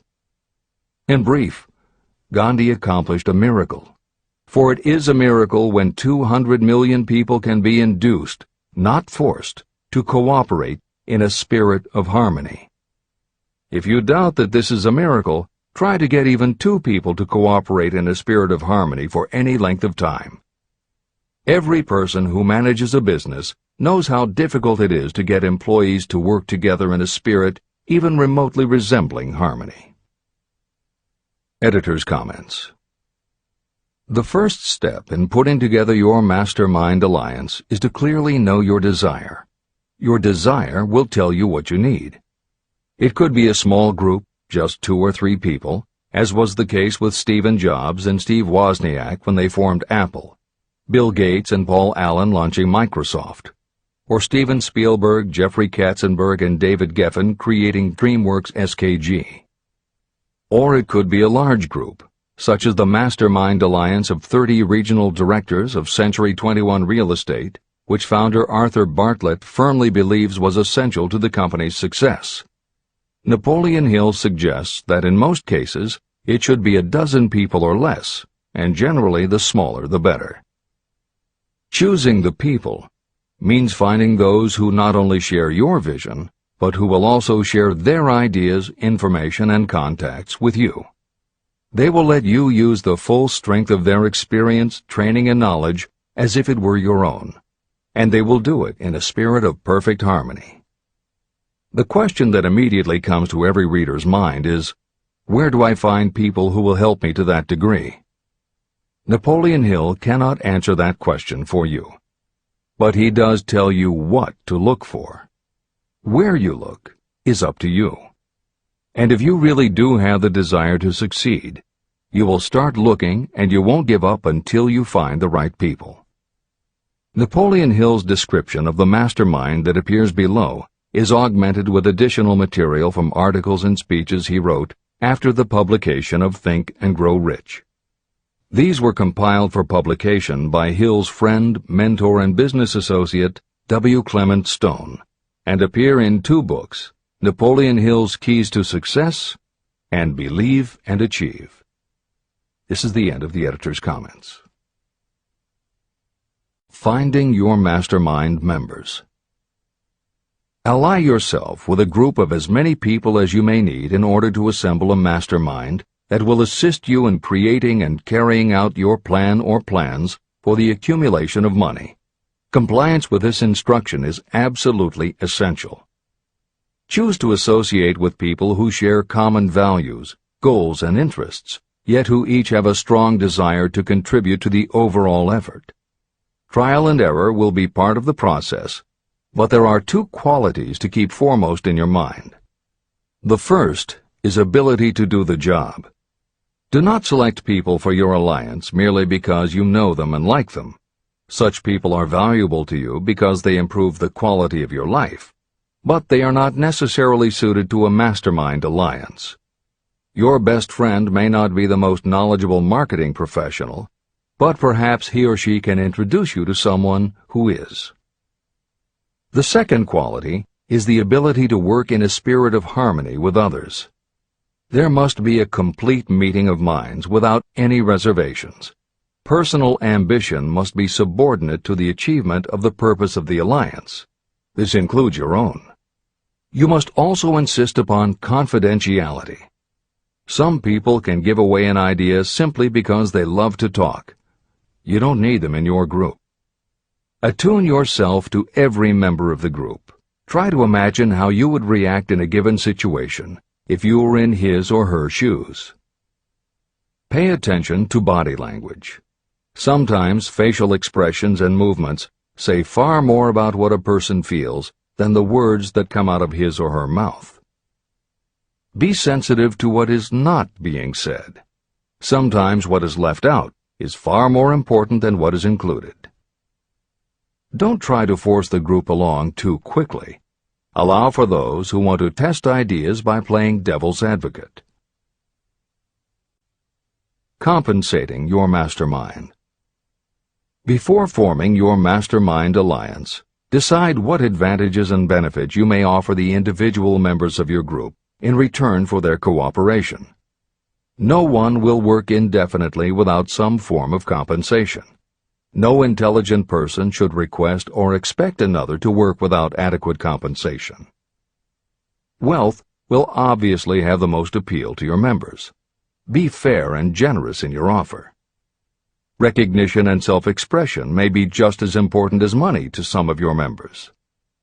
Remember that in such partnerships, the principle of going the extra mile, doing more and better than paid for, is especially important. As the leader, you should set an example for the others to follow.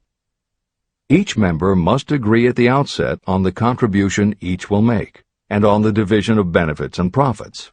Otherwise, be assured that dissension will arise, you will have wasted everyone's time, you will ruin friendships, and your venture will be destroyed. Meeting with your mastermind. Arrange to meet with the members of your mastermind group at least twice a week, and more often if possible, until you have jointly perfected the necessary plan or plans for the accumulation of money. The first meeting will be involved in sorting out strengths and weaknesses, and in fine-tuning your plans. Your alliance must be active to do any good. Establish specific responsibilities and action steps to be taken. As your mastermind matures and harmony grows among the members, you will find that the meetings create a flow of ideas into every member's mind. Don't let the meetings become so regular and formalized that they inhibit phone calls and other less formal contact. Mastermind maintenance. Maintain perfect harmony between yourself and every member of your mastermind group. If you fail to carry out this instruction to the letter, you may expect to meet with failure. The mastermind principle cannot work where perfect harmony does not prevail. Create a non-threatening environment. Explore all ideas with equal interest and concern for the originator's feelings. Everyone must deal with everyone else on a completely ethical basis, No member should seek unfair advantage at the expense of others. As the leader, you must inspire confidence in your members by your dedication to your desire, which is the object of the group. The members must know with certainty that you are reliable, trustworthy, and loyal. When you are finally ready to present the results of your efforts to investors, buyers, or the public, you may face your greatest leadership challenge in maintaining the harmony of your mastermind. The group's efforts will now be judged by outsiders, and facing judgment takes courage and persistence. The courage of separate individuals is nothing compared with that of a united team. The more you are able to maintain harmony, the greater the power, and the greater the power, the more resistance you can overcome. Marriage and the mastermind. A mastermind alliance with the person you love most deeply is of untold importance.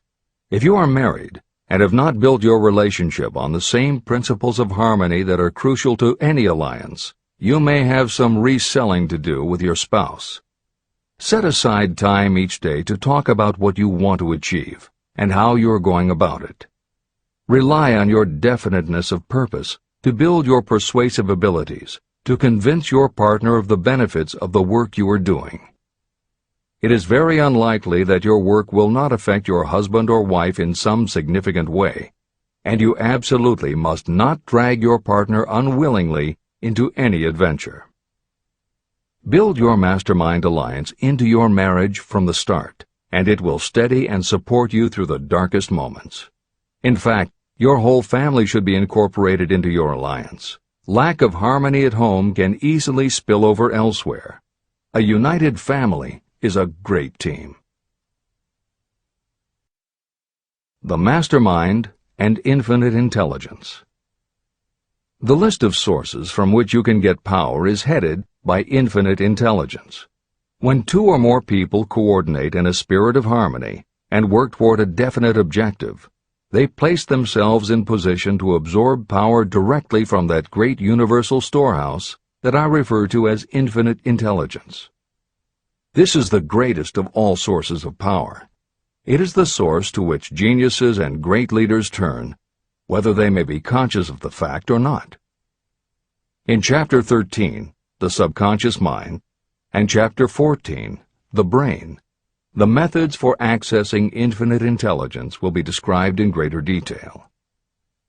This is not a course on religion.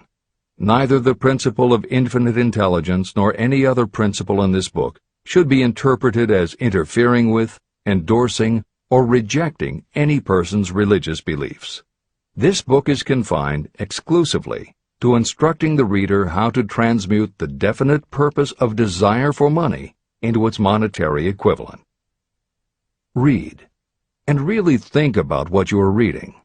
Soon the entire subject will unfold, and you will see it in perspective. At this point, you are only seeing the detail of the individual chapters. Editor's comments. This chapter would not be complete without commenting on a mastermind that came into being almost 15 years after the first publication of Think and Grow Rich. Napoleon Hill's own mastermind alliance with multimillionaire businessman and philanthropist W. Clement Stone. On May 2, 1951, at the age of 67, Napoleon Hill and his wife Annie Lou agreed it was time for Napoleon to think about retiring. They decided to begin by cutting back on his speaking engagements after he completed the lectures that were already on his calendar, including one he was scheduled to give a few weeks later in Chicago. Unbeknownst to them, at that event W. Clement Stone had prearranged to sit at the head table next to Napoleon Hill. Like Hill, Stone had been born into poverty. At the age of 6, he started selling newspapers to help pay the rent, and by 13, he owned his own stand. By 16, he was selling insurance, and by 20, he'd managed to scrape together $100, which he used to start his own insurance agency. Stone was a consummate salesman and motivator, and his company was growing very nicely. Then in 1938 he read Think and Grow Rich, and was so inspired by it that he bought a copy for every one of his employees, and continued to do so for each new person who joined his company. Over the years, this amounted to thousands of copies. When Stone was introduced to Hill, he told him about all the copies he had purchased of Think and Grow Rich, and said that he firmly believed it was Hill's book that had transformed his sales force and turned his company from modest to extraordinary success. Napoleon Hill and W. Clement Stone found that they were in such complete accord that by the end of their first meeting, Hill had decided to postpone his retirement and join with Stone in a venture dedicated to creating a better world for this and future generations. Within a year, they launched Napoleon Hill Associates. They published new books by Hill, including How to Raise Your Own Salary and The Master Key to Riches. They reissued Hill's earlier bestsellers, and they co-authored a new bestseller, Success Through a Positive Mental Attitude. They also launched Success Unlimited magazine, created PMA Science of Success home study courses, made television programs, radio shows, a documentary film entitled A New Sound in Paris, which showed the amazing changes that happened when the entire town of Paris, Missouri, adopted the Napoleon Hill philosophy. And they both crisscrossed America speaking, teaching, giving interviews, and spreading the philosophy to as many people as possible. In addition to his work with Napoleon Hill Associates, Hill also consulted to W. Clement Stone's company, Combined Insurance Company of America. Hill designed and implemented a new training program for the sales force, which was so successful he astounded the business world by helping Stone grow his company from $30 million in assets to $100 million in less than 10 years. When W. Clement Stone passed away in 2002, his company, now known as Aon Corporation, had revenues of $2 billion a year. W. Clement Stone had personally given more than $275 million to various charitable and philanthropic organizations. There has perhaps never been a greater example of coordination of knowledge and effort in a spirit of harmony between two or more people for the attainment of a definite purpose. The sheer volume of work and scope of influence achieved in a 10-year period by Napoleon Hill and W. Clement Stone leaves little question as to the power and importance of a mastermind alliance. This is the end of the editor's comments. The power of positive emotions. Money is shy and elusive. It must be wooed and won by methods not unlike those used by a determined lover. And the power you use in the wooing of money is not greatly different from what you use to attract the one you love. It is the power of positive emotion. That power, when successfully used in the pursuit of money, must be mixed with faith. It must be mixed with desire. It must be mixed with persistence. It must be applied through a plan, and that plan must be set into action. When money comes in large quantities, it flows to the one who accumulates it as easily as water flows downhill. There exists a great unseen stream of power, which may be compared to a river that flows in two directions. One side flows in one direction, carrying all who get into that side of the stream onward and upward to wealth. The other side flows in the opposite direction, carrying all who are unfortunate enough to get into it and can't pull themselves out, downward to misery and poverty. Everyone who has accumulated a great fortune has recognized the existence of this stream of life. It consists of one's thinking process. Positive emotions form the side of the stream that carries you to fortune. Negative emotions form the side that carries you down to poverty. This is a point of great importance to the person who is following this book with the object of accumulating a fortune. If you are caught in the side of the stream of power that leads to poverty, this book will serve as an oar by which you may propel yourself over into the other side of the stream. But it can serve you only through application and use. Merely reading and passing judgment on it, either one way or another, will be of no benefit to you. Poverty and riches can change places. But when riches take the place of poverty, the change only happens through well-conceived and carefully executed plans. The same is not true of poverty. Poverty needs no plan. It needs no one to help it because it is bold and ruthless. Riches are shy and timid. They have to be attracted. More gold has been mined from the thoughts of men than has ever been taken from the earth. Chapter 12. Sexuality, Charisma, and Creativity. The 10th step toward riches. Editor's comments. What motivates human beings is the subject of continuing scientific research and philosophical debate. There is general agreement that the prime motivators are the basic human needs for food and water, shelter and clothing, and safety. Beyond these basic life-sustaining needs, however, there are other factors that motivate people to action. It is the definition of the other factors and their order of importance that continues to be open to interpretation.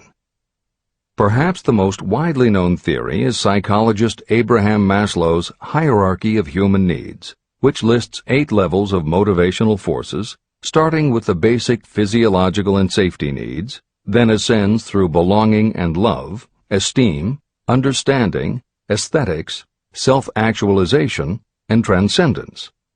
Other psychologists and sociologists have defined and arranged the categories differently, but in almost all cases there is agreement that after the primary life-sustaining needs are met, sex and love are the next most important motivating forces. Napoleon Hill also compiled a hierarchy of what he referred to as mind stimuli.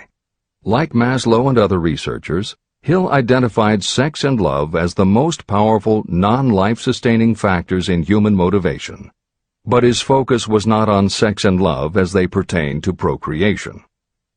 Hill was intrigued by the theory that if sex and love are such powerful forces in driving humans to action, there might be a correlation to outstanding achievement or material success.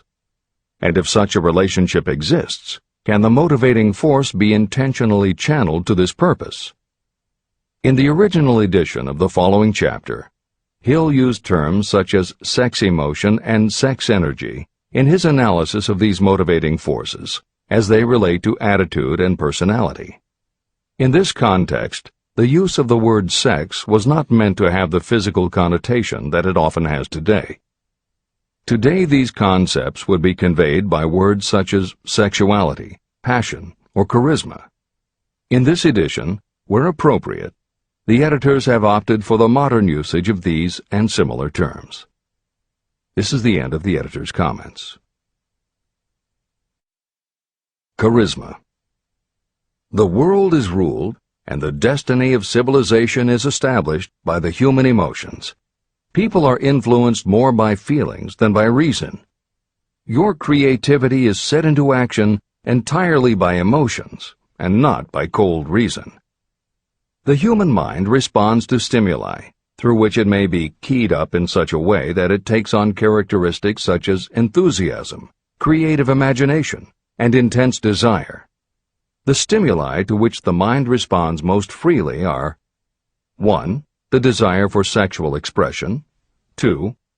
Love, 3. A burning desire for fame, power, or financial gain, money, 4. Music, 5. Close friendship and or admiration, 6. A mastermind alliance based upon the harmony of 2 or more people who ally themselves for advancement, 7. Mutual suffering, such as that experienced by people who are persecuted, 8. Autosuggestion, 9. Fear, 10. Alcohol and drugs. The desire for sexual expression comes at the head of the list of stimuli that step up the mind and start the wheels of physical action. The emotions associated with a human sexual drive bring into being a state of mind. When motivated by this desire, people often show courage, willpower, persistence, imagination, and creative ability that they don't normally have. So strong and impelling is the desire for sexual expression that people freely run the risk of life and reputation because of it. A river may be dammed and its water controlled for a time, but eventually it will force an outlet. The same is true of the emotions related to sexual expression. It may be submerged and controlled for a time, but its very nature causes it to be ever-seeking means of expression. The desire for sexual expression is inborn and natural. The desire cannot and should not be submerged or eliminated, but it can be given other outlets that enrich the body, mind, and spirit. When harnessed and redirected, this motivating force has been used as a powerful creative force in literature, art, and other pursuits, including the accumulation of riches. A teacher who has trained more than 30,000 salespeople came to the conclusion that individuals who are most confident sexually are the most efficient salespeople. The explanation is that the factor of personality known as personal magnetism is a manifestation of sexual energy. Editor's comments. There have been numerous psychological and sociological studies about the relationship between sexuality and success that tend to support Hill's observation. Because physical characteristics are the most quantifiable aspects of sexuality, most research studies focus on gender, attractiveness, body size, and age, and they measure indicators such as first impressions, expectation of performance, perception of performance, and social interaction. These studies generally conclude that when comparing individuals of equal competence, for men, the perception is that taller men will do better than short, a full head of hair will outperform balding, handsome or virile will beat out plain or older. For women, the results are comparable. The perception is that attractive performs better than plain, slim or shapely scores higher than overweight, younger is expected to be superior to older.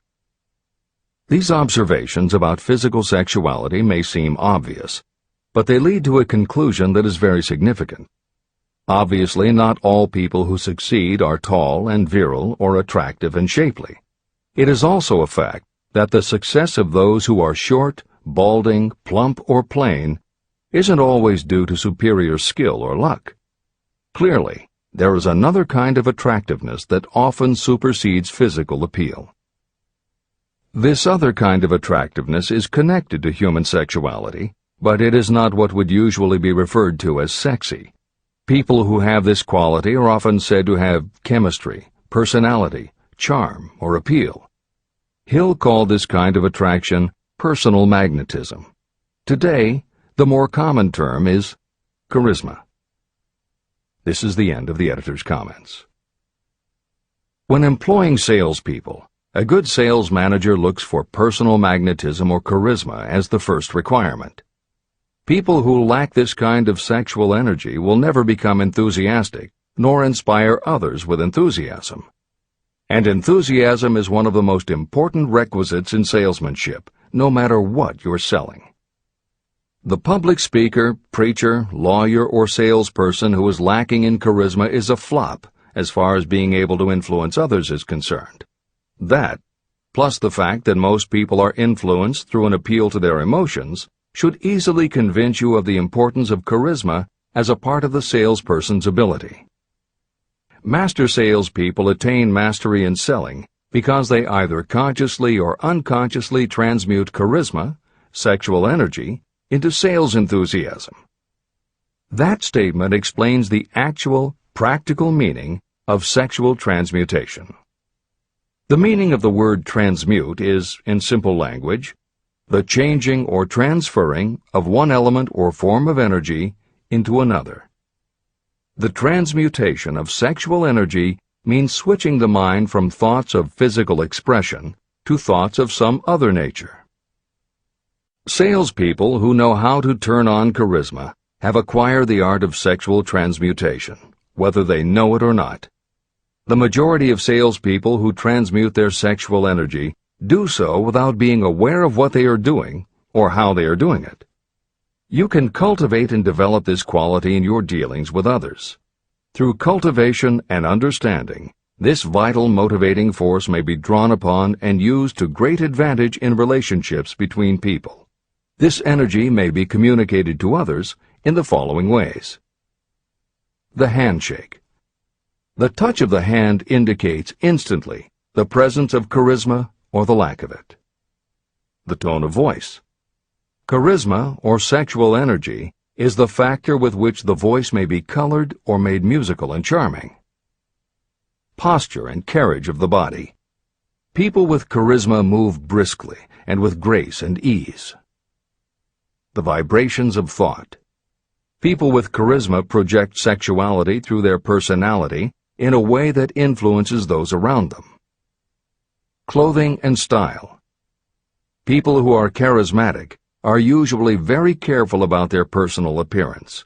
They usually select clothing of a style becoming to their personality, physique, complexion, etc. Editor's comments. Having established a link between sexuality and success in the form of charisma, in the following section, Napoleon Hill explores how sexuality might also be a motivating factor in success by enhancing creativity. To illustrate the connection, Hill draws upon the biographies of historical figures who exhibited both charisma and exceptional creativity. In the time since Hill conducted his research, many women have risen to positions of power and influence. Their accomplishments have been well documented and are readily available in bookstores and libraries. However, when Hill was assembling his data, the majority of historical biographies available were about successful men. Further, the successful industrialists and political leaders he had personally studied during the previous 30 years were also men. Because of this limitation, Hill does not theorize about the role men might play in motivating the success of women. This issue is addressed in a later editorial comment. This is the end of the editor's comments. Creativity. It seemed quite significant to me when I made the discovery that practically every great leader I had the privilege of analyzing was a man whose achievements were largely inspired by a woman. In most instances, the woman was a wife, of whom the public had heard little or nothing. In a few of the cases I studied, the source of inspiration was the other woman. The pages of history are filled with the records of great men whose achievements may be traced directly to the influence of women who aroused the creative faculties of their minds. Napoleon Bonaparte was one of these. When inspired by his first wife, Josephine, he was irresistible and invincible. When his better judgment or reasoning faculty prompted him to put Josephine aside, he began to decline. His defeat and exile to St. Helena were not far distant. Abraham Lincoln was a notable example of a great leader who achieved his greatness through the discovery and use of his faculty of creative imagination. It is noted in practically every book written about Lincoln that he discovered and began to use this faculty as the result of the love that he experienced when he met Anne Rutledge. This is more than an interesting historical fact. It is of significance in connection with the role sexuality plays in the study of the source of genius. Following is a list of famous men of outstanding achievement: George Washington, Napoleon Bonaparte, William Shakespeare, Abraham Lincoln, Ralph Waldo Emerson, Robert Burns, Thomas Jefferson, Elbert Hubbard, Elbert H. Gary, Woodrow Wilson, John H. Patterson, Andrew Jackson, Enrico Caruso. Wherever there was evidence available in connection with the lives of these men of achievement, it indicated most convincingly that each possessed a highly developed sexual nature. An analysis of the information taken from biographies and historical writings leads to the following conclusions. 1. Those of greatest achievement have a highly developed sexual nature, but have learned the art of transmutation of sexual energy. 2. Those who have accumulated great fortunes and achieved outstanding recognition in literature, art, industry, architecture, and the professions were motivated by the influence of a mate or lover. When driven by these emotions, people become gifted with a superpower for action. If you understand this, you will also understand that sexual transmutation contains the secret of creative ability. Editor's comments. As noted previously, although Hill's analysis focused on men, today there is a wide range of biographies about women who have succeeded in every aspect of life, including business, politics, religion, sports, entertainment, and the arts. Bearing in mind that biographical information is always subjective, the reader can now find ample material from which to draw a conclusion as to whether Hill's theory about sexuality as a motivating force is equally evident in women. Napoleon Hill had to do an in-depth analysis of biographies in searching for indications that the subject's sexuality had a correlation to their success. Today, we just turn on the television, and we're inundated with intimate details about both men and women suggesting that the best and the brightest are apparently also the sexiest. Although scandals aren't usually cited as scientific proof, the exposés of some of the biggest entertainment and sports stars, high-profile CEOs of major companies, numerous politicians, and even a few presidents, all make at least a common-sense case for Hill's theory about the correlation between sexuality and success. This is the end of the editor's comments. Obviously, this does not mean that everyone who is highly sexed is a genius. People attain the status of a genius only when and if they stimulate their minds so that they can draw upon the forces available through the creative faculty of the imagination. Although it is the most important of the stimuli or motivators, the mere possession of sexual energy is not sufficient to produce a genius.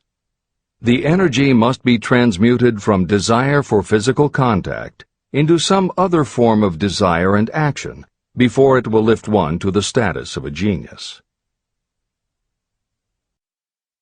Genius and creative imagination.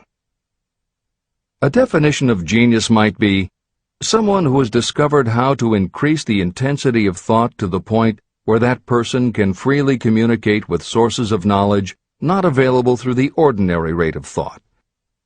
This definition should prompt some questions in the mind of anyone reading this book. The first question should be, how may one communicate with sources of knowledge that are not available through ordinary thought? The next question should be, are there known sources of knowledge that are available only to geniuses, and if so, what are these sources and exactly how may they be reached? In the following, I will offer methods so that you can experiment and prove to yourself that this is true. By doing so, you will have the answer to both questions. Editor's comment. Humans perceive things through the 5 senses of sight, smell, taste, hearing, and touch.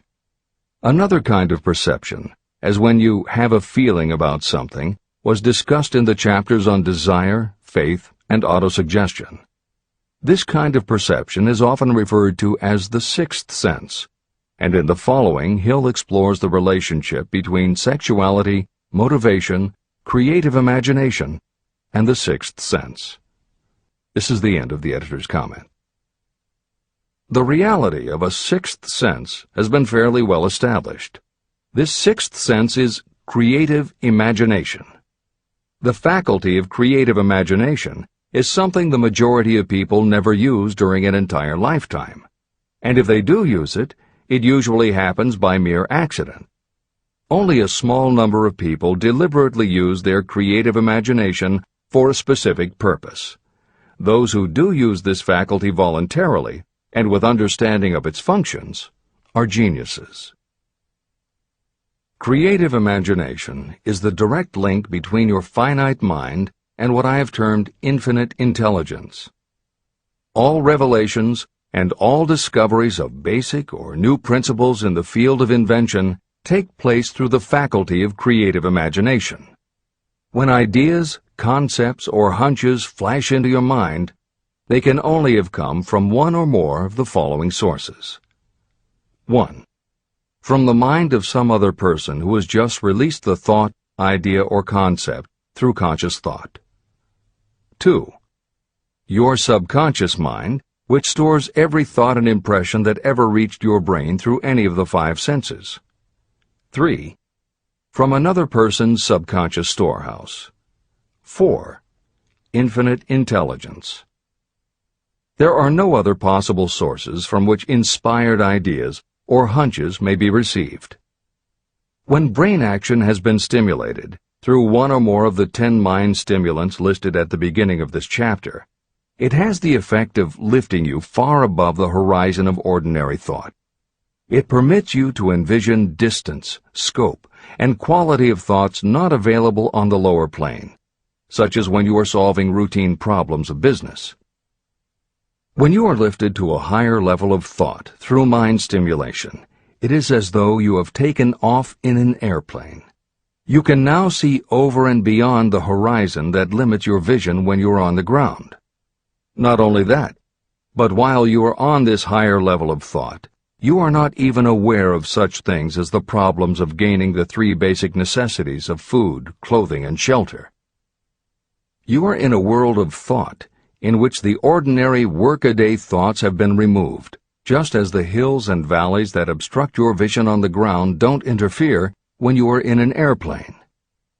While on this exalted plane of thought, the creative faculty of the mind is given freedom for action. The way has been cleared for the 6th sense to function.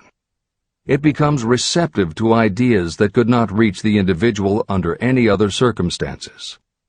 The 6th sense is the faculty that marks the difference between a genius and an ordinary individual. Developing your creative imagination. A mind stimulant is any influence that will either temporarily or permanently increase the intensity of thought. The previously mentioned 10 major stimulants are those most commonly resorted to. Through these sources you may commune with infinite intelligence, enter the storehouse of your subconscious mind, or perhaps even that of another person.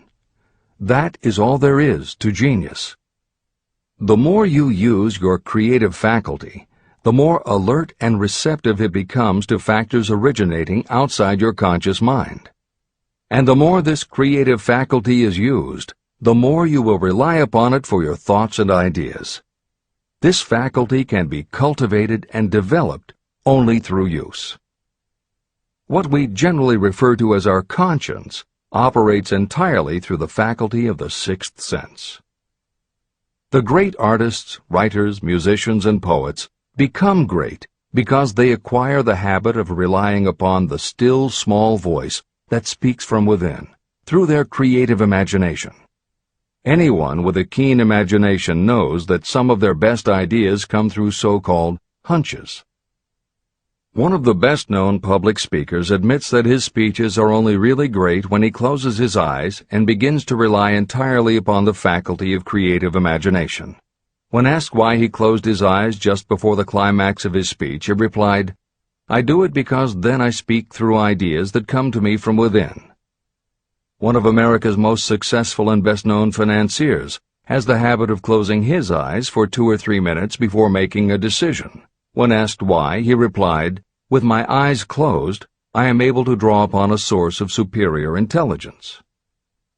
Dr. Elmer R. Gates created more than 200 useful patents through the process of cultivating and using his creative faculty. His method is significant to anyone interested in attaining to the status of genius. Dr. Gates was one of the really great, though less publicized, scientists of the world. In his laboratory, he had what he called his personal communication room. It was practically soundproof, and all light could be shut out. It had a small table on which he kept a pad of writing paper. In front of the table, on the wall, was a light switch. When Dr. Gates desired to draw upon the forces available to him through his creative imagination, he would go into this room, seat himself at the table, shut off the lights, and concentrate on the known factors of the invention he was working on. He would stay in that position until ideas began to flash into his mind in connection with the unknown factors of the invention. On one occasion, ideas came through so fast that he was forced to write for almost 3 hours. When the thoughts stopped flowing, he examined his notes and found they contained a minute description of principles that had no parallel in the known data of the scientific world. Moreover, the answer to his problem was right there in those notes. Dr. Gates earned his living by sitting for ideas. He did it for individuals and corporations, and some of the most sensible people and largest traditional corporations in America paid him to do it. The part of your mind that you generally use for reasoning may be faulty, because it is largely guided by your accumulated experience. Not all knowledge that you have learned through experience is accurate. Many times your creative ideas are much more reliable because they come from sources that are more reliable than those available to the reasoning faculty of the mind. Methods used by geniuses are available to you. The major difference between the genius and the ordinary inventor is that the genius makes use of both the synthesized and the creative faculties of imagination. For example, the scientific inventor begins an invention by organizing and combining the known ideas or principles accumulated through experience through the synthesized faculty, the reasoning faculty. If the inventor finds this accumulated knowledge is insufficient, the scientist then draws upon the sources of knowledge available through the creative faculty. The method by which the inventor does this varies with the individual, but this is the essence of the procedure. 1. The inventor stimulates his or her mind so that it functions on a higher-than-average plane through one or more of the mind stimulants. 2. The inventor then concentrates on the known factors, the finished part of the invention, and creates in his or her mind a perfect picture of the unknown factors, the unfinished part of the invention. The inventor holds this picture in mind until it has been taken over by the subconscious, then relaxes by clearing his or her mind of all thought and waits for the answer to flash into mind. Sometimes the results are both definite and immediate. At other times the results are negative, depending on the state of development of the sixth sense or creative faculty. Thomas Edison tried out more than 10,000 different combinations of ideas through the synthetic faculty of his imagination, before he tuned in through the creative faculty and got the answer that perfected the incandescent light bulb. His experience was similar when he produced the phonograph. Editor's comments. Synchronicity, precognition, intuition, flashes of insight, hunches, gut feelings, symbolic dreams. These are all aspects of the phenomena Napoleon Hill was describing in his two correlated terms, creative imagination and infinite intelligence. And the fact that Hill made a serious study of this function of the mind puts him in exceptional company. The fathers of modern psychology, Sigmund Freud and Carl Jung, recognized and tried to explain this sixth sense. Jung's concept of the collective unconscious, which is the very basis of Jungian psychology, is in many ways identical to Hill's concept of infinite intelligence. Scientists from Archimedes to Newton to Einstein to the team of Watson and Crick, who determined the structure of DNA, all conceded that intuition was instrumental in their discoveries. Duke University created a department for the sole purpose of studying these phenomena under scientific conditions. Many scientists admit to using personalized techniques similar to Hill's method for accessing intuition and creativity. These include Friedrich Kekule, who discovered the molecular structure of benzene through a dream symbol; physiologist Otto Loewi, who had a hunch followed by a dream that won him the Nobel Prize in Medicine; and as mentioned above, James Watson's breakthrough in the structure of DNA. Mozart, Shelley, Coleridge, Huxley, Descartes, Robert Louis Stevenson all claimed intuition played a role in their creations. William Blake learned the secret to a copper engraving process from a dream. British Prime Minister Winston Churchill firmly believed a premonition saved him from being killed by a bomb during the Blitz of London. As was noted earlier, psychiatry, clinical hypnosis, and affirmations all had to overcome considerable skepticism before they were accepted. That is also true of those phenomena Hill terms infinite intelligence. However, In the 1970s and 80s, the public's interest was piqued by well-researched books such as The Intuitive Edge by Philip Goldberg, Creative Dreaming by Patricia Garfield, and The Right Brain Experience by Mary Lee Zdenek. Though these anomalies of the mind still defy laboratory proof, contemporary researchers continue to publish tantalizing results. This is the end of the editorial comments.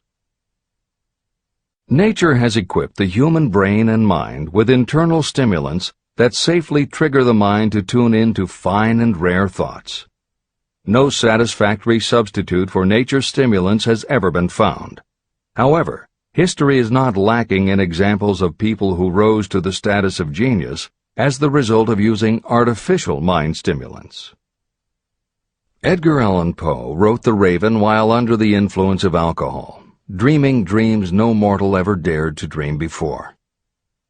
Samuel Taylor Coleridge wrote Kubla Khan during an opium-induced dream, and Robert Burns wrote best when intoxicated. For auld lang syne, my dear, we'll take a cup of kindness yet for auld lang syne. It is true that these and others who are known as geniuses relied upon artificial mind stimulation. But a more important lesson to remember is how many of these people destroyed themselves through the use of those stimulants. Editor's comments. In more contemporary terms, Hill's point about the dangers of artificial mind stimulants was never better made than it was in the television series Behind the Music, which began running on VH1 in the late 1990s. The series was meant to chronicle the lives of rock stars and celebrate their hits, but after viewing 2 or 3 of the shows, they all began to look the same. Young singer and band have a hit record, make millions of dollars, plunge into the sex, drugs, and rock and roll lifestyle, everyone gets addicted, and they blow all of the money.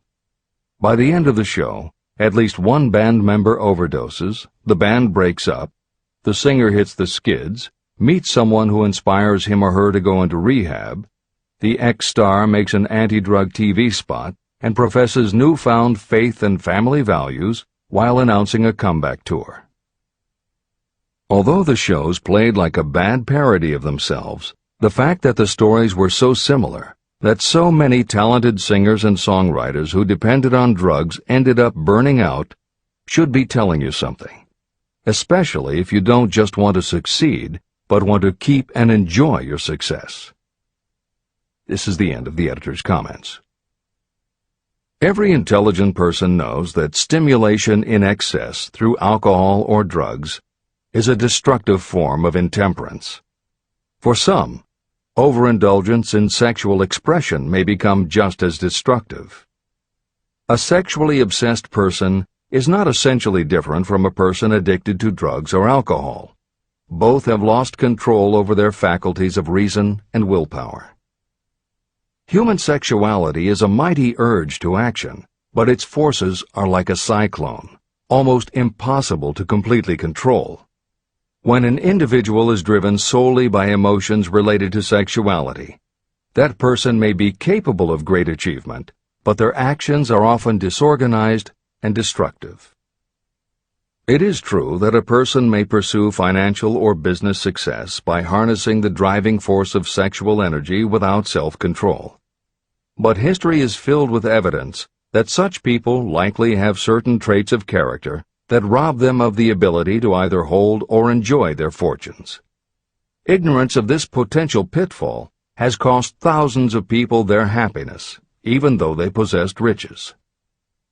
From my analysis of over 25,000 people, I found that those who succeed in an outstanding way often do not hit their stride until they are beyond the age of 40 or 50. This fact was so astounding that it prompted me to go into the study of its cause most carefully. My investigation disclosed that the major reason why many people do not succeed early in life is their tendency to dissipate their energies through overindulgence. The majority of people never learn that sexual energy has possibilities other than physical expression. And many of those who make this discovery only do so after having wasted many years during the time when their sexual energy was at its height. Most people come to the realization by accident, and many don't even know they have tapped into this power. They may recognize that their power of achievement has increased, but they have no idea what caused the change. They are just vaguely aware that nature begins to harmonize the emotions of love and sex, so that they may draw upon these great forces and apply them as stimuli to action. The importance of love. Love, romance, and sex are all emotions capable of driving people to heights of superachievement. When combined, these three emotions may lift you to an altitude of a genius. Every person who has been moved by genuine love knows that it leaves enduring traces upon the human heart. The effect of love endures, because love is spiritual in nature. Those who cannot be stimulated to great heights of achievement by love are hopeless. They are dead, though they may seem to live. If you believe you are unfortunate because you have loved and lost, you are wrong. One who has loved truly can never lose entirely. Love is whimsical and temperamental. It comes when it pleases and goes away without warning. Accept and enjoy it while it remains, but spend no time worrying about its departure. Worry will never bring it back. Dismiss the thought that love only comes once. Love may come and go times without number, but there are no two love experiences that affect you in just the same way. There may be one love experience that leaves a deeper imprint on the heart than all the others. But all love experiences are beneficial, except to the person who becomes resentful and cynical when love makes its departure. Even the memories of love can lift you and stimulate your mind. Go back into your yesterdays at times and bathe your mind in the beautiful memories of past love. It will soften your worries and give you a source of escape from the unpleasant realities of life. And maybe, during this temporary retreat into the world of fantasy, your subconscious mind will yield to you ideas or plans that may change the entire financial or spiritual status of your life. There should be no disappointment over love, and there would be none if people understood the difference between the emotions of love and sex. Love is an emotion of many shades and colors, but the most intense and burning of all is that experienced in the blending of the emotions of love and sex. Marriages or committed relationships that are not blessed with love properly balanced with sex cannot be happy ones, and seldom endure. Love alone will not bring happiness, nor will sex alone. Love is spiritual. Sex is biological. No experience that touches the human heart with a spiritual force can possibly be harmful, except through ignorance or jealousy. The presence of destructive emotions in the human mind may poison it in a way that destroys your sense of justice and fairness.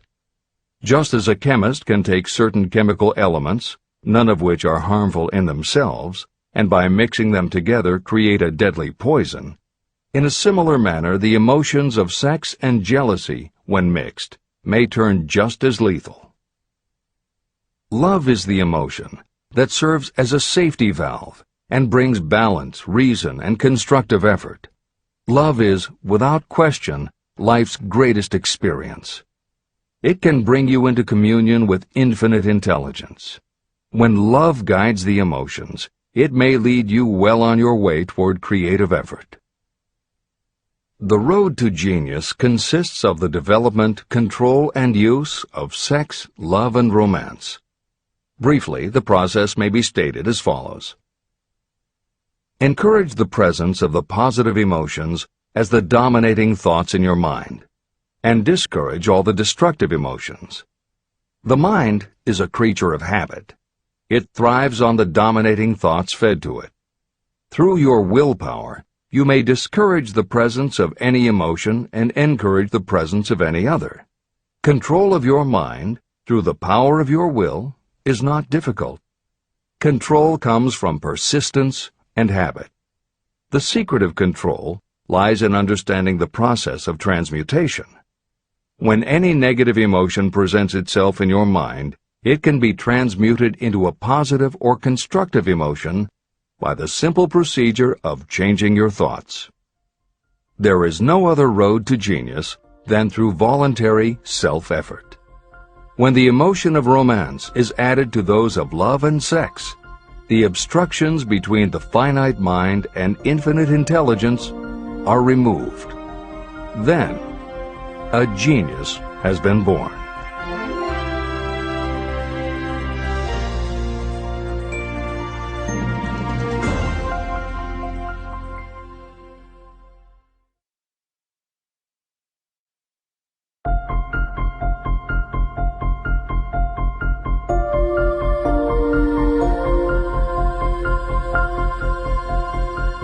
Success requires no explanations.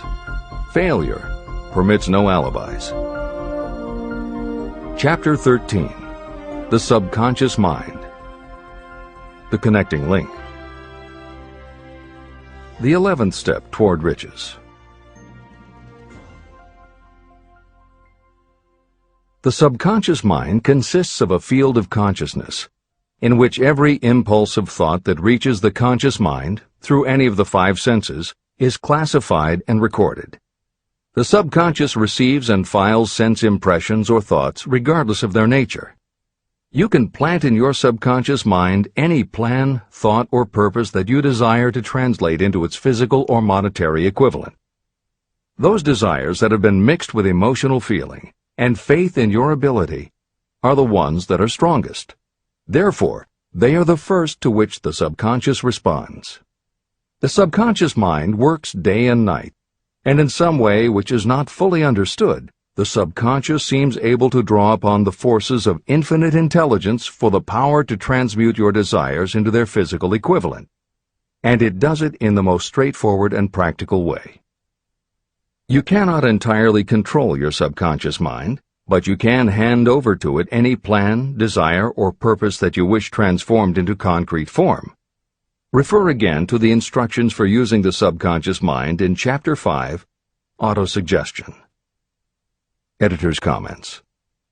In the chapter on autosuggestion, the 4 primary methods for planting and reinforcing suggestions in your subconscious are: 1.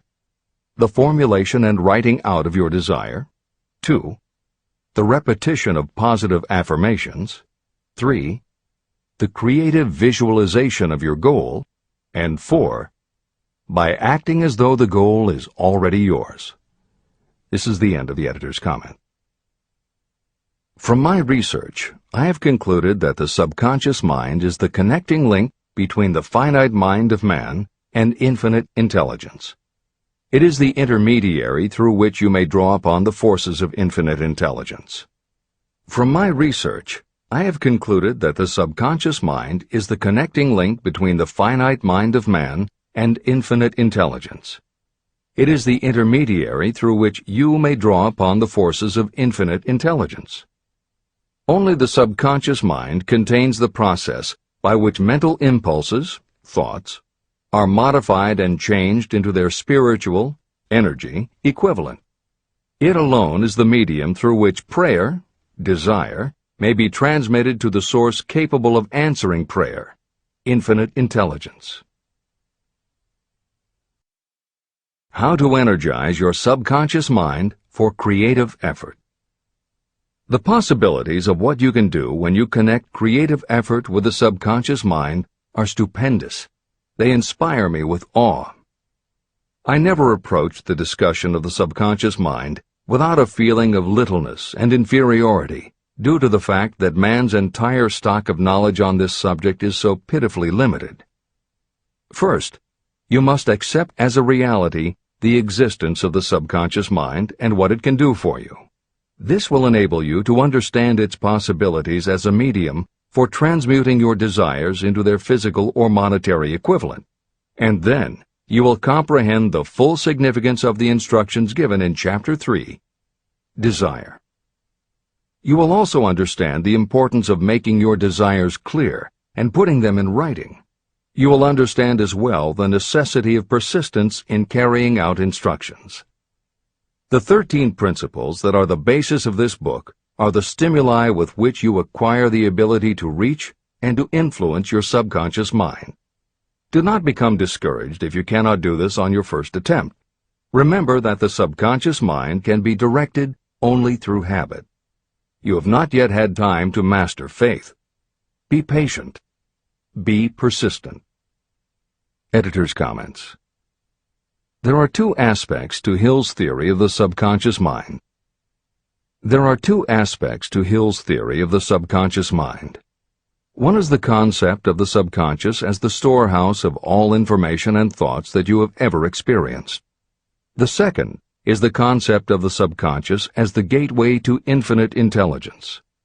In this chapter, Hill focuses primarily on the subconscious as a storehouse. Expanding on the editorial comment about the subconscious mind that appears in the chapter on autosuggestion, proof that the subconscious is a storehouse of information is confirmed in the use of hypnotherapy by psychiatrists. Through hypnosis, psychiatrists are able to help patients open the door to their subconscious so that they can retrieve information about traumatic situations that have been filtered out or repressed by the conscious mind. Further proof is in the use of hypnosis by law enforcement officials to recapture information such as license plate numbers and other details that the conscious mind of a witness has filtered out. Although results vary from person to person, there is no doubt that the subconscious has access to information that the conscious mind does not. This storehouse aspect of the subconscious is what accounts for some ideas that come to us through creative imagination.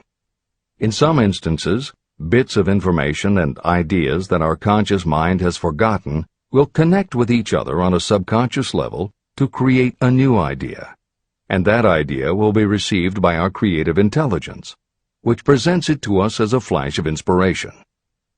You can't completely control this process, but you can condition yourself to come up with more and better ideas.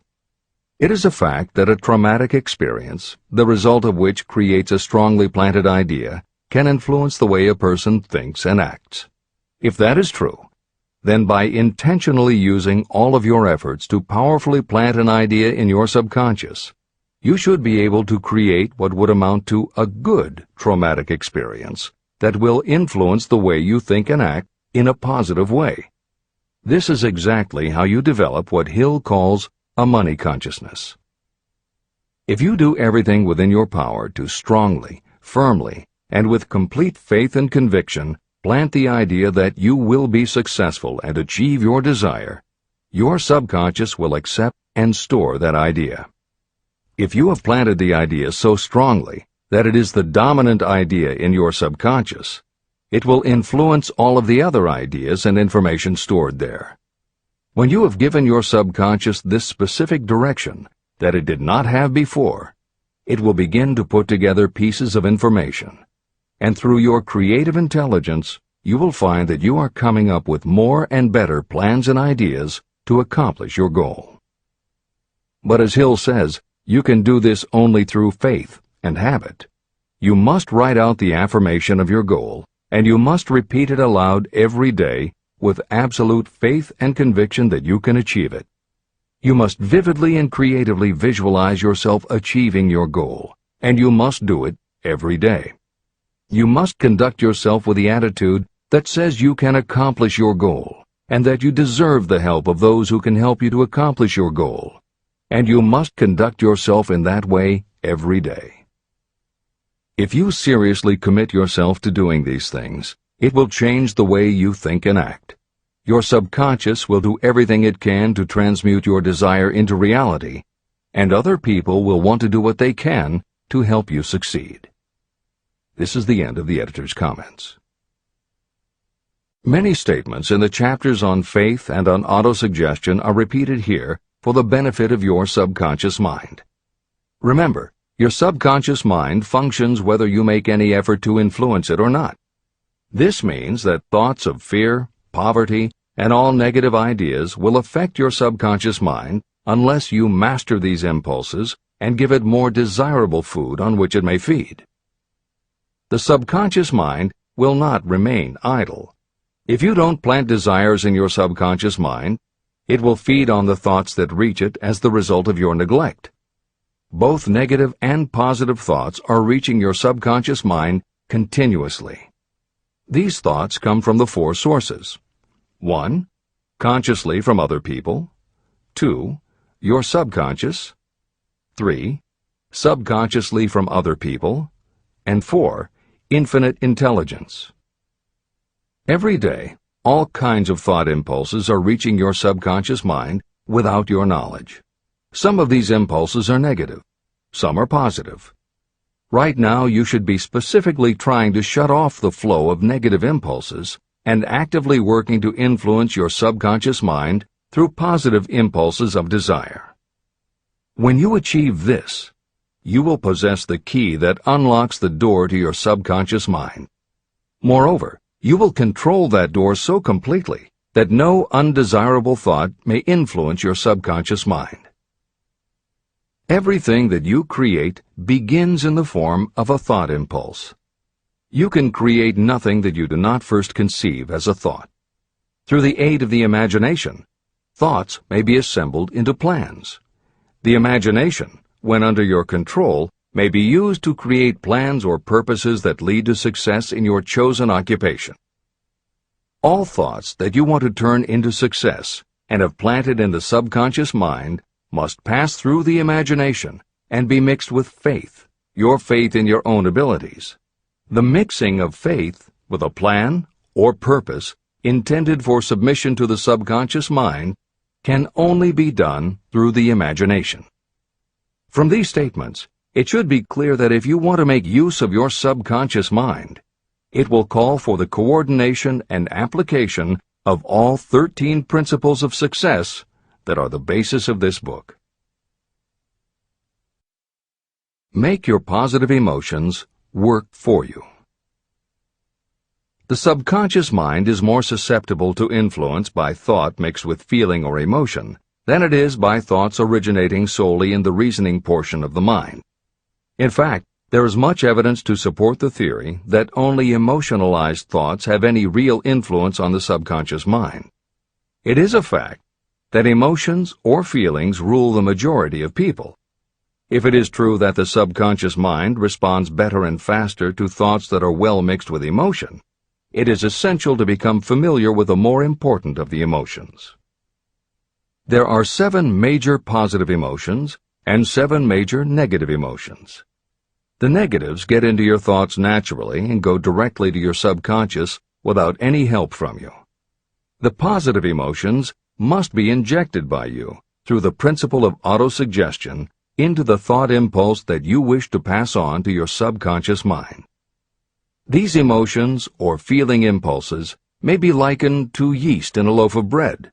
They are the action element which transforms thought impulses from the passive to the active state. That is why thought impulses that have been well mixed with emotion are acted upon more readily than thought impulses originating in cold reason. Editor's comments. W. Clement Stone, Napoleon Hill's friend, mentor, and business partner, arranged for the publication of many of Napoleon Hill's later writings. The following is adapted from material that appears in 2 of these books, Napoleon Hill's Keys to Success and Believe and Achieve. Enthusiasm is a positive mental attitude, an internal impelling force of intense emotion, a power compelling creation or expression. Being enthusiastic is an impelling external expression of action. When you act enthusiastically, you accentuate the power of suggestion and autosuggestion. The sales manager, public speaker, minister, lawyer, teacher, or executive who acts enthusiastic by speaking in an enthusiastic, sincere manner develops genuine enthusiasm. If you act enthusiastic, your emotions will follow. By filling your conscious mind with enthusiasm, you also impress upon your subconscious mind that your burning obsession and your plan for obtaining it are certain things. Then, if your conscious enthusiasm dims, your subconscious will be there, full of images of your success, to help you stoke your conscious fires of enthusiasm once again. This is the end of the editor's comments. You are preparing yourself to influence and control the inner audience of your subconscious mind in order to hand over to it the desire for money, which you wish transmuted into its physical, monetary equivalent. It is essential, therefore, that you understand the method of approach to this inner audience. You must speak its language. It understands best the language of emotion or feeling. Following are the 7 major positive emotions and the 7 major negative emotions. I am listing them here so that you may draw upon the positives and avoid the negatives when giving instructions to your subconscious mind. The 7 major positive emotions. The emotion of desire, the emotion of faith, the emotion of love, the emotion of sex, the emotion of enthusiasm, the emotion of romance, the emotion of hope. There are other positive emotions, but these are the 7 most powerful and the ones most commonly used in creative effort. Master these 7 emotions. They can be mastered only by use, and the other positive emotions will be at your command when you need them. Remember that you are studying a book that is intended to help you develop a money consciousness by filling your mind with positive emotions. The 7 major negative emotions to be avoided. The emotion of fear, the emotion of jealousy, the emotion of hatred, the emotion of revenge, the emotion of greed, the emotion of superstition, the emotion of anger. Positive and negative emotions cannot occupy the mind at the same time. One or the other must dominate. It is your responsibility to make sure that positive emotions constitute the dominating influence of your mind. That is where the law of habit will help you. Form the habit of applying and using the positive emotions. Eventually, they will dominate your mind so completely that the negatives cannot enter it. Only by following these instructions literally and continuously can you gain control over your subconscious mind. The presence of a single negative in your conscious mind is sufficient to destroy all chances of constructive aid from your subconscious mind. Editor's comments. Napoleon Hill's concern about the susceptibility of the subconscious mind to negative thoughts, emotions, and comments is well known to professionals who work with these techniques. In clinical hypnotherapy, there is an axiom referred to as the law of reversed effect, which states that whenever there is a conflict between imagination and willpower, the imagination wins. When you attempt to plant an idea, if the subconscious already harbors a negative, trying to force the new idea has the reverse effect, because the subconscious becomes obsessed with defending its established negative idea. And the harder you try to do something, the more the subconscious resists, and the more difficult it becomes. Even the use of the word try is warned against, because it gives the suggestion to the subconscious of a preconceived failure. The concept of trying implies an ongoing effort. You don't want to try. You want to succeed. If you ask your subconscious to help you try, it may do just that. It may help you try, but it will prevent you from succeeding. Because if you did succeed, then it could no longer help you try, which is what you asked it to do. The cautionary note about using the word try is just one example of the care that should be taken when formulating affirmations and using autosuggestion. The following are some other rules of thumb that most modern experts agree on. 1. Affirmations should always be stated as a positive. Affirm what you do want, not what you don't want. 2. Affirmations work best when they are short and very clear about a single desired goal. Take the time to write, rewrite, and polish your affirmation until you can express your desire in a short statement of precise and well-chosen words. 3.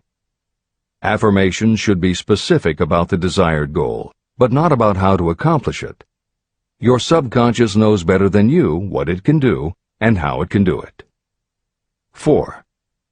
Do not make unreasonable time demands. Your subconscious can't make anything happen suddenly or now. 5. Just saying the words will have little effect. When you affirm your desire, you must do it with such faith and conviction that your subconscious becomes convinced of how important it is to you. As you affirm your desire to yourself, visualize it in your mind's eye as big as a billboard. Make it big, powerful, and memorable. 6. Repetition of your emotionalized affirmation is crucial. At this time, it is your habit to think one way. By repeating your affirmation often every day, your new way of thinking will begin to be your automatic response. Keep reinforcing it until it becomes second nature to you, and your habit will have become to think the new way, the way you want to think. This is the end of the editor's comments. We form habits based on the degree of reinforcement we receive. Habits make no moral judgments. They can be either good or bad. Both are formed through repetition. If we try something and like the results, we repeat the action. You can replace negative thoughts with positive ones. You can replace inaction with action, and you can form any habit you choose. Your thoughts are the only thing that you can completely control if you choose to do so. You can control your thoughts to control your habits. The secret of effective prayer. Most people resort to prayer only after everything else has failed, or else they pray by a ritual of meaningless words. And because most people who pray do so only after everything else has failed, they go to prayer with their minds filled with fear and doubt. Because fear and doubt are the emotions that are mixed with their prayer, these are the emotions the subconscious mind passes on, and these are the emotions that infinite intelligence receives and acts upon. If you pray for a thing, but as you pray you have fear that you may not receive it, or that your prayer will not be acted upon by infinite intelligence, your prayer will have been in vain. Prayer does sometimes result in the realization of that for which one prays. If you have ever had the experience of receiving something for which you prayed, go back in your memory and recall your actual state of mind while you were praying, and you will know for sure that the theory here described is more than a theory. The method by which you may communicate with infinite intelligence is very similar to the way the vibration of sound is transmitted by radio waves. Sound cannot be transmitted through the atmosphere until it has been changed into a very high rate of vibration. The radio station takes the sound of the human voice and modifies it by stepping up the vibration millions of times. Only in this way can the energy of sound be sent over distances. After this transformation has taken place, the energy, which originally was in the form of vibrations of sound, is broadcast or transmitted as a radio signal. When a radio set receives the high-speed transmission, it then reconverts that energy back to its original slower rate of vibration. And when it is stepped down to its original rate, it vibrates the diaphragm of the speaker, which reproduces the original sound of the voice. The subconscious mind is the intermediary that translates prayers or desires into terms that infinite intelligence can receive. The answer comes back to you in the form of a definite plan or idea for procuring the object of your prayer. When you understand this principle, you know why mere words read from a prayer book cannot serve as an agency of communication between the mind of man and infinite intelligence. Do not expect troubles, as they have a tendency not to disappoint. Chapter 14. The Brain. A broadcasting and receiving station for thought. The 12th step toward riches.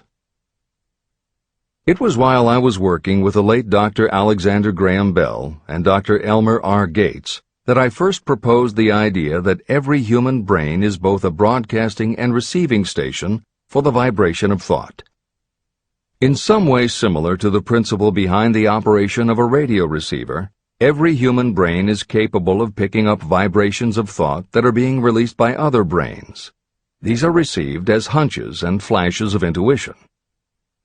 As was explained in previous chapters, it is your creative imagination that is the receiving set of your brain, which receives thoughts from your subconscious and, under certain circumstances, receives thoughts released by the brains of others. Your creative imagination is the interconnection between your conscious or reasoning mind and the four sources from which you receive thought stimuli. 1. Consciously from other people. 2. Your subconscious. 3. Subconsciously from other people. And 4. Infinite intelligence.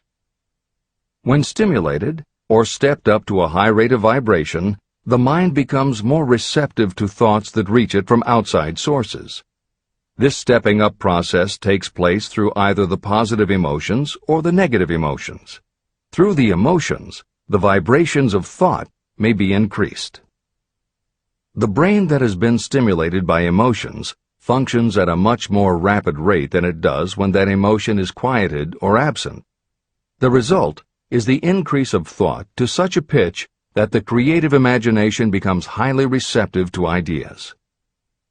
On the other hand, when the brain is functioning at a rapid rate, it also gives to your own thoughts the emotional feeling that is essential before those thoughts will be picked up and acted upon by your subconscious mind. The subconscious mind is the sending station of the brain, through which vibrations of thought are broadcast. Autosuggestion is the medium by which you may put into operation your sending station. The creative imagination is the receiving set through which the energies of thought are picked up. Editor's comments. The following combines the above concept with the related materials from previous chapters to provide a step-by-step recap of Napoleon Hill's view of the process. 1. The brain is simultaneously both a broadcaster and a receiver. 2. Emotion affects both your ability to send and your ability to receive. When under the effect of strong emotion, the more powerfully you can send thoughts. When under the effect of strong emotion, the more receptive you are to receiving thoughts. 3. When you send thoughts, to where do you send them? You send them to your subconscious by using autosuggestion. 4. When you receive thoughts, where do they come from? They come from your subconscious and you receive them through your creative imagination. 5. Your subconscious mind has two aspects. Your subconscious is a storehouse of information, as explained in the previous chapter. Your subconscious is your connection to infinite intelligence. 6. Infinite intelligence is the medium through which you receive thoughts from other brains. Infinite intelligence is Hill's term for describing the following basic law of physics. Because everything in the universe is made of time, space, energy, or matter, and because matter is just energy in a different form, then everything is actually different parts of the same thing. This means that your subconscious mind, energy, has a common base with every other subconscious mind, energy. 7. Thoughts from other brains come to you as follows. When you are under the effect of a strong emotion and your receiver is especially receptive, sometimes its pull is so strong that it attracts a thought from the subconscious mind of another brain. It is able to do this because infinite intelligence interconnects your subconscious with the subconscious of the other brain. 8. These thoughts from other brains are what we refer to as intuition, hunches, déjà vu, and foreknowledge. Although Hill's explanation depends on the action of an intangible force that cannot be isolated and dissected in a laboratory, neither medical science nor psychology can offer a better explanation for those thoughts that depend on knowledge or information that we do not have. This is the end of the editor's comments. The greatest forces are intangible. In the past, we've depended too much on our physical senses and have limited our knowledge to physical things that we could see, touch, weigh, and measure. I believe we have entered the most marvelous of all ages, an age that will teach us more about the intangible forces of the world about us. Perhaps we shall learn that there is an other self that is more powerful than the physical self we see when we look in a mirror. Many people do not take seriously such intangibles, the things that they cannot perceive through any of their five senses. However, to belittle the idea of forces that are intangible or cannot be explained is to ignore the fact that all of us, every day, are controlled by forces that are unseen and intangible. The whole of mankind has not the power to cope with, nor to control the intangible force wrapped up in the rolling waves of the oceans. We still do not fully understand the intangible force of gravity, which keeps this little Earth suspended in space and keeps us from falling from it, much less have the power to control that force. We are entirely subservient to the intangible force that comes with a thunderstorm, and we are just as helpless in the presence of the intangible force of electricity. We do not understand the intangible force and intelligence wrapped up in the soil of the earth, the force that provides us with every morsel of food we eat, every article of clothing we wear, and every dollar we carry in our pockets. Last but not least, with all of our culture and education, we still understand little or nothing of the greatest of all the intangibles, thought. However, we have begun to learn a good deal about the intricate workings of the physical brain, and the results are stunning. We know that the central switchboard of the human brain, the number of lines that connect the brain cells to each other, is written as the figure 1, followed by 15 million zeros.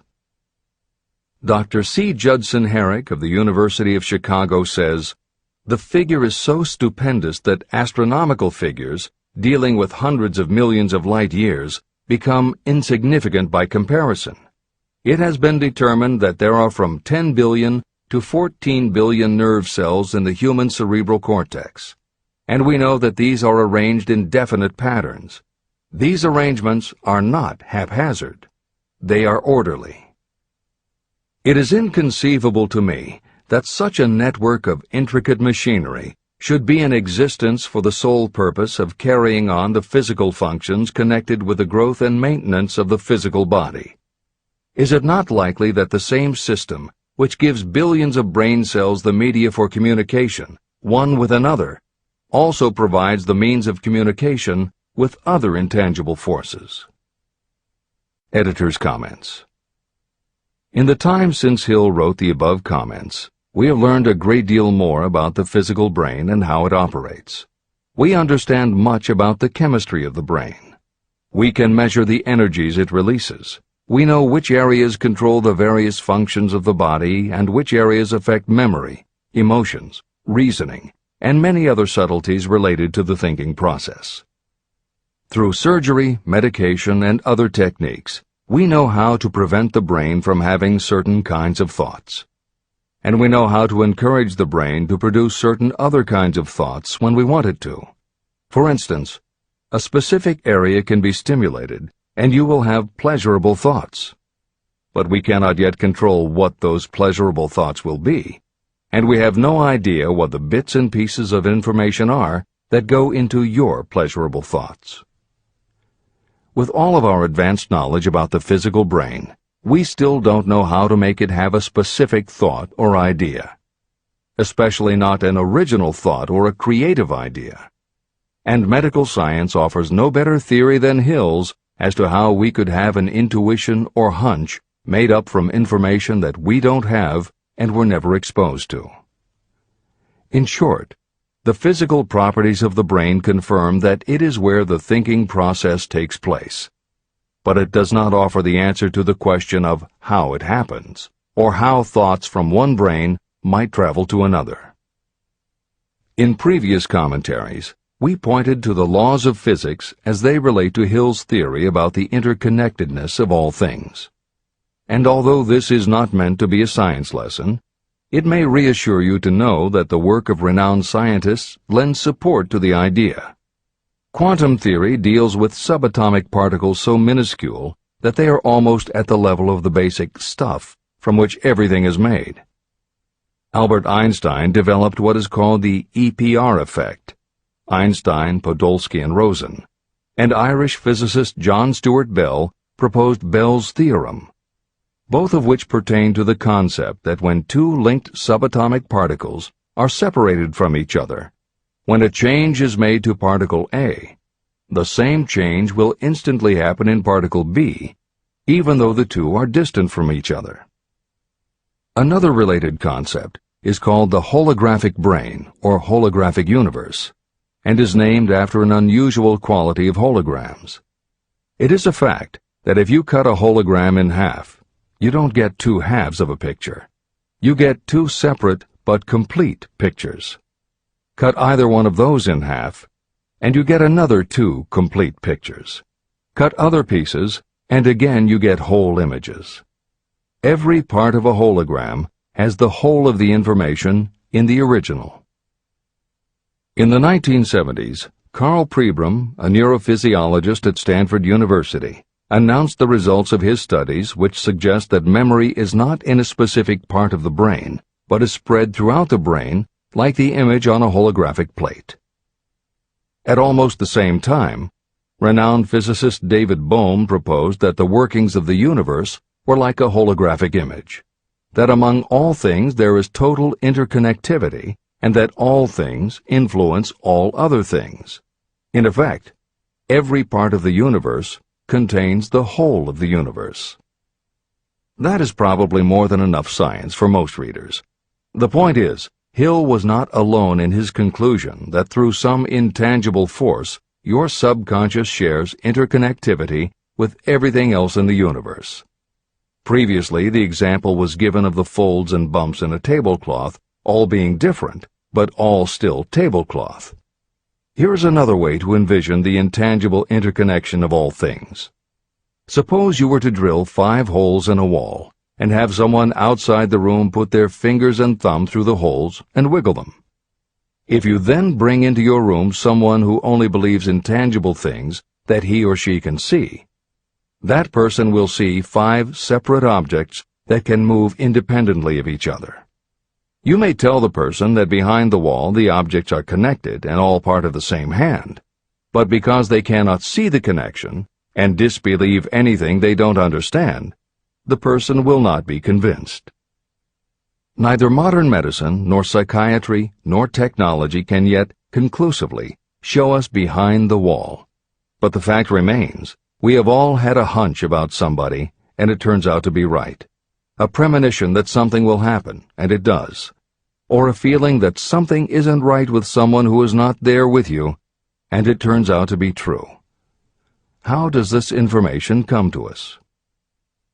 As mentioned previously, psychologist Carl Jung called the intangible connection the collective unconscious, also called universal subconscious. Others call it the totally unified theory, the great first cause, the universal mind, or spirit, and some see it as another way of describing God. Napoleon Hill calls it infinite intelligence and offers a common-sense explanation that allows you to work with a phenomenon, even if it is not completely understood. And that, after all, is what Hill was aiming for, to give you a way to access intangible forces that will help you turn your desire into reality.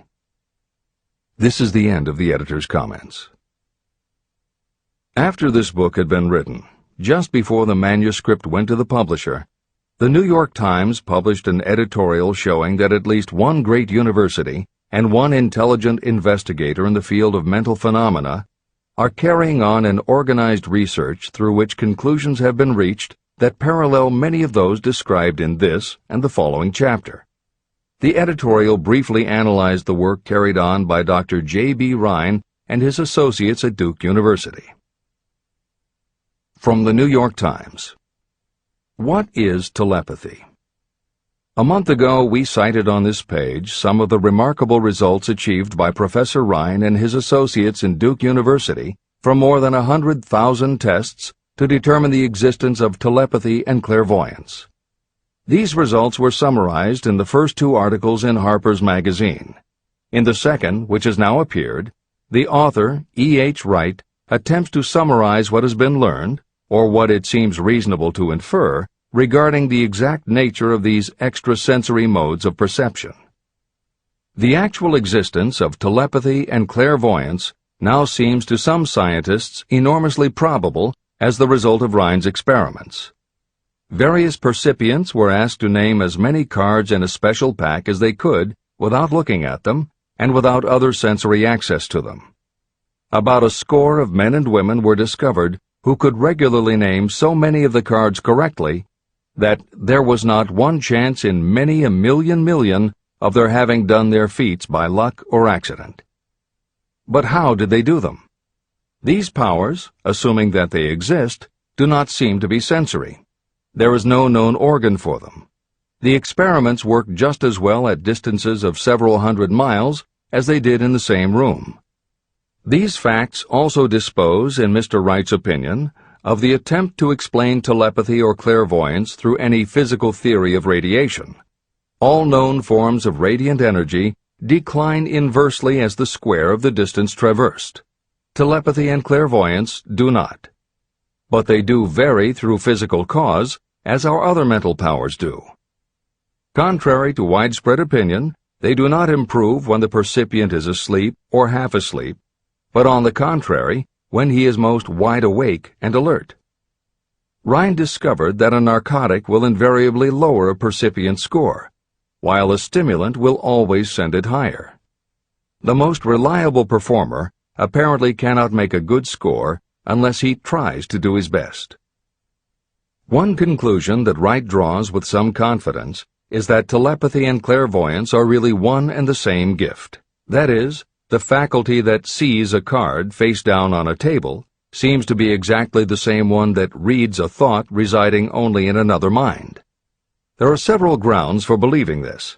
So far, the two gifts have been found in every person who has either of them. If you have the abilities, both seem to be of equal strength. Screens, walls, distances have no effect at all on either. Wright expresses his hunch that other extrasensory experiences, such as prophetic dreams, premonitions of disaster, and the like, may also prove to be part of the same faculty. The reader is not asked to accept any of these conclusions, but the evidence that Rhine has piled up must remain impressive. In 1927, Dr. J.B. Rhine and his wife, Dr. Louisa E. Rhine, joined Professor William McDougall, chairman of the psychology department at Duke University, to create a lab that would apply strict scientific procedures to the study of psychic phenomena. They developed scientific methodologies and procedures to study, identify, and test individuals who demonstrated unusual abilities. It was Dr. Rhine who coined the term extrasensory perception, ESP, and he adopted the word parapsychology to describe their studies. It is fair to say that the research done at the Rhine Lab is some of the most advanced work on the entire subject. In 1962, they created the Foundation for Research into the Nature of Man in order to continue their studies independent of the university and to publish related works. In 1995, the name was changed to the Rhine Research Institute.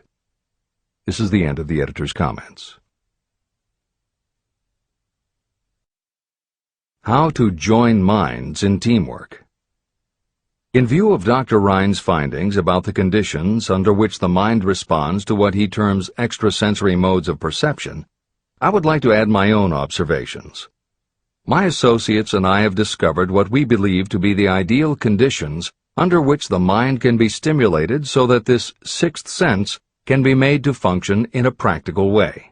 To begin with, I should explain that there is a close working alliance between myself and two members of my staff.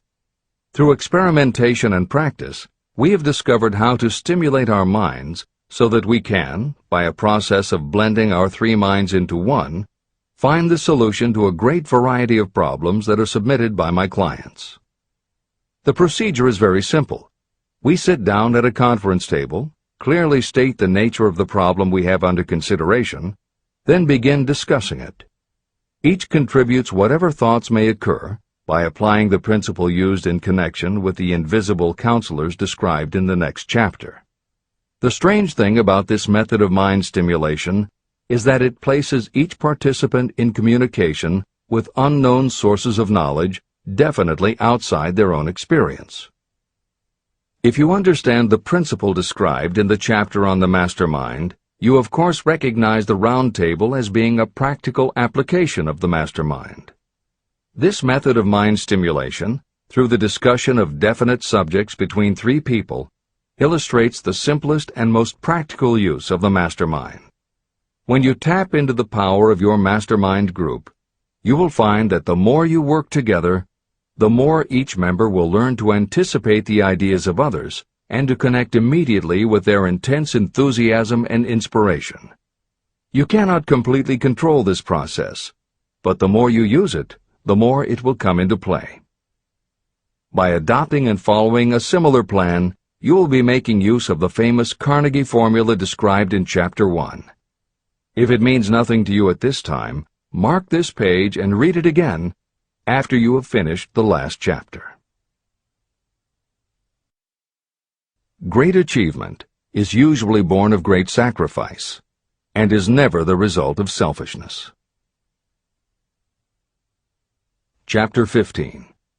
The Sixth Sense, the door to the Temple of Wisdom, the 13th step toward riches.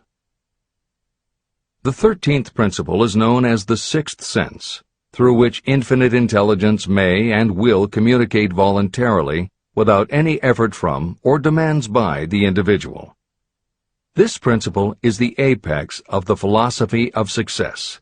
It can be assimilated, understood, and applied only by first mastering the other 12 principles. The sixth sense is that portion of the subconscious mind that has been referred to as the creative imagination. It has also been referred to as the receiving set through which ideas, plans, and thoughts flash into the mind. The flashes are sometimes called hunches or inspirations. The sixth sense defies description. It cannot be described to a person who has not mastered the other principles of this philosophy, because such a person has no knowledge and no experience with which the sixth sense may be compared.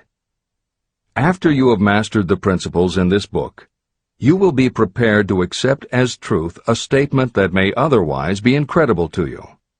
Through the sixth sense, you will be warned of impending dangers in time to avoid them and notified of opportunities in time to embrace them.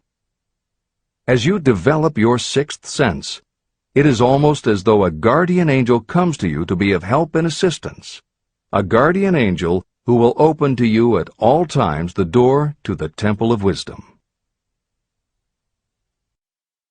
Miracles of the Sixth Sense. I am not a believer in, nor an advocate of, miracles, for the simple reason that I have enough knowledge of nature to understand that nature never deviates from her established laws. However, I believe that some of nature's laws are so incomprehensible that they produce what appear to be miracles.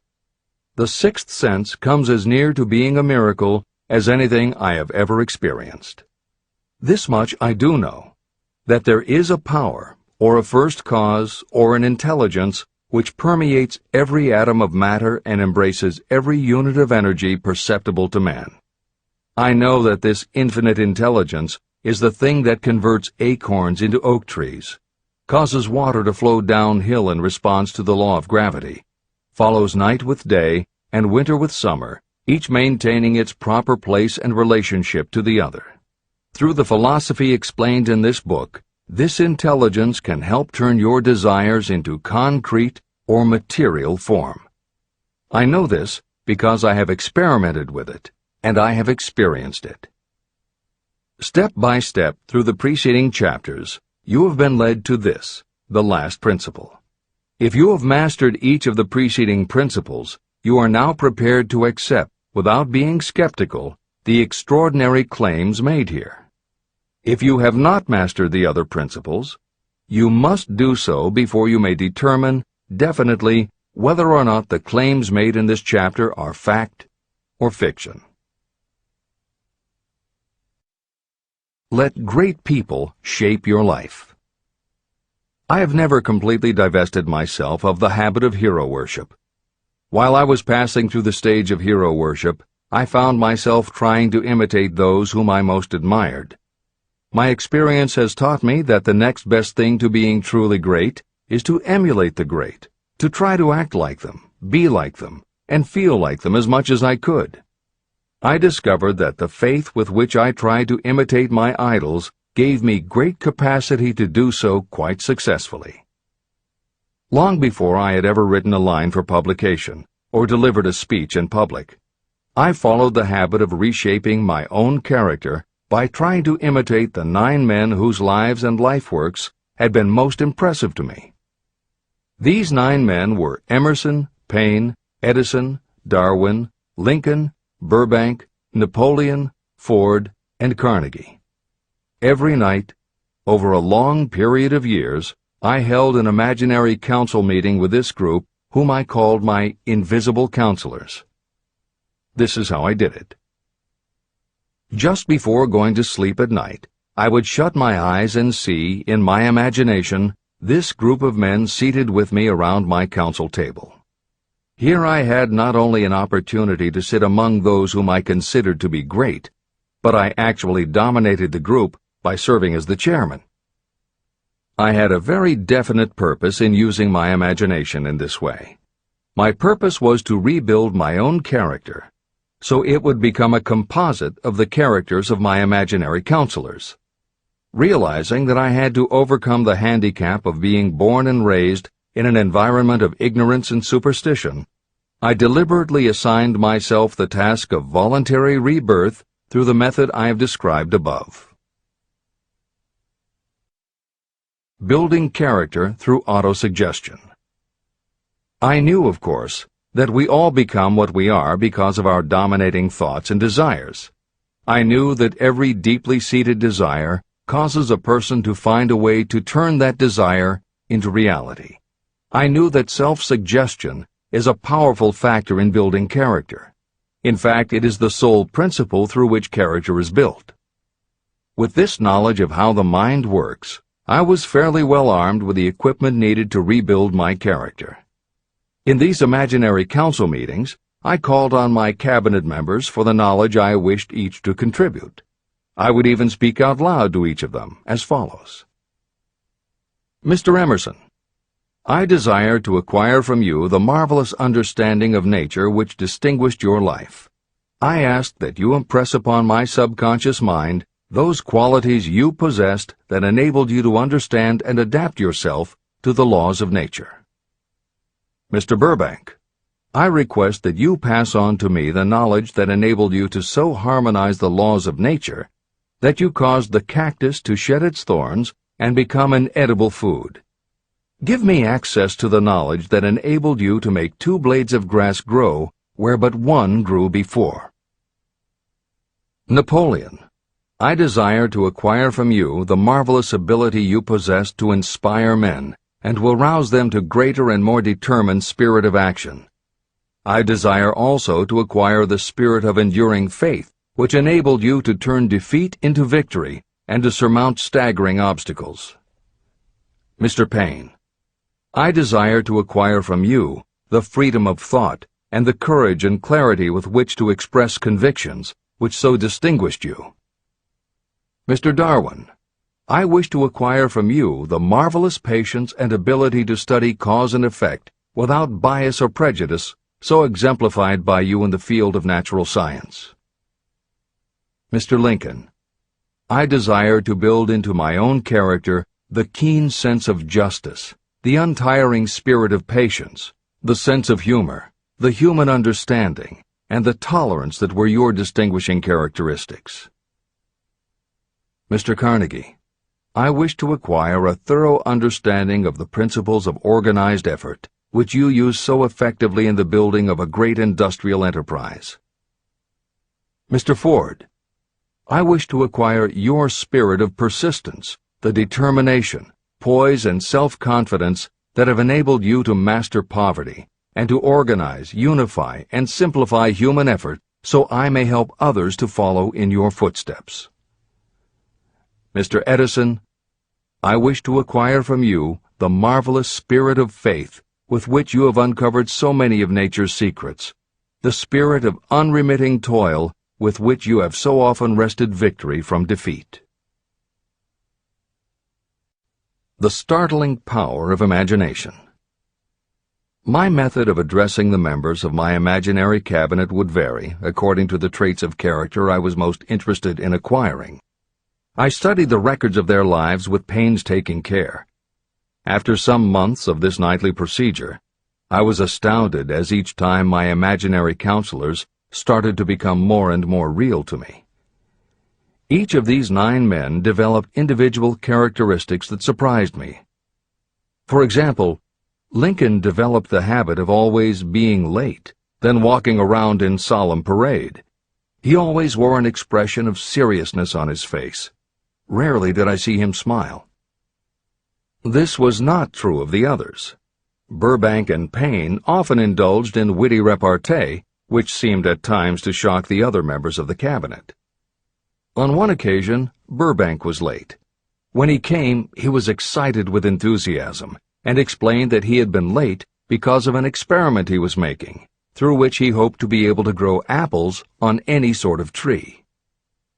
Payne chided him by reminding him that it was an apple that started all the trouble between man and woman. Darwin chuckled as he suggested that Payne should watch out for little serpents when he went into the forest to gather apples, as they had the habit of growing into big snakes. Emerson observed, "No serpents, no apples," and Napoleon remarked, "No apples, no state." These meetings became so realistic that I became fearful of their consequences and discontinued them for several months. The experiences were so uncanny, I was afraid that if I continued them, I would lose sight of the fact that the meetings were purely experiences of my imagination. In writing this book, this is the first time that I've had the courage to mention this. I knew from my own attitude in connection with such matters that I would be misunderstood if I described my unusual experience. I now have the courage to put this on the printed page, because I am now less concerned about what they say than I was in the years that have passed. While the members of my cabinet may be purely fictional, and the meetings existed only in my own imagination, they have led me into glorious paths of adventure, rekindled my appreciation of true greatness, encouraged my creativity, and inspired me to be honest and bold in expressing my thoughts. Editor's comments. Napoleon Hill's experience with his imaginary counselors is not as uncommon as it may seem on first reading. In fact, it happens to novelists all the time. As an author proceeds with the writing of a book, there will come a point when the characters in the novel become so well defined in the author's mind that the personalities of the characters themselves begin to suggest plot points and dialogue that the author never planned. Often the thoughts that come to the author when he or she is in the character are completely original, and in real life would never have occurred to the author. Psychiatrists, therapists, and motivational experts also use this phenomenon when they work with role-playing. The usual procedure is to ask 2 people to act out a scenario as if they were in each other's shoes. If this is done in a situation where the participants do not feel embarrassed or self-conscious, and if the people will allow themselves to become submerged and seriously try to become the other person, the results can be stunning. Depending on the faith with which you approach it, you can get not just a general sense of what the other person is going through, but also have flashes of insight, actually feel what the other person feels, and gain a real understanding about the reactions or motivations of others. Why it works is just as much a mystery as why you get hunches. It may be simply that when your imagination creates a character, it doesn't give the character inhibitions. So when you think through the character, your mind is less restricted. Regardless, the fact is that by using your imagination to project yourself into other characters, you can open yourself to ideas that you don't normally have access to, and you can use this mental phenomenon as one of the tools that will help you turn your desire into success. This is the end of the editor's comments. Tapping the source of inspiration. Somewhere in the cell structure of the brain is something that receives the vibrations of thought ordinarily called hunches. So far, science has not discovered where this sixth sense is located, but this is not important. The fact remains that human beings do receive accurate knowledge through sources other than the physical senses. Generally, such knowledge is received when the mind is under the influence of extraordinary stimulation. Any emergency that arouses the emotions and causes the heart to beat more rapidly may bring the sixth sense into action. Anyone who has experienced a near accident while driving knows that the sixth sense often comes to your rescue and by split seconds helps to avoid the accident. I mention this as background to the following statement of fact. On many occasions when I have faced emergencies, some of them so grave that my life was in jeopardy, I have been miraculously guided past these difficulties through the influence of my invisible counselors. My original purpose in conducting council meetings with imaginary beings was solely to use autosuggestion to impress upon my subconscious mind certain characteristics that I wanted to acquire. In more recent years, my experimentation has taken on an entirely different trend. I now go to my imaginary counselors with every difficult problem that confronts me and my clients. During my meetings with these invisible counselors, I find my mind most receptive to ideas, thoughts, and knowledge that reach me through the sixth sense. The results are often astonishing, although I do not depend entirely on this form of counsel. The sixth sense is not something that one can take off and put on at will. Ability to use this great power comes slowly, through application of the other principles outlined in this book. No matter who you are, or what may have been your purpose in reading this book, you can profit by it even if you don't fully understand how or why the principle described in this chapter works. This is especially true if your major purpose is that of accumulation of money or other material things.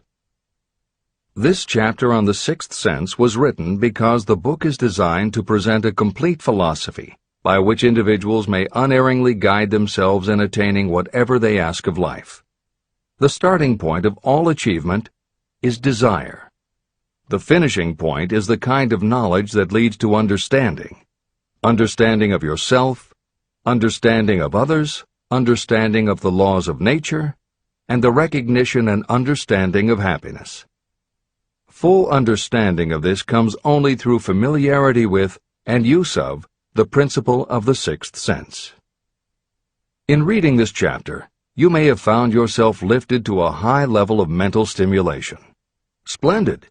Come back to this again a month from now, read it once more, and observe that your mind will soar to a still higher level of stimulation.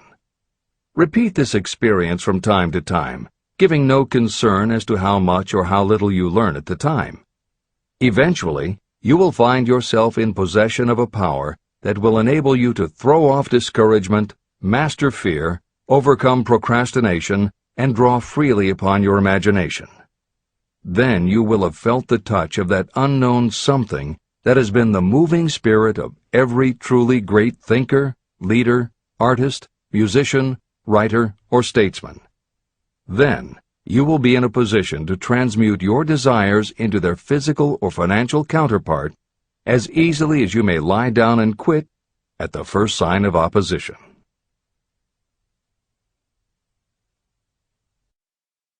The man who actually knows just what he wants in life has already gone a long way toward attaining it. Chapter 16. The Six Ghosts of Fear. How many are standing in your way? Take inventory of yourself as you read this closing chapter, and find out how many of the ghosts are standing in your way.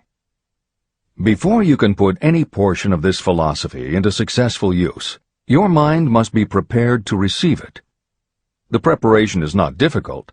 It begins with study, analysis, and understanding of three enemies that you will have to clear out: indecision, doubt, and fear.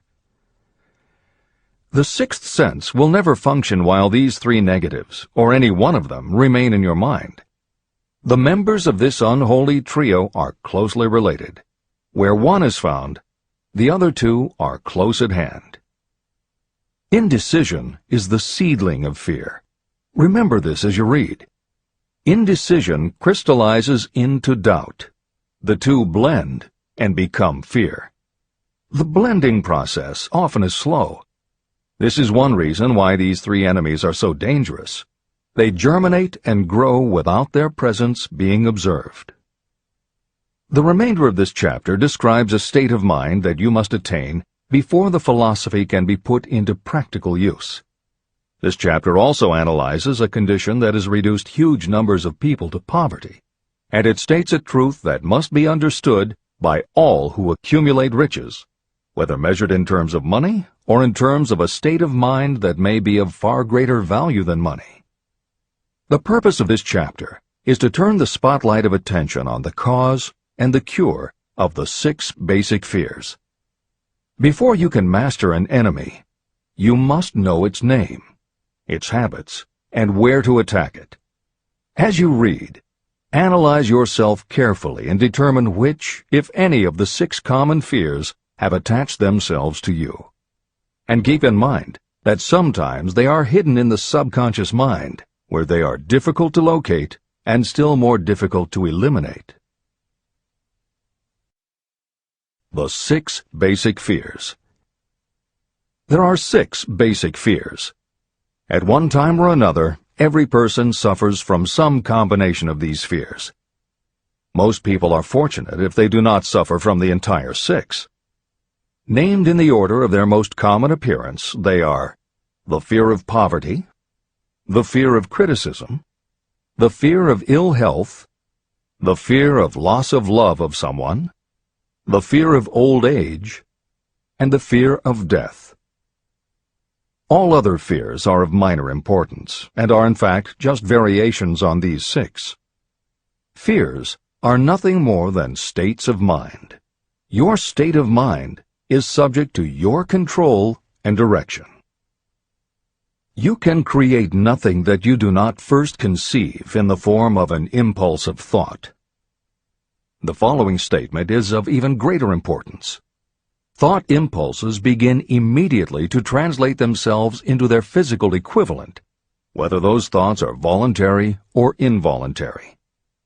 Even thought impulses that are picked up by mere chance, thoughts that have been released by other minds, may determine your financial, business, professional, or social destiny just as surely as the thoughts that you create by intent and design.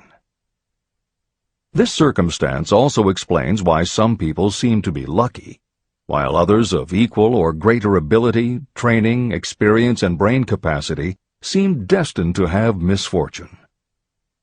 The explanation is that you have the ability to completely control your own mind. With this control, you may open your mind to the thought impulses that are being released by other brains, or you can close the doors tightly and admit only thought impulses of your own choice. Nature has endowed human beings with absolute control over only one thing, and that one thing is thought. This fact, coupled with the additional fact that everything we create begins in the form of a thought, leads us very near to the principle by which fear may be mastered. If it is true that all thought has a tendency to clothe itself in its physical equivalent, and this is true beyond any reasonable room for doubt, it is equally true that thought impulses of fear and poverty cannot be translated into terms of courage and financial gain. The first basic fear. The fear of poverty. There can be no compromise between poverty and riches. The two roads that lead to poverty and riches travel in opposite directions. If you want riches, you must refuse to accept any circumstance that leads toward poverty. The word riches is used in its broadest sense, meaning financial, spiritual, mental, and material wealth. The starting point of the path that leads to riches is desire. In Chapter 3, you received full instructions for the proper use of desire. In this chapter on fear, you have complete instructions for preparing your mind to make practical use of desire. Here is the place to give yourself a challenge, which will definitely determine how much of this philosophy you have absorbed. Here is the point at which you can tell what the future holds in store for you. If, after reading this chapter, you are willing to accept poverty, you may as well make up your mind to receive poverty. This is one decision you cannot avoid. But if you demand riches, determine what form and how much will be required to satisfy you. You know the road that leads to riches. You have been given a road map. If you follow it, it will keep you on that road. If you neglect to make the start, or stop before you arrive, no one will be to blame but you. This responsibility is yours. No excuse will save you from accepting the responsibility if you now fail or refuse to demand riches of life. All you need is one thing. Incidentally, the only thing you can control, and that is a state of mind. A state of mind is something that is up to you. It cannot be purchased. It must be created.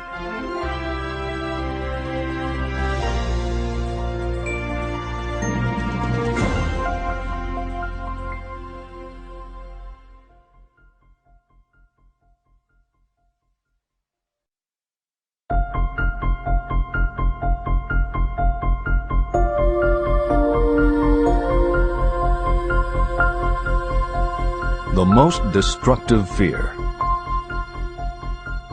Fear of poverty is a state of mind, nothing else. But it is sufficient to destroy your chances of achievement in any undertaking. This fear paralyzes your ability to use reason, destroys the imagination, kills off self-reliance, undermines enthusiasm, discourages initiative, leads to uncertainty of purpose, encourages procrastination, wipes out enthusiasm, and makes self-control an impossibility. It takes the charm from your personality, destroys the possibility of accurate thinking, diverts concentration of effort.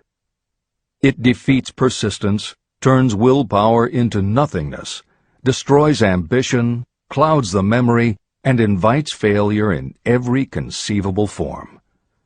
It kills love and assassinates the finer emotions of the heart, discourages friendship and invites disaster in 100 forms, leads to sleeplessness, misery, and unhappiness. And all this despite the obvious truth that you live in a world of overabundance of everything your heart could desire, with nothing standing between you and your desires except lack of a definite purpose. The fear of poverty is, without doubt, the most destructive of the 6 basic fears. It has been placed at the head of the list because it is the most difficult to master. The fear of poverty grew out of our inherited tendency to prey upon our fellow human beings economically. Nearly all animals lower than us are motivated by instinct, but their capacity to think is limited, and therefore they prey upon one another physically. We, with our superior sense of intuition, with the capacity to think and to reason, do not eat others bodily. Human beings get more satisfaction out of eating others financially. Humans are so avaricious that every conceivable law has been passed to safeguard us from one another. Nothing brings so much suffering and humility as poverty. Only those who have experienced poverty understand the full meaning of this. It is no wonder that we fear poverty. Through a long line of inherited experiences, we have learned for sure that some people cannot be trusted where matters of money and earthly possessions are concerned. So eager are we to possess wealth that we will acquire it in whatever manner we can, through legal methods if possible, through other methods if necessary or expedient. Self-analysis may disclose weaknesses that you do not like to acknowledge, but this form of examination is essential if you are going to demand of life more than mediocrity and poverty. Remember, as you check yourself point by point, that you are both the court and the jury, the prosecuting attorney and the attorney for the defense, and that you are both the plaintiff and the defendant. You are on trial. Face the facts squarely. Ask yourself definite questions and demand direct replies. When the examination is over, you will know more about yourself. If you do not feel that you can be an impartial judge, call upon someone who knows you well to serve as judge while you cross-examine yourself. You are after the truth. Get it, no matter at what the cost, even though it may temporarily embarrass you. The majority of people, if asked what they fear most, would reply, "I fear nothing." The reply would be inaccurate, because few people realize that they are bound, handicapped, whipped spiritually and physically through some form of fear. So subtle and deeply seated is the emotion of fear that you may go through life and never recognize its presence. Only a courageous analysis will disclose the presence of this universal enemy. When you begin such an analysis, search deeply into your character. The following is a list of the symptoms to look for. Symptoms of the fear of poverty. 1. Indifference. Commonly expressed through lack of ambition, willingness to tolerate poverty, and the acceptance of whatever compensation life may offer without protest. Also mental and physical laziness, and lack of initiative, imagination, enthusiasm, and self-control. 2. Indecision. The habit of permitting others to do your thinking. Sitting on the fence. 3. Doubt. Generally expressed through alibis and excuses designed to cover up, explain away, or apologize for your failures. Sometimes expressed in the form of envy of those who are successful, or by criticizing them. 4. Worry. Usually expressed by finding fault with others, a tendency to spend beyond your income, neglect of personal appearance, scowling and frowning, nervousness, lack of poise, self-consciousness, and often the use of alcohol or drugs.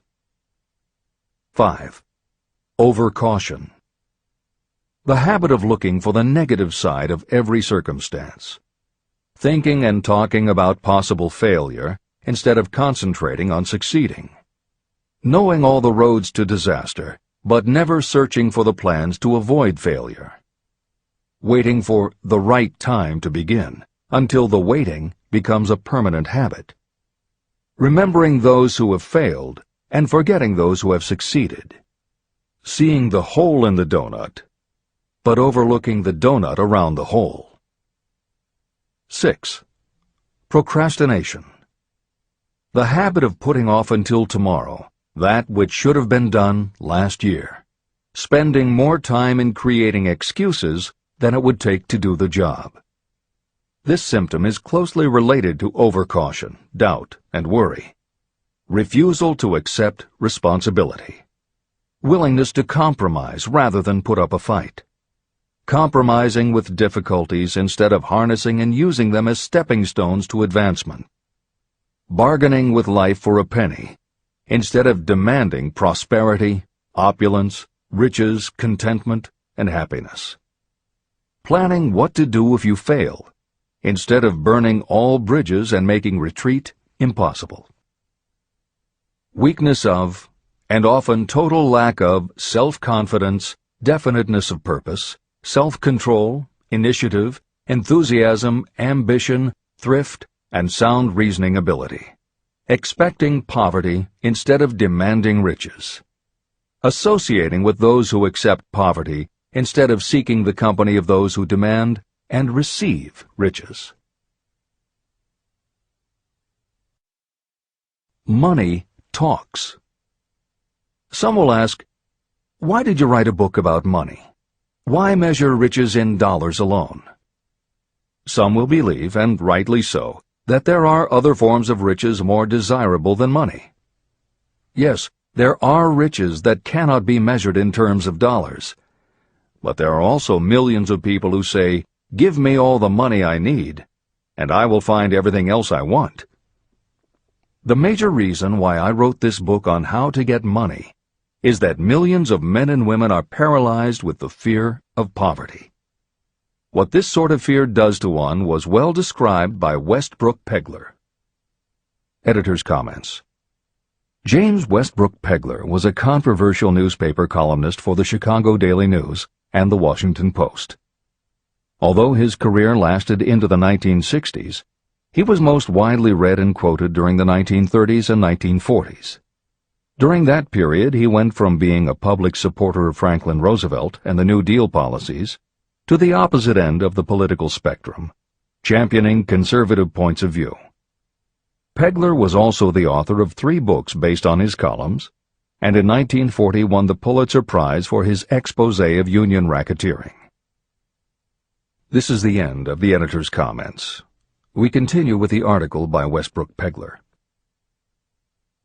Money is only clamshells or metal discs or scraps of paper, and there are treasures of the heart and soul which money cannot buy. But most people, being broke, are unable to keep this in mind and sustain their spirits. When a man is down and out and on the street, unable to get any job at all, something happens to his spirit, which can be observed in the droop of his shoulders, the set of his hat, his walk, and his gaze. He cannot escape a feeling of inferiority among people with regular employment, even though he knows they are definitely not his equals in character, intelligence, or ability. These people, even his friends, feel, on the other hand, a sense of superiority and regard him, perhaps unconsciously, as a casualty. He may borrow for a time, but not enough to carry on in his accustomed way, and he cannot continue to borrow very long. But borrowing in itself, when a man is borrowing merely to live, is a depressing experience, and the money lacks the power of earned money to revive his spirits. Of course, none of this applies to bums or habitual ne'er-do-wells, but only to men of normal ambitions and self-respect. Women in the same predicament must be different. We somehow do not think of women at all in considering the down-and-outers. They are scarce in the breadlines, they rarely are seen begging on the streets, and they are not recognizable in crowds by the same plain signs which identify busted men. Of course, I do not mean the shuffling hags of the city streets, who are the opposite number of the confirmed male bums. I mean reasonably young, decent, and intelligent women. There must be many of them, but their despair is not apparent. When a man is down and out, he has time on his hands for brooding.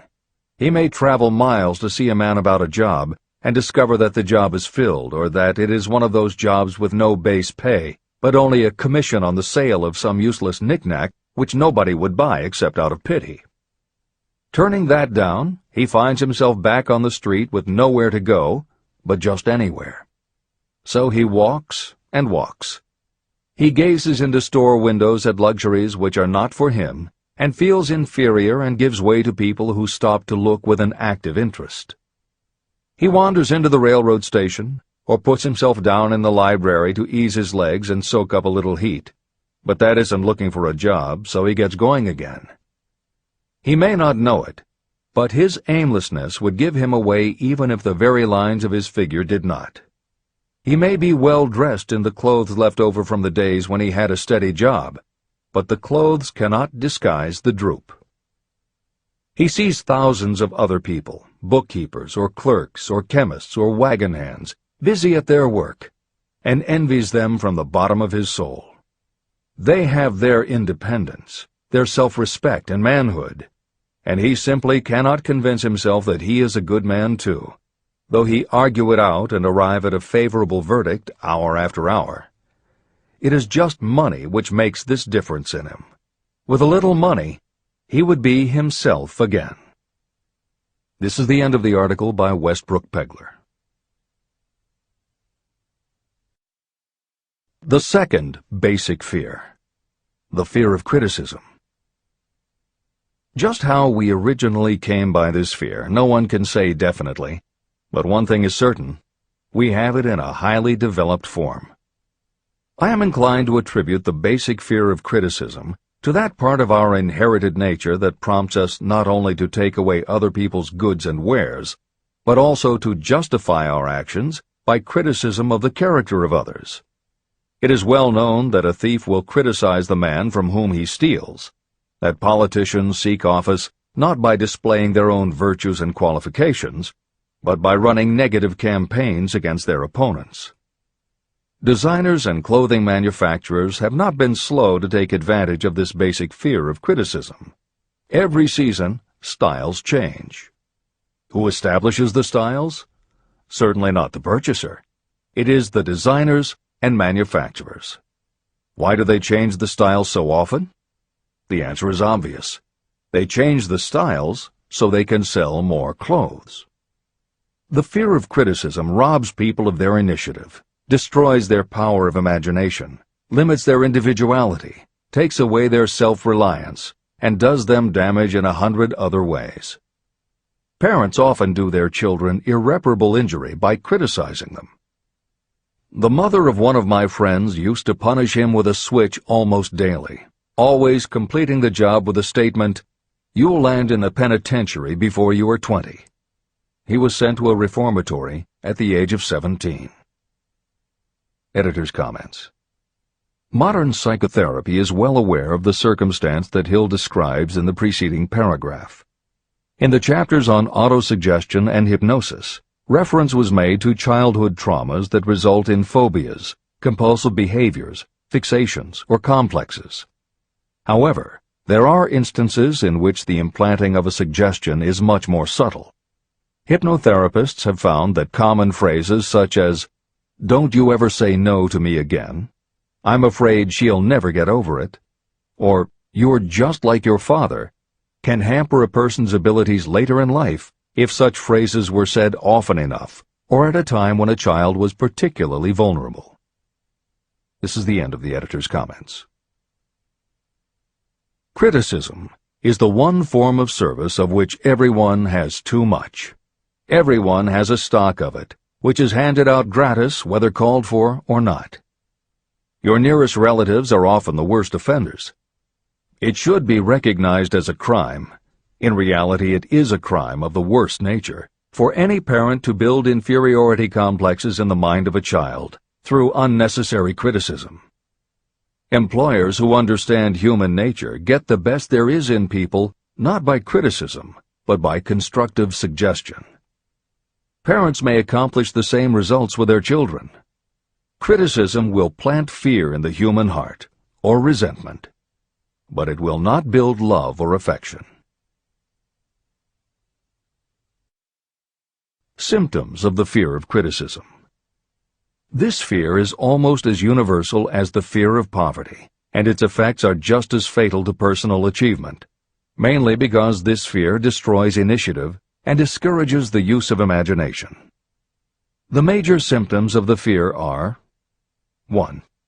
Self-consciousness, generally expressed through nervousness, timidity in conversation and in meeting strangers, awkward movements, and shifting of the eyes.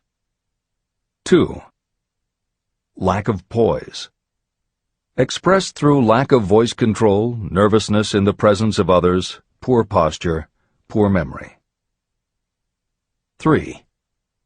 Personality weaknesses, lacking in firmness of decision, personal charm, and ability to express opinions definitely, the habit of sidestepping issues instead of meeting them squarely, agreeing with others without careful examination of their opinions.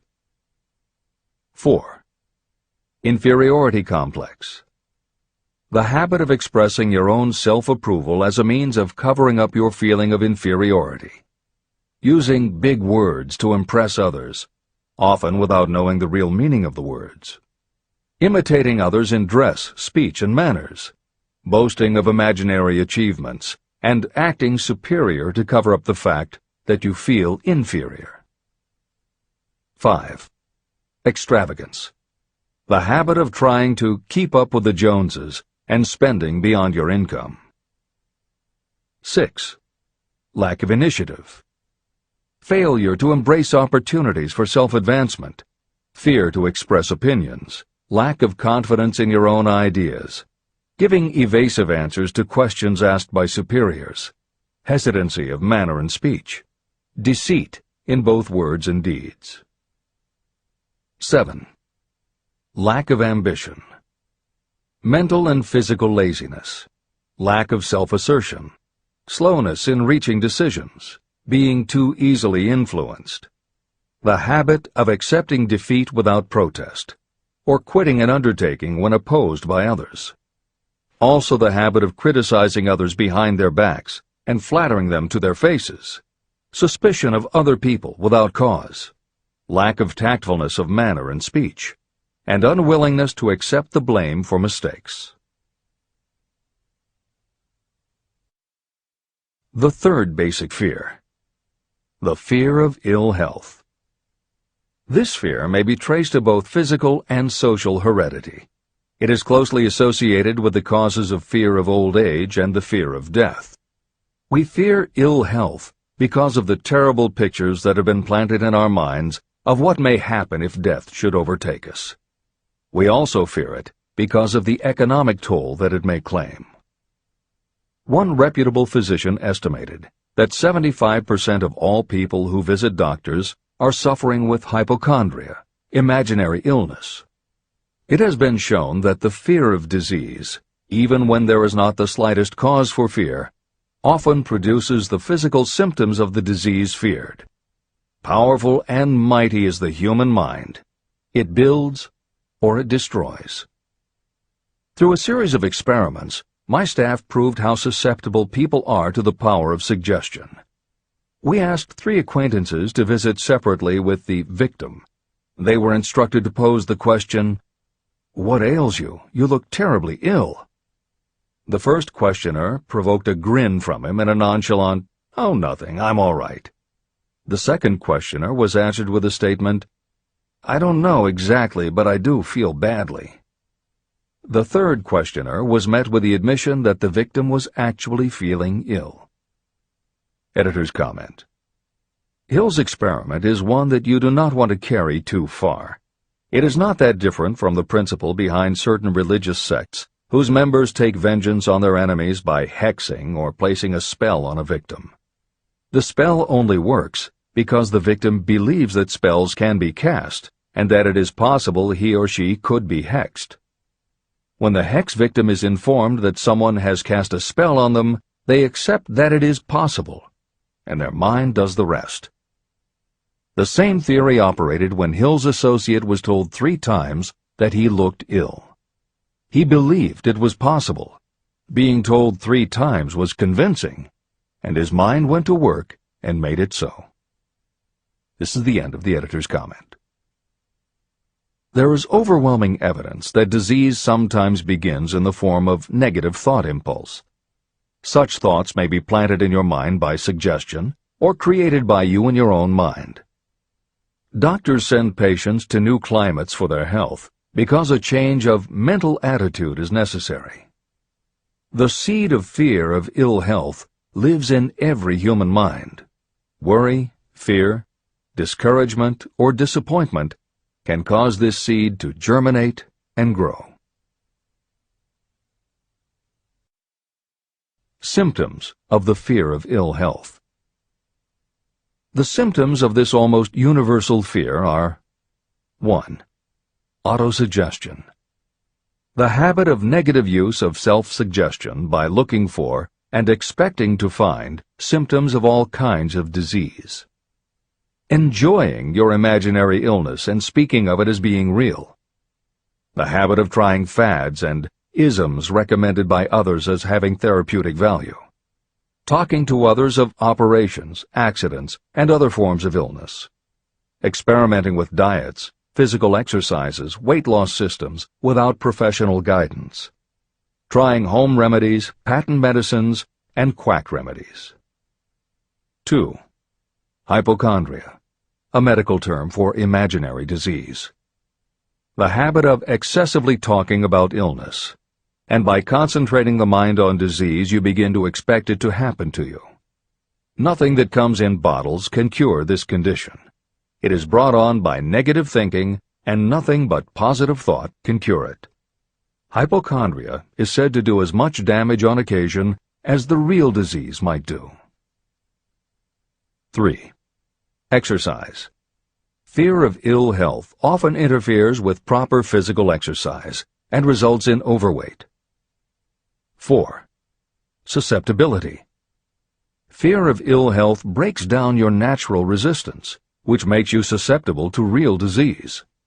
The fear of ill health is often related to the fear of poverty, especially in the case of the hypochondriac, who constantly worries about the possibility of having to pay doctor's bills, hospital bills, etc.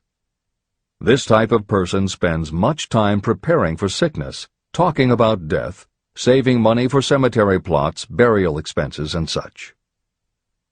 5. Self-coddling. The habit of seeking sympathy. The habit of feigning illness to cover your laziness or to serve as an alibi for lack of ambition. People often resort to this trick to avoid work. 6. Intemperance. The habit of using alcohol or drugs to destroy pain instead of eliminating the cause. 7. The habit of reading about illness and worrying over the possibility of being stricken by it. The fourth basic fear. The fear of loss of love. Jealousy and other similar forms of neurosis grow out of our fear of the loss of love of someone. This fear is the most painful of all the 6 basic fears.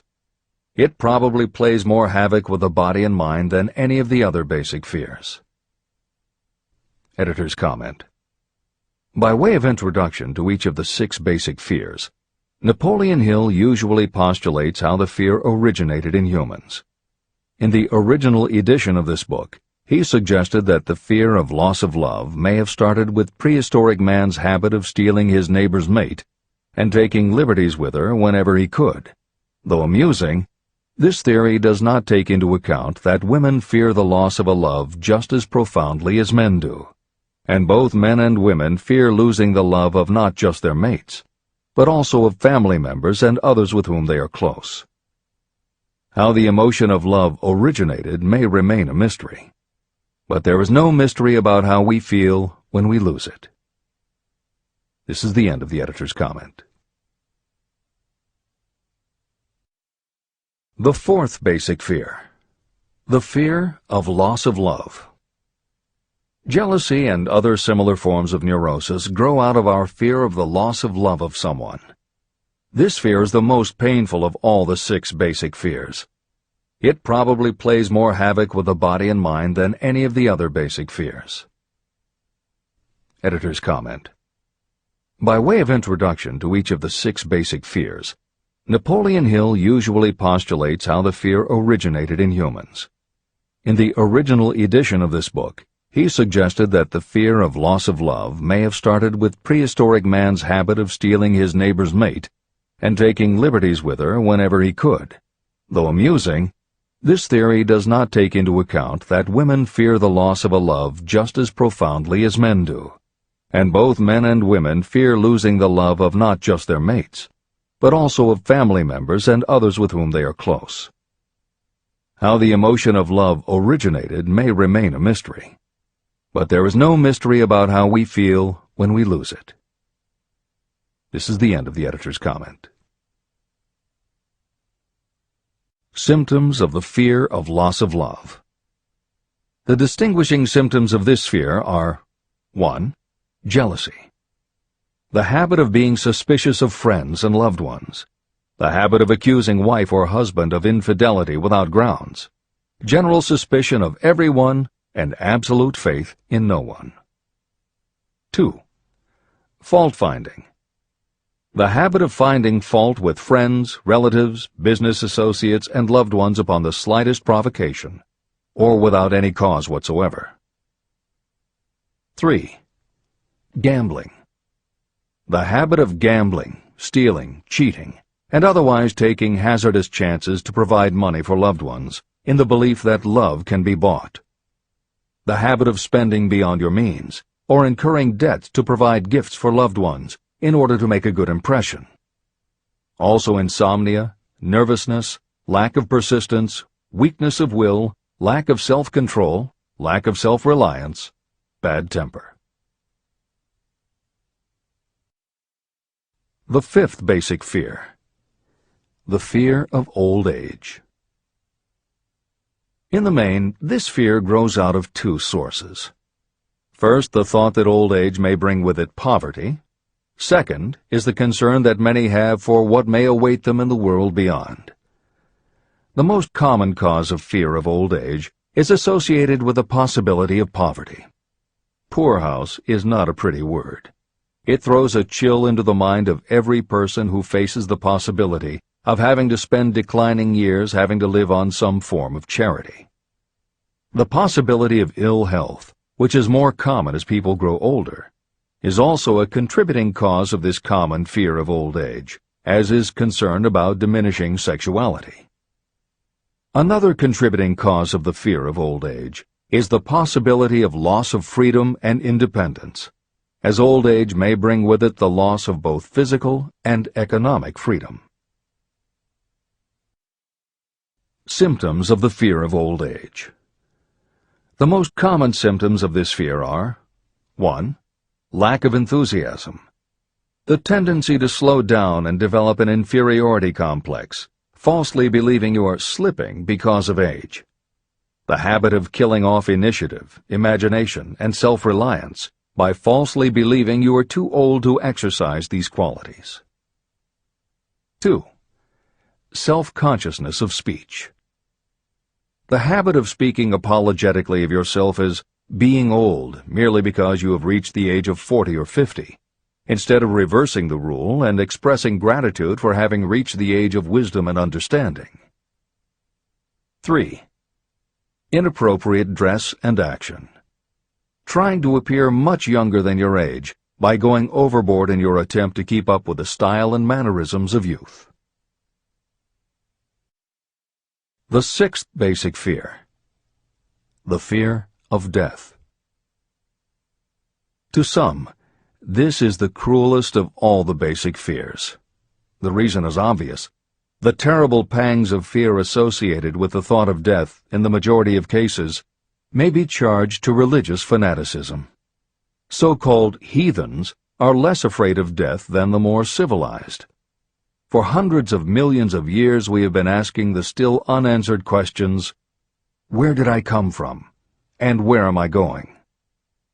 During the darker ages of the past, the more cunning and crafty were not slow to offer the answer to these questions for a price. Come into my tent, embrace my faith, accept my dogmas, and I will give you a ticket that will admit you straight into heaven when you die, says the religious leader. Remain out of my tent, says the same leader, and the devil will take you and burn you throughout eternity. The thought of eternal punishment destroys interest in life and makes happiness impossible. While the religious leader may not actually be able to provide safe conduct into heaven or send you to hell, the possibility of the latter seems terrible. The very thought of it takes hold of the imagination in such a realistic way that it paralyzes reason and sets up the fear of death. The fear of death is not as common now as it was during the age when there were no great colleges and universities. People of science have turned the spotlight of truth upon the world, and this truth is rapidly freeing men and women from this terrible fear of death. The young men and women who attend the colleges and universities are not easily impressed by fire and brimstone. Through knowledge, the fears of the dark ages that grip the mind have been dispelled. The entire world is made up of only four things: time, space, energy, and matter. In elementary physics, we learn that neither matter nor energy can be created or destroyed. Both matter and energy can be transformed, but neither can be destroyed. Life is energy, if it is anything. If neither energy nor matter can be destroyed, of course life itself cannot be destroyed. Life, like other forms of energy, may be passed through various processes of transition or change, but it cannot be destroyed. Death is mere transition. And if death is not mere change or transition, then nothing comes after death except a long, eternal, peaceful sleep. And sleep is nothing to be feared. If you can accept the logic of this, you may forever wipe out your fear of death. Symptoms of the fear of death. The general symptoms of this fear are: 1. The habit of thinking about dying instead of making the most of life. This is generally due to lack of purpose or lack of a suitable occupation. This fear is more prevalent among the aged, but sometimes the more youthful are victims of it. The greatest of all remedies for the fear of death is a burning desire for achievement, backed by useful service to others. A busy person seldom has time to think about dying. A busy person finds life too thrilling to worry about death. 2. Sometimes the fear of death is closely associated with the fear of poverty, where death would leave loved ones poverty-stricken. 3. In other cases, the fear of death is caused by illness and the breakdown of physical body resistance. 4. The most common causes of the fear of death are ill health, poverty, lack of appropriate occupation, disappointment over love, insanity, and religious fanaticism. The disaster of worry and destructive thinking. Worry is a state of mind based upon fear. It works slowly but persistently. It is insidious and subtle. Step by step, it digs itself in until it paralyzes the reasoning faculty and destroys self-confidence and initiative. Worry is a form of sustained fear caused by indecision. Therefore, it is a state of mind that can be controlled. An unsettled mind is helpless. Indecision makes an unsettled mind. Most individuals lack the willpower to reach decisions promptly and to stand by them after they have been made. We do not worry over conditions once we have reached a decision to follow a definite line of action. I once interviewed a man who was sentenced to be electrocuted 2 hours later. The condemned man was the calmest of the 8 men who were in the death cell with him. His calmness prompted me to ask him how it felt to know that he was going into eternity in a short while.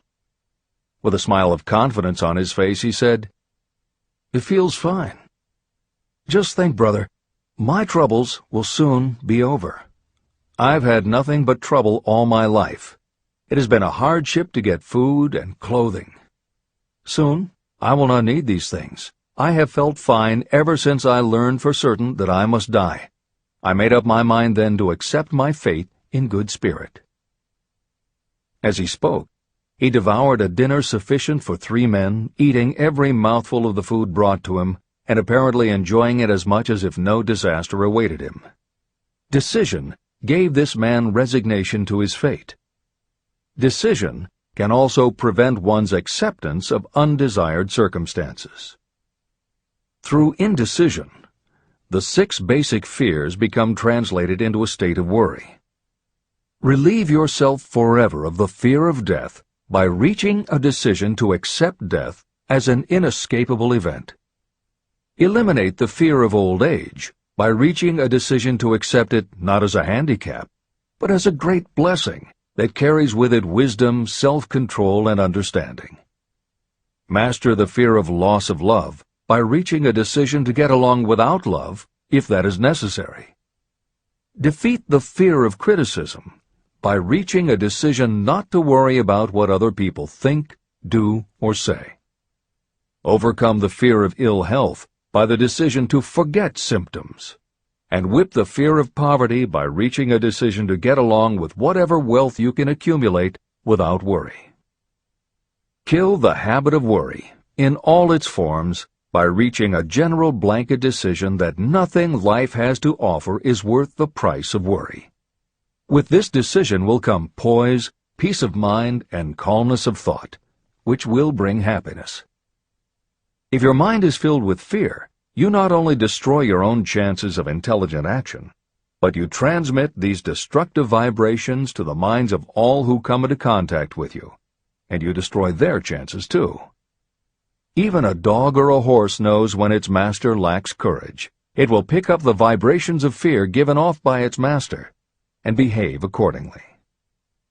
The vibrations of fear pass from one mind to another just as quickly and as surely as the sound of the human voice passes from the broadcasting station to a radio receiver. The person who constantly speaks of negative or destructive thoughts is practically certain to experience the results of those words in the form of destructive feedback.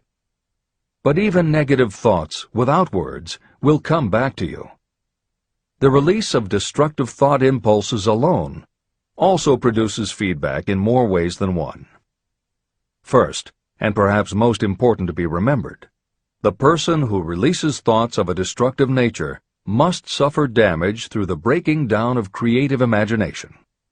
Secondly, the presence in the mind of any destructive emotion develops a negative personality, which repels people and often converts them into antagonists. The third source of damage is that negative thoughts not only affect others, but they also embed themselves in the subconscious mind of the person releasing them and there become a part of that person's character. Your business in life is to achieve success. To be successful, you must find peace of mind, acquire the material needs of life, and above all, attain happiness. All of these indications of success begin in the form of thought impulses. You control your own mind. You have the power to feed it whatever thought impulses you choose. With this goes the responsibility of using your mind constructively. You are the master of your own earthly destiny, just as surely as you have the power to control your own thoughts. You may influence, direct, and eventually control your own environment, making your life what you want it to be. Or you may neglect to make your life what you want, and you will be adrift on the seas of circumstance, where you will be tossed like a wood chip on the waves of the ocean. The Devil's Workshop. In addition to the 6 basic fears, there is another evil by which people suffer. It constitutes a rich soil in which the seeds of failure grow abundantly. It is so subtle that its presence often is not detected. It is more deeply rooted and more often fatal than all of the 6 fears. For want of a better name, let us call this evil susceptibility to negative influences. Those who accumulate great riches always protect themselves against negative influences. The poverty-stricken never do. Those who succeed in any calling must prepare their minds to resist such influences. If you are reading this book to learn how to grow rich, you should examine yourself very carefully to determine whether you are susceptible to negative influences. If you neglect this self-analysis, you will give up your right to attain the object of your desires. Make your analysis searching. As you read the following questions, be tough on yourself. Go at the task as carefully as you would if you were searching for any other enemy you knew was waiting to ambush you. You must deal with your own faults as you would with a real and serious enemy. You can easily protect yourself against real enemies because there are laws, police, and courts to deal with them. But this 7th basic evil is more difficult to master because it strikes when you are not aware of its presence, when you are asleep and while you are awake. Moreover, its weapon is intangible because it consists of merely a state of mind. Negative influences are also dangerous because they come in so many different forms. Sometimes they enter the mind through the well-meant words of your friends and relatives. At other times they come from within, through your own mental attitude. Always it is as deadly as poison, even though it may not kill as quickly. How to protect yourself against negative influences. To protect yourself against negative influences, whether of your own making or the result of negative people around you, recognize that your willpower is your defense. You must put it into constant use until it builds a wall of immunity against negative influences in your own mind. Recognize that you and every other human being are, by nature, lazy, indifferent, and susceptible to all suggestions that reinforce your weaknesses. Recognize that you are, by nature, susceptible to all of the 6 basic fears. and you must set up habits to counteract all these fears. Recognize that negative influences often work on you through your subconscious mind and are therefore difficult to detect. Keep your mind closed against all people who depress or discourage you in any way. Clean out your medicine chest and stop pandering to colds, aches, pains, and imaginary illness. Deliberately seek the company of people who influence you to think and act for yourself. Do not expect troubles, as they have a tendency not to disappoint. Without doubt, the most common weakness of all human beings is the habit of leaving their minds open to the negative influences of other people. This weakness is all the more damaging because most people do not even know they do it. The following list of questions is designed to help you see yourself as you really are. You should read through the list now. Then set aside a day when you can give adequate time to go through the list again and thoroughly answer each question. When you do this, I advise that you read the questions and state your answers aloud so you can hear your own voice. This will make it easier for you to be truthful with yourself. Self-analysis questions. Do you complain often of feeling bad, and if so, what is the cause? Do you find fault with other people at the slightest provocation? Do you frequently make mistakes in your work, and if so, why? Are you sarcastic and offensive in your conversation? Do you deliberately avoid the association of anyone, and if so, why? Do you suffer frequently with indigestion? If so, what is the cause? Does life seem futile and the future hopeless to you? Do you like your occupation? If not, why? Do you often feel self-pity? And if so, why? Are you envious of those who excel you? To which do you devote most time, thinking of success or of failure? Are you gaining or losing self-confidence as you grow older? Do you learn something of value from all mistakes? Are you permitting some relative or acquaintance to worry you? If so, why? Are you sometimes excited about life, and at other times in the depths of despondency? Who has the most inspiring influence upon you, and for what reason? Do you tolerate negative or discouraging influences that you could avoid? Are you careless of your personal appearance? If so, when and why? Have you learned how to ignore your troubles by being too busy to be annoyed by them?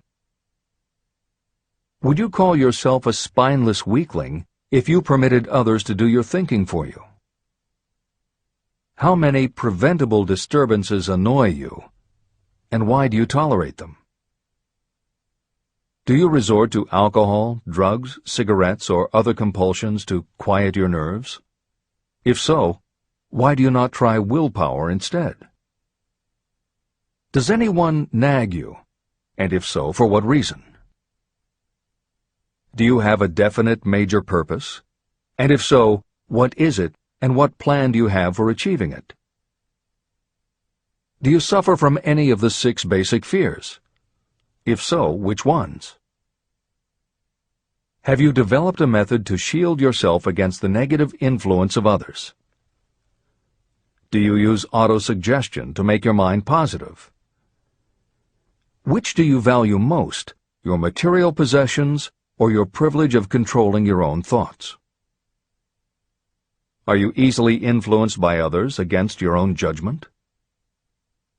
Has today added anything of value to your stock of knowledge or state of mind? Do you face squarely the circumstances that make you unhappy, or do you sidestep the responsibility? Do you analyze all mistakes and failures and try to profit by them, or do you take the attitude that this is not your duty? Can you name 3 of your most damaging weaknesses? What are you doing to correct them? Do you encourage other people to bring their worries to you for sympathy? Do you choose from your daily experiences lessons or influences that aid in your personal advancement? Does your presence have a negative influence on other people as a rule? What habits of other people annoy you most? Do you form your own opinions, or do you permit yourself to be influenced by other people? Have you learned how to create a mental state of mind with which you can shield yourself against all discouraging influences? Does your occupation inspire you with faith and hope?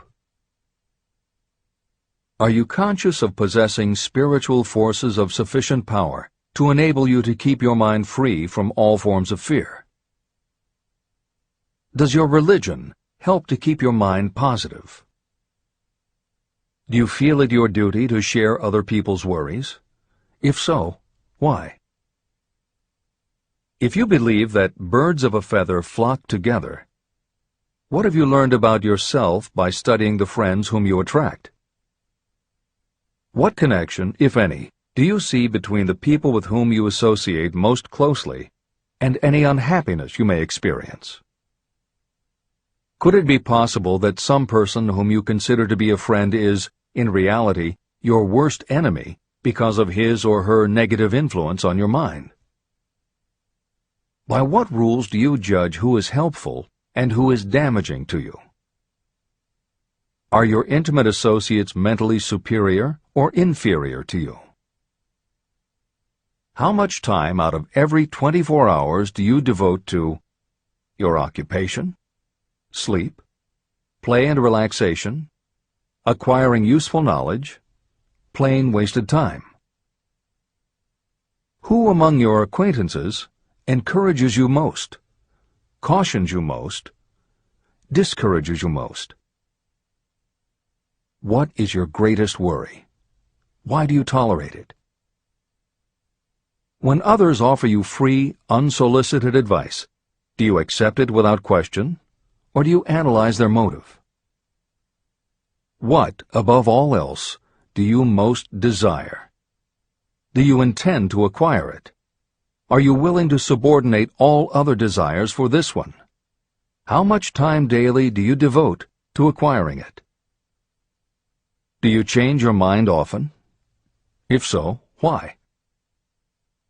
Do you usually finish everything you begin? Are you easily impressed by other people's business or professional titles, college degrees, or wealth? Are you easily influenced by what other people think or say about you? Do you cater to people because of their social or financial status? Whom do you believe to be the greatest person living? In what respect is this person superior to yourself? How much time have you devoted to studying and answering these questions?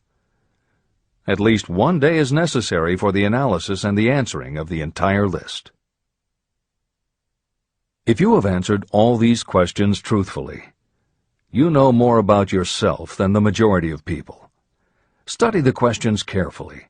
Come back to them once each week for several months, and be astounded at the amount of additional knowledge of great value to yourself you will have gained by the simple method of answering the questions truthfully. If you are not certain about the answers to some of the questions, seek the counsel of those who know you well, especially those who have no motive in flattering you, and see yourself through their eyes. The experience will be astonishing. The one thing over which you have absolute control.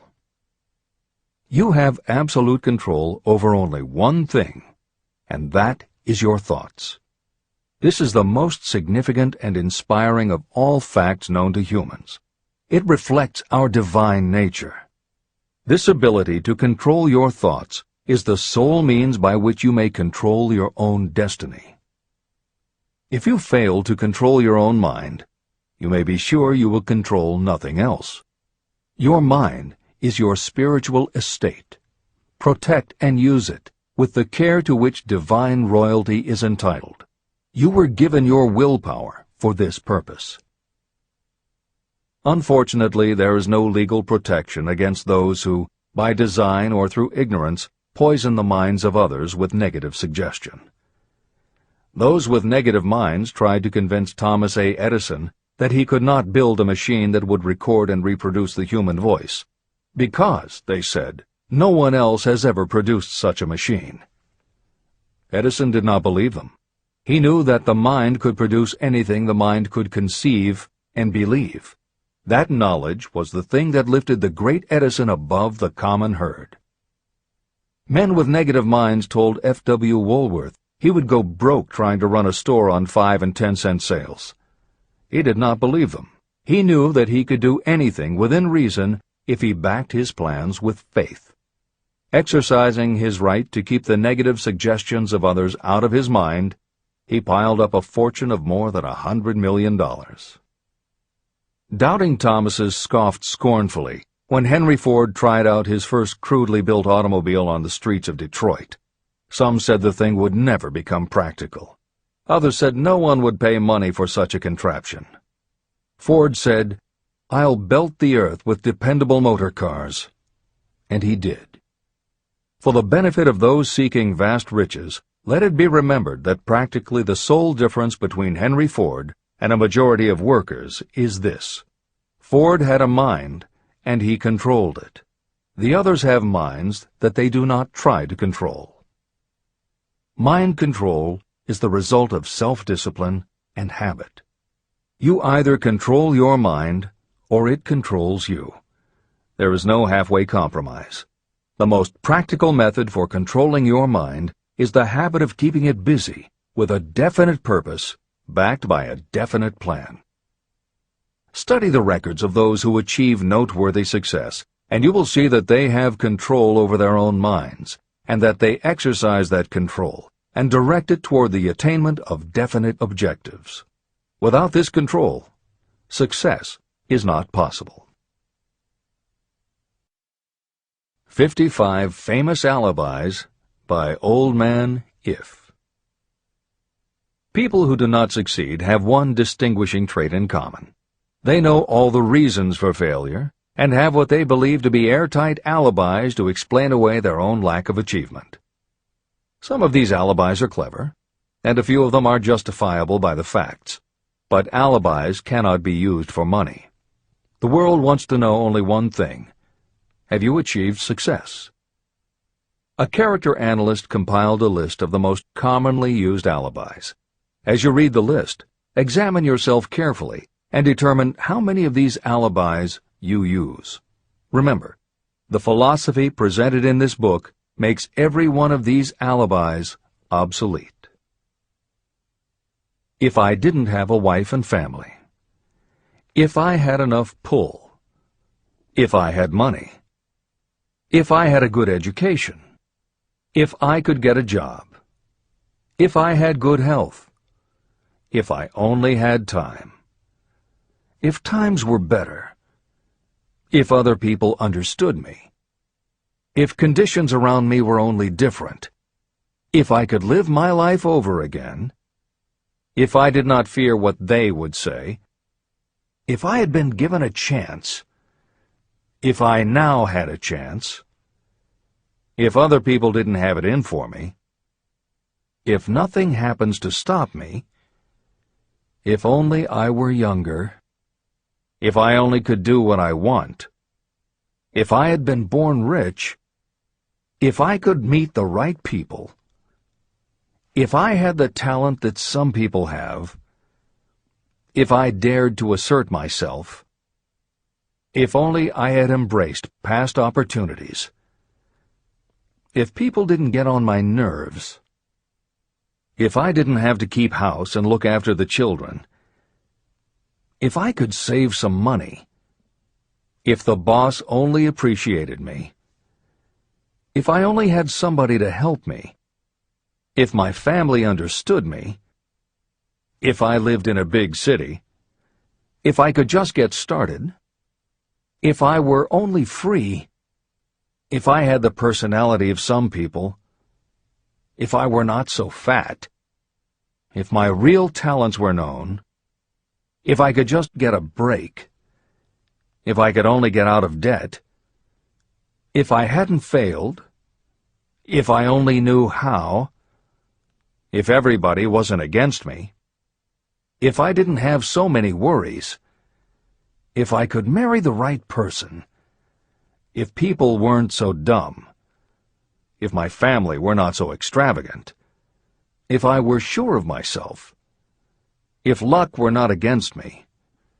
If I had not been born under the wrong star. If it were not true that what is to be will be. If I did not have to work so hard. If I hadn't lost my money. If I lived in a different neighborhood. If I didn't have a past. If I only had a business of my own. If other people would only listen to me. If, and this is the greatest of them all, if I had the courage to see myself as I really am, I would find out what is wrong with me and correct it. And I know that something must be wrong with the way I have done things, or I would already have the success that I desire. I recognize that something must be wrong with me, otherwise I would have spent more time analyzing my weaknesses and less time building alibis to cover them. Building alibis to explain away failure is a national pastime. The habit is as old as the human race and is fatal to success. Why do people cling to their pet alibis? The answer is obvious. They defend their alibis because they create them. Your alibi is the child of your own imagination. It is human nature to defend your own brainchild. Building alibis is a deeply rooted habit. Habits are difficult to break, especially when they provide justification for something we do. Plato had this truth in mind when he said, "The first and best victory is to conquer self. To be conquered by self is, of all things, the most shameful and vile." Another philosopher had the same thought in mind when he said, "It was a great surprise to me when I discovered that most of the ugliness I saw in others was but a reflection of my own nature." Elbert Hubbard, philosopher, author, publisher of the Fra magazine, and founder of the Roycrofters community of artists, said, "It has always been a mystery to me why people spend so much time deliberately fooling themselves by creating alibis to cover their weaknesses. If used differently, this same time would be sufficient to cure the weakness. Then no alibis would be needed." In parting, I would remind you that life is a checkerboard, and the player opposite you is time. If you hesitate before moving, or neglect to move promptly, your men will be wiped off the board by time. You are playing against a partner who will not tolerate indecision. Previously, you may have had a logical excuse for not having forced life to come through with whatever you asked. That alibi is now obsolete, because you are in possession of the master key that unlocks the door to life's riches. The master key is intangible, but it is powerful. It is the privilege of creating, in your own mind, a burning desire for a definite form of riches.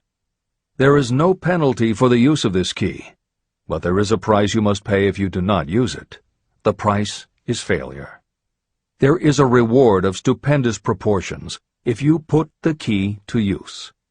It is the satisfaction that will come to you when you conquer self and force life to pay whatever is asked. The reward is worthy of your effort. Will you make the start and be convinced? "If we are related," said the immortal Emerson, "we shall meet." In closing, may I borrow his thought and say, if we are related, we have, through these pages, met. Remember that your real wealth can be measured not by what you have, but by what you are.